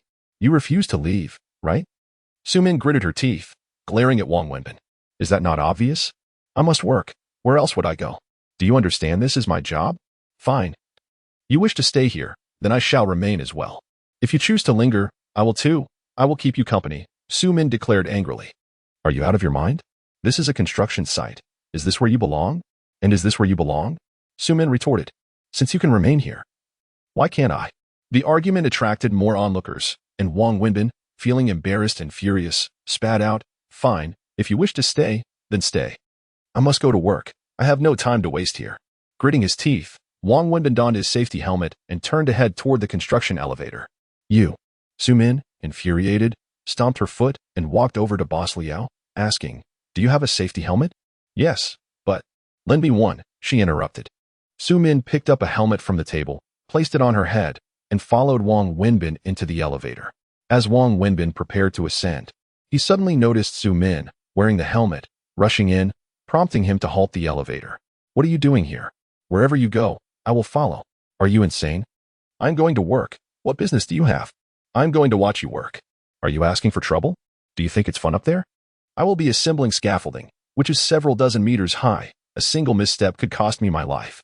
Oh, so you were aware. I thought you were oblivious. Since you disregard your life, I will accompany you. If we must perish, let it be together, Sumin asserted resolutely. What is it that you truly want? Wang Wenbin, unable to bear the laughter of onlookers any longer, questioned Sumin. Come back with me. That is impossible. I worked hard to secure this job. Then I shall stay here with you. Wherever you go, I shall follow. I will remain as long as you do, and if you fall, I will jump down too. To die alongside you. You are mad. Yes, I am indeed mad, and you have driven me to this madness, Sumin shouted at Wang Wenbin, tears streaming down her face. Looking into Sumin's determined eyes and tear-streaked face, Wang Wenbin suddenly felt deflated, like a punctured balloon. Subsequently, Wang Wenbin pulled Sumin out of the elevator, instructing her to proceed to the car. Where are you going? I must at least greet the boss, he retorted, visibly irritated, before striding directly towards Boss Liao. You little rascal, you've been lamenting your financial woes in front of me incessantly. After decades in this line of work, I've never encountered someone arriving at the construction site in a Mercedes. Brother, are you here to experience life? Boss Liao remarked. No, that's not it at all. That car belongs to her, Wang Wenbin clarified. Oh, I see. If that car is hers, then who does she belong to? Boss Liao inquired with a grin. Chapter 65. Striving to live. Liao Gu. I cannot articulate my thoughts clearly to you. May I take a leave of absence? Can I possibly refuse? You drive a Mercedes while I drive a Jeep. Would I dare to say no? Brother, please don't jest with me. This situation makes me feel utterly unaccomplished as a boss. Do you understand? Wang Wenbin felt at a loss for words. Subsequently, donning his safety helmet, he approached Sumin's vehicle, disregarding his dirty appearance, and opened the passenger door to take a seat inside. What a peculiar fellow he is. Rich beyond measure, yet choosing to toil at a construction site. You fail to grasp this. Wealthy individuals often seek to experience the lives of those less fortunate. This is what they call life experience. A group of laborers observed the departing Mercedes and began to converse among themselves. Once the car had exited the construction site, Wang Wenbin instructed Sumin to pull over at a nearby vacant lot. Sumin, are you out of your mind? What business is it of yours how I conduct my work? Am I obstructing your duties at the site? Wang Wenbin was seething with suppressed anger. Indeed, I am unwell, and my condition is beyond remedy. I am gravely afflicted. You must be pondering my place in your life. What right do I have to concern myself with your affairs? Correct? I am acutely aware that I am nothing to you, merely a stranger, a passerby. Yet, I cannot help but feel a sense of anguish when I witness your struggles. When I saw you yesterday wearing a hard hat and clutching instant noodles, I spent the entire night in restless turmoil. I would rather endure such wretchedness myself than see you suffer. Sumin, in a fit of desperation, spoke to Wang Wenbin, tears streaming down her cheeks. Her outburst extinguished Wang Wenbin's ire. Wenbin, I simply wish to understand why you subject yourself to such torment. Why? As I mentioned yesterday, I was the one at fault, not you. If there is to be any suffering, it ought to be mine, not yours. Wang Wenbin rolled down the window and retrieved a pack of Red Tower cigarettes, soaked with his perspiration. After lighting one, he replied, Do you truly believe I am torturing myself? What other explanation could there be? Why do you reside in a basement? Why do you labor at the construction site, despite your injuries? Very well. Allow me to elucidate why I toil at the construction site and why I endure this self-imposed hardship. When I decided to marry you, my parents liquidated all their savings and sold our livestock to finance the wedding.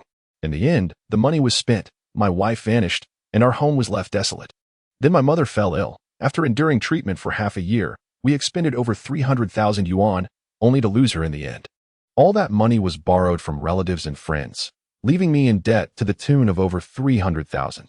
This burden has turned my father's hair white as he labors tirelessly in the fields, scarcely pausing for a moment, unwilling even to indulge in a morsel of meat. Wang Wenbin's voice trembled as he recounted this heart-wrenching tale. I rushed to Shanghai, lacking a diploma and any work experience.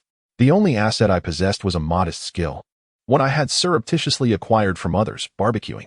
Thus, I set up a barbecue stall on the back street of the university town.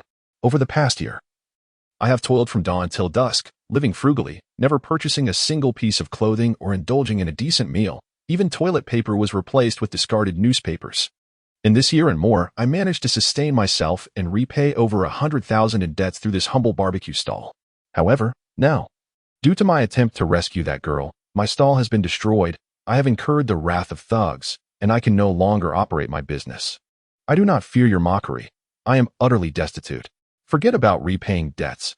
Even affording a meal has become a challenge. The money I spent treating you to dinner and returning home was my entire wage from a day's labor. Do you believe I am inflicting suffering upon myself? If there were any alternative, who would willingly choose to live in tattered, filthy clothes, subject to disdain? Who would risk their life climbing to dizzying heights? What I possess. I did not graduate from university, hold no degree, have never worked for any large corporation, and lack work experience. With my barbecue stall now dismantled, I have lost my only skill. What else can I do but toil as a laborer? Su-min, I have long since told you. You and I are not of the same ilk. We inhabit different worlds. Do not view my life through your lens. To you, it may seem I am deliberately tormenting myself to elicit your pity and thus punish you, but you are mistaken. I truly lack the disposition or energy for such vengeful thoughts. To seek revenge, I must first survive. Su-min, I confess, I harbor feelings of hatred towards you. However, I have never contemplated revenge. I am merely striving to live, and nothing more. Wang Wenbin spoke earnestly to Su-min. I'm sorry, Su-min repeated, tears streaming down her face after listening to Wang Wenbin's words. There is no one to blame, nor is there right or wrong. The past is behind us, so let us not dwell on it. Wang Wenbin remarked, gazing out the window, unwilling and afraid to meet the tear-stained face of Su-min. Wenbin, come work for me. Su-min said to Wang Wenbin, her sincerity palpable. This was the third time she had extended such an invitation. My company is substantial, and there are many positions suited to your talents, with a commendable salary and benefits. Yes, you are the vice president. With just a word from you, wouldn't the HR department be compelled to hire me? But what could I possibly do there? With your abilities, there is nothing you cannot accomplish if you set your mind to it. Others may not recognize your capabilities, but I do. Had it not been for me, you would not have been expelled from school. With your grades, you could have pursued graduate studies directly. Let us not revisit that matter. Wang Wenbin interrupted Su-min once more, continuing, I appreciate your kindness, but I will not go. Why? Why would you rather toil on this construction site than work for me? Do you truly detest me so? It is not that I dislike you, rather, I wish to avoid facing you. The mere sight of you evokes memories of the tumultuous years I have endured, a period I would prefer to forget entirely. I am aware that you do not wish to see me laboring on the construction site, yet this is the path I have chosen for myself. A reflection of my existence. If presented with the opportunity to return to your company, to don a polished facade within a prestigious office, basking in the comforts of climate control and generous remuneration, I would unhesitatingly opt to remain on the construction site. For there, amidst the elements, I find a profound sense of joy. Therefore, Su-min, if you truly harbor even a flicker of nostalgia for me, I implore you to refrain from seeking me out or disrupting my life any further. This would spare us both unnecessary discomfort and anguish. Chapter 66. Not lasting long farewell. I must return to work now.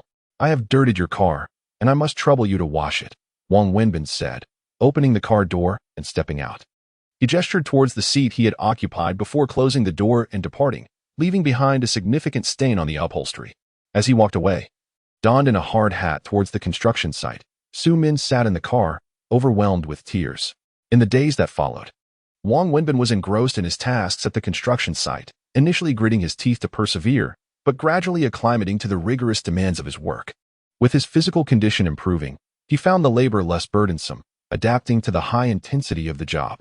One day, while perched atop a scaffold several dozen meters high, tightening a butterfly bolt, his phone rang. He secured his safety harness and retrieved his phone, noticing it was Su-wei calling. Su-wei rarely reached out to him unless Annie was crying. Given that Annie hardly fussed during the day, Wang Wenbin felt a twinge of surprise. "Hello, Sujie. What's the matter?" he inquired, lighting a cigarette. "Are you busy? Would it be convenient for you to step out for a moment?" Su Wei asked over the phone. Wang Wenbin sensed urgency in her tone. She wouldn't have called him unless something pressing had arisen. "Sujie, if there's something, please tell me directly. Annie's condition has relapsed.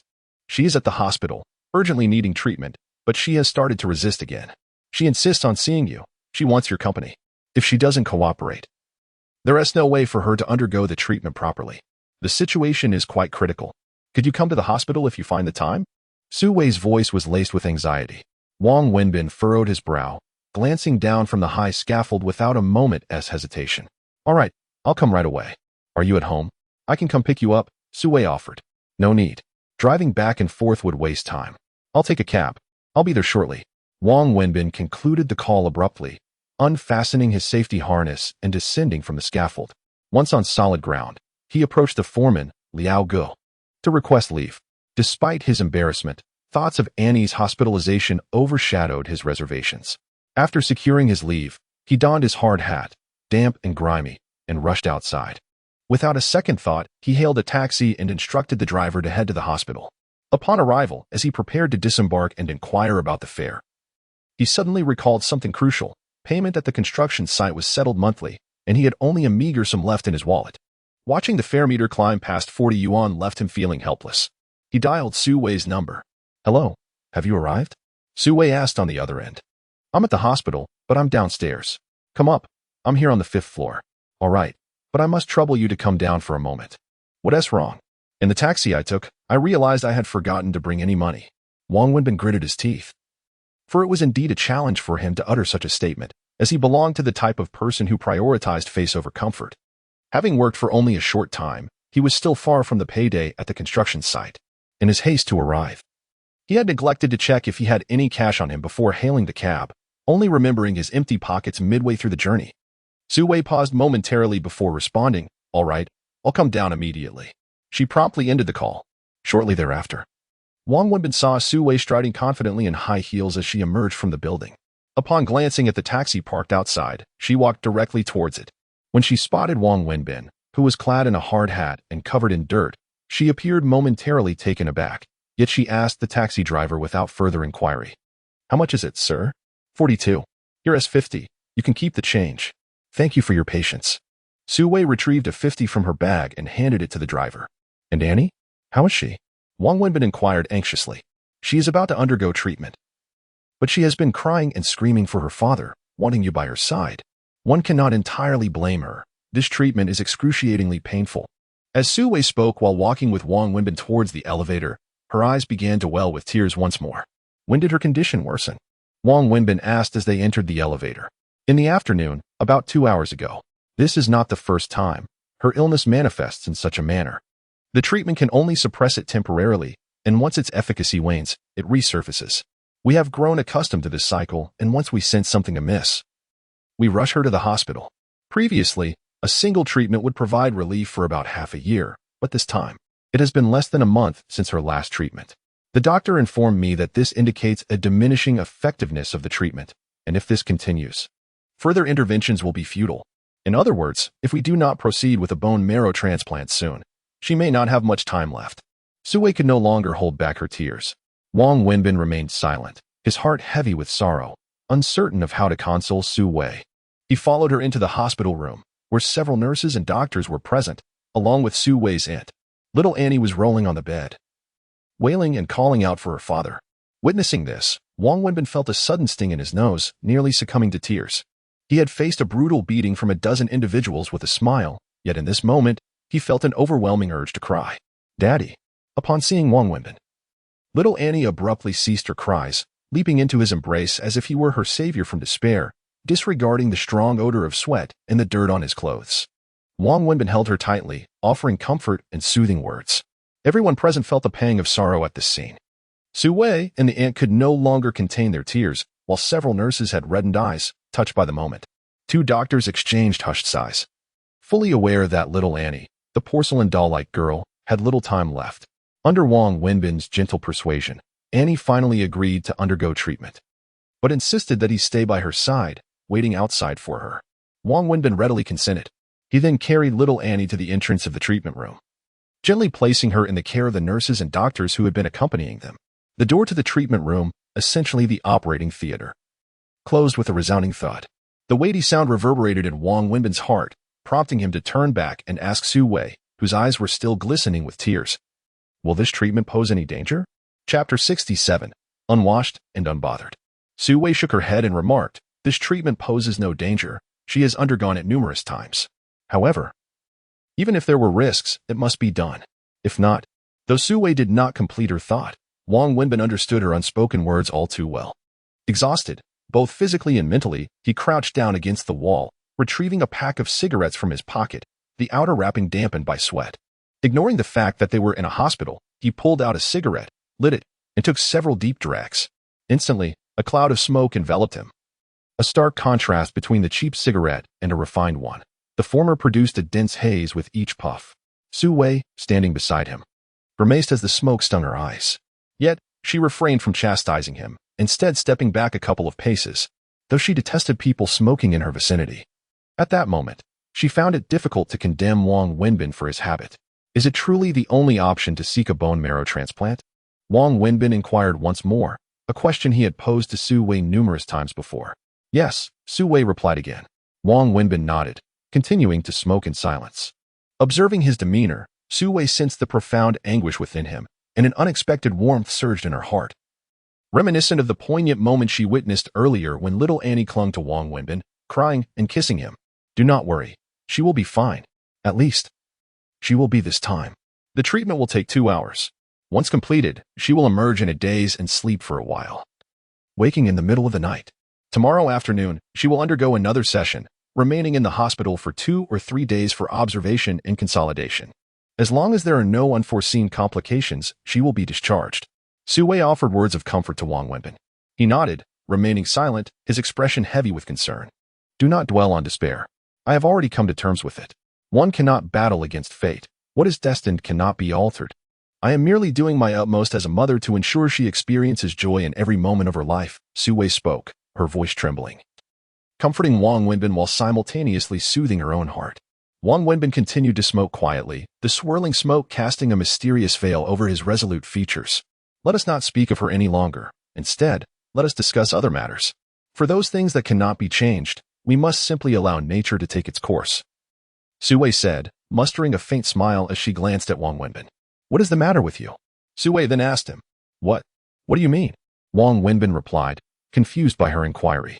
"The hard hat, and your entire outfit," Su Wei pointed out. It was then that Wang Wenbin realized he had been wearing the hard hat all along. It was an essential item on the construction site. Each worker was issued one, with their name inscribed upon it, and it was imperative to keep it safe. Thus, he had grown accustomed to wearing it in and out over the past few days.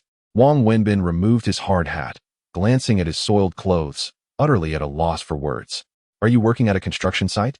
Su Wei inquired further. "Yes," Wang Wenbin admitted, having no reason to deny it, especially since he had failed to deceive Su Min last time. "What kind of construction site?"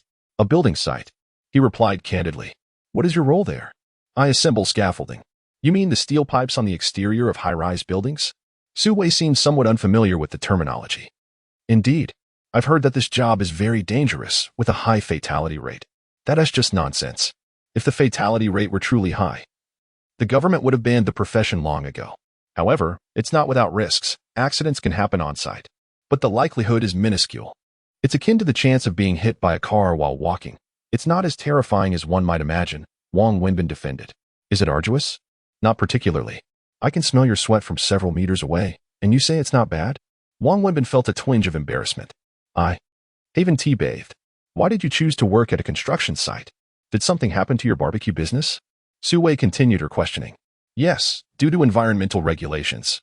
I can no longer operate it," Wang Wenbin offered as an excuse, unwilling to share that he had been assaulted and hospitalized. "Are you out of money?" "I'm fine. I have funds," he replied, though truthfully, he was running low. "You've spent quite a lot on gifts for her. Hasn't it added up to over 1,000? Su Wei remarked, puzzled. "That's a different matter. I've recently encountered some issues that depleted my funds. As a capable man, how could I possibly fail to earn money? Buying her gifts is my obligation. When she calls me dad, I must shoulder the responsibilities of a father. Wang Wenbin stood up from the floor and moved towards the nearby window. Consider changing jobs, Su Wei suggested thoughtfully. No need. I find this job quite satisfactory. He shook his head. Are you planning to work at a construction site for the rest of your life? Su Wei asked, joining him by the window, gazing outside. Wang Wenbin fell into a profound silence, inwardly questioning whether he truly intended to spend his entire life at a construction site. Subsequently, neither spoke, both standing there lost in their own thoughts. The treatment process was neither too swift nor excessively slow. 2 hours later, little Annie emerged, everything having gone smoothly. However, she remained in a state of anesthetic-induced slumber. After confirming with the doctor that little Annie was perfectly fine, Wang Wenbin said to Su Wei, I need to return home for a moment to wash up. Otherwise, my presence here must be quite unpleasant for you all. Observing Wang Wenbin's attire, Su Wei nodded and said, Allow me to escort you home. After all, she is unlikely to awaken any time soon. No need, Wang Wenbin replied, shaking his head. My appearance is far too foul and unkempt. Your willingness to overlook this speaks volumes of your kindness, yet I must remain considerate. It would be best for you to stay in the hospital. Should any unforeseen circumstances arise, I can simply take a taxi back. I shall cleanse myself and return afterward. I promised her I would be by her side, and I cannot betray that vow. Then, I must trouble you, Su Wei conceded. Understanding that if little Annie awoke and found Wang Wenbin absent, she would surely erupt into tears and turmoil. Do not worry, Wang Wenbin smiled gently, casting one last glance at little Annie, who lay in her hospital bed. After exchanging a brief farewell with the nurse, he grasped his safety helmet and made his way out. Wait a moment, Su Wei called out, just as Wang Wenbin stepped beyond the threshold of the ward, swiftly pursuing him. Chapter 68. I am not worthy of you. What's wrong? Do you still have enough money to take a taxi back? Su Wei inquired. It's all right.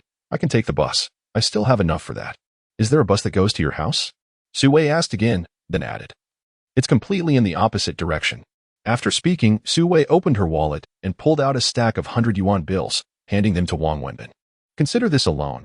You can repay me once you earn some money. Wang Wenbin hesitated for a moment while looking at the money she offered, before finally accepting it. He withdrew 5 bills and returned the rest to Su Wei, saying, 500 is sufficient. I don't usually spend much. He continued, I still owe you 20,000. Once I get my salary next month, I'll repay you. I'll take my leave now. With the 500 yuan in hand, Wang Wenbin turned and walked towards the elevator. Su Wei stood at the entrance, observing this younger boy, and found herself increasingly perplexed by him. In the end, Wang Wenbin opted against taking a taxi and instead took 2 buses to return home. After arriving, he took a shower, changed into clean clothes, and went out to grab some fried rice from a street vendor. Without lingering, he boarded the bus again, heading to the hospital.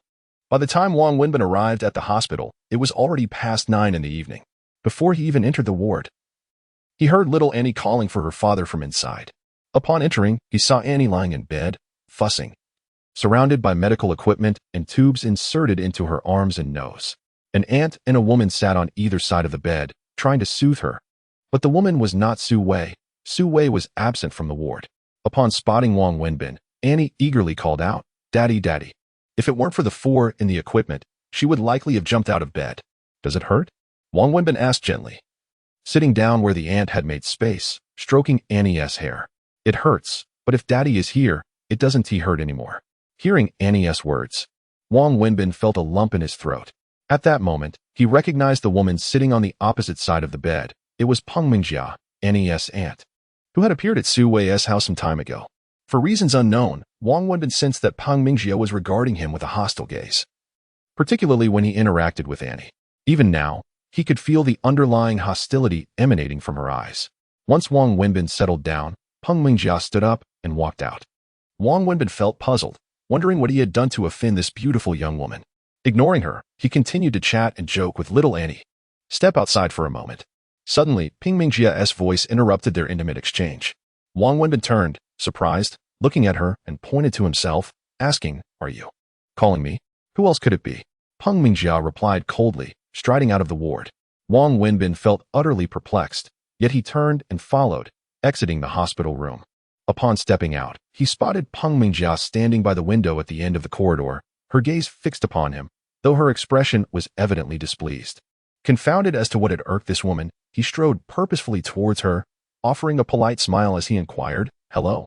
Is there something you need? What is your relationship with my sister-in-law? Peng Mingjia asked bluntly, her tone lacking any courtesy. You, sister-in-law? Oh, you must mean Sister Sue, Wang Wenbin replied, momentarily taken aback. Otherwise, who do you think I mean? Tell me, what is your relationship with her?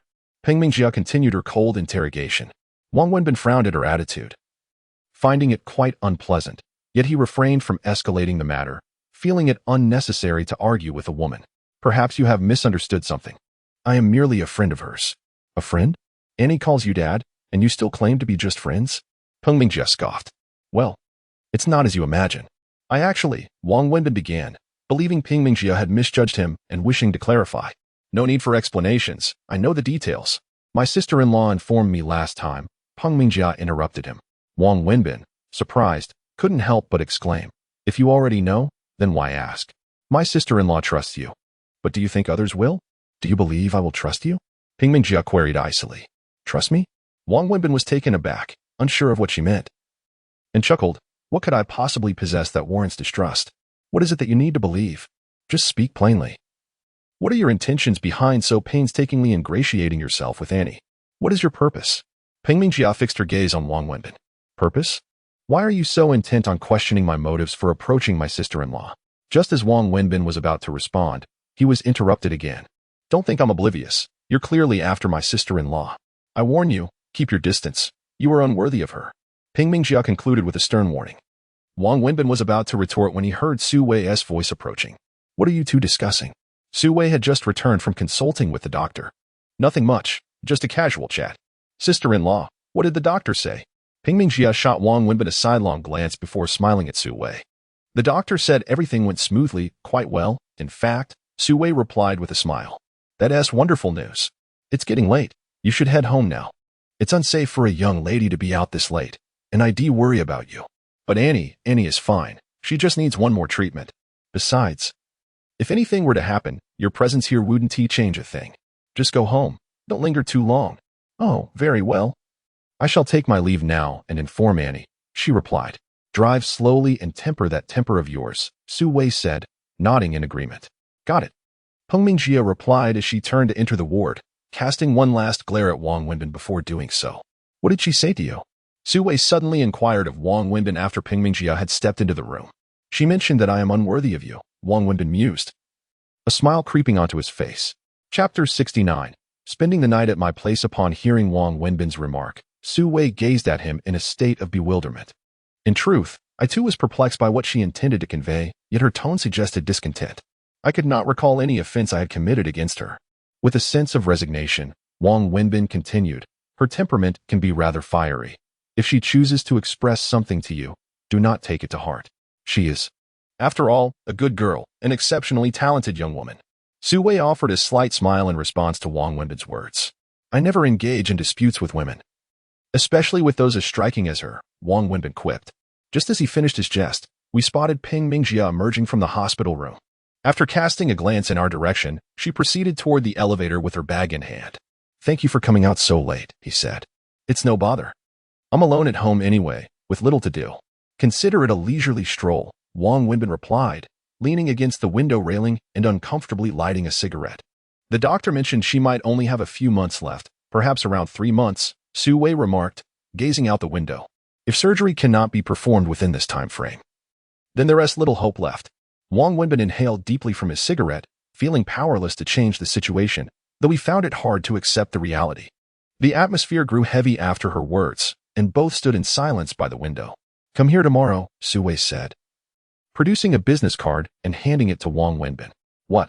He exclaimed, surprised as he accepted the card and examined it. It read, Su Wei, General Manager, Shanghai Jinhui Garment Company, Limited. Are you suggesting I visit your company? He asked, astonished to learn it was a clothing firm. Although my company may not be large, it is certainly not insignificant. The benefits might not be extraordinary, but they are decent. Regardless, it's undoubtedly better than working on a construction site, Su Wei replied. Thank you for your kindness, Sister Su, but I cannot accept. I know nothing about fashion, I lack a university degree, and have no relevant work experience. What could I possibly contribute at your company? Wang Wenbin smiled as he articulated his refusal. You can be overly self-critical at times. How can you be so certain you cannot handle it? Allow me to finish my proposition before you decline, if you would, she urged. All right, go on, Wang Wenbin nodded. This is a document from our HR department regarding the positions we intend to recruit for. Please take a look, Su Wei said, pulling out her phone and opening a file for Wang Wenbin to see. Do you see this position? Assistant to the general manager? Yes, but don't let the title intimidate you. There are two types of assistants, work assistants and personal assistants. The position we're hiring for is a personal assistant, primarily serving as my driver and handling various errands, she clarified. My work occasionally necessitates social engagements, which often involve imbibing some alcohol. As a single woman, relying on a designated driver feels unsafe. Moreover, my driving skills are not particularly commendable. With the multitude of responsibilities at work, coupled with matters concerning Annie, my energy is quite depleted. Recently, I have been distracted while driving, resulting in several accidents. Thus, it is imperative that I employ a dedicated driver, one in whom I can place my complete trust. However, the company has its own regulations.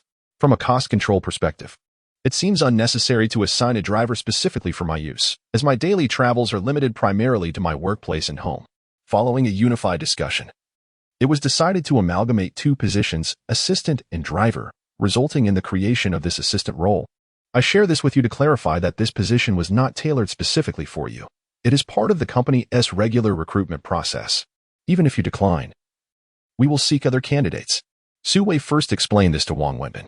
From my personal standpoint, I certainly hope you will accept, as I am familiar with you and aware of your character. As a single woman, I find it uncomfortable to have an unfamiliar man around. This is simply my nature. Su Wei continued, explaining another reason. Since this is a full-time driving position, the driver must be available to escort me to and from work daily, including late-night requests. An outsider would be less convenient, but if it were you, I would prefer that you reside in my home, making logistics significantly easier. As mentioned earlier, my household consists entirely of women, and I cannot accept a stranger living with us. This is not just my sentiment. Annie would also find it unacceptable. The most crucial reason, Su Wei paused momentarily before continuing, is that Annie does not have much time left. I wish for her to enjoy a joyful and fulfilling final chapter of her life, and for her, the greatest happiness would be to be with her father. Although you have diligently visited our home after work, your arrival has often been too late, causing her to remain awake, crying for her father daily, which has been burdensome for both of you. Thus, Wang Wenbin, I would like to request something of you. Ah, what is it? You may ask. Please assist me by accepting this position, residing in my home, working during the day, and spending the nights with us to provide companionship for her, ensuring her final moments are filled with joy. Su Wei's eyes glistened with emotion as she spoke. Additionally, from your personal development perspective, working in menial jobs such as barbecuing or laboring on construction sites is not a sustainable path. You are still young and should contemplate a long-term plan for your future. Our company, though not vast, is well-structured and adheres to standardized management practices. As an assistant to the general manager, you would have ample opportunity to learn and grow, which I believe would greatly benefit your future endeavors. Of course, this is merely my suggestion. The decision to accept or decline is entirely yours. Su Wei concluded with a smile directed at Wang Wenbin. I will go inside now. Take your time to ponder this. You are welcome to come forward any time before the position is filled, she said with a smile, turning to enter the hospital room. Wang Wenbin continued to lean against the window, smoking contemplatively, drawing in the smoke with measured breaths. After 2 cigarettes, he stepped into the hospital. Upon entering the ward, little Annie joyfully called out Daddy upon seeing him, insisting that he sit beside her to tell her stories, thereby dismissing her mother. The young girl, remarkably resilient despite the 4-drip and medical apparatus surrounding her, showed no signs of tears. For this unfortunate child, such circumstances had become the norm, a reality she had long since acclimatized to. Observing Annie's demeanor, Wang Wenbin suddenly turned to Su Wei, who stood nearby, and said, I will come to work with you. Chapter 70. 3 Agreements I Know You Will Go. Su Wei seemed utterly unsurprised, as if she had anticipated it all along. She then addressed Wang Wenbin. Next Monday, bring your personal identification and report to the Human Resources Department at the company. All right. Wang Wenbin nodded in acknowledgement, then added, however, before I go, I would like to propose a few conditions. If you agree to them, I will proceed. Otherwise, I shall decline. Su Wei regarded Wang Wenbin with a smile and nodded, saying, please, go on. This was likely the first time in Su Wei's life that she had to acquiesce to the conditions set forth by a candidate she was hiring. First, regardless of the title you bestow upon me, be it assistant or manager, I will merely serve as your driver or assist you with minor tasks. Second, I will accept only the salary commensurate with my role as a driver, not a penny more. Third, I wish to have the freedom to leave whenever I choose. Or rather, I will depart once you secure a new reliable driver, or when it no longer requires my presence. I will leave voluntarily. Sister Su, you must agree to these 3 conditions before I can accept your offer. Otherwise, I would only be betraying your goodwill, Wang Wenbin stated earnestly. Su Wei furrowed her brow as she gazed at Wang Wenbin and inquired, "Tell me, why do you insist on these 3 conditions?" Sister Su, I understand your intention to assist me, yet I am acutely aware of my own capabilities. I know precisely what I am suited for. I may be capable of driving. But beyond that, I truly am not. My remuneration should reflect my abilities, for that is the fundamental principle of the market. If my only skill is driving, then I shall only be entitled to a driver's earnings. I will accept what is rightfully mine, and I shall not take anything that does not belong to me. Wang Wenbin replied with conviction. Once Wang Wenbin finished speaking, Su Wei smiled and said, I wish to help you, and you wish to assist me in return. I recognize that, given your nature, you would prefer not to take this position. However, I express my desire for a trustworthy driver to ensure my safety. And since it needs you, you agreed to work for me, did you not? I have given this considerable thought, and your reasoning is sound. As a single woman, you face the daily challenges of work and social engagements while worrying about which can be overwhelming. If you were to drive yourself, fatigue and exhaustion could easily lead to unfortunate incidents. Moreover, you do indeed require assistance with various mundane tasks. Additionally, as a single woman, it is unwise to hire just anyone as a driver. It is crucial to have someone reliable to share the responsibility of driving, especially during N's remaining days. I sincerely wish to bring her some joy during this time. In truth, it is not merely about helping. Every endeavor I undertake is a job. However, I possess a rather peculiar disposition. I find comfort in claiming only what I rightfully deserve, while anything that does not belong to me weighs heavily on my conscience, rendering me restless at night. Moreover, I wish for us to maintain a clear distinction between our personal and professional lives, separating financial matters from our friendship. My assistance to you stems from camaraderie. It is a personal matter, devoid of any monetary implications. When I serve as your driver, it is a professional obligation, handled with due diligence. Hence, I have articulated the aforementioned 3 stipulations, which I insist you must accept. Otherwise, I shall resolutely refrain from participating. Wang Wenbin asserted firmly. I anticipated your response. Very well, I concede to your terms, restricting you solely to the responsibilities befitting an assistant and compensating you accordingly. However, the role of an assistant extends beyond mere driving. It encompasses various duties. In essence, I shall adhere to your directives, ensuring everything complies with the company's regulations. Without resorting to any underhanded dealings or exceptions, Su Wei eventually replied with a smile. Wang Wenbin returned home quite late, waiting until little Annie had fallen asleep before he left. As he prepared to depart, Su Wei handed him her car key. At that hour, public transportation was scarce, and hailing a taxi proved to be quite inconvenient. After a moment's hesitation, he ultimately accepted. The following day was the weekend, and since little Annie would remain in the hospital, Su Wei would also be there, rendering the car unnecessary. Furthermore, having agreed to assist Su Wei as her aide, he would inevitably need to drive the vehicle. To decline now would appear insincere. Wang Wenbin was resolute in his refusal to join Su Wei at her company. His nature inclined him to avoid feeling indebted to anyone, as it weighed heavily on his conscience. Nevertheless, he understood Su Wei's current predicament. She required assistance during this trying time. He yearned to bring a semblance of joy to Annie's final days, recognizing the unfortunate circumstances faced by the mother and daughter. With Su Wei's car keys in hand, Wang Wenbin descended the stairs and drove her vehicle back to his residence. He parked the car in a narrow alley, stopping just outside his home. Once in bed, he contemplated the situation, feeling uneasy about leaving the car in such darkness, where it was an unusual sight for vehicles to be parked. Given the questionable character of the residents in the vicinity, he worried about potential damage. Hence, he reluctantly rose from bed, retrieved the car, and relocated it to a nearby parking lot, where the overnight fee was 50 yuan. Upon returning to bed, he calculated the expenses and realized that taking a taxi would have been cheaper, lamenting the unnecessary parking fee. The following morning, after dressing appropriately, Wang Wenbin loaded his work clothes and safety helmet into Su Wei's car. The construction site had its own set of regulations. One could not simply decide to abstain from work on a whim. The site operated on a schedule, and his sudden absence could disrupt the entire workflow. Therefore, he resolved to attend the site that day, informing Brother Liao of his intent to not return the next day, so that arrangements could be made for someone to replace him without hindering their operations. He had specifically brought his work attire to avoid soiling Su Wei's expensive vehicle. Wang Wenbin drove Su Wei's car directly to the construction site, arriving just as the workers were commencing their shifts. Upon seeing his arrival, all eyes turned toward him, captivated by the sight of the vehicle. Upon witnessing Wang Wenbin alight from the vehicle, everyone was taken aback, particularly Boss Liao, who promptly approached the car and circled it with fascination. As a modest entrepreneur primarily engaged in scaffolding contracts at construction sites, his annual earnings were meager. As Boss Liao traversed around Wang Wenbin's car, he reached out, yearning to caress its surface but hesitated, fearing he might mar its pristine exterior, his eyes gleaming with envy. Brother Liao.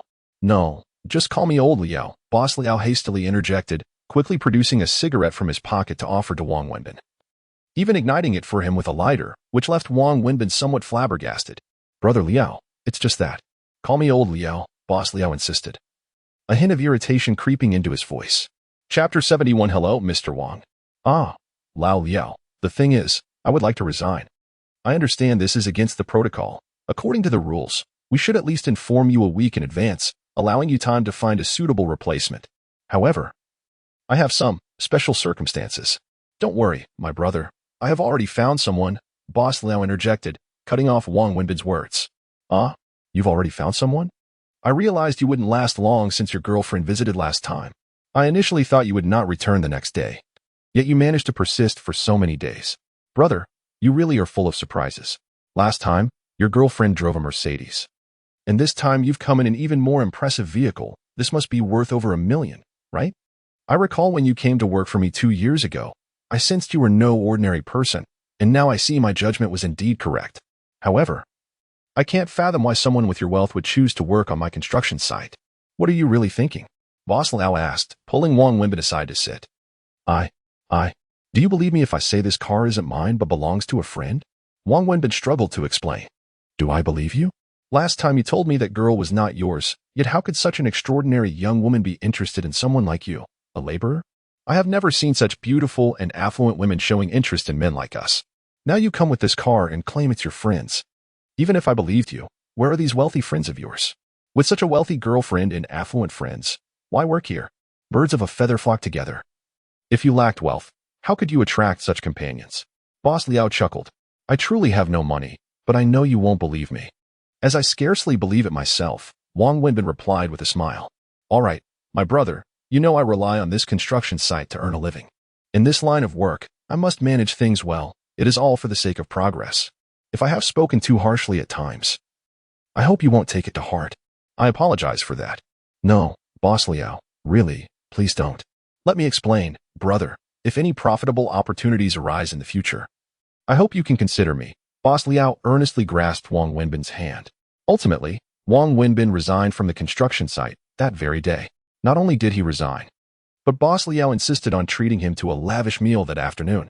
Additionally, despite Wang Wenbin having worked for only a little over 10 days, Boss Liao insisted on compensating him for a full month's salary. Wang Wenbin attempted to decline, but Boss Liao forcibly placed the money in his car, which Wang Wenbin could not refuse. Of course, Wang Wenbin understood that Boss Liao's generosity was largely influenced by the fact that he had arrived in Su Wei's car that day. After leaving the construction site, Wang Wenbin drove directly to the hospital. Upon entering the ward, he saw Su Wei inside, along with Annie's aunt, Peng Mingjia. Peng Mingjia was engaged in a cheerful conversation with little Annie, who lay on the bed. However, upon noticing Wang Wenbin's entrance, her expression swiftly transformed into one of displeasure. Wang Wenbin, perceptive to the disdain reflected in Peng Mingjia's eyes, chose to feign ignorance and approached little Annie with affectionate familiarity. The intensity of Peng Mingjia's gaze was almost lethal, prompting her to bid farewell to Su Wei and exit the hospital room. Wang Wenbin observed her departure, yet continued to ignore it, delighting Annie, who always beamed with joy at the sight of him. Su Wei spoke to Wang Wenbin after Peng Mingjia had left the room. Early on Monday morning, Wang Wenbin arose, donned a fresh outfit, and hastily consumed breakfast by the roadside before boarding a bus to the address provided by Su Wei. Initially, he presumed Su Wei's fashion company to be a modest establishment. However, upon arrival, he realized it was far from small. Although located near the suburbs rather than the city center, the area was anything but desolate, bustling with activity. Wang Wenbin had anticipated a conventional office within a high-rise, but was greeted instead by an independent compound with its own gate, a security booth manned by vigilant guards, and a prominent company sign at the entrance.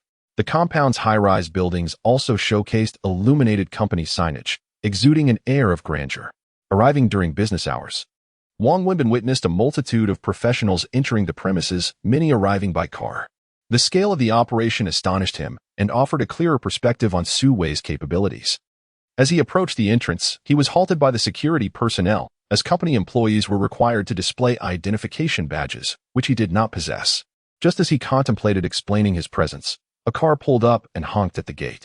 The window rolled down, and upon recognizing the vehicle, the two security guards immediately adopted a respectful demeanor, saluting Su Wei and greeting her with, "Good morning, Miss Su. This is the new assistant to the general manager, Mr. Wang," Su Wei informed the guards. Upon hearing this, the guards' attitude underwent a complete transformation. To them, the assistant to the general manager was a significant authority. They promptly saluted Wang Wenbin, smiling obsequiously as they exclaimed, "Good morning, Mr. Wang. Please, enter." Su Wei smiled at Wang Wenbin before driving her car into the company grounds. As Wang Wenbin stepped through the entrance, he noticed Su Wei parking her car in the lot to the right and then exiting. He waited for her to approach. "I mentioned I would pick you up this morning to come to the company," Su Wei said as she reached Wang Wenbin, proceeding to introduce him to the surroundings. "This is the company parking lot, with 2 levels underground. This building is the administrative office. And over there are the cafeteria and storage facilities." As Su Wei guided Wang Wenbin towards the office building, she continued to elaborate on the company. The company's premises may not be extensive, yet possessing an independent office in Shanghai is a testament to its strength. It may not be a large corporation, but it is certainly not a small one. "How is Annie faring? I did not visit her last night. I hope she did not cry." He is more concerned about little Annie than the company. "No, I told him that Daddy has gone to work, but once she returns from the hospital, Daddy will never leave again, and he will stay home with her every day." This made her very happy, and she was excited all night long, Su Wei said with a smile. As the two walked towards the office building, many employees observed Su Wei and Wang Wenbin sharing laughter and conversations, each casting astonished and envious glances at Wang Wenbin. Chapter 72, The Outburst of the Sister-in-Law. Su Wei led Wang Wenbin directly to the door of an office, where he noticed the sign indicating the head of the Human Resources Department. Su Wei entered first, followed closely by Wang Wenbin. Inside, a middle-aged man sat in a chair, engrossed in his mobile phone, as it was still before working hours. Upon noticing Su Wei's startled expression, the man's demeanor shifted dramatically. He hastily set aside his phone, rose to his feet, and exclaimed, "President Su, this is the newly appointed assistant to the general manager. Please assist Wang in completing his onboarding procedures and arrange for his office." Su Wei instructed the middle-aged man with a sternness that starkly contrasted her earlier tone with Wang Wenbin. "Of course, I will handle it promptly," the man replied, nodding vigorously, his demeanor submissive, clearly intimidated by Su Wei. "Once you're done, come to my office," Su Wei said, turning to Wang Wenbin. "Understood," Wang Wenbin responded with a nod. Su Wei then strode out of the Human Resources Head's office. The Human Resources Head treated Wang Wenbin with utmost courtesy. It was evident that someone in his position, having held the role for several years, possessed a keen sense of discernment. This was the first time he had witnessed President Su personally bringing someone to report for duty, a fact that resonated deeply within him. Consequently, the Human Resources Head set aside all his tasks and personally guided Wang Wenbin through the onboarding process, tending to every detail, while Wang Wenbin was left primarily to sign documents. Eventually, the Human Resources Head escorted Wang Wenbin to the office that had been prepared for him. After the warmly accommodating Human Resources Head departed, Wang Wenbin took a moment to scrutinize his new office. Since entering the company, he had felt as though he were in a dream. Initially, he believed his role was merely to serve as Su Wei's driver, but now he realized that the reality was far more complex. Gazing upon the first office of his life, Wang Wenbin felt a twinge of melancholy. The office was modestly sized, yet adequately furnished, and it was an independent space, a privilege typically reserved for departmental managers within the company. However, as he surveyed his office, joy eluded him. Wang Wenbin lit a cigarette by the window, casting his gaze over the entire company, lost in thoughts unknown to anyone. He opened the door to his office and stepped outside, but just as he did, the door of the adjacent office swung open, revealing a woman. The two doors were nearly touching, and Wang Wenbin could even catch the scent of the woman. As the woman emerged, she looked at Wang Wenbin in surprise, and he mirrored her astonishment, leaving them both momentarily speechless. "What are you doing here?" the woman asked instinctively. This woman was none other than Peng Mingjia, Su Wei's sister-in-law and the aunt of little Annie. Peng Mingjia emerged from her office, clutching a document, only to find a man standing by the door of the adjacent office, which had long been idle. Upon closer inspection, her eyes widened in disbelief as she inquired, "Do you truly believe that I am merely here for a visit?" Wang Wenbin, unsure of how to respond, merely smiled before turning to leave the corridor. Aware that this woman harbored no goodwill towards him, he felt little inclination to engage in conversation. "Stop right there!" Peng Mingjia, infuriated by Wang Wenbin's indifference, shouted after him and hurried forward, seizing his clothing. Wang Wenbin, feeling uncomfortable at her abruptness, thought to himself that her rudeness was not a new occurrence. "What do you want?" he asked, suppressing his irritation, considering her familial connection to Su Wei. "Explain yourself. What are you doing here?" Peng Mingjia interrogated him vehemently. "Why should I divulge anything to you? What gives you the right to demand answers?" Wang Wenbin's temper flared, and he coldly retorted, "You." Peng Mingjia was taken aback by his response, her anger surging as she pointed at him. "I am the vice general manager of this company, and here, I hold authority. Do you think I wouldn't call security to have you thrown out?" "Oh, the vice general manager. No wonder you are so arrogant," Wang Wenbin scoffed, adding, "If you wish to expel me, then by all means, I shall remain here, awaiting your command to have me removed. Do not presume I lack the courage. Go ahead. I shall wait right here for you." Peng Mingjia shot back, unperturbed. "But do not mistake my underestimation of you. You truly lack the capability to evict me." "Very well. You wait," she said, pulling out her phone to summon assistance and removing the intruder. "Wang Wenbin, you are forcing my hand," she gritted through clenched teeth. "That is fine. I shall wait," Wang Wenbin replied nonchalantly, casually smoking a cigarette. Before long, 4 or 5 security personnel arrived, rushing to Peng Mingjia's side and addressing her as vice general manager. "This individual is not affiliated with our company. Why was he permitted entry? Please escort him out," she instructed the guards. The security team glanced at Wang Wenbin, and one of the guards, astonished, uttered, "Wang Zong." Wang Wenbin recognized this guard as the one who had been at the entrance earlier. "Hello," Wang Wenbin greeted with a smile. What is happening? How is this Wang Zong?" the lead guard inquired, bewildered, as they had never encountered Wang Wenbin within the company before. "This is the newly appointed assistant to the general manager, Mr. Wang. This morning, he arrived at the company driving Ms. Su's car, as she had specifically instructed me upon entry that this is the new assistant to the general manager," the security guard hastily remarked. Upon hearing this, the other guards exchanged glances, and the leading guard, visibly conflicted, addressed Ms. Peng. "Ms. Peng, might there be a misunderstanding? This gentleman is the newly appointed assistant to the general manager." "What of the assistant to the general manager? Am I to be disregarded now? Is he of a higher rank than I?" Ms. Peng, upon learning that Wang Wenbin had entered with Su Wei this morning, felt an even greater surge of anger and shouted at the security personnel. "However, Ms. Peng, Mr. Wang was brought in by Ms. Su, and she specifically introduced him to me." The lead guard spoke with evident discomfort. Although his words were not explicit, the implication was clear. "Despite your position as vice president, Mr. Wang is a person brought in by Ms. Su. Can your authority truly surpass hers?" Chapter 73. The Future of Marriage. "Mr. Su is my sister-in-law." Peng Mingjia, flustered and furious by the security guard's words, felt increasingly enraged and humiliated. "I understand, but Mr. Peng, perhaps you could report to Mr. Su? If he permits us to proceed, we assure you that we will execute his orders immediately," the security captain suggested. Caught in a difficult position once more. "You, get out, all of you." Peng Mingjia's face flushed red with anger. "Leave, hurry up."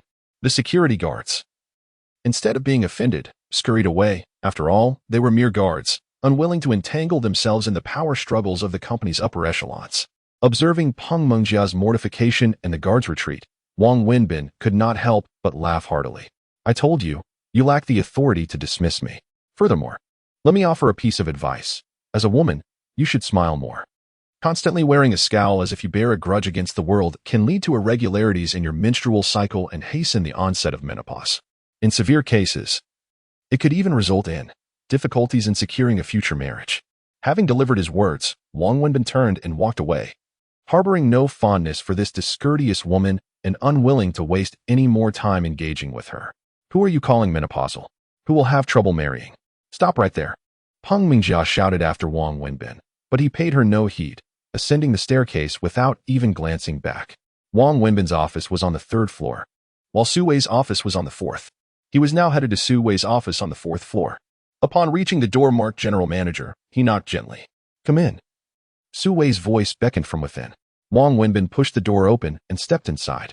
There, he found Su Wei, adorned with glasses, typing away on her computer with fervor. This was the first time Wang Wenbin had seen Su Wei wearing glasses, and he was struck by her beauty, exuding an intellectual charm that nearly took his breath away, causing him to stand at the doorway, mesmerized. As Su Wei worked, accustomed to the daily influx of reports, she called for the visitor to enter but was surprised when no one appeared for a moment. Glancing up, she spotted Wang Wenbin, standing there with a foolish expression. As a woman of experience, she understood perfectly why he looked that way, yet she maintained her composure, offering him a warm smile while removing her glasses. Have all the procedures been completed? With a slight degree of myopia, she rarely wore glasses, only donning them when working at her computer.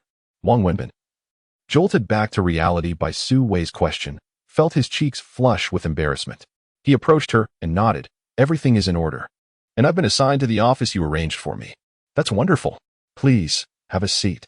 Su Wei greeted Wang Wenbin, and after he took a seat, she stood up again, inquiring, would you prefer tea or coffee?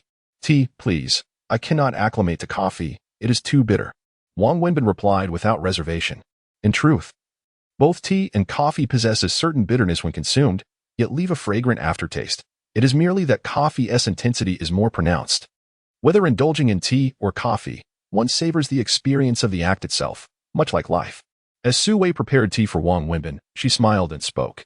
It is easy to say, but how many possess the clarity to truly perceive it thus? Wang Wenbin chuckled softly in response. You are correct, however. During moments of confusion and anguish, it is not unwelcome to offer oneself a measure of solace, akin to the effects of alcohol. One knows that intoxication is but fleeting. Upon awakening, the world remains unchanged, yet many still choose to drown their sorrows, if only momentarily numbing their pain. As she spoke, Su Wei placed the tea before Wang Wenbin. Thank you. Are you satisfied? Su Wei inquired cheerfully once seated again. Are you inquiring about work or the tea? Wang Wenbin asked, somewhat perplexed. I cannot remedy your satisfaction with the tea. This is the only variety I have, as I seldom drink it. Su Wei replied with a smile. Sister Su, do you recall the 3 conditions you promised me? Wang Wenbin asked. Of course. What about them? Su Wei responded, her demeanor unperturbed. You asked me to come and be your driver, yet I do not feel like a mere driver at all. What do you mean by that? She probed. When I inquired during the employment process, I learned that my salary is 10,000 a month, along with various allowances and bonuses, in addition to Social Security. I questioned Minister Su from Human Resources, who informed me that this is the compensation for a department head. You had instructed him to process my employment under that designation. Wang Wenbin looked at Su Wei as he spoke. Yes, that was my directive, Su Wei acknowledged, nodding without denial. It is the first time I have heard of a driver receiving such a high salary and benefits. It is unprecedented for a driver to enjoy the privileges of a department head. Su Wei smiled at this and asked, do you have any further questions? Moreover, I have a private office, fully equipped, which I learned is the office of a deputy general manager. Indeed, there were no vacancies for department head offices, leaving only the deputy general manager's office available, as Minister Su reported to me. Su Wei confirmed once more. This leaves me perplexed. Why would a driver require an office, especially one belonging to a deputy general manager? I understand your perspective. You feel the treatment I have accorded you is excessively generous, and you find it hard to accept. Am I correct? Su Wei inquired with a smile. I came to serve as your driver, and I believe I should only receive the corresponding benefits of a driver. There is an old saying, one should not receive rewards without merit. If I am compensated excessively, it leaves me feeling unsettled. Moreover, this was an agreement we established prior to my acceptance of this position, to which you explicitly consented. Sister Su, it is not that I lack discernment or am ungrateful. Rather, my character is somewhat peculiar. As I have previously mentioned, I feel an overwhelming sense of guilt when receiving what I do not rightfully deserve, which leaves me deeply unsettled. Wang Wenbin articulated his innermost thoughts. Sister Su, I cannot accept such treatment. I merely wish to serve as a driver. If this is the nature of the arrangement, I wish to depart. Wang Wenbin ultimately gazed at Su Wei as he spoke. Chapter 74. Apology. After listening to Wang Wenbin's words, Su Wei smiled softly, gazed at him, and continued, very well. Allow me to elucidate the matter. When I discussed this with you the other day, I indeed mentioned that I invited you here primarily as a driver. However, our company adheres to a standardized management system, governed by personnel policies that outline every position. There is no official title of chief executive's personal driver within our organizational chart, as this role is quite unique, serving both public and private purposes. For instance, your assistance during my commute, as well as my personal outings after work, falls under the latter category. Conversely, business-related travel pertains to the former. Consequently, this position does not exist within the company. Even I cannot create such a role for you, as it would contravene company regulations. Thus, I assigned you the title of executive assistant, which is commensurate with the level of departmental supervisors. The salary and benefits you currently receive are entirely appropriate for the position of executive assistant. If you harbor doubts, I can arrange for our compensation policies to be made available for your review. Moreover, you expressed concern regarding your compensation being excessively high. Indeed, if one were to consider the role solely as that of a driver, such remuneration would appear disproportionate. However, your responsibilities extend far beyond the confines of merely driving. As I have previously conveyed, your duties encompass not only driving but also various other tasks that necessitate your attention. You are, in essence, my dedicated driver around the clock, serving both corporate and personal needs. Your work is thus comprised of two components: professional responsibilities during working hours and personal assistance thereafter. The former is compensated at standard rates, while the latter qualifies as overtime, which, according to our remuneration policy, is compensated at double the regular wage. Therefore, when all is considered, your salary is actually on the lower end of the spectrum. Additionally, your commitment to accompany little Annie has not been factored into this equation. I recognize your disposition. You prefer to keep personal favors and financial matters separate. At this juncture, I must clarify one critical point. Your role as my driver is not known within the company. They are only aware that you are the new executive assistant. This arrangement could be perceived as an improper use of company resources, employing corporate funds for personal services. If this were to become public knowledge, it could tarnish my reputation within the organization. Hence, your identity in the workplace is that of an executive assistant, which may require you to undertake additional tasks to prevent any misinterpretations.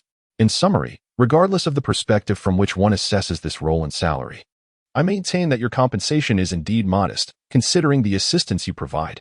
Furthermore, all actions are conducted in accordance with company policies, and I have made no special arrangements for you. Everything is handled through proper channels. Does this explanation meet your satisfaction? Su Wei concluded, smiling as she regarded Wang Wenbin.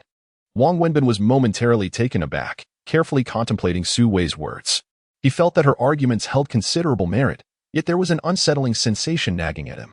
Why do I feel as if I've been ensnared in a pyramid scheme, brainwashed into believing I truly deserve such a lofty salary? Unable to suppress a chuckle, he mused to himself. The principle of our company's remuneration is based on labor distribution. Thus, you may find the road ahead quite arduous. First and foremost, you must inform me of what I should do now, Wang Wenbin inquired of Su Wei. First, this is now yours, Su Wei declared, producing a set of car keys and handing them to Wang Wenbin. Upon receiving them, he understood that this key symbolized his new role. Secondly, return to your office and thoroughly review the company's policy manual provided by the Human Resources Department. It is imperative that everyone in the company adheres strictly to the regulations, including myself, so pay close attention, Su Wei continued. All right, I understand, Wang Wenbin nodded. Just as he was about to rise, a knock echoed from outside. Before Su Wei could utter a word to invite the person in, the door swung open. Sister-in-law? Why is that man here at the company? Ping Mingjia began as she entered, but her words faltered upon spotting Wang Wenbin seated across from Su Wei. The final syllable caught in her throat. Wang Wenbin did not turn around. He recognized the voice and inferred who the man she referred to might be. Su Wei glanced at Ping Mingjia, then at Wang Wenbin, and smiled. Allow me to reintroduce you both. This is Ping Mingjia, the company's vice general manager and one of its shareholders. Wang Wenbin, the newly appointed assistant general manager. Assistant general manager? Him? Upon hearing Su Wei's introduction, Ping Mingjia looked at Wang Wenbin in astonishment, her expression tinged with disdain. Indeed, from now on, we shall all be colleagues, learning from and assisting each other. Su-wei remarked, shooting a disapproving glance at Peng Mingjia. But, sister-in-law, why does the company need to hire an assistant general manager? Peng Mingjia questioned. The position has long been vacant, Su-wei replied. It has remained unfilled for an extended period, which is precisely why we need to rectify this. But, why him? What qualifications does he possess to assume this role? Peng Mingjia protested. Mingjia, how can you speak like that? Su-wei admonished her, then insisted. Apologize to Assistant Wang. Hearing the directive to apologize to Wang Wenbin, Peng Mingjia gritted her teeth and retorted, Sister-in-law, I do not agree with his appointment as this assistant. It was my decision to appoint him as the assistant general manager, Su-wei stated firmly. But sister-in-law, first, you will apologize to Assistant Wang, Su-wei insisted. Tensions rose between Su-wei and Peng Mingjia, both visibly flustered. Observing this, Wang Wenbin stood and said, I have matters to attend to. I shall take my leave. After speaking, Wang Wenbin turned and exited Su-wei's office. He was acutely aware that Peng Mingjia would never offer an apology to him, and that Su-wei would insist on demanding one from her as a means of asserting her own stance. Such a course of action would inevitably culminate in an uncomfortable confrontation, leaving all parties involved with flushed faces. Hence, he chose to depart, thereby alleviating the potential awkwardness. He harbored no fondness for Peng Mingjia, rendering her apology entirely inconsequential to him. Chapter 75. Abandoning the initiation, Wang Wenbin exited Su-wei's office and descended a floor to reach the office assigned to him. He was utterly unfamiliar with the company. Yet he had no desire for deeper insight. He was merely a driver. More importantly, he wished to lend his support to Su-wei and little Annie. Though Su-wei possessed considerable wealth, Wang Wenbin had witnessed firsthand the helplessness and heartache she endured as a single mother. Seated in his office, he idly perused the company's policy manual. It must be said that the organization maintained a notably strict management system, replete with numerous detailed regulations. While Wang Wenbin reclined with one leg crossed over the other, smoking a cigarette and flipping through the manual, the door to his office was suddenly pushed open without warning. To his surprise, Peng Mingjia entered with a furious expression. She pointed at Wang Wenbin and declared, You, come to my office. I have something to ask you. With that, she turned and stormed out. Furrowing his brow, Wang Wenbin resumed his smoking and continued to leaf through the manual, neglecting to close the door. Remaining in his relaxed posture as if no one had entered. After 5 or 6 minutes, Peng Mingjia burst in again, advancing directly to Wang Wenbin's desk. Her tone irate. Are you deaf? Did you not hear me? I told you to come to my office. Are you addressing me? Wang Wenbin finally set aside the manual to inquire. Am I speaking to a ghost? Peng Mingjia's anger intensified. I genuinely thought you were conversing with a spirit, for no one could be so rude in speaking to another, could they? Wang Wenbin replied coolly. You think I'm rude? Were you not impolite just now? Peng Mingjia retorted. Fine. I'll invite you to my office now. Is that polite enough? She said, biting her lip. Ah, speaking like that is indeed much better. However, I have matters to attend to and am unavailable, Wang Wenbin replied. Do not presume that just because you were brought in by my sister-in-law, you can act with impunity. I am the vice president of this company, and with a single word, I could have you dismissed immediately. Peng Mingjia seethed, on the verge of being infuriated. Is that so? Coincidentally, I have no desire to remain in this company. If you manage to fire me, I would certainly treat you to a meal as a token of my gratitude. Go ahead, Wang Wenbin smiled as he spoke. Wang Wenbin understood that this woman harbored a deep-seated animosity towards him, evident in the murderous glint in her eyes each time she looked at him. Despite this, he remained oblivious to what had provoked her ire. Wang Wenbin. Do not push your luck, Peng Mingjia said, her lips tightly pressed together. As the vice president, she indeed possessed the authority to terminate employment, but she knew, as Wang Wenbin had surmised, that she neither dared nor could fire him. Am I being excessive? Madam, I implore you to reflect upon the series of encounters we have shared. Is it you who has overstepped, or is it I? Do I possess any acquaintance with you? What grievances exist between us? From our very first meeting, you have treated me as one would a foe, as if I had forsaken you and caused you untold distress. You have never bestowed upon me a friendly countenance nor uttered a kind word, and yet you now accuse me of being excessive? I wish to inquire where exactly I have wronged you. Wang Wenbin finally removed his feet from the desk and spoke earnestly to Peng Mingjia. Peng Mingjia, do not wield your title of Deputy General Manager as a means to intimidate me. I have no intention of remaining here. To me, your title holds no significance. Were it not for your sister-in-law, I would have long since responded to your repeated insults with far less civility. Therefore, if you truly wish to discuss matters, kindly sit here with decorum. If not, I suggest you take your leave and find comfort elsewhere. After taking a drag from his cigarette, Wang Wenbin continued. Peng Mingjia clenched her teeth tightly, breathing heavily as she compelled herself to maintain composure. Very well, Wang Wenbin, I shall extend you the courtesy today. She pulled out a chair and sat directly across from him. Had you approached matters in this manner initially, would we not have avoided all this strife?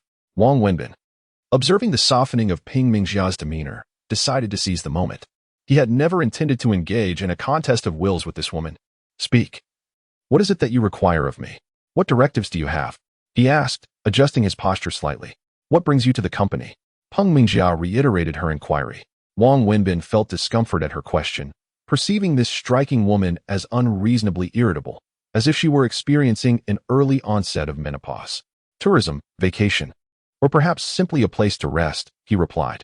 I am speaking earnestly with you, she insisted. One asks such absurd questions when one is not being serious. What purpose do you serve here? Naturally, one comes to the company to earn a living. Would I truly be here for leisure? My sister-in-law informed me that she requires an assistant, and the company is in need of one as well, Peng Mingjia continued, suppressing her frustration. What is the issue with that? Wang Wenbin countered. However, I went to the Human Resources Department to investigate your qualifications. On what basis do you presume to assume the role of general manager's assistant? You have not even attended university. You are merely a high school graduate. Our company mandates that even ordinary employees possess at least a bachelor's degree, let alone someone in the role of general manager's assistant. Furthermore, you lack any work experience. You do not meet the qualifications for this position. What gives you the right to be here? You are perplexed, and so am I. This is a query you ought to direct to your sister-in-law, for it is she who brought me on board. Once you have your answer, please share it with me, for I too am eager to comprehend this matter. My sister-in-law is a person whose reputation is well known among colleagues. Anyone in the company can attest to her character. She is notably principled, with a clear demarcation between her professional and personal life. As the general manager, she places utmost importance on adherence to company policies. And she has consistently led by example, never once violating the established regulations. Even my own ascent to the position of deputy general manager was achieved through the company's structured recruitment process, facilitated by the Human Resources Department. Yet, in an unprecedented move for your sake, she chose to make an exception, bypassing the usual hiring protocols to grant you such a lofty position. I ask you, what could possibly justify this? Peng Mingjia became increasingly agitated as she spoke. Chapter 76, Keep Your Distance from My Sister-in-Law. Wang Wenbin fell into a moment of silence, utterly astonished by the extent of Su Wei's efforts on his behalf. I cannot provide you with an answer. You must inquire with your sister-in-law. I, too, am perplexed by her motives, he stated candidly, genuinely puzzled by Su Wei's actions. Furthermore, without Su Wei's disclosure, it was inappropriate for him to utter anything to Peng Mingjia. Ah, playing the clueless card, are we? Wang Wenbin, do not assume that your silence conceals your intentions from me. And what exactly do you believe my intentions to be? Wang Wenbin chuckled. For even he was uncertain of the purpose behind his presence there. I am indifferent to your motives. Nor do I care about the nature of your relationship with my sister-in-law. Let me make this clear. My brother and sister-in-law have been in love since university, embarked on their entrepreneurial journey together post-graduation, and subsequently married. Their bond is profoundly strong. Before my brother's unfortunate incident, my sister-in-law vowed to him that she would never remarry and would always remain his wife. This company is not solely hers. It was established and nurtured jointly by my brother and sister-in-law. I will not permit anyone to harbor designs on it. I now warn you, keep your distance from my sister-in-law, keep away from Annie, and do not entertain any thoughts regarding them or the company. Otherwise, as Peng Mingjia spoke, a fierce glint flashed in her eyes as she regarded Wang Wenbin. After delivering her warning, she swiftly exited his office, leaving him alone amidst a whirlwind of thoughts. He began to grasp why Peng Mingjia had harbored such animosity towards him all along. Damn it, what a load of nonsense. All I wanted was to be a good person. Is that such a crime? Wang Wenbin mused with a resigned smile. On his first day at work, the morning passed in utter idleness. After repeatedly poring over the company's policy manual, he succumbed to fatigue and dozed off at his desk, only rousing for lunch. He ambled towards the cafeteria, albeit a bit late, having spent time searching for its location, which meant that most of the staff were already dining. Upon arrival, he took a plate and handed it to the cafeteria staff, then gathered his meal and sought a place to sit. As a newcomer, he was unfamiliar with anyone there. After scanning the room for a solitary seat, he noticed Su-wei occupying a corner table, eating alone. This discovery brought him a measure of joy, finally.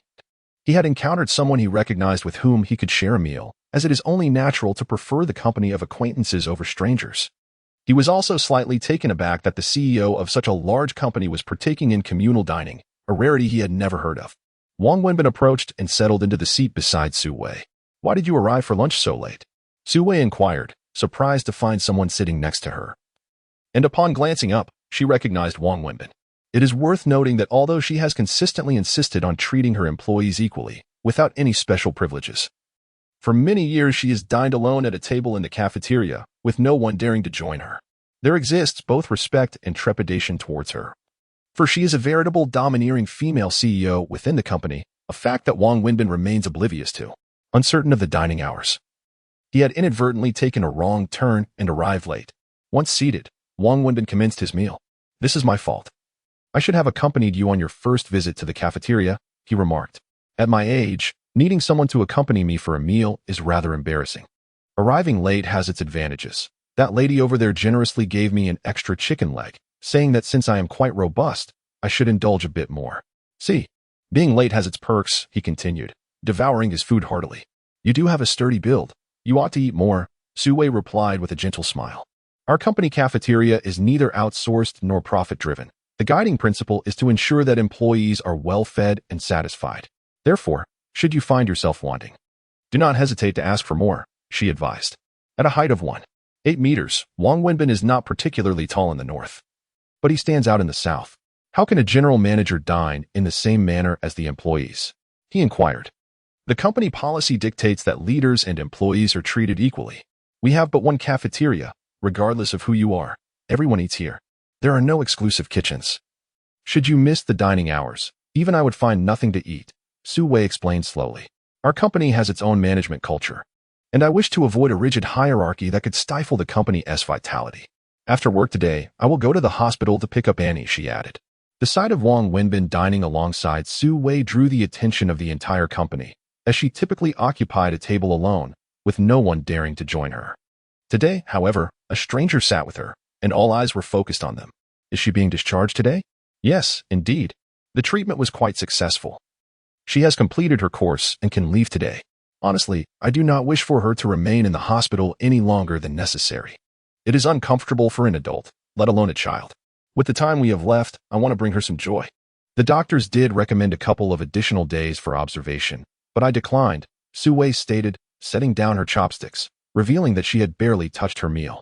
Wang Wenbin chose silence. Every mention of little Annie's illness weighed heavily on him, leaving him unable to offer Su-wei any comfort. Therefore, "I may leave work a bit early this afternoon. I will call you when the time comes," Su-wei continued, before picking up her chopsticks once more. As they conversed, a figure appeared beside Wang Wenbin, accompanied by a cold voice. "You should sit over there. We have matters to discuss." Both Wang Wenbin and Su-wei looked up to see Peng Mingjia standing beside them, holding a tray. Wang Wenbin frowned. It seemed that this woman was indeed intent on confronting him. "Isn't there a seat available here?" Su-wei, somewhat irritated, pointed to the seat opposite her and addressed Peng Mingjia. "I have matters to report to you concerning the situation in the marketing department. This involves certain confidential information." Peng Mingjia did not take a seat. "Let's discuss it later in the office when work begins," she replied. Wang Wenbin, having taken a few hearty bites, stood up and declared, "I'm done eating. You may continue your conversation." After uttering this, he took his utensils to the recycling area, wiped his mouth, and walked straight out of the cafeteria. Although he harbored no fondness for Peng Mingjia and, given his nature, would typically not leave voluntarily, he did not wish to put Su-wei in an awkward position. Moreover, he would not engage in petty disputes with a woman. Peng Mingjia watched Wang Wenbin depart, letting out a cold snort, before seating herself across from Su-wei. "Go ahead. I am curious to see what confidential matters you wish to discuss today," Su-wei, slightly vexed, set her chopsticks down and inquired of Peng Mingjia. Chapter 77. The first man. After finishing his meal, Wang Wenbin lit a cigarette and strolled through the company. The premises were modest in size, primarily centered around the 7-story administrative building, flanked by gardens and various functional structures. Although the area was not expansive, it possessed all essential features, exuding an air of sophistication, with meticulously crafted greenery that was beyond reproach. The layout of the company also hinted at the personality of its leaders. Having completed his circuit, Wang Wenbin ascended the stairs. Many individuals cast curious glances in his direction, furtively assessing him, and once he passed, they huddled in small groups, whispering amongst themselves. Wang Wenbin was aware that they were discussing him. Yet he could not fathom the reason behind it. It was his first day at the company, and he was a stranger to everyone. How could so many people already be gossiping about him? Returning to his office with lingering questions, he found himself in unfamiliar territory, devoid of tasks or acquaintances. With the poise of a seasoned chauffeur, he adjusted his mobile phone to maximum volume and leaned over his desk to take a nap. Since leaving the hospital, he had not enjoyed such leisure, and the sudden abundance of free time left him feeling unsettled. To pass the time, he rummaged through the office file cabinet, perusing documents that might have belonged to the previous occupant, which contained information about the company. Just as he was aimlessly flipping through the papers, his phone rang. The sudden sound shattered the afternoon-esque tranquility, startling Wang Wenbin. Upon glancing at the screen, he saw it was a call from Su Wei, and the clock indicated it was already 4 in the afternoon. "Hello, are you busy?" Su Wei inquired. "I've been bored all day. As your dedicated driver, where else would I be if not here?" Wang Wenbin replied with a chuckle. "Well, it's time to clock out. I need to complete the discharge procedures at the hospital before they close." "Understood." Wang Wenbin hung up, took the keys to Su Wei's car, and descended to the parking lot. He located her vehicle and drove it to the entrance of the office building. Just as he parked, Su Wei emerged from the building, her bag in hand, striding towards him. Upon spotting her car, she paused briefly, smiled, and opened the passenger door to take a seat. "In the future, there's no need for you to drive here. I can walk to the parking lot," she said as she fastened her seatbelt. "Then why hire a driver?" Wang Wenbin asked as he pulled out of the parking space. Su Wei was momentarily caught off guard by his response, chuckling softly without retorting. "Typically, high-ranking officials sit in the back seat. It's only the lesser leaders who prefer the passenger seat. From now on, you should sit in the back to reflect your status." Wang Wenbin rambled on as he drove. "Where did you acquire such peculiar theories?"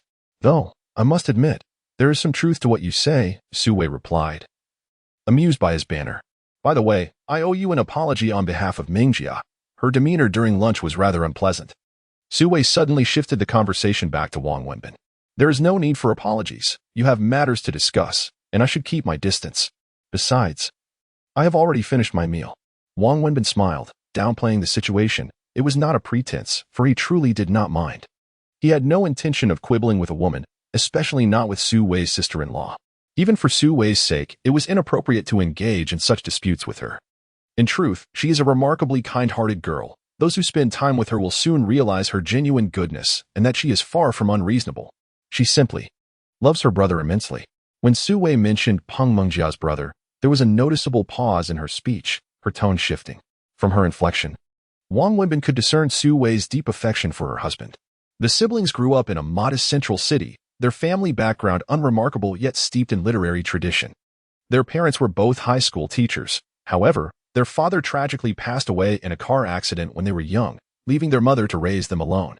The misfortune continued when, during Mingjia's final year of high school, their mother succumbed to cancer. Thereafter, the siblings relied solely on one another, with her brother supporting her throughout her university years despite his own struggles as an entrepreneur in the bustling city. Thus, her bond with her brother is profound. She is not a capricious or spoiled girl. On the contrary, she possesses admirable qualities. A top student throughout her education, her examination scores would have secured her a place at prestigious institutions such as Tsinghua or Peking University. Ultimately, she chose to attend Fudan University due to her brother's presence in Shanghai. During her time at university, she held a position in the student council and excelled academically, receiving offers from numerous multinational corporations before graduating. Yet, she chose to join our company, and it was during her second year with us that her brother faced his tragic incident. At this point, Wang Wenbin keenly noted a quiver in Su Wei's voice. She insisted that I treat her as I would any other employee, refusing any special considerations, which led to her relationship with me remaining largely unknown within the company until recent years. She ascended from the lowest ranks to her current position as vice president solely through her own merit, following the company's promotion guidelines and relying on her capabilities and contributions. I share this not to boast about her accomplishments. As she said this, Su Wei smiled at Wang Wenbin and added, "I merely wish to convey what kind of girl she truly is. She is not merely the person you perceive." Her hostility towards you likely stems from her profound love for her brother. She cannot let go of him, which is why she resents your closeness to me, particularly your relationship with Annie, who refers to you as Daddy. This has only intensified her aversion towards you. With this explanation, Wang Wenbin finally understood the reason behind Peng Mingjia's cold demeanor upon their first encounter. As a sister-in-law, it is somewhat awkward for me to comment on her behavior. Expressing my thoughts may only exacerbate her feelings, leading to counterproductive outcomes. With the passage of time, she will naturally comprehend that my relationship with you is merely one of friendship. Thus, I must kindly ask you to be a bit more patient with her. I believe her aversion towards you is only temporary. Prior to this, no man, aside from her brother, had ever appeared in Anne's life. Please grant her some time, Su Wei said apologetically to Wang Wenbin. As Wang Wenbin drove, he nodded in understanding and replied, I completely understand. It's no trouble. I have a thick skin, and it doesn't bother me. Besides, she treats me fairly well. She has gone so far as to chase me with a knife. Chapter 78.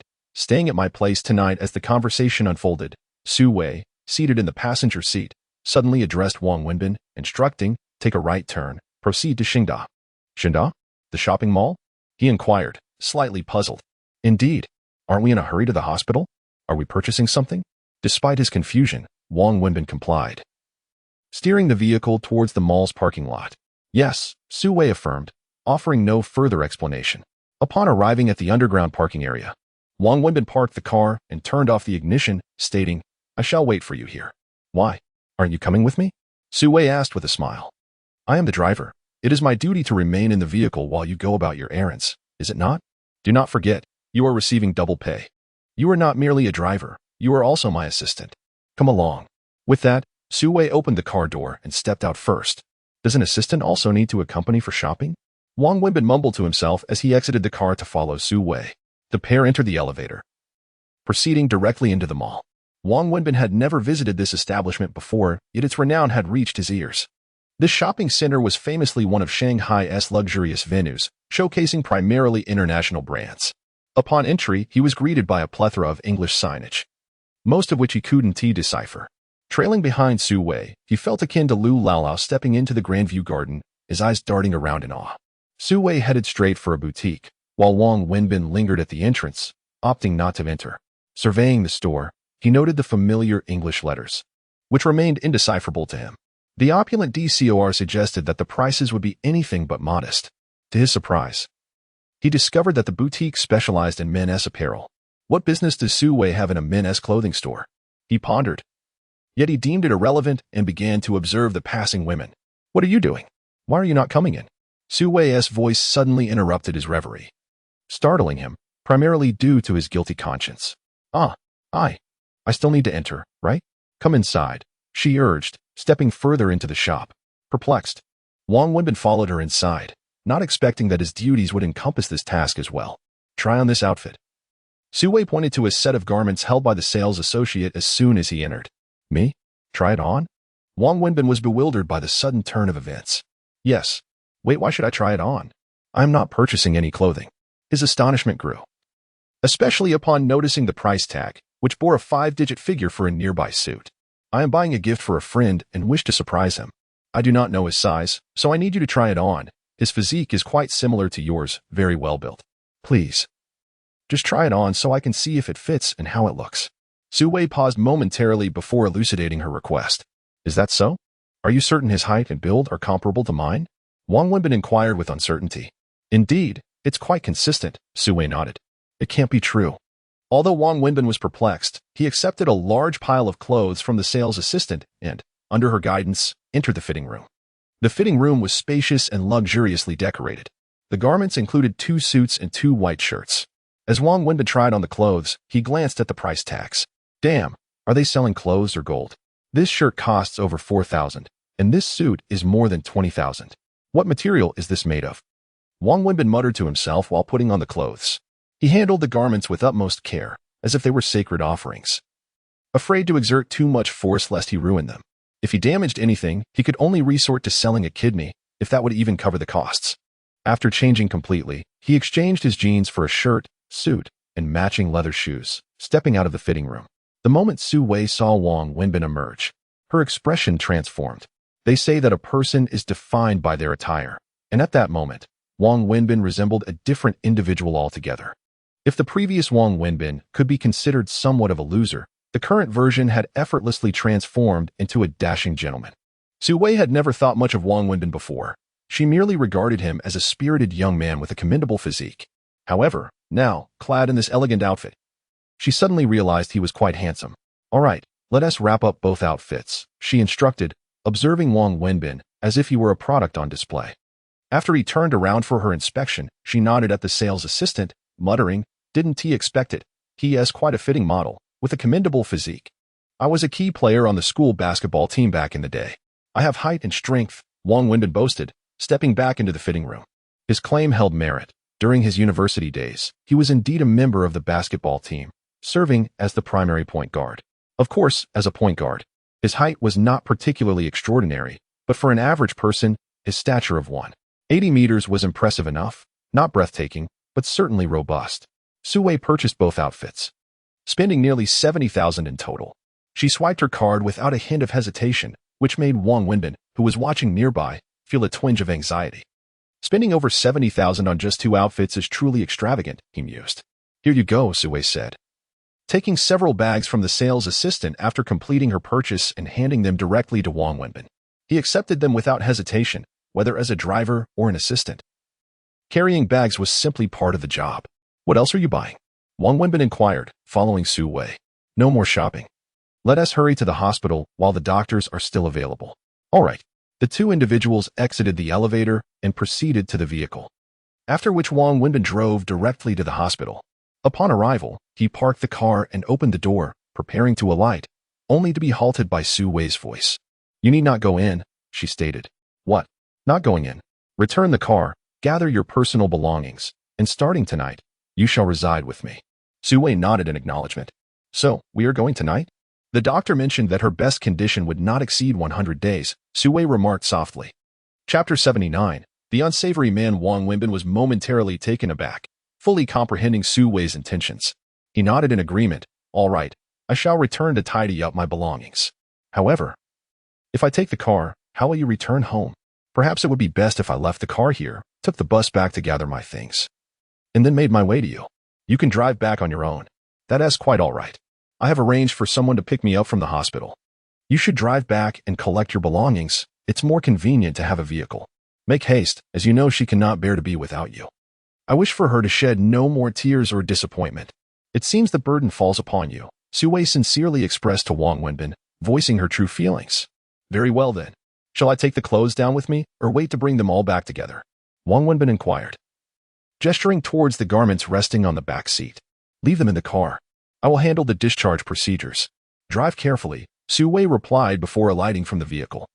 As thoughts of little Annie crossed his mind, Wang Wenbin let out a resigned sigh and proceeded to drive homeward. He parked his car outside the alley of his rented abode, stopping at the roadside to indulge in a quick meal at a fast food establishment, spending a mere 7 yuan.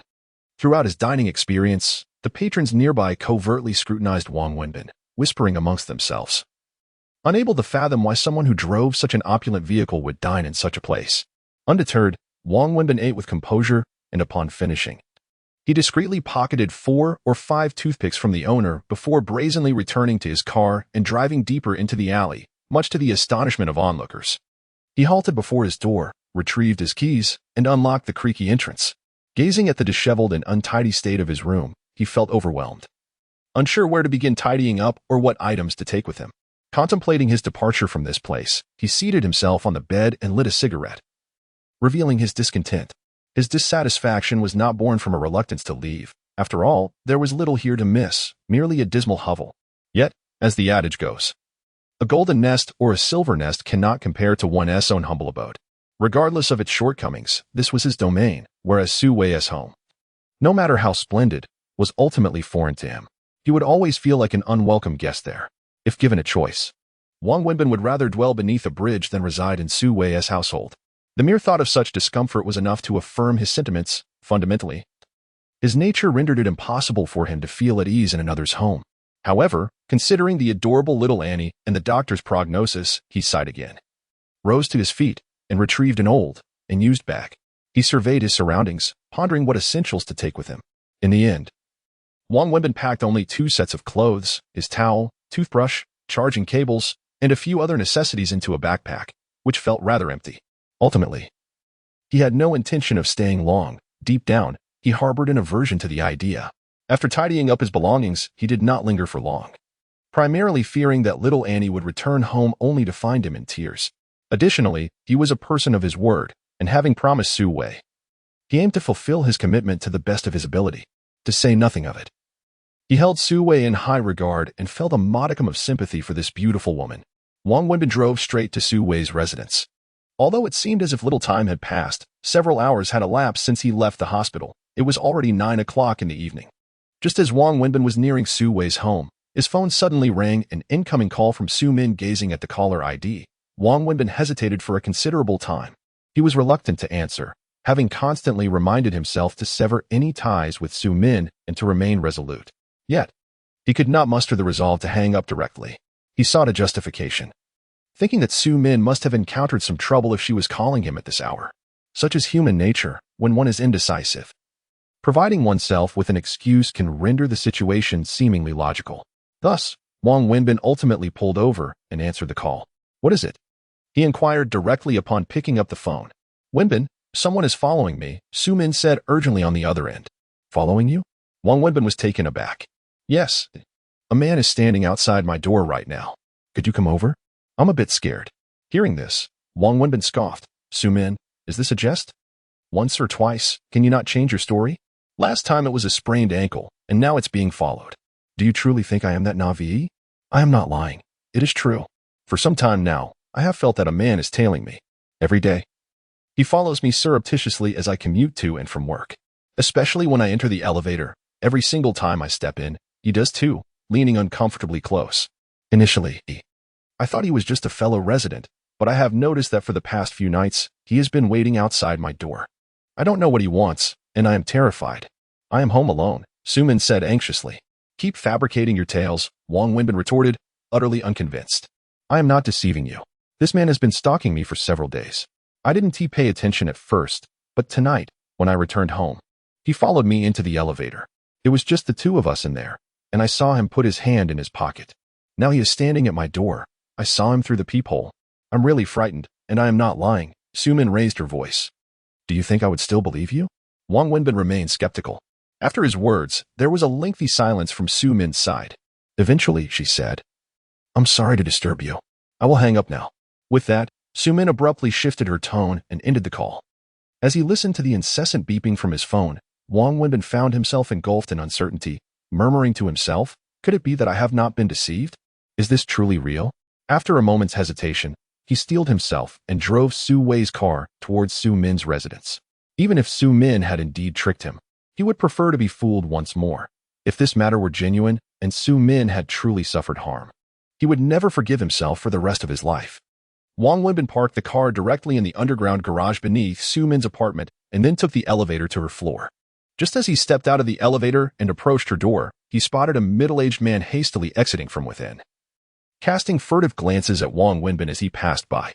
Chapter 80. She is my wife. Wang Wenbin realized that the individual did not enter the elevator lobby. Instead, he proceeded towards the staircase and the emergency exit. A frown creased Wang Wenbin's brow as he found himself believing a significant portion of what Su Min had said. Slowly, he made his way towards Su Min's door, contemplating how to resolve this predicament. After a moment's thought, he opted not to approach Su Min's door but rather to stand before the door of the neighboring apartment. Stealthily, he took out his phone, activated the camera mode, and feigned sending a message, all the while using the camera to observe what lay behind him. Through his phone, he caught sight of the man peeking out from behind the door of the stairwell, scrutinizing him. A cold smile graced Wang Wenbin's lips. This aligned with his expectations. He raised the phone to his ear, pretending to engage in a phone call while standing at the door of the neighboring apartment, saying, "Hello. I've arrived at your doorstep. Could you let me in?" "What? You're not home? What is going on?" "All right, I'll head back. Please call me next time you're available." As he spoke, he turned and entered the elevator, descending a few floors before exiting again. He then dialed Su Min's number. "What is it?" Su Min answered the call with evident irritation. "Listen to me. Look through your peephole and see if that man is still outside your door." Wang Wenbin instructed. "Guarantee you just accusing me of lying? I don't have time for your games. Hurry and check, he urged. After a brief wait, Sumin replied, he is there, right outside my door, waiting for me to come out. Who knows, the moment I open the door, he might rush in. He must know I'm home alone. Okay, that's sufficient. Wang Wenbin nodded in agreement. What's wrong? Where are you? Sumin inquired, puzzled by Wang Wenbin's questions. Wang Wenbin abruptly ended the call, foregoing the elevator and opting instead to ascend the stairs. He tread lightly, striving to make no sound. Upon reaching Sumin's floor, he observed the man stealthily crouched by her door, peering through the crack, likely unable to see anything due to the door's tight seal. The man stood up to look through the peephole from the outside, but this only rendered his view more futile. Just as the man was experiencing frustration, he suddenly felt a tap on his shoulder. Brother, what are you up to? Wang Wenbin inquired with a smile, standing behind the dubious individual. Startled by Wang Wenbin's sudden touch, the man gasped in shock, his eyes wide with fear as he stared at Wang Wenbin. Upon recognizing him as the neighbor who had just arrived, he feigned calmness and stammered, I was heading home, but I forgot my keys. Oh, is this your home? Wang Wenbin asked, gesturing inquisitively. Yes, indeed, the man nodded. How coincidental. This is also my residence. I wonder why I've never seen you before, Wang Wenbin queried coldly. The lecherous man, momentarily taken aback, stammered, Are you joking? Is it you who is jesting, or am I? I simply wish to inquire. What are you doing at my doorstep? Without hesitation, Wang Wenbin seized the man by his collar, demanding answers. The man, frail and barely standing at 5 feet 6 inches, was no match for Wang Wenbin, who effortlessly lifted him off the ground. What do you intend to do? The man gasped. What do you think I intend to do? I am asking you, what are you doing outside my home? Wang Wenbin retorted coldly. I was just taking a look. A look? What were you looking at? The lecherous man, now gripped by fear, fell silent, with one hand firmly clutching the man's collar. Wang Wenbin felt the man futilely struggle to break free, but to no avail. Best remain still, or you shall not like my reaction, Wang Wenbin warned icily. Then knocked on the door while calling out, It's me, open up. He was confident that Su Min was peering out from within. Indeed. She promptly swung the door open. Is it him? Wang Wenbin inquired of Su Min. Yes, it's him, the one who stalks me daily, she replied. Standing at the threshold, relieved that Wang Wenbin was present, for she would never have dared to confront the man alone. I didn't I'm not stalking. The lecherous man stuttered, panic rising in his voice. Before he could finish, a resounding slap met his face. You. He attempted to speak again, but was met with another slap. Your audacity is astonishing. You dare to follow my wife? Wang Wenbin uttered through clenched teeth, delivering 4 or 5 swift slaps without hesitation. Hearing Wang Wenbin declare her as his wife made Su Min blush, yet her heart soared with joy. Help! Help! You're killing me. I'll call the police. I'll call the police. The lecherous man, with his face now flushed, yelled desperately. Unable to escape. Go ahead, call for help. It would be best if you do, for I will inform the authorities about your actions in the elevator this afternoon. And I'll have them review the surveillance footage, Wang Wenbin scoffed, raising his knee to thrust against the man's abdomen. Upon releasing him, the man let out a muffled groan, collapsing to the ground while clutching his belly in agony. Now tell me, will you dare to follow my wife again? Wang Wenbin inquired, placing his foot firmly on the man's face. No, I won't dare. Please, spare me, the man mumbled, his words slurred by the weight of Wang Wenbin's foot. I warn you, should I catch you following my wife again, next time it will not merely be a beating. I will take your life, Wang Wenbin declared, delivering a final kick to the man. The man screamed in pain, scrambling to his feet before fleeing in terror. How can such a person exist in this world? It is utterly revolting, Su Min remarked to Wang Wenbin. Such individuals are undoubtedly psychologically disturbed. They are unable to restrain themselves, particularly in the presence of beautiful women. Recently, numerous instances of such behavior have surfaced online, particularly in places like the subway. It is utterly repulsive. You cannot fathom the extent of my fear. Just yesterday, I felt as though I was being followed. Upon returning home tonight, I encountered an individual engaging in such repugnant acts within the elevator. I promptly locked the door behind me, too terrified to speak above a whisper. I was utterly petrified. Tears streamed down Su Min's face as she spoke. Wang Wenbin, witnessing Su Min's distress, felt compelled to comfort her. He instinctively approached, wrapping his arms around her, allowing her to lean against his shoulder. Gently, he patted her back, assuring her, It's all right. He will never dare to approach you again. Su Min, leaning against Wang Wenbin, embraced his waist tightly. Chapter 81. Putting on clothes suddenly, Wong Wenbin realized what was happening and took a step back, pushing Su-min away. What's wrong? I'm sorry, Wong Wenbin apologized, referring to his earlier embrace of Su-min. Why apologize? You always held me like this when I cried before, Su-min said, her tears still glistening. That was then. This is now, Wong Wenbin replied coolly, turning his face away from her. In the future, if something like this happens, you can call the police directly. And what good would that do? Can they actually catch him? It's pointless. He'll come again. Besides, I can't rely on the police. I only feel secure when you're here. Su-min looked at Wong Wenbin as she spoke. Wong Wenbin fell silent for a moment before saying, You should go inside. I'm leaving. He prepared to walk toward the elevator. Don't go. I'm scared. What if he comes back after you leave? Su-min hurriedly implored. Rest assured. He wouldn't dare return. Those who commit such acts are typically cowardly. If they were truly bold, they wouldn't resort to sneaking around, Wong Wenbin reassured her. But I'm genuinely afraid. I'm just a woman living here, and after experiencing this, do you know how terrified I am? Can't you stay a little longer? Even if it's just until I finish my shower and go to bed? Su-min pleaded with Wong Wenbin.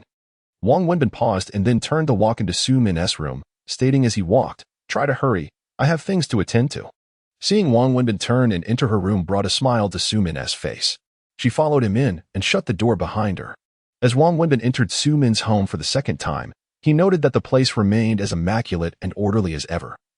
A testament to Su-min's character and habits. I bought some tea. Let me brew you a cup, Su-min said with a smile. Fetching a box of premium tea leaves she had specifically purchased for him. Don't bother with the tea. Go take your shower. I'll wait here. Wong Wenbin interrupted her. Feeling a bit embarrassed, Su-min replied with a smile. How long could it possibly take to brew a cup of tea? I can make you tea and then shower. She poured a cup for Wong Wenbin and placed it on the coffee table before sitting beside him. Are you going to shower or not?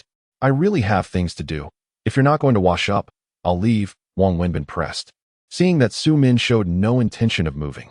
Noticing Wong Wenbin's anxious demeanor, Su-min sighed and nodded. All right, I'll go take a shower. With that, she headed to her bedroom and then into the bathroom. Wong Wenbin sat on the sofa, smoking and sipping tea. The room held a familiar scent. And although this was only his second visit, he had shared many years of life with this woman. Soon, he heard the sound of running water from the bathroom, causing a flutter of unease in his chest.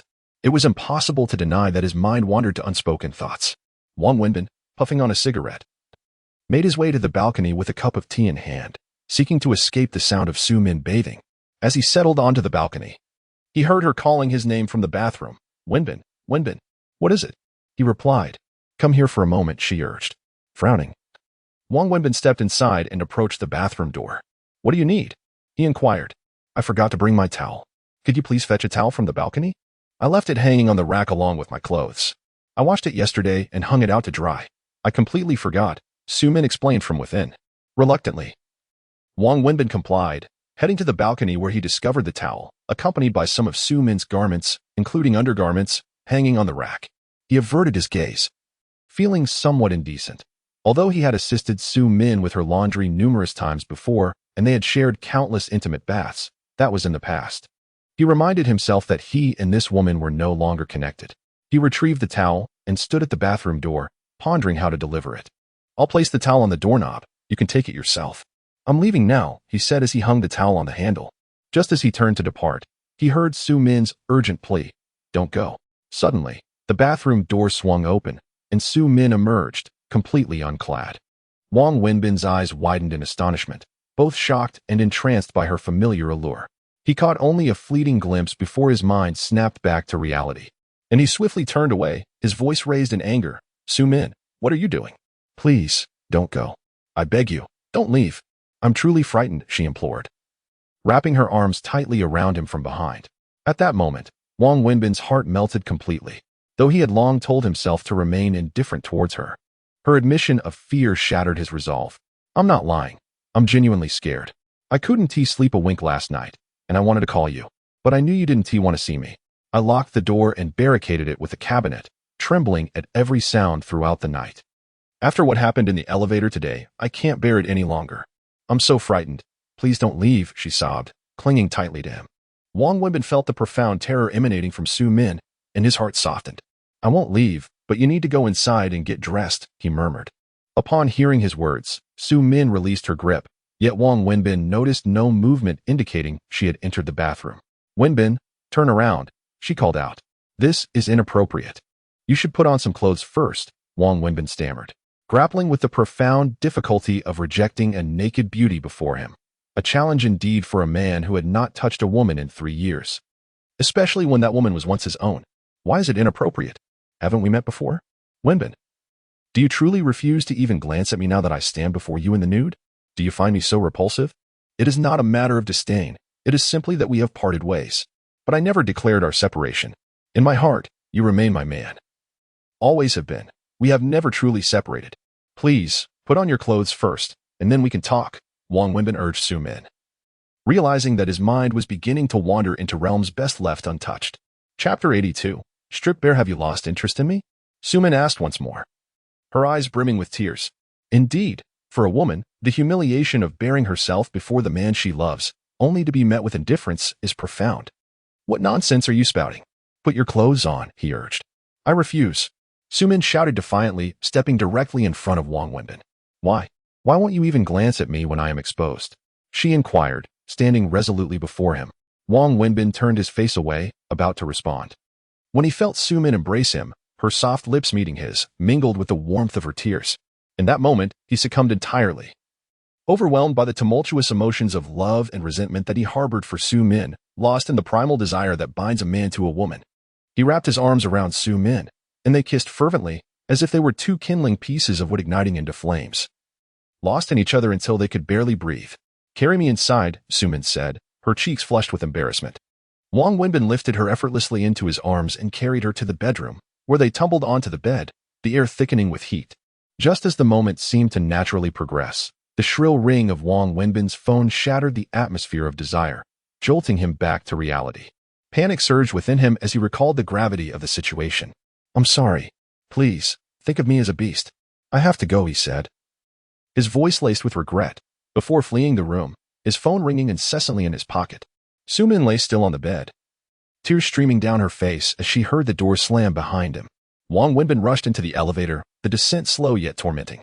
In a fit of self-loathing, he struck his own face twice, the sound crisp and resounding. Wang Wenbin, you truly are a beast, he berated himself. Upon exiting the elevator, he lit a cigarette and walked slowly towards his car, his emotions gradually settling. He retrieved his phone to find a missed call from Su Wei. It dawned on him that he was supposed to stay at Su Wei's place that night. Taking a deep breath, he dialed her number. Hello, Wenbin. Why haven't you arrived yet? Su Wei's voice came through. I ran into an old friend and lost track of time. I'll be there shortly, he fabricated a half-truth. All right, drive safely. Okay, he replied before hanging up. Glancing at the time, he noted it was already 9 o'clock. Leaning against his car, he smoked a cigarette before driving away from Su Min's neighborhood, heading towards Su Wei's home. Throughout the journey, he drove at a leisurely pace, his mind consumed by thoughts of Su Min, her tears, the tender embrace they had just shared, and the myriad memories of their time together flooded his consciousness. Unbeknownst to him, his eyes began to blur with emotion. He had once believed he had forgotten everything, yet at that moment, the past resurfaced vividly, refusing to dissipate. When Wang Wenbin arrived at Su Wei's residence, it was already 9:30 in the evening. As he pulled into the driveway, the house was aglow with lights. Just as he parked, little Annie dashed out of the house, running towards the car and calling out for her father. In that instant, the clouds of melancholy that had shrouded Wang Wenbin's heart vanished, and he momentarily forgot the events that had transpired with Su Min. Sometimes, a child's smile or a single call of daddy can convey more than 1,000 words. Although this child was not his own, human nature compels one to feel an innate desire to protect and cherish such innocent and lovely lives. Wang Wenbin opened the car door and embraced the child warmly. The ensuing scene was one Su Wei had grown accustomed to and secretly longed for, father and daughter entwined in a loving embrace, exchanging tender words of affection that were indecipherable to anyone else. Soon, the two began to frolic in the yard, neglecting to retrieve the belongings from the car. Su Wei leaned against the doorframe, silently observing the joyful interaction between the two, her expression a mixture of happiness and sudden tears, reflecting the tumultuous emotions within her heart that no one could comprehend. The blissful moment for this father-daughter duo came to an end when, shortly after 10, a caretaker approached to take little Annie for her bath. It was then that Wang Wenbin opened the car door to retrieve his backpack and the clothes Su Wei had purchased earlier. He walked over to her and presented the clothes, saying, "These are for you." Su Wei did not extend her hand to accept the garment, shaking her head and replying, "These are your clothes." Wang Wenbin widened his eyes, trying to clarify the situation in his mind. "What do you mean?" he inquired. "This household is composed entirely of women. As the sole man here, how can these clothes not belong to you?" Su Wei smiled faintly as she began to walk inside. Wang Wenbin hurried after her, asking, "Did you not say these were for your friend?" "Indeed, this friend is you. Did I not tell you that you share the same height and build? Do you think it's mere coincidence that two individuals could be so alike?" "These clothes are for you," Su Wei replied as she settled onto the sofa. "If they are intended for me, I cannot accept them. I must return them," Wang Wenbin insisted. "Why not? They are too expensive." "I cannot accept such a lavish gift from you," he stated with seriousness. "When did I ever say this was a gift?" Su Wei retorted. "Then what is it? I could never afford such a purchase. My entire outfit totals just over 200 yuan, and that is from the 500 yuan I borrowed from you." Upon hearing Wang Wenbin's words, Su Wei could not help but chuckle and replied, "Do not be so anxious. You are not required to pay anything. Have you perused the company's policy manual?" "Yes, I spent the entire morning reviewing it," Wang Wenbin affirmed with a nod. "Does it not stipulate that employees must don professional attire while at work?" It seems there is indeed such a provision. Do you believe that your current outfit is in accordance with the regulations? Moreover, as my assistant, do you not think that your attire is rather inappropriate for public appearance?" Su Wei remarked, gesturing towards Wang Wenbin's sneakers and jeans. Chapter 83. What do you want to do? Wang Wenbin glanced at his somewhat worn yet relatively clean casual attire and pondered, "It is indeed somewhat inappropriate. One must wear formal attire for work, adhering to the company's regulations. However, this should not be your expense, and certainly not at such a high price. Perhaps you could lend me some money, and I shall purchase a suitable outfit myself. This should be returned. It is simply too expensive. You can be rather rigid in your principles at times." Su Wei remarked, "Listen to me before making a decision. My company is not insignificant, and as the general manager, I frequently engage in social interactions and business negotiations.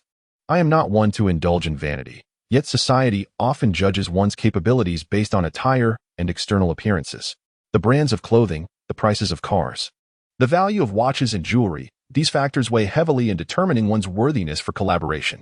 This is precisely why many executives invest lavishly in their presentation, even going into debt for an impressive vehicle. It is not merely for show, it is largely for networking and social engagements. Do you understand my perspective?" Su Wei inquired. "Yes," Wang Wenbin nodded in agreement. "Regardless of whether you serve as my driver or assistant, you will often accompany me. And procuring you a branded outfit is not merely for your benefit, but for the company, the work, and for me. Do you have any questions?" Su Wei asked once more. "No, none," Wang Wenbin replied, left without further argument. "This is work attire, and as the employer, it is my responsibility to provide it for you. Expecting you to buy it yourself is unrealistic. Do not overthink it. I have already asked the housekeeper to tidy up the house for you. You may stay in the guest room on the second floor. The bed is already made. By the way, where is your luggage?" Su Wei inquired. "It is right here." Wang Wenbin indicated the bag slung over his shoulder. "Is that all?" "Yes, just this. As a grown man, do I require much more? 2 changes of clothes suffice. It seems men are all alike in this regard. Very well. Place your belongings in your room. I suspect she will seek you out again once she finishes her shower." Su Wei smiled lightly before heading upstairs. The entire villa featured Su Wei and her daughter residing in the master bedroom on the upper floor, while the lower level primarily served functional purposes, including the living room and dining area. Only the housekeeper occupied the downstairs, as it contained but a single maid's room. The upper floor boasted several rooms, the master suite where Su Wei and little Annie slept, a study for Su Wei, and 2 guest rooms, one of which was assigned to Wang Wenbin. "Is there anything else you require? Should you need anything tomorrow, I will have the housekeeper procure it for you." Su Wei personally escorted Wang Wenbin to the room prepared for him. "It is quite satisfactory," he responded. Wang Wenbin entered and took a look around. Indeed, it was quite nice. Everything one could need was present, and the bed was neatly made, a veritable paradise compared to his previous accommodations. Wang Wenbin had few demands. He would not even mind sleeping on a mat laid on the floor. "Well then, you can tidy up yourself," Su Wei said, glancing around before turning to leave. Wang Wenbin had little to arrange. He had brought only 2 sets of clothes. Sitting on a chair in the room, he lit a cigarette and took a drag. although he had been to Su Wei's home many times before and had even slept here. The thought of actually living here stirred a complex and uncomfortable mix of emotions within him. That night, Wang Wenbin did not sleep in his own bed. Instead, he lay on the left side, with little Annie in the middle and Su Wei on the right. He had lost count of whether this was the second or third time he had shared a bed with Su Wei in such an ambiguous and peculiar manner. Despite having grown accustomed to it, the situation still felt awkward and embarrassing. Annie had fallen asleep long ago, yet Wang Wenbin remained wide awake. On the other side, Su Wei was also unable to sleep. That's enough. I'll sleep over there, Wang Wenbin whispered. Ah, it's not the first time. If I wake up in the middle of the night and don't see you here, it'll just lead to a commotion. I might as well stay. Su Wei replied after a brief pause. All right then, Wang Wenbin nodded, quietly lying back down. The atmosphere remained tense. Both were clearly restless but refrained from speaking, even turning over with the slightest of movements, pretending to be asleep. Time passed in this manner until Wang Wenbin quietly sat up. Moving with utmost stealth as if he were a thief, he scanned the floor for something in the dim light, then quietly slipped out of bed, barefoot. Striving to make no sound as he circled the bed, he approached Su Wei's side, inching closer with each step, just as he was almost upon her. Su Wei suddenly sprang up from the bed, and Wang Wenbin saw a glimmering object aimed at him. What do you think you're doing? Su Wei questioned, her voice trembling slightly. In the next moment, she switched on the bedside lamp. As the light illuminated the room, Wang Wenbin finally realized what the gleaming object in Su Wei's hand was: a fruit knife. Until that moment, he had been utterly bewildered by the unfolding events. What do you want? Do you believe I won't call the police? Su Wei shouted, still brandishing the fruit knife at him. I didn't mean to. Wang Wenbin stammered, finally regaining his senses as he took 2 steps back, genuinely fearful that Su Wei might, in her agitation, stab him with the knife. He wished to explain himself, but in his moment of panic, he found himself at a loss for words. I merely wished to use the restroom. That was my sole intention, Wang Wenbin stated with evident exasperation. Use the restroom? What brings you here for that? Su Wei retorted with a scornful laugh. My shoes are here, he replied. After hearing his words, Su Wei lowered her gaze towards the side of her bed and indeed spotted Wang Wenbin's slippers lying there. Annie and I were playfully quarreling last night, so I left my shoes here when I climbed into bed, Wang Wenbin explained with a wry smile. Then why did you sneak in, barefoot no less? Su Wei inquired. I presumed you were asleep. I did not wish to disturb you or Annie. I was barefoot because my shoes were over here. What was I to do?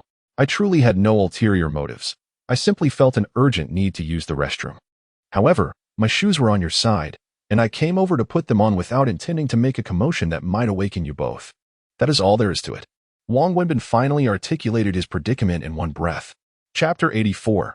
Finding another man upon hearing Wang Wenbin's words. Su Wei's face flushed with embarrassment, realizing her misunderstanding of him. Wang Wenbin slipped on his slippers and exited, closing the door behind him. He went to the restroom but did not return to Su Wei's room. Instead, he descended the stairs, opened the door to the backyard, and entered the garden. There, he found solace in a pavilion, where he sat alone, smoking a cigarette, his mood quite dismal. Before he could finish his cigarette, he noticed Su Wei emerging, draped in a coat, and stepping into the pavilion. What brings you here? Wang Wenbin inquired as she settled beside him. Are you angry with me? Su Wei responded, taking a seat in the pavilion. No, it's merely a misunderstanding. Why would I be angry? I have some matters weighing on my mind, feeling rather suffocated. Wang Wenbin replied, shaking his head and taking another drag from his cigarette. His spirits were notably low, not only due to Su Wei's earlier misunderstanding, but also because of his prior entanglement with Su Min. I apologize. I truly do.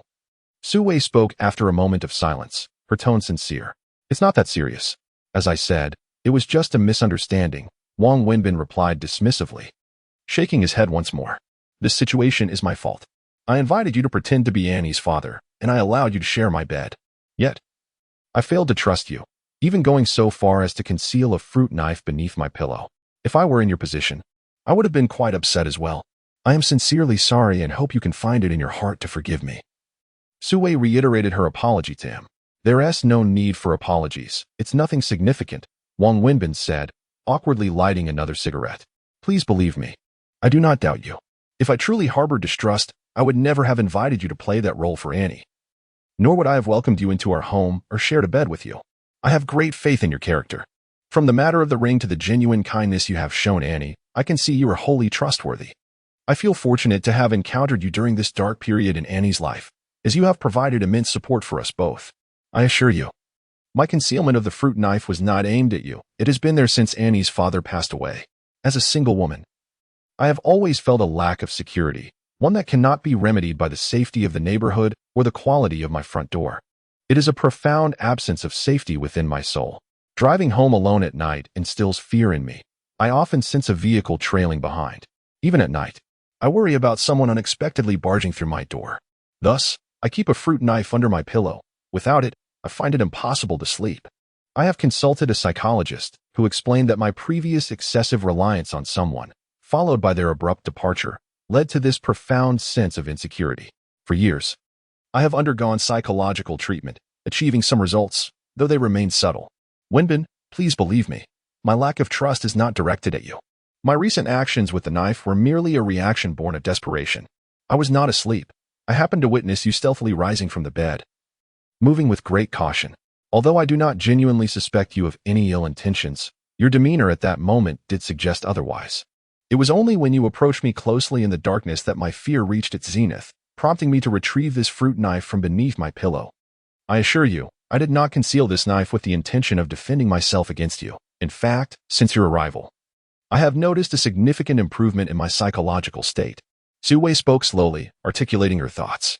After Su Wei finished speaking, Wang Wenbin's expression brightened considerably. The dark cloud that had loomed over him seemed to dissipate, replaced by a newfound tenderness towards Su Wei. It is quite challenging for a woman to raise a child alone. Have you never considered finding someone else? Wang Wenbin tentatively inquired, quickly adding, I only asked casually. If it seems intrusive, disregard my question. You've already brought it up. How can I disregard it? Su Wei chuckled, responding to Wang Wenbin. I have considered it. Su Wei continued. How could I not? The hardships of a single mother are not solely physical. They stem largely from psychological struggles. One must live with the fortitude of Iron Man, both inside and out, capable of handling every task, all while enduring solitude and helplessness. Especially when caring for a child afflicted with a terminal illness. It often feels as though one is engulfed in endless darkness, overwhelmed by fear and despair. There have been moments when I contemplated taking sleeping pills, wishing to drift into an eternal slumber, yet I ultimately refrained. I feel that even in death, I must accompany her through the final stretch of her life. Of course, these are merely fleeting thoughts. In times of helplessness, fear, and sorrow, I yearn for a shoulder to lean on, for someone to offer me comfort, but such desires are ephemeral. Finding another partner seems unrealistic and has not crossed my mind. From both emotional and rational perspectives, it is simply unsuitable. Su Wei concluded with a shake of her head. You constantly admonish me. What about you? That girl from last time seemed quite lovely. It was evident she cared for you deeply. Do not be so obstinate. There are countless young men out there struggling to find partners. You have someone who loves you, yet you remain stubborn. Be wary of the day when you truly cannot find a girlfriend. Wang Wenbin understood Su Wei was referring to Su Min, and thoughts of her flooded his mind, including events from the past. We are not on the same wavelength. Forcing a relationship would only lead to an inevitable separation. Some opportunities, once missed, cannot be reclaimed. Moreover, I am not in the right state of mind to ponder such matters, Wang Wenbin replied with a smile, surprised that Su Wei had shifted the conversation to his personal life. What is it that matters most to you now? Money, Wang Wenbin replied succinctly. The following morning, Wang Wenbin drove Su Wei to the company. As they parked in the company's lot, before they could exit the vehicle, another car, a BMW 5 Series, approached and came to a halt beside them. Su Wei opened the door and stepped out, followed by Wang Wenbin. Just as they alighted, a woman emerged from the adjacent car. Upon seeing her, Wang Wenbin felt a surge of anxiety. The woman was none other than Peng Mingjia. Chapter 85. Sleeping together early in the morning, Peng Mingjia was astonished to see Wang Wenbin alight from Su Wei's car alongside her, his eyes wide with surprise. Mingjia, has the issue in the marketing department been resolved? Su Wei casually inquired as she exited the vehicle, making her way towards the office building. I am currently addressing the matter. It is as follows. Peng Mingjia hurried to keep pace with Su Wei, reporting on her progress as they walked and conversed about work. Wang Wenbin, however, did not accompany them inside. Instead, he retrieved a towel from the car to clean some dirty spots before heading to a corner of the parking lot where a water faucet was situated. As a driver, he exhibited commendable professional ethics. Just as the workday commenced, Wang Wenbin entered the office building, making his way to his own office. Shortly after he settled in, The door to his office swung open once more, and he found Ping Mingjia storming in with an irate expression. Upon seeing her, Wang Wenbin instinctively furrowed his brow. Her presence was rarely a harbinger of good tidings. This time, rather than immediately confronting him, Ping Mingjia boldly pulled out a chair from in front of Wang Wenbin's desk and sat down, fixing him with an unwavering gaze. "Speak your mind, or let it out," she demanded. Wang Wenbin, aware of her foul mood, did not adopt a friendly tone in response. "You drove my sister-in-law's car this morning, did you not?" Peng Mingjia pressed, struggling to contain her anger. "Yes, as you have already witnessed," he replied curtly. "From where did you come? Did you depart from my sister-in-law's residence?" She continued to interrogate. "Isn't that self-evident?" "Of course, I came from her house," he retorted. "Thus, you were at her house early this morning? Tell me, did you visit her this morning? Or did you spend the night there?" Peng Mingjia rose abruptly, her voice rising in intensity. "What business is it of yours?" Wang Wenbin found himself at a loss for words. "Wang Wenbin, answer me honestly, did you sleep at my sister-in-law's house last night?" Peng Mingxia's frustration escalated as Wang Wenbin remained silent, the answer all too apparent. "Regarding this matter, I believe it would be prudent for you to inquire with your sister-in-law. I have nothing to disclose," he stated evasively. "Spare me your legalese. Why should I question my sister-in-law? I am inquiring about you. Are you not aware of where you spent the night?" She pressed on. Wang Wenbin felt a surge of frustration. If he did not address her question, it was evident that Peng Mingjia would not relent. Yet, he was unsure how to respond. Su Wei had never specified what he could or could not disclose to Peng Mingjia. Even if he explained that he merely shared a room and bed with Su Wei without any impropriety, would she believe him? Such an explanation would only complicate matters further. "What's the matter? Afraid to speak?" Peng Mingxia's cold stare bore into Wang Wenbin. "Where did I stay last night? With whom did I share my company? And did I engage in any activities? Is it necessary for me to report these matters to you? Who are you? Are you my wife or a police officer?" Wang Wenbin retorted, genuinely uncertain of how to respond to Peng Mingjia. "You." Peng Mingxia's anger flared. At that moment, Wang Wenbin's phone chimed, and he seized it like a lifeline, answering without even glancing at the caller ID. "Hello. If you're not busy, would you come out with me?" Came Su Wei's voice. "Sure, I'm not occupied." "When?" "Right now." "All right, I'll wait for you downstairs." After hanging up, Wang Wenbin immediately rose to his feet. "Where are you going?" "To work," he replied as he headed for the exit. "Clarify things before you leave," Peng Mingjia insisted. But Wang Wenbin hastily departed without looking back. Wang Wenbin soon found himself in his car, parked outside the office building, awaiting Su Wei.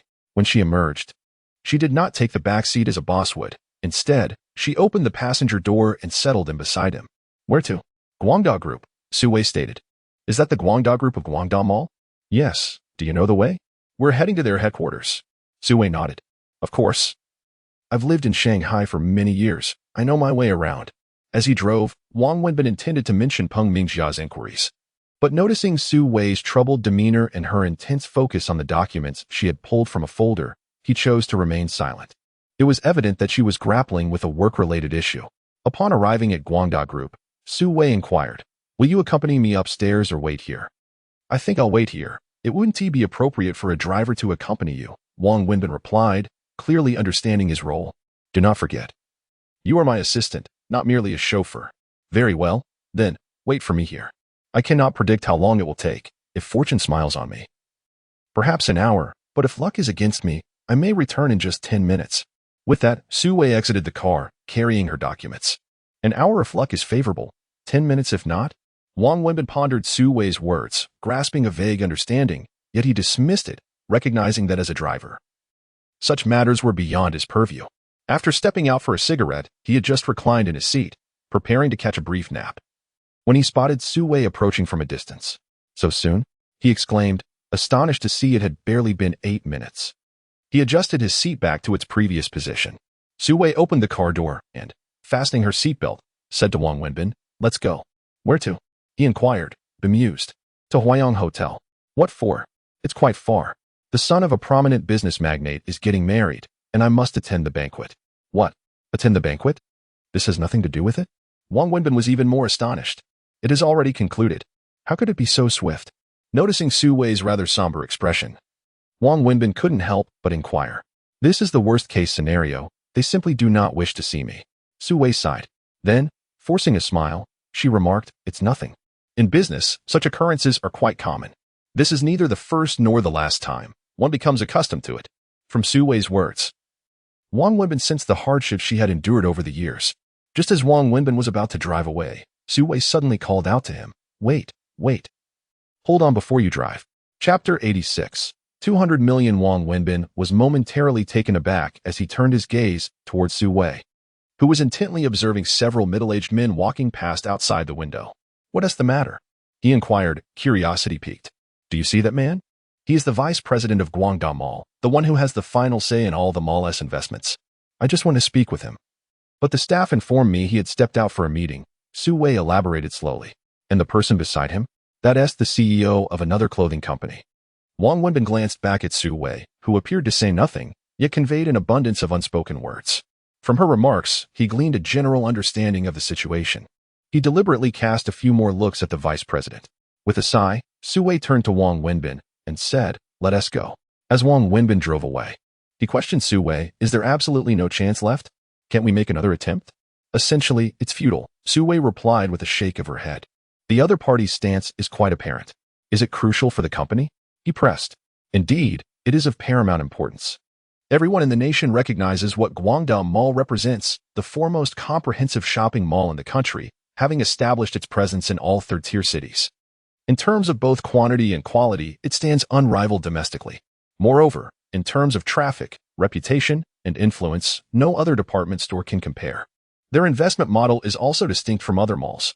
Guangda operates nearly 100 malls nationwide, but all investments are managed centrally by the head office. This means they do not solicit investments independently. Rather, the head office signs contracts with brand merchants, and once a contract is executed, one must open stores in every Guangda mall, including any new ones that may arise in the future. This investment structure is divided into two parts. The first pertains to large international brands, which is self-explanatory. These are the globally recognized brands that the public is familiar with. Guangda actively seeks to bring them in, offering highly favorable conditions, as they require these large international brands to bolster their own influence, reputation, and traffic. In essence, this segment sees Guangda in a position of seeking partnership rather than profiting from these brands. The second part concerns small to medium-sized brands, like our own. We aspire to collaborate with Guangda, leveraging their traffic, influence, and extensive reach to enhance our sales and brand value.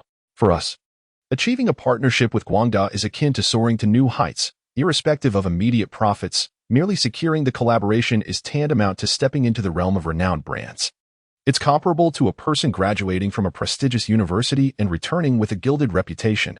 Once out in the world, the value is immensely elevated. For enterprises yearning for development, this represents a coveted opportunity.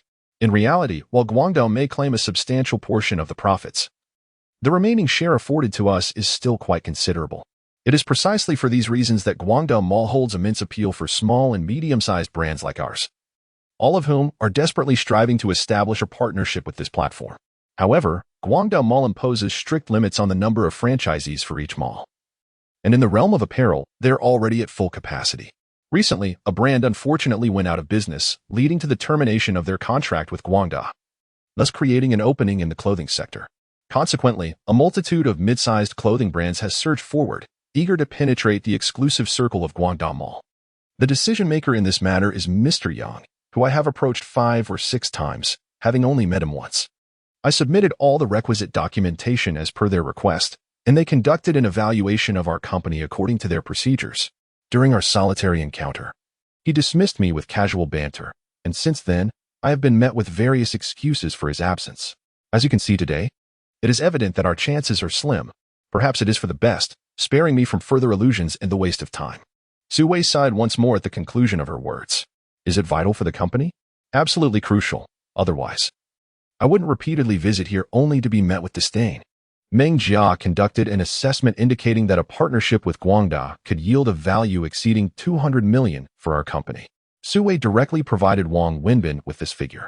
However, securing such a collaboration is exceedingly challenging, as the competition is excessively fierce. Moreover, we have effectively declared ourselves out of the running. Su Wei shook her head again.